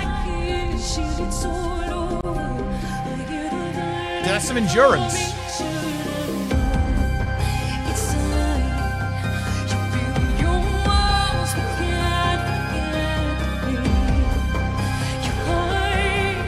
Dude, I love the dance on that, dude. The little stick man. He's so good.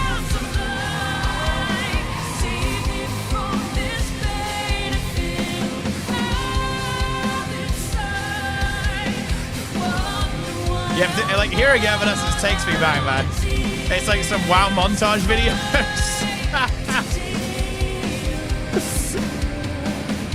It was everywhere back then, guys.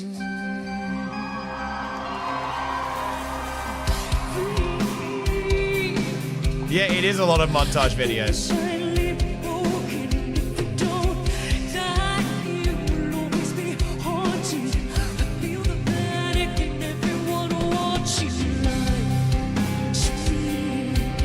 Oh yeah, woo yeah, baby.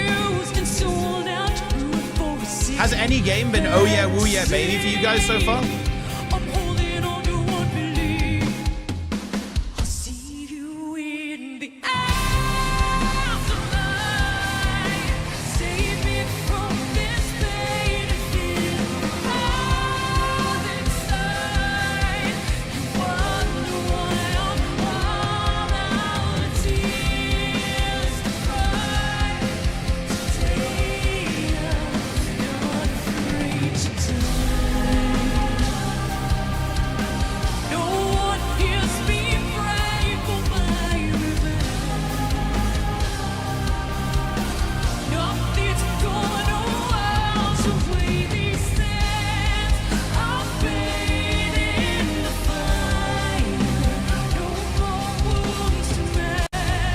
So I sim for Evanescence. I mean, look, it's a classic. I haven't listened to Evanescence for a long time, actually.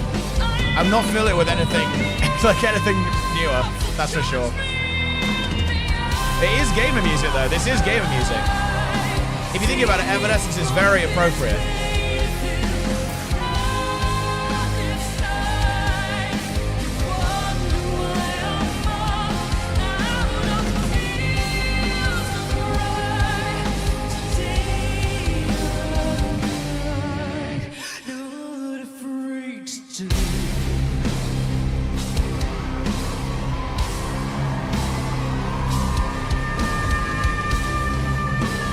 Is there a PvP montage? Look, maybe we need to make one. It's like a epic frag montage of this song.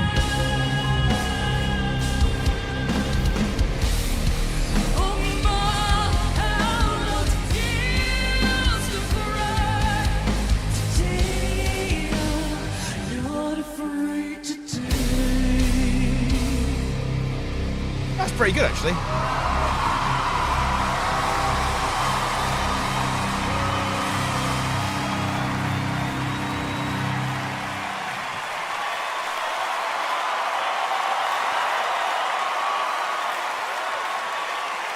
So good. Talk about a performance. Devil May Cry Season 2 will premiere on May 12th, 2026, only on Netflix. Give it up one more time for Amy and Evanescence. That was incredible.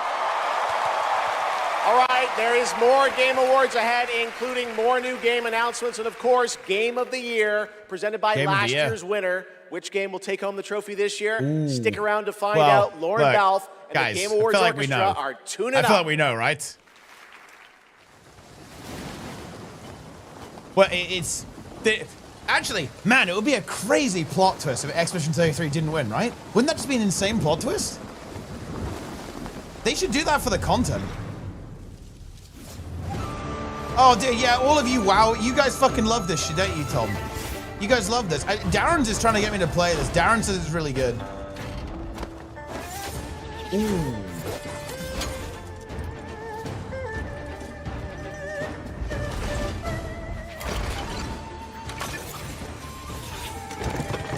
Maybe it's Game of the Year.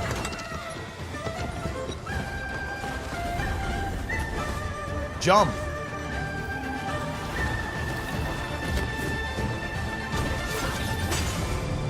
Ooh.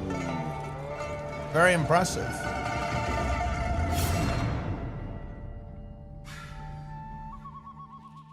Imperial Palace. More Nintendo.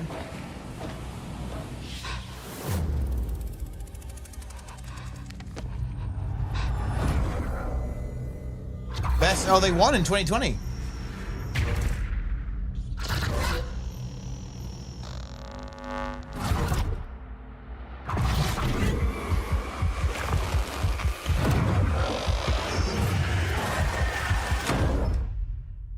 Phasmophobia. If you give a gamer a game, they're gonna want to play it. If That's they true. play it, they might love it. Yep. If they love it, they'll want to play other games they love too. Oh, is this so more, you'll wait, build them a place more to Google discover Play? local games. More than that. Perfect. But then they'll want to play those games anywhere and everywhere. Like here, here, here. Or even on this beast. And if they can play everywhere, they're gonna want to keep tabs on those games and everything else they love in one place. Okay. So you'll give them a U-tab, a home base that tracks You are all going their to play, no matter consume. how they play, with one souped-up profile to rule them all. Oh God! It's like gamification, right? So, you if will give a gamer all the consume. games, You will the freedom to consume. play You will anywhere and everywhere, consume. and a U-tab to keep it all in one place. They're definitely gonna want. You are Go going play. to consume. All of you are going to consume. An urgent threat has emerged in Dartmoor. Dartmoor? What? One that can have catastrophic consequences on a global scale. Careful. One touch can be deadly. That's funny. Please welcome the actress behind Hitman's next elusive target. Close to your house? Well, not that Jovovich. close, but I guess like relatively.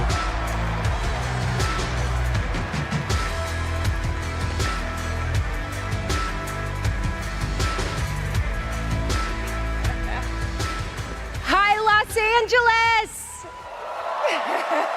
Whoa!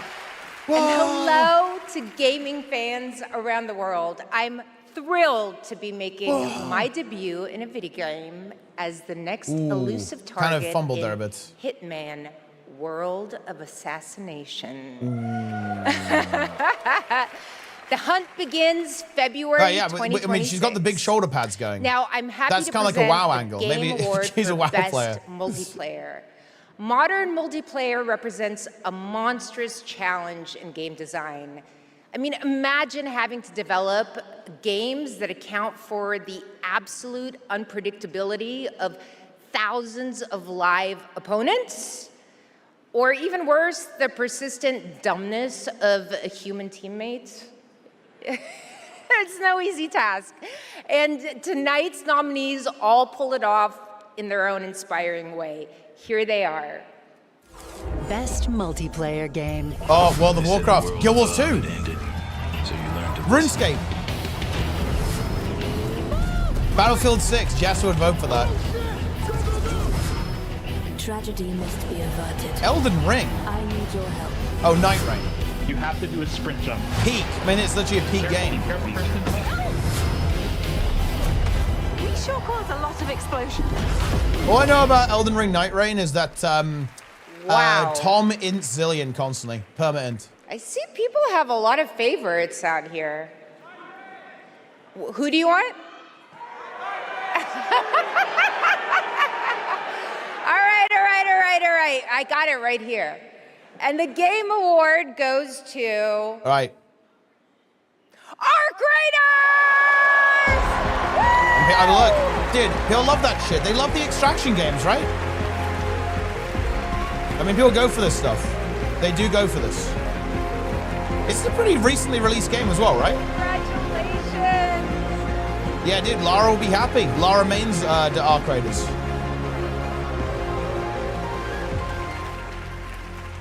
Wow, incredible. Oh, is this a Sweden scenario, guys? Who would have thought? First of all, thank you all.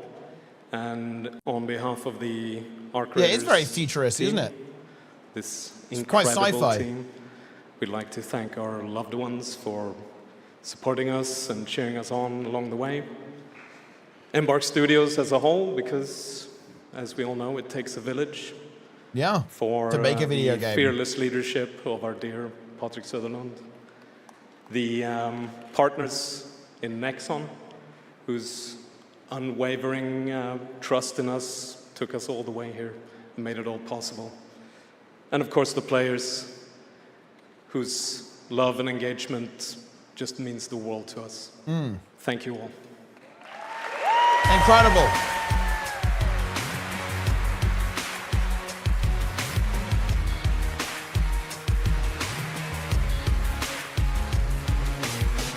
Dude, okay, am I wrong on this? I feel like we haven't dropped a bomb for a while. You know him from the Marvel When are we dropping the Cinematic next Universe bomb? and Stranger When are we Things. doing Please Guild Wars welcome 3, to Game Half-Life Awards, 3? David Harbour. Where's the next bomb?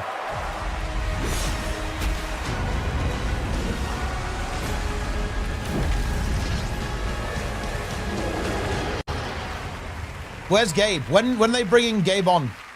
Gabe N.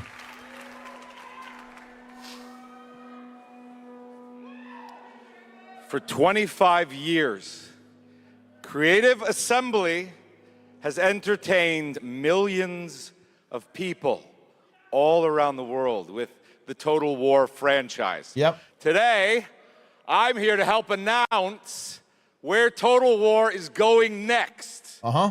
And it'll be in a universe that is so close to my heart. Okay. I'm excited to reveal. He's going some serious energy. I like it. Total War is headed to the grim, dark future. 40K. With Total War. Ooh. Warhammer. Okay. 40K.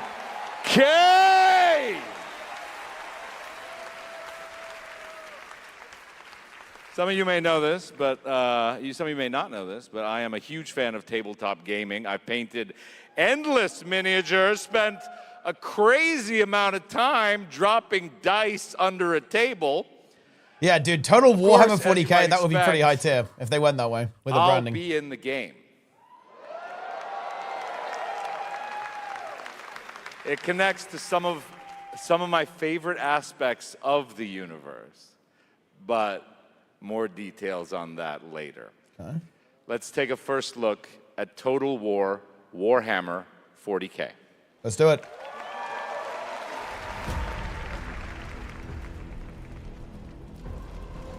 Any Space Marines, guys?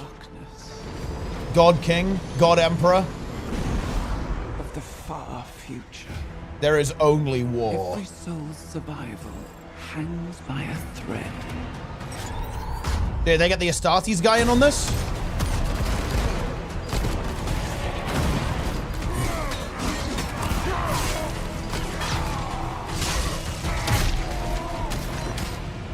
Mankind is beset by endless tides of aliens, traitors, and demons.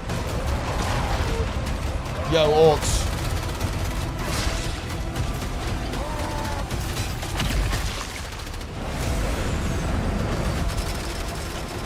Yeah, this is looking kind of insane, guys. This is kind of insane. Across countless worlds, battles rage. They always have a British narrator, and it's always good. I'm just saying, guys.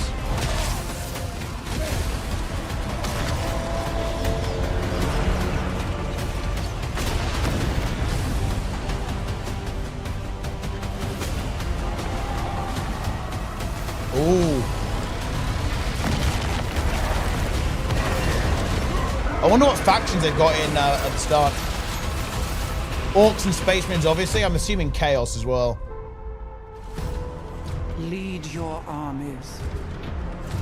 Conquer worlds. Fight on as the galaxy burns.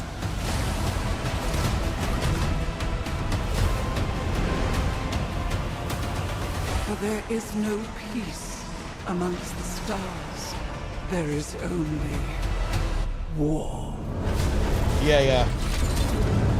Oh, dude, I love that type of title screen, man. I'm a sucker for that. When it does like the zoom out with the logo at the end, that's me. I'm soying. Fucking love that shit. They got me.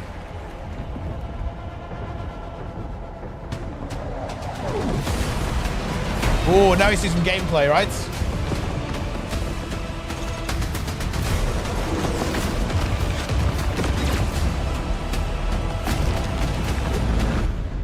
Ooh. Oh, interesting. Okay. Yeah.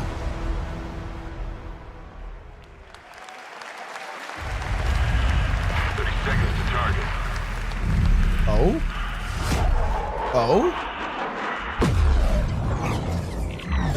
Respond. Bandits inbound.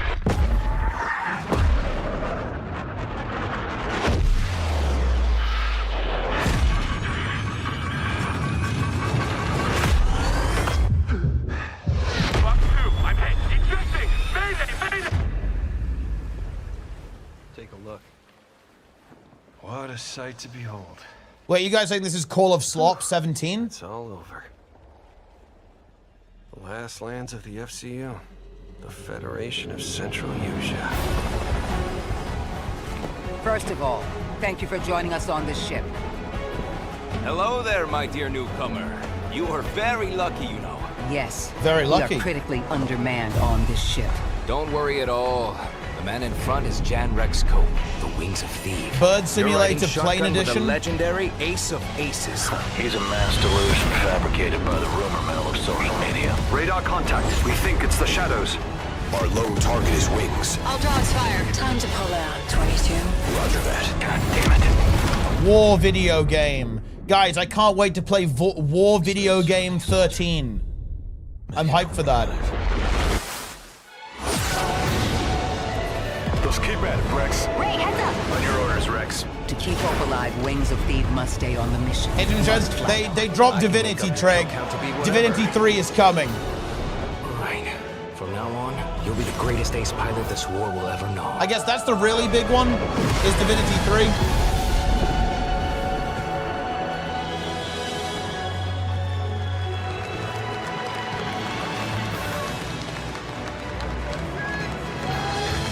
Just Divinity. Well, I mean, look, it's Divinity 3, right? Well, Yes, I guess we don't know exactly Ace Combat is back in 2026. where it is, but let's be honest, it's Divinity 3. Over the past few weeks, fans have been visiting I guess it's complicated because they've kind of got two. Fortnite to help us You've got select Divinity the and best then Divinity Original creator-made Sin, right? island And of the then year, whatever this and is. Genesis Squid Game came out on top. Squid? Congrats to that team, and head over to the Game Awards Island now live in Fortnite to play all the nominees with the island code that you're seeing below. All right, next, from the creative minds If it is of not Fuse 3, Games, some well, of the I key mean, folks behind I guess just Burnout Divinity and Need then. for Speed comes an all-new racing experience. Well, I don't know what it is. I mean, who knows? Maybe it's, well, I guess it's Divinity TBA to be announced. The way it was before the Empire shut it It's down. more Star Wars, I think, right? Massive engines. Lightning fast. Oh, Lives on the racing line. game? Pod rate, Pilots racing game, were racing game. incredible. Best of the best. Wait. United by one beautiful dream.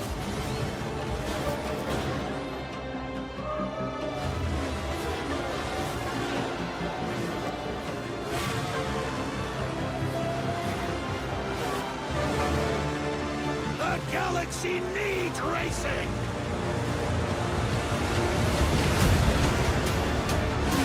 Is it actually a full remake? That's crazy. Well, I mean, or it's a new game, obviously.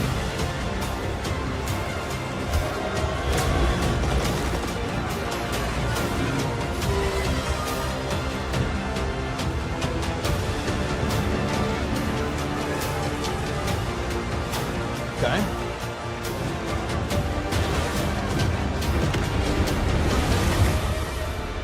Ooh. Galactic Races.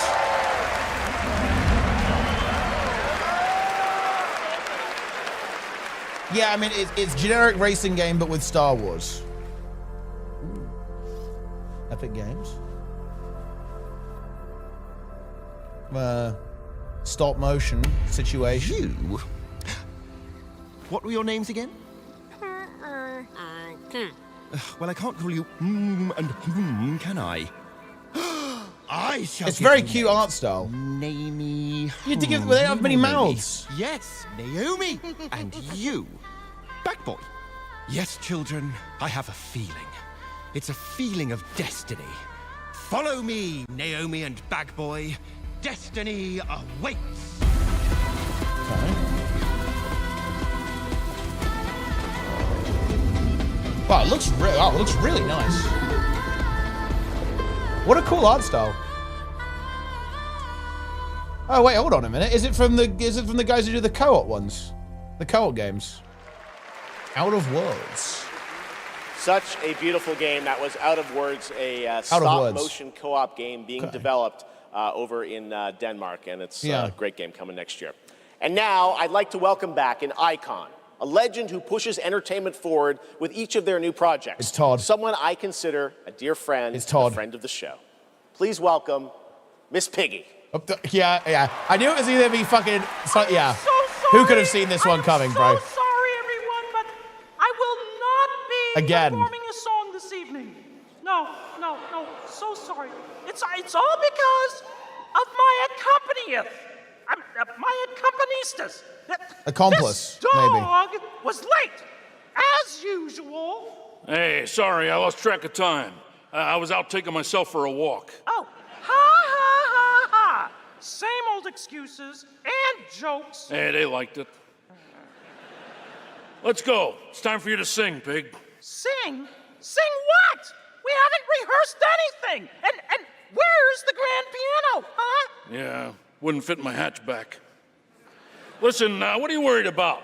You know, we'll just, we'll wing it. Wing it? Sure. Who knows? Maybe it'll all work out. How about, something like this? In a world where gaming games are so exciting, waiting all year long until the time will come. Your turn. What? I can't just make up any words without some meaning. Pretty good. This is stupid. This whole thing is really dumb. Hey, you got it. So if you're looking for some friends, just stick around. Oh yes, the Game Awards will... Never let you down? Good luck. Excuse me? As we all now come together across the Great Divide. Oh, from Tokyo to London, we're all watching side by side. So if you're looking for some fun, the time is now. Here we go. Oh yes, the Game Awards will never let you down. Yeah, we'll see. What? Go ahead. It's a night of magic and online chats galore. Exactly. It's a shame that host Jeff Keighley's such a bore. True. All the trailers and celebs and big awards. Really rigged. Oh. Don't forget about all our friends on Discord. Oh boy, I'm getting so excited about this wonderful world of gaming. Well, here's some awesome titles you simply can't ignore. Okay. The names of all the games that I'll be playing?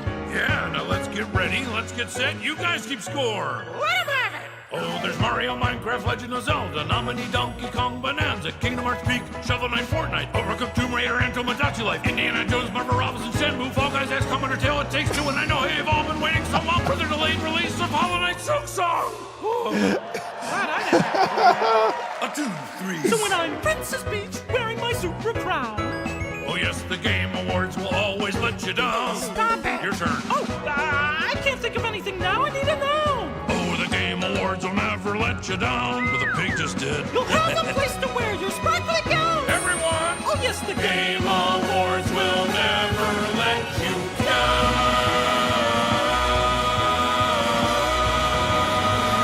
The Game Awards. You know what, guys? I'm going to say it. Okay. It's pretty obvious to me love him. The that Muppets, Jeff everybody. loves this Thanks, stuff. Miss Piggy and he is Ralph the dog. creative god. He does what he wants in the Game Awards. We'll be right back. And that is after based. This new look at Duet Night. I like it. He said, I want it in, and they put it in. Yeah? And I like that. I actually like that. It's unbridled vision. He has a vision, guys. He has a vision. And he doesn't care what anyone thinks. Yeah. My show, idiots. Nothing you can do about it. Yes, Jack. Guys, it's literally Jackal. It's Guild Wars 2. It's Cantha.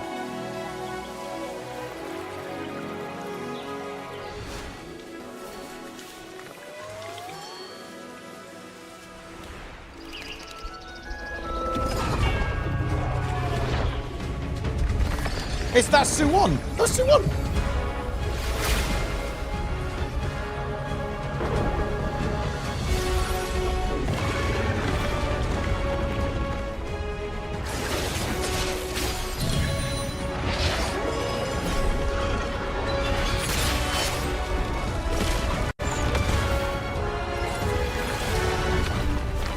There's another gacha game, I guess, or what?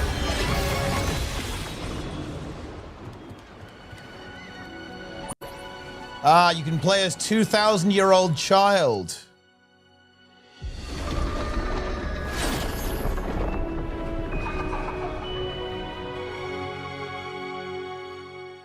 I've never heard of that, actually. The best process is a 1900X 3D? This is... Dude, AMD are not getting a long ad. They're getting a pretty short ad there.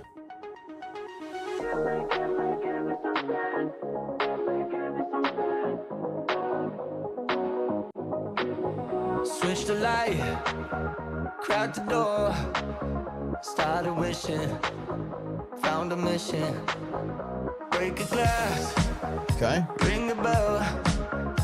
Oh, is this a console one again? Are we doing like a console ad here, guys? This is what they always do with the music, right?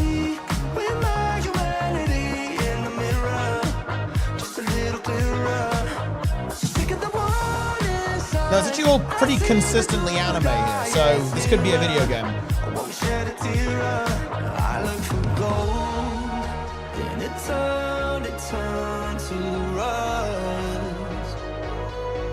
I'll look for fate. If it leads to us. Give me something. Someone to grow. Arc Knight's Enfield? Where is this game? I'm looking it up. Arc Knight's Enfield. Oh, it's a mobile game. Is it a mobile game? Tell me lies. Make it up. Oh no, it's multi-platform actually. Cross-platform game. Seriously, wait, it has base building and industrial management. It's made in Unity as well. Interesting.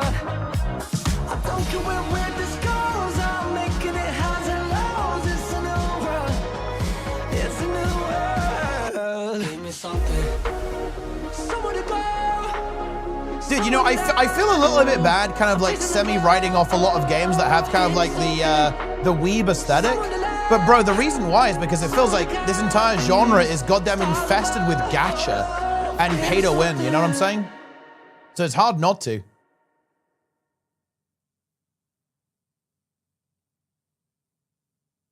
Okay. That was the announcement of One Republic's partnership and a new song with Arc Knight Enfield, which arrives January 22nd, 2026 on PlayStation 5, PC, and mobile. You can pre-register now and be the first to join the frontier.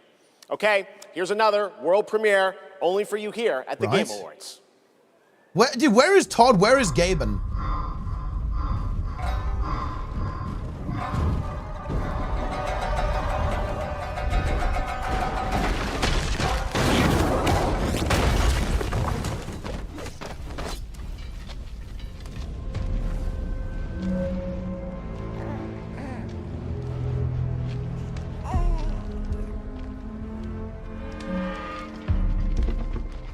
Sekiro 2.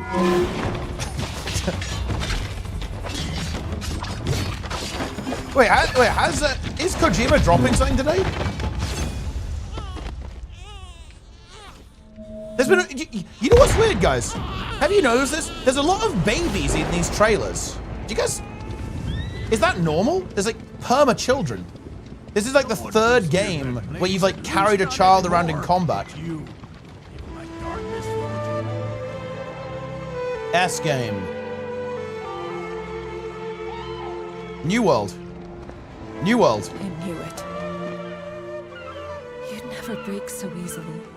Break? Break, you say? But why did you come back? The Order's blades are coming. They failed once, but they won't fail again.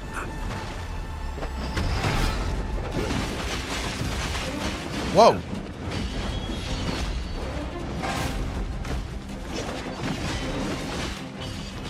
This is Guild Wars 3.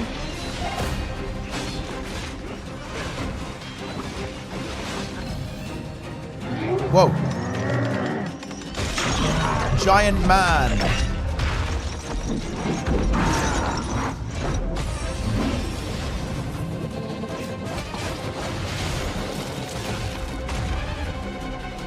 That was easy. He wasn't that difficult to beat. Please. Dude, I think all the thief mains should log into this. I think they'd like this. Instead of Antiquary. Nothing but a shell now. Shall never be the same. Oh. You broke my blade. Another break reference. But we broke your spirit. That's drunken stance there. Phantom is movement. Striking from where none expect. It's looking pretty generic, guys, if I'm being honest, right? I'm not... It's not getting me. This is pretty basic shit. Into steel, turning any blade into a divine weapon. I'm not engaged. It's just like Soul Slot, right? Soul Slot. The avalanche of Souls-like slot games. When Phantom and Blade unite, no enemy stands.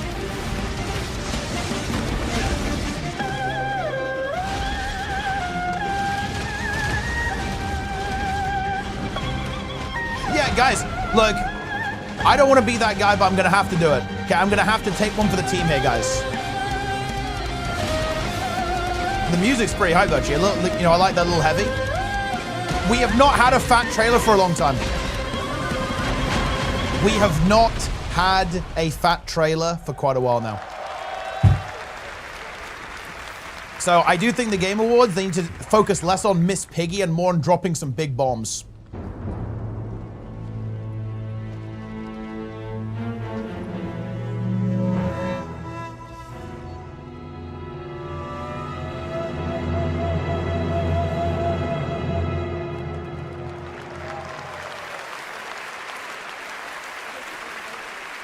Someone's going to drop something. Blade Zero looks incredible, and I cannot wait to play that on PlayStation and PC when it comes out next September. Now to present our next award, it's Todd. Two creators have Gabe. changed the landscape of games the way this man has. From the Elder Scrolls to Fallout, his games have helped wake define up. our industry. He's here. And shape the way we explore digital He's here, worlds. guys. He's Please here. welcome the studio head and creative director He is here. at Bethesda Game Studios, Todd Howard. Here he is. 16 times the anticipation.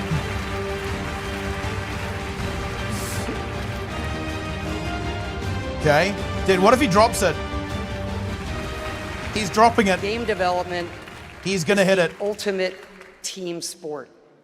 And it doesn't matter if it's a team of 10 or a team of hundreds. He's about to activate. Art, design, audio, engineering, and more have to Most come honest together man in game dev. as one. Game direction is that glue. And the games that have had them all come together, well, they touch us. They become a part of us. And that's why we're here tonight, to honor them. Okay, Here are the nominees for Best Game Direction. Best game direction? Okay. Best game direction. Is it another Claire? Are we going Claire again? Oh, no. Dude, it fucking sucks to not be Claire Obscure this time, right? Just getting literally farmed. Time itself is against us. Holy crap! Okay. And the game award goes to... Oh. Expedition 33. Yeah. Right, who could have seen that one coming, guys? It's over. It's over, guys. It's game over. Another win for Expedition 33. Dude, it feels bad. Honestly, it's got to feel bad for Hades. And I guess a lot, because, you know, like a lot of those games have been popping up a lot, right? But they've just all been cucked by Expedition 33. Yeah, the French win again. Yeah, they're going to get Game of the Year almost certainly, right? They're just feasting. Yeah, well, let's get to it. Yeah, so back in Brussels in 2020, I received a mail, just anonymously. Make a game, they said. It would be fun, they said. Yeah, what's the worst that could happen, right? Yeah. Well, fast forward for a few years. All looking very stylish. They've all got the same shirt on as well, guys. They're very color-coded, you know? Still don't really understand. Very coordinated with the outfits. It's a timeline, however, where we're eternally grateful for the support and love we've received as well. And all the ones with us tonight and the ones abroad, friends and family who believe in us. Didn't they wear this to the office every day? And yep. I love to thank my wife as well. She couldn't make it here tonight, but I think she's watching it. She's in Brazil, so the time difference is quite quite huge. But could be watching on Twitch, anyway, maybe perhaps on YouTube. Thank you all so much. Have could a watch the VOD. Yeah.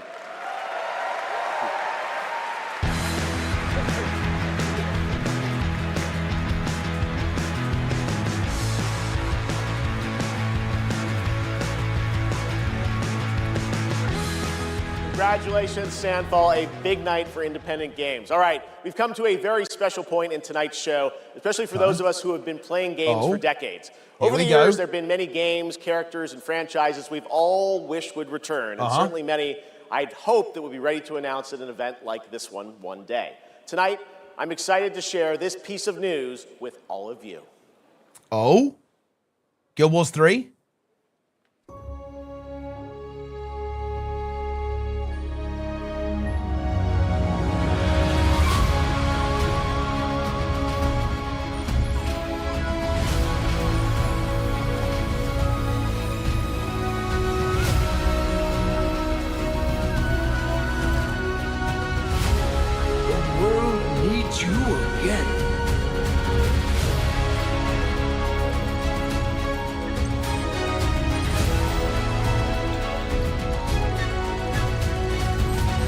Is this the bomb? Is this a bomb?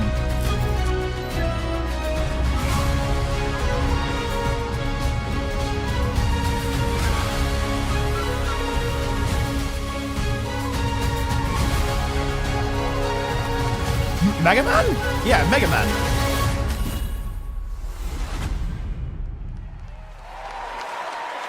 Yeah, I saw the silhouette there. I mean, okay, Mega Man.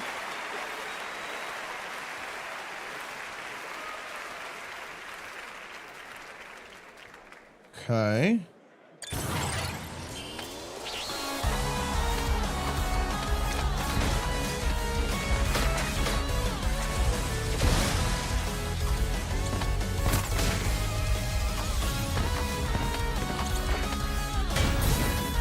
I mean, fair enough. I mean, I got no problem with this.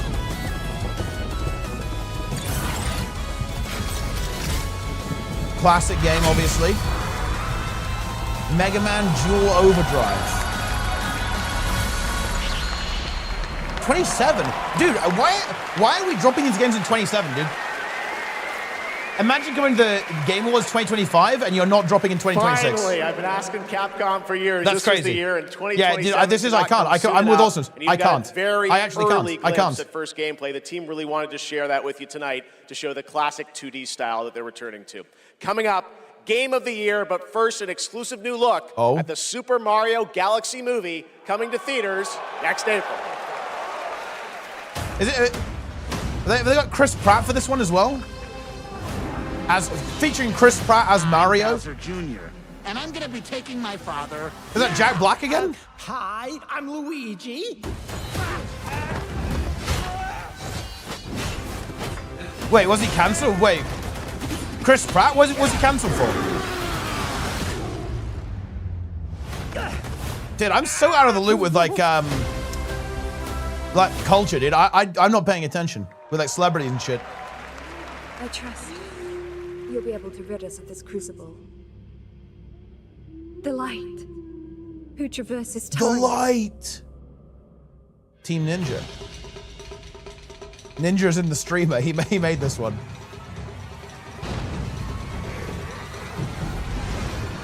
Oh shit. Ooh. Some people are gonna. Okay, right. Deaxon's gonna play this one, guys. Yeah. Ooh, Deaxon's gonna play that one. None shall interfere with my course. Become a spirit stone.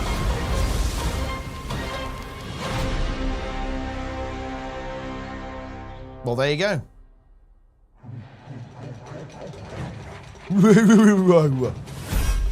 Okay. Additional bonus content. Solo leveling? You named your game Solo Leveling?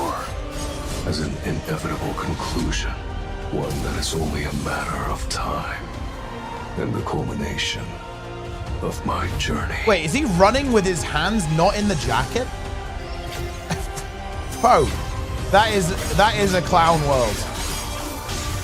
Wait, he's fighting with his arms not in the jacket. Rise. What is this? Join me in it's based on an anime?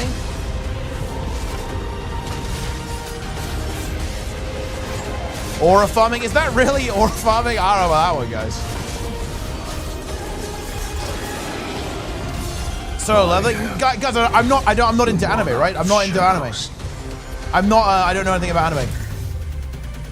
Solo Leveling Arise Overdrive available now. Solo leveling aura farm drive. Aura farming is all he does. What do you mean? What does that even mean? What does it mean to just do pure like aura farming? What? I don't understand. He goes from rank 1 slime to god. I mean, oh, so wait, is it like an RPG thing, but in real life? You know, sometimes our last reveal at the Game Awards is a teaser for something years and years away. But not tonight. Our final world premiere comes from 61 members of the team that built Apex Legends and Titanfall. Oh, okay. 4 years ago, the principals founded a new independent studio with the hopes of pushing the shooter genre forward with a new original game. They've done it in complete secrecy, which is even more amazing because the game is very deep into development. The power of independent, self-published studios is this really the last one? Forward no is a nukes? growing and I think positive theme in our industry. Just like another So shooter, tonight, like slot, you're not only gonna get like the battle announcement of the royale, game, arena but thing, or also whatever. your first look at the gameplay. I've played it, and after you see this trailer, I think you're going to want to as well. Welcome to Highguard. Into lands uncharted and dangers untold. I venture without fear. I feel like I know that voice actor. Ride without rest. For coin or for What the hell? You ride bears? Fight to the end. Oh. I mean, okay. Here we go. A new breed of shooter. It's a strand type shooter. Innovative stuff. Your light belongs to me. Whoa. Ripped his heart out. Moving in for the attack. Kind of like a fantasy shooter? Kind of interesting.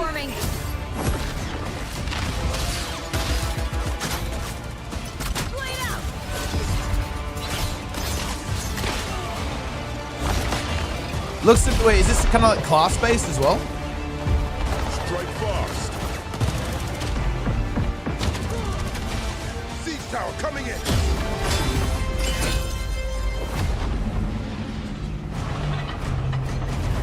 It's the Grand from Lord of the Rings. Grand. Grand. I'm coming for you.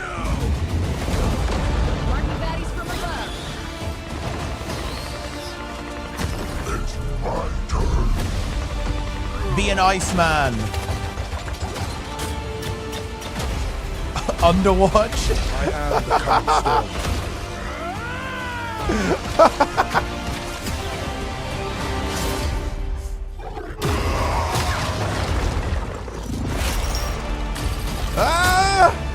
I mean, I don't know, guys. Like, maybe they should have kept this one a secret, yeah? I am a warden, and this is my oath. Fucking Underwatch.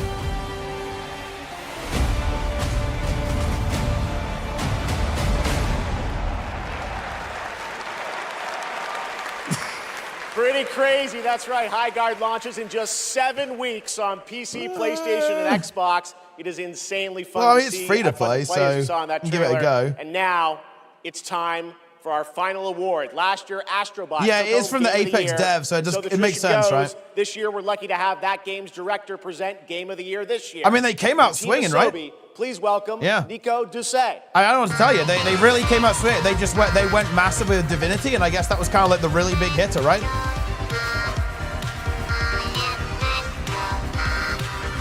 They had Divinity, Lara Croft Control as well. Good day, wherever you are. Those are two like really big ones, right? Or the 3 really big ones. So last year we were That I feel like we're. I'm I'm amazed WoW's not doing midnight here.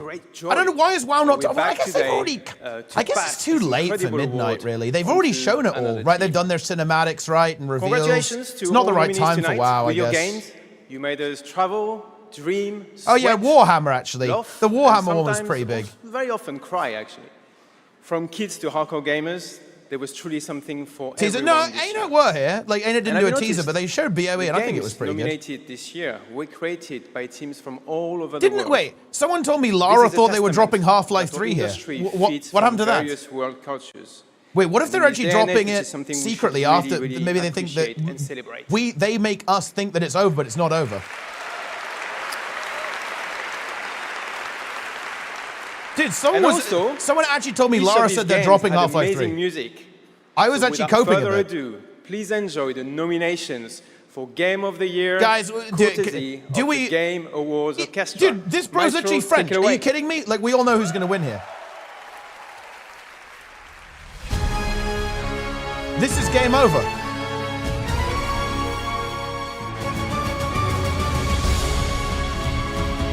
Kingdom Come Deliverance.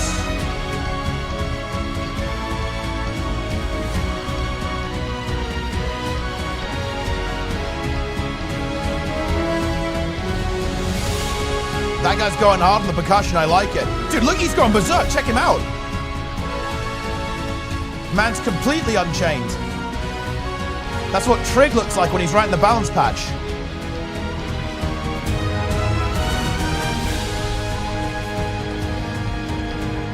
Death Stranding 2? Game of the Year? Ooh. The video game music is so good.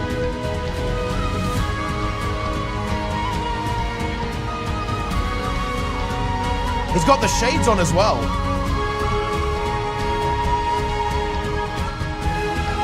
Yeah, Flute Guy is nuclear as well, actually.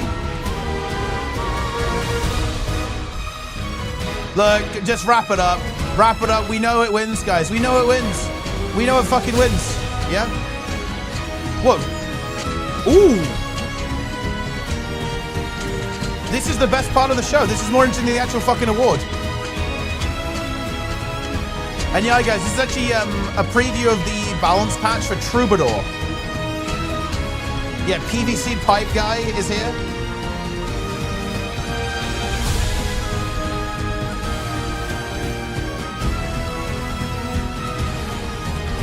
Dude, imagine being a dev for like Hollow Knight or Hades or well, any game that isn't Claire Obscure. You know it's over. You know you're game over. You know you're GG'd. Give up.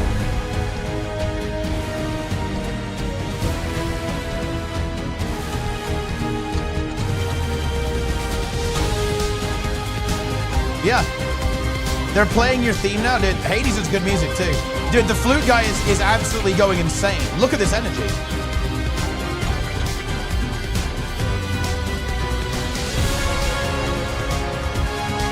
Death Stranding, imagine being Kojima. He's like, it's over. He's thinking it's never been more over. Yeah, he keeps rotating through different flutes, by the way. This is pretty high level stuff.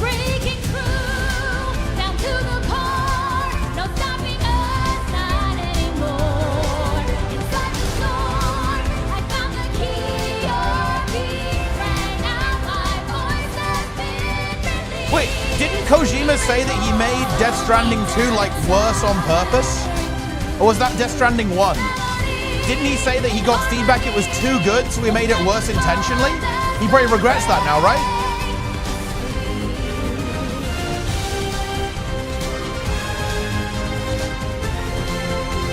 What? He's escalated even further.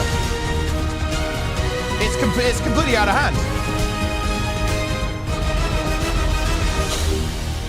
Do you know what the worst part is, guys? Do you know what the worst part is? Claire Obscure's gonna win now. It's unwinnable for any other game. And here's the thing, guys. Divinity 3, or, well, next Divinity, right, is coming out, and it's another unwinnable year. Just give up. Don't release your game. Like, don't even bother releasing your game. Yeah, I love that they lent into Flute Guy as well. So, yeah, oh yeah, and GTA 6. This GTA 6, unwinnable. Like, so there's no fucking point. And the game of the year is mon ami Claire Obscure. Yeah, wow, who could have seen? It's a full sweep. It's literally game over. They only lost to Battlefield. Battlefield 6, dude, imagine losing your sweep to Battlefield 6 on audio immersion.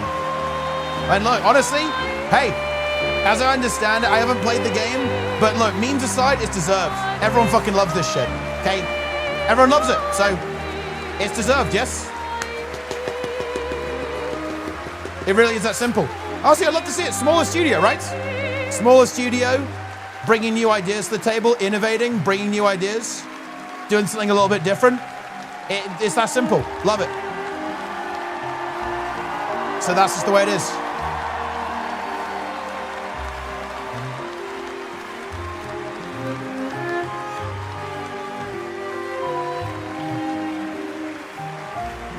There you go.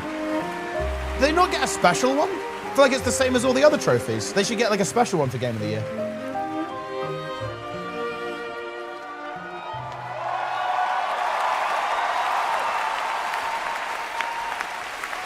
Are they not going to get all of them up there? Shame, actually. What a weird timeline for us. This was supposed to be a joke. The Barbarian Narnia. I have no idea what's happening. Well, I want to thank first the incredible team at Unfold Interactive.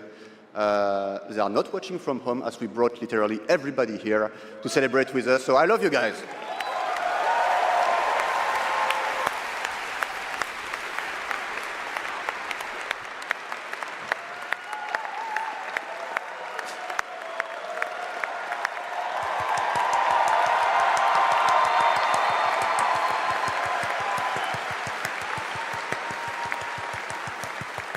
I also want to thank Kepler Interactive, our publisher, but also our localization teams, our playtesters, our wonderful cast for both motion capture and voice, and all the people who worked on this game to make it happen. It's really a teamwork, so just thank you to everybody who contributed. And also, I want to extend a thank to the unsung heroes of this industry, the people who make tutorials on YouTube on how to make a game, because we had no idea how to make a game before, so thank you. Yeah, look, you can learn anything. You can. You can learn anything online. It is true. It's very useful. And I'll extend a personal thank you to an important man in my life, Mr. Hironobu Sakaguchi, who made me fall in love with games and inspired me to become a game dev. So thank you, Mr. Sakaguchi. Oh, cool story. Why the game? What? I mean, it's a good game. That's why. And finally, just everyone is raving about it. Thank you to the players for all your covers, your fan art, your endless arguing about which ending is a good one. That's wonderful to read. Thank you so much. And I think that actions are worth more than words. So if you remember, we promised some content a few months ago. So I'm very happy to say that it's releasing now. And you can just go and play. It's free. New weapons, new quests, new boss. So just so just thank you so much. You changed our life. Nice timing. You changed the studio's life, and it's really wonderful. So thank you, and for those who come after.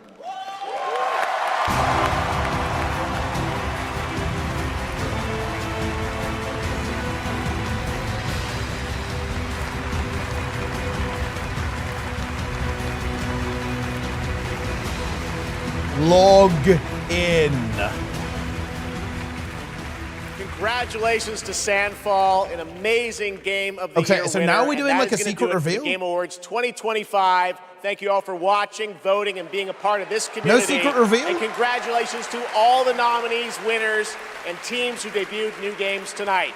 We'll see you again on Friday, June 5th for our biggest Summer Game Fest ever from the Dolby Theater in LA. And we'll be back right here at Peacock Theater for the Game Awards next December. Thanks Phase to our 2? entire Game Awards Are they doing team and is there a everyone phase 2? who helped make this show possible. Happy holidays. Good night, Yeah, we got everybody. baited. That Mega Man was a bit of a bait, yeah. Fair enough. Archangel phase?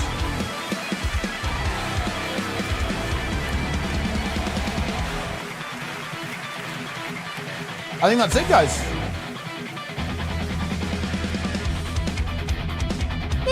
I mean, fair enough.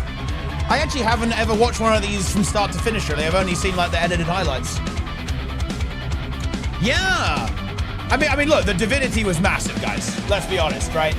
The Divinity reveal was absolutely colossal. So, like, if nothing else, that was just, that was huge, obviously.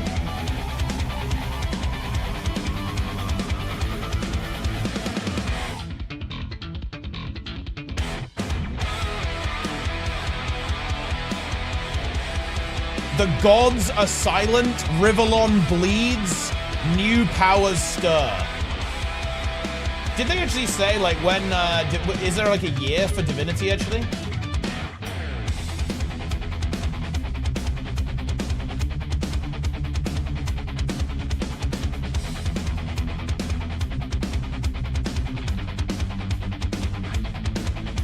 Oh, just like this is like a newsletter thing.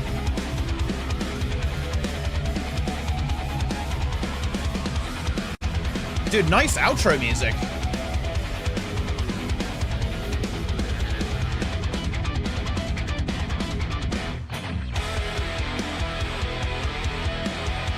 Yeah.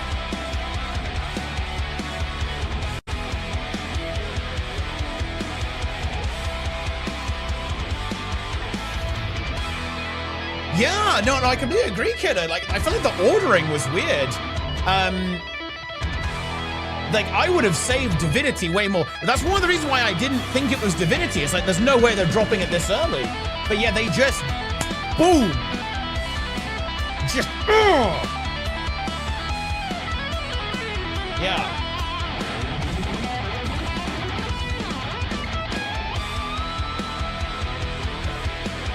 Yeah, no, exactly, yeah. I thought they were really gonna have something, right? Like, I thought they were gonna have, you know, something at the end, like a surprise, right?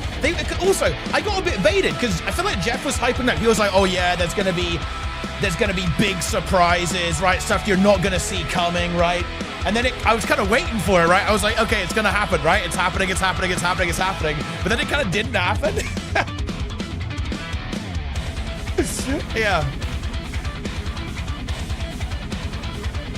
It's like, is it is it Half-Life, right? Are they dropping something huge? Are they dropping Portal 3, right? Or something?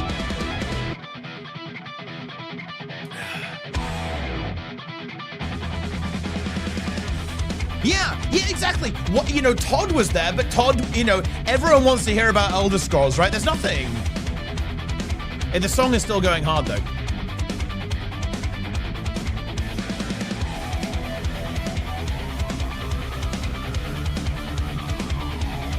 Shout out France, though, by the way, guys. Shout out France.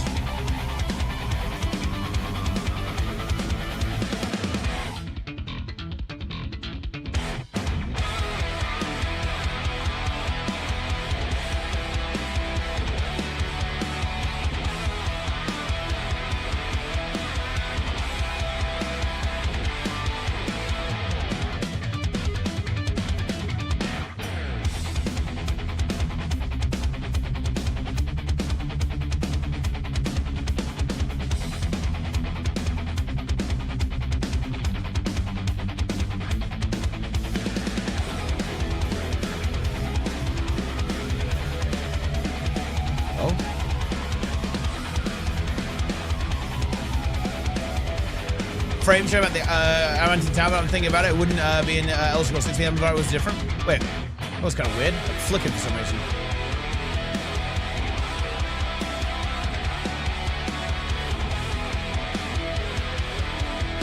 No 3, dude. Anyone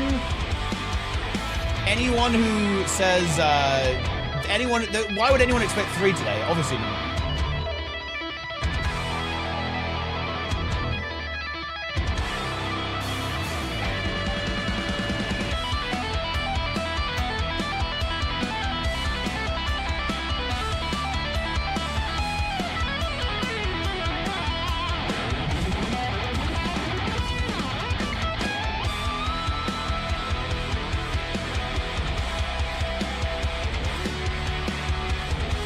Yeah, dude, this is a sick track, actually. I like this a lot.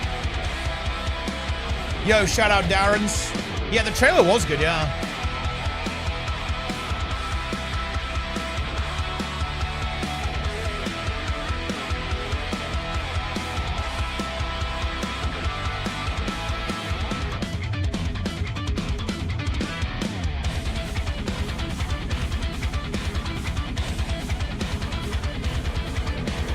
With all the 27 releases, there was no sure they'd have a surprise. Yeah, I guess, right, because they were already kind of stretching it a little bit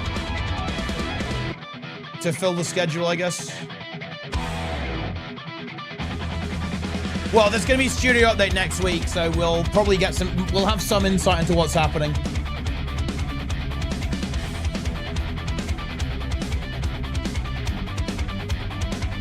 See you next year.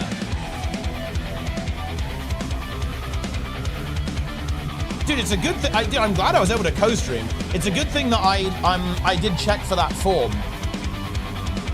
Dude, I didn't even check that Darren's live. I should have called Darren's. We should have actually just done like a duo cast, bro.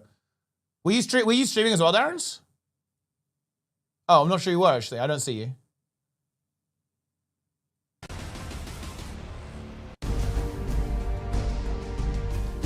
Video game trailers. Oh, are they gonna do like a rebroadcast now? Ah, yeah, they're doing a rebroadcast, aren't they? Yeah, that's fair. What's the Twitch chat doing? Dude, there's actually so many people chatting. I think it's actually breaking. Look, it's like, it keeps like flickering. I think there's too many people. It's imploding. Okay, who's co-streaming? 1,293 co-streamers, goodness me.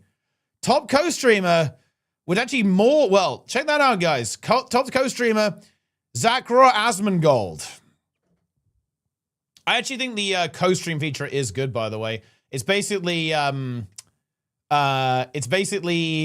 so that you can restream and kind of do React content, but it actually supports the original creator, right? You can see here, like it adds to the view count of the original streamer.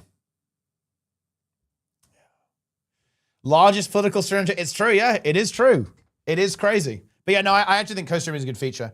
Because it's also inbuilt, like it's systemic, right? What I really like about it, it's very pro-creator because it means that you as a streamer can say, hey, if you want to co-stream my content, you can do that if I give you permission, and here's how. So it makes it very, very concrete. So if you are okay with people co-streaming, there's a way to do that. And if you're not, then there's a way to say, no, I'm not okay with that, actually. It's a very pro-creator platform, actually, or feature. It's a very good feature. Stuff like, I actually would be really, I would be a really big fan of this on YouTube as well. I think there should be something like this for React content. So in other words, if you react to a video, it also contributes to the original as well. I think will be really good. I think it's harder to do on YouTube, actually. Like, I think that type of attribution is really complex. But something like that would be good, I think. So that you actually have some proper structure around React-style content. So another, yeah, that kind of thing would be good. But yeah. That would be the deal, the situation, the content.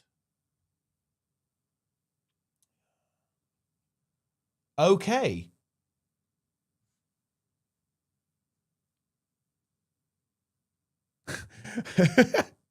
YouTube can do combo uploads and one upload from multiple channels. Yeah, you can do like collaboration, but that's not quite the same thing, right? But I guess maybe it could use that system. Based on percentage of views of React content, so not every 3 views. Every 3 views of React video gets added. Yeah, something like that. Yeah, some kind of system that would kind of combine the two things together. Like, I think RevShare would be really good. So let's say that you're a small creator, right? And then someone really big reacts to you and they get 1 million views. And let's say you get 100,000 views on your video, right? And a reaction video gets 1 million. I think it'd be really good if there was just like RevShare there, right? So in other words, like a portion of the revenue from the 1 million views goes to the original content creator as well. But yeah, I think there's like some good ways to do it. Anyway, I'm gonna go to bed, guys. I'm actually really tired. I almost thought I wasn't gonna make it, guys. I thought I wasn't gonna make it to watch the Game Awards, but I kind of found a bit of a second wind. That's it. Back tomorrow. What is tomorrow, actually? Oh yeah, tomorrow is drop farming. Tomorrow, I didn't do like a proper drop farm today, guys. Or today. Tomorrow we're doing a proper drop farm. I'll be here early, and we'll farm some drops. It's gonna be good. Take it easy, gamers. Thanks for watching. It was fun to do something a little bit different, actually. I haven't really done anything like this before. Like watching a show and having our little kind of react mode over here. Very, very wholesome, I guess. But yeah, it was good. I will see you guys tomorrow. Take it easy. I'm out of here.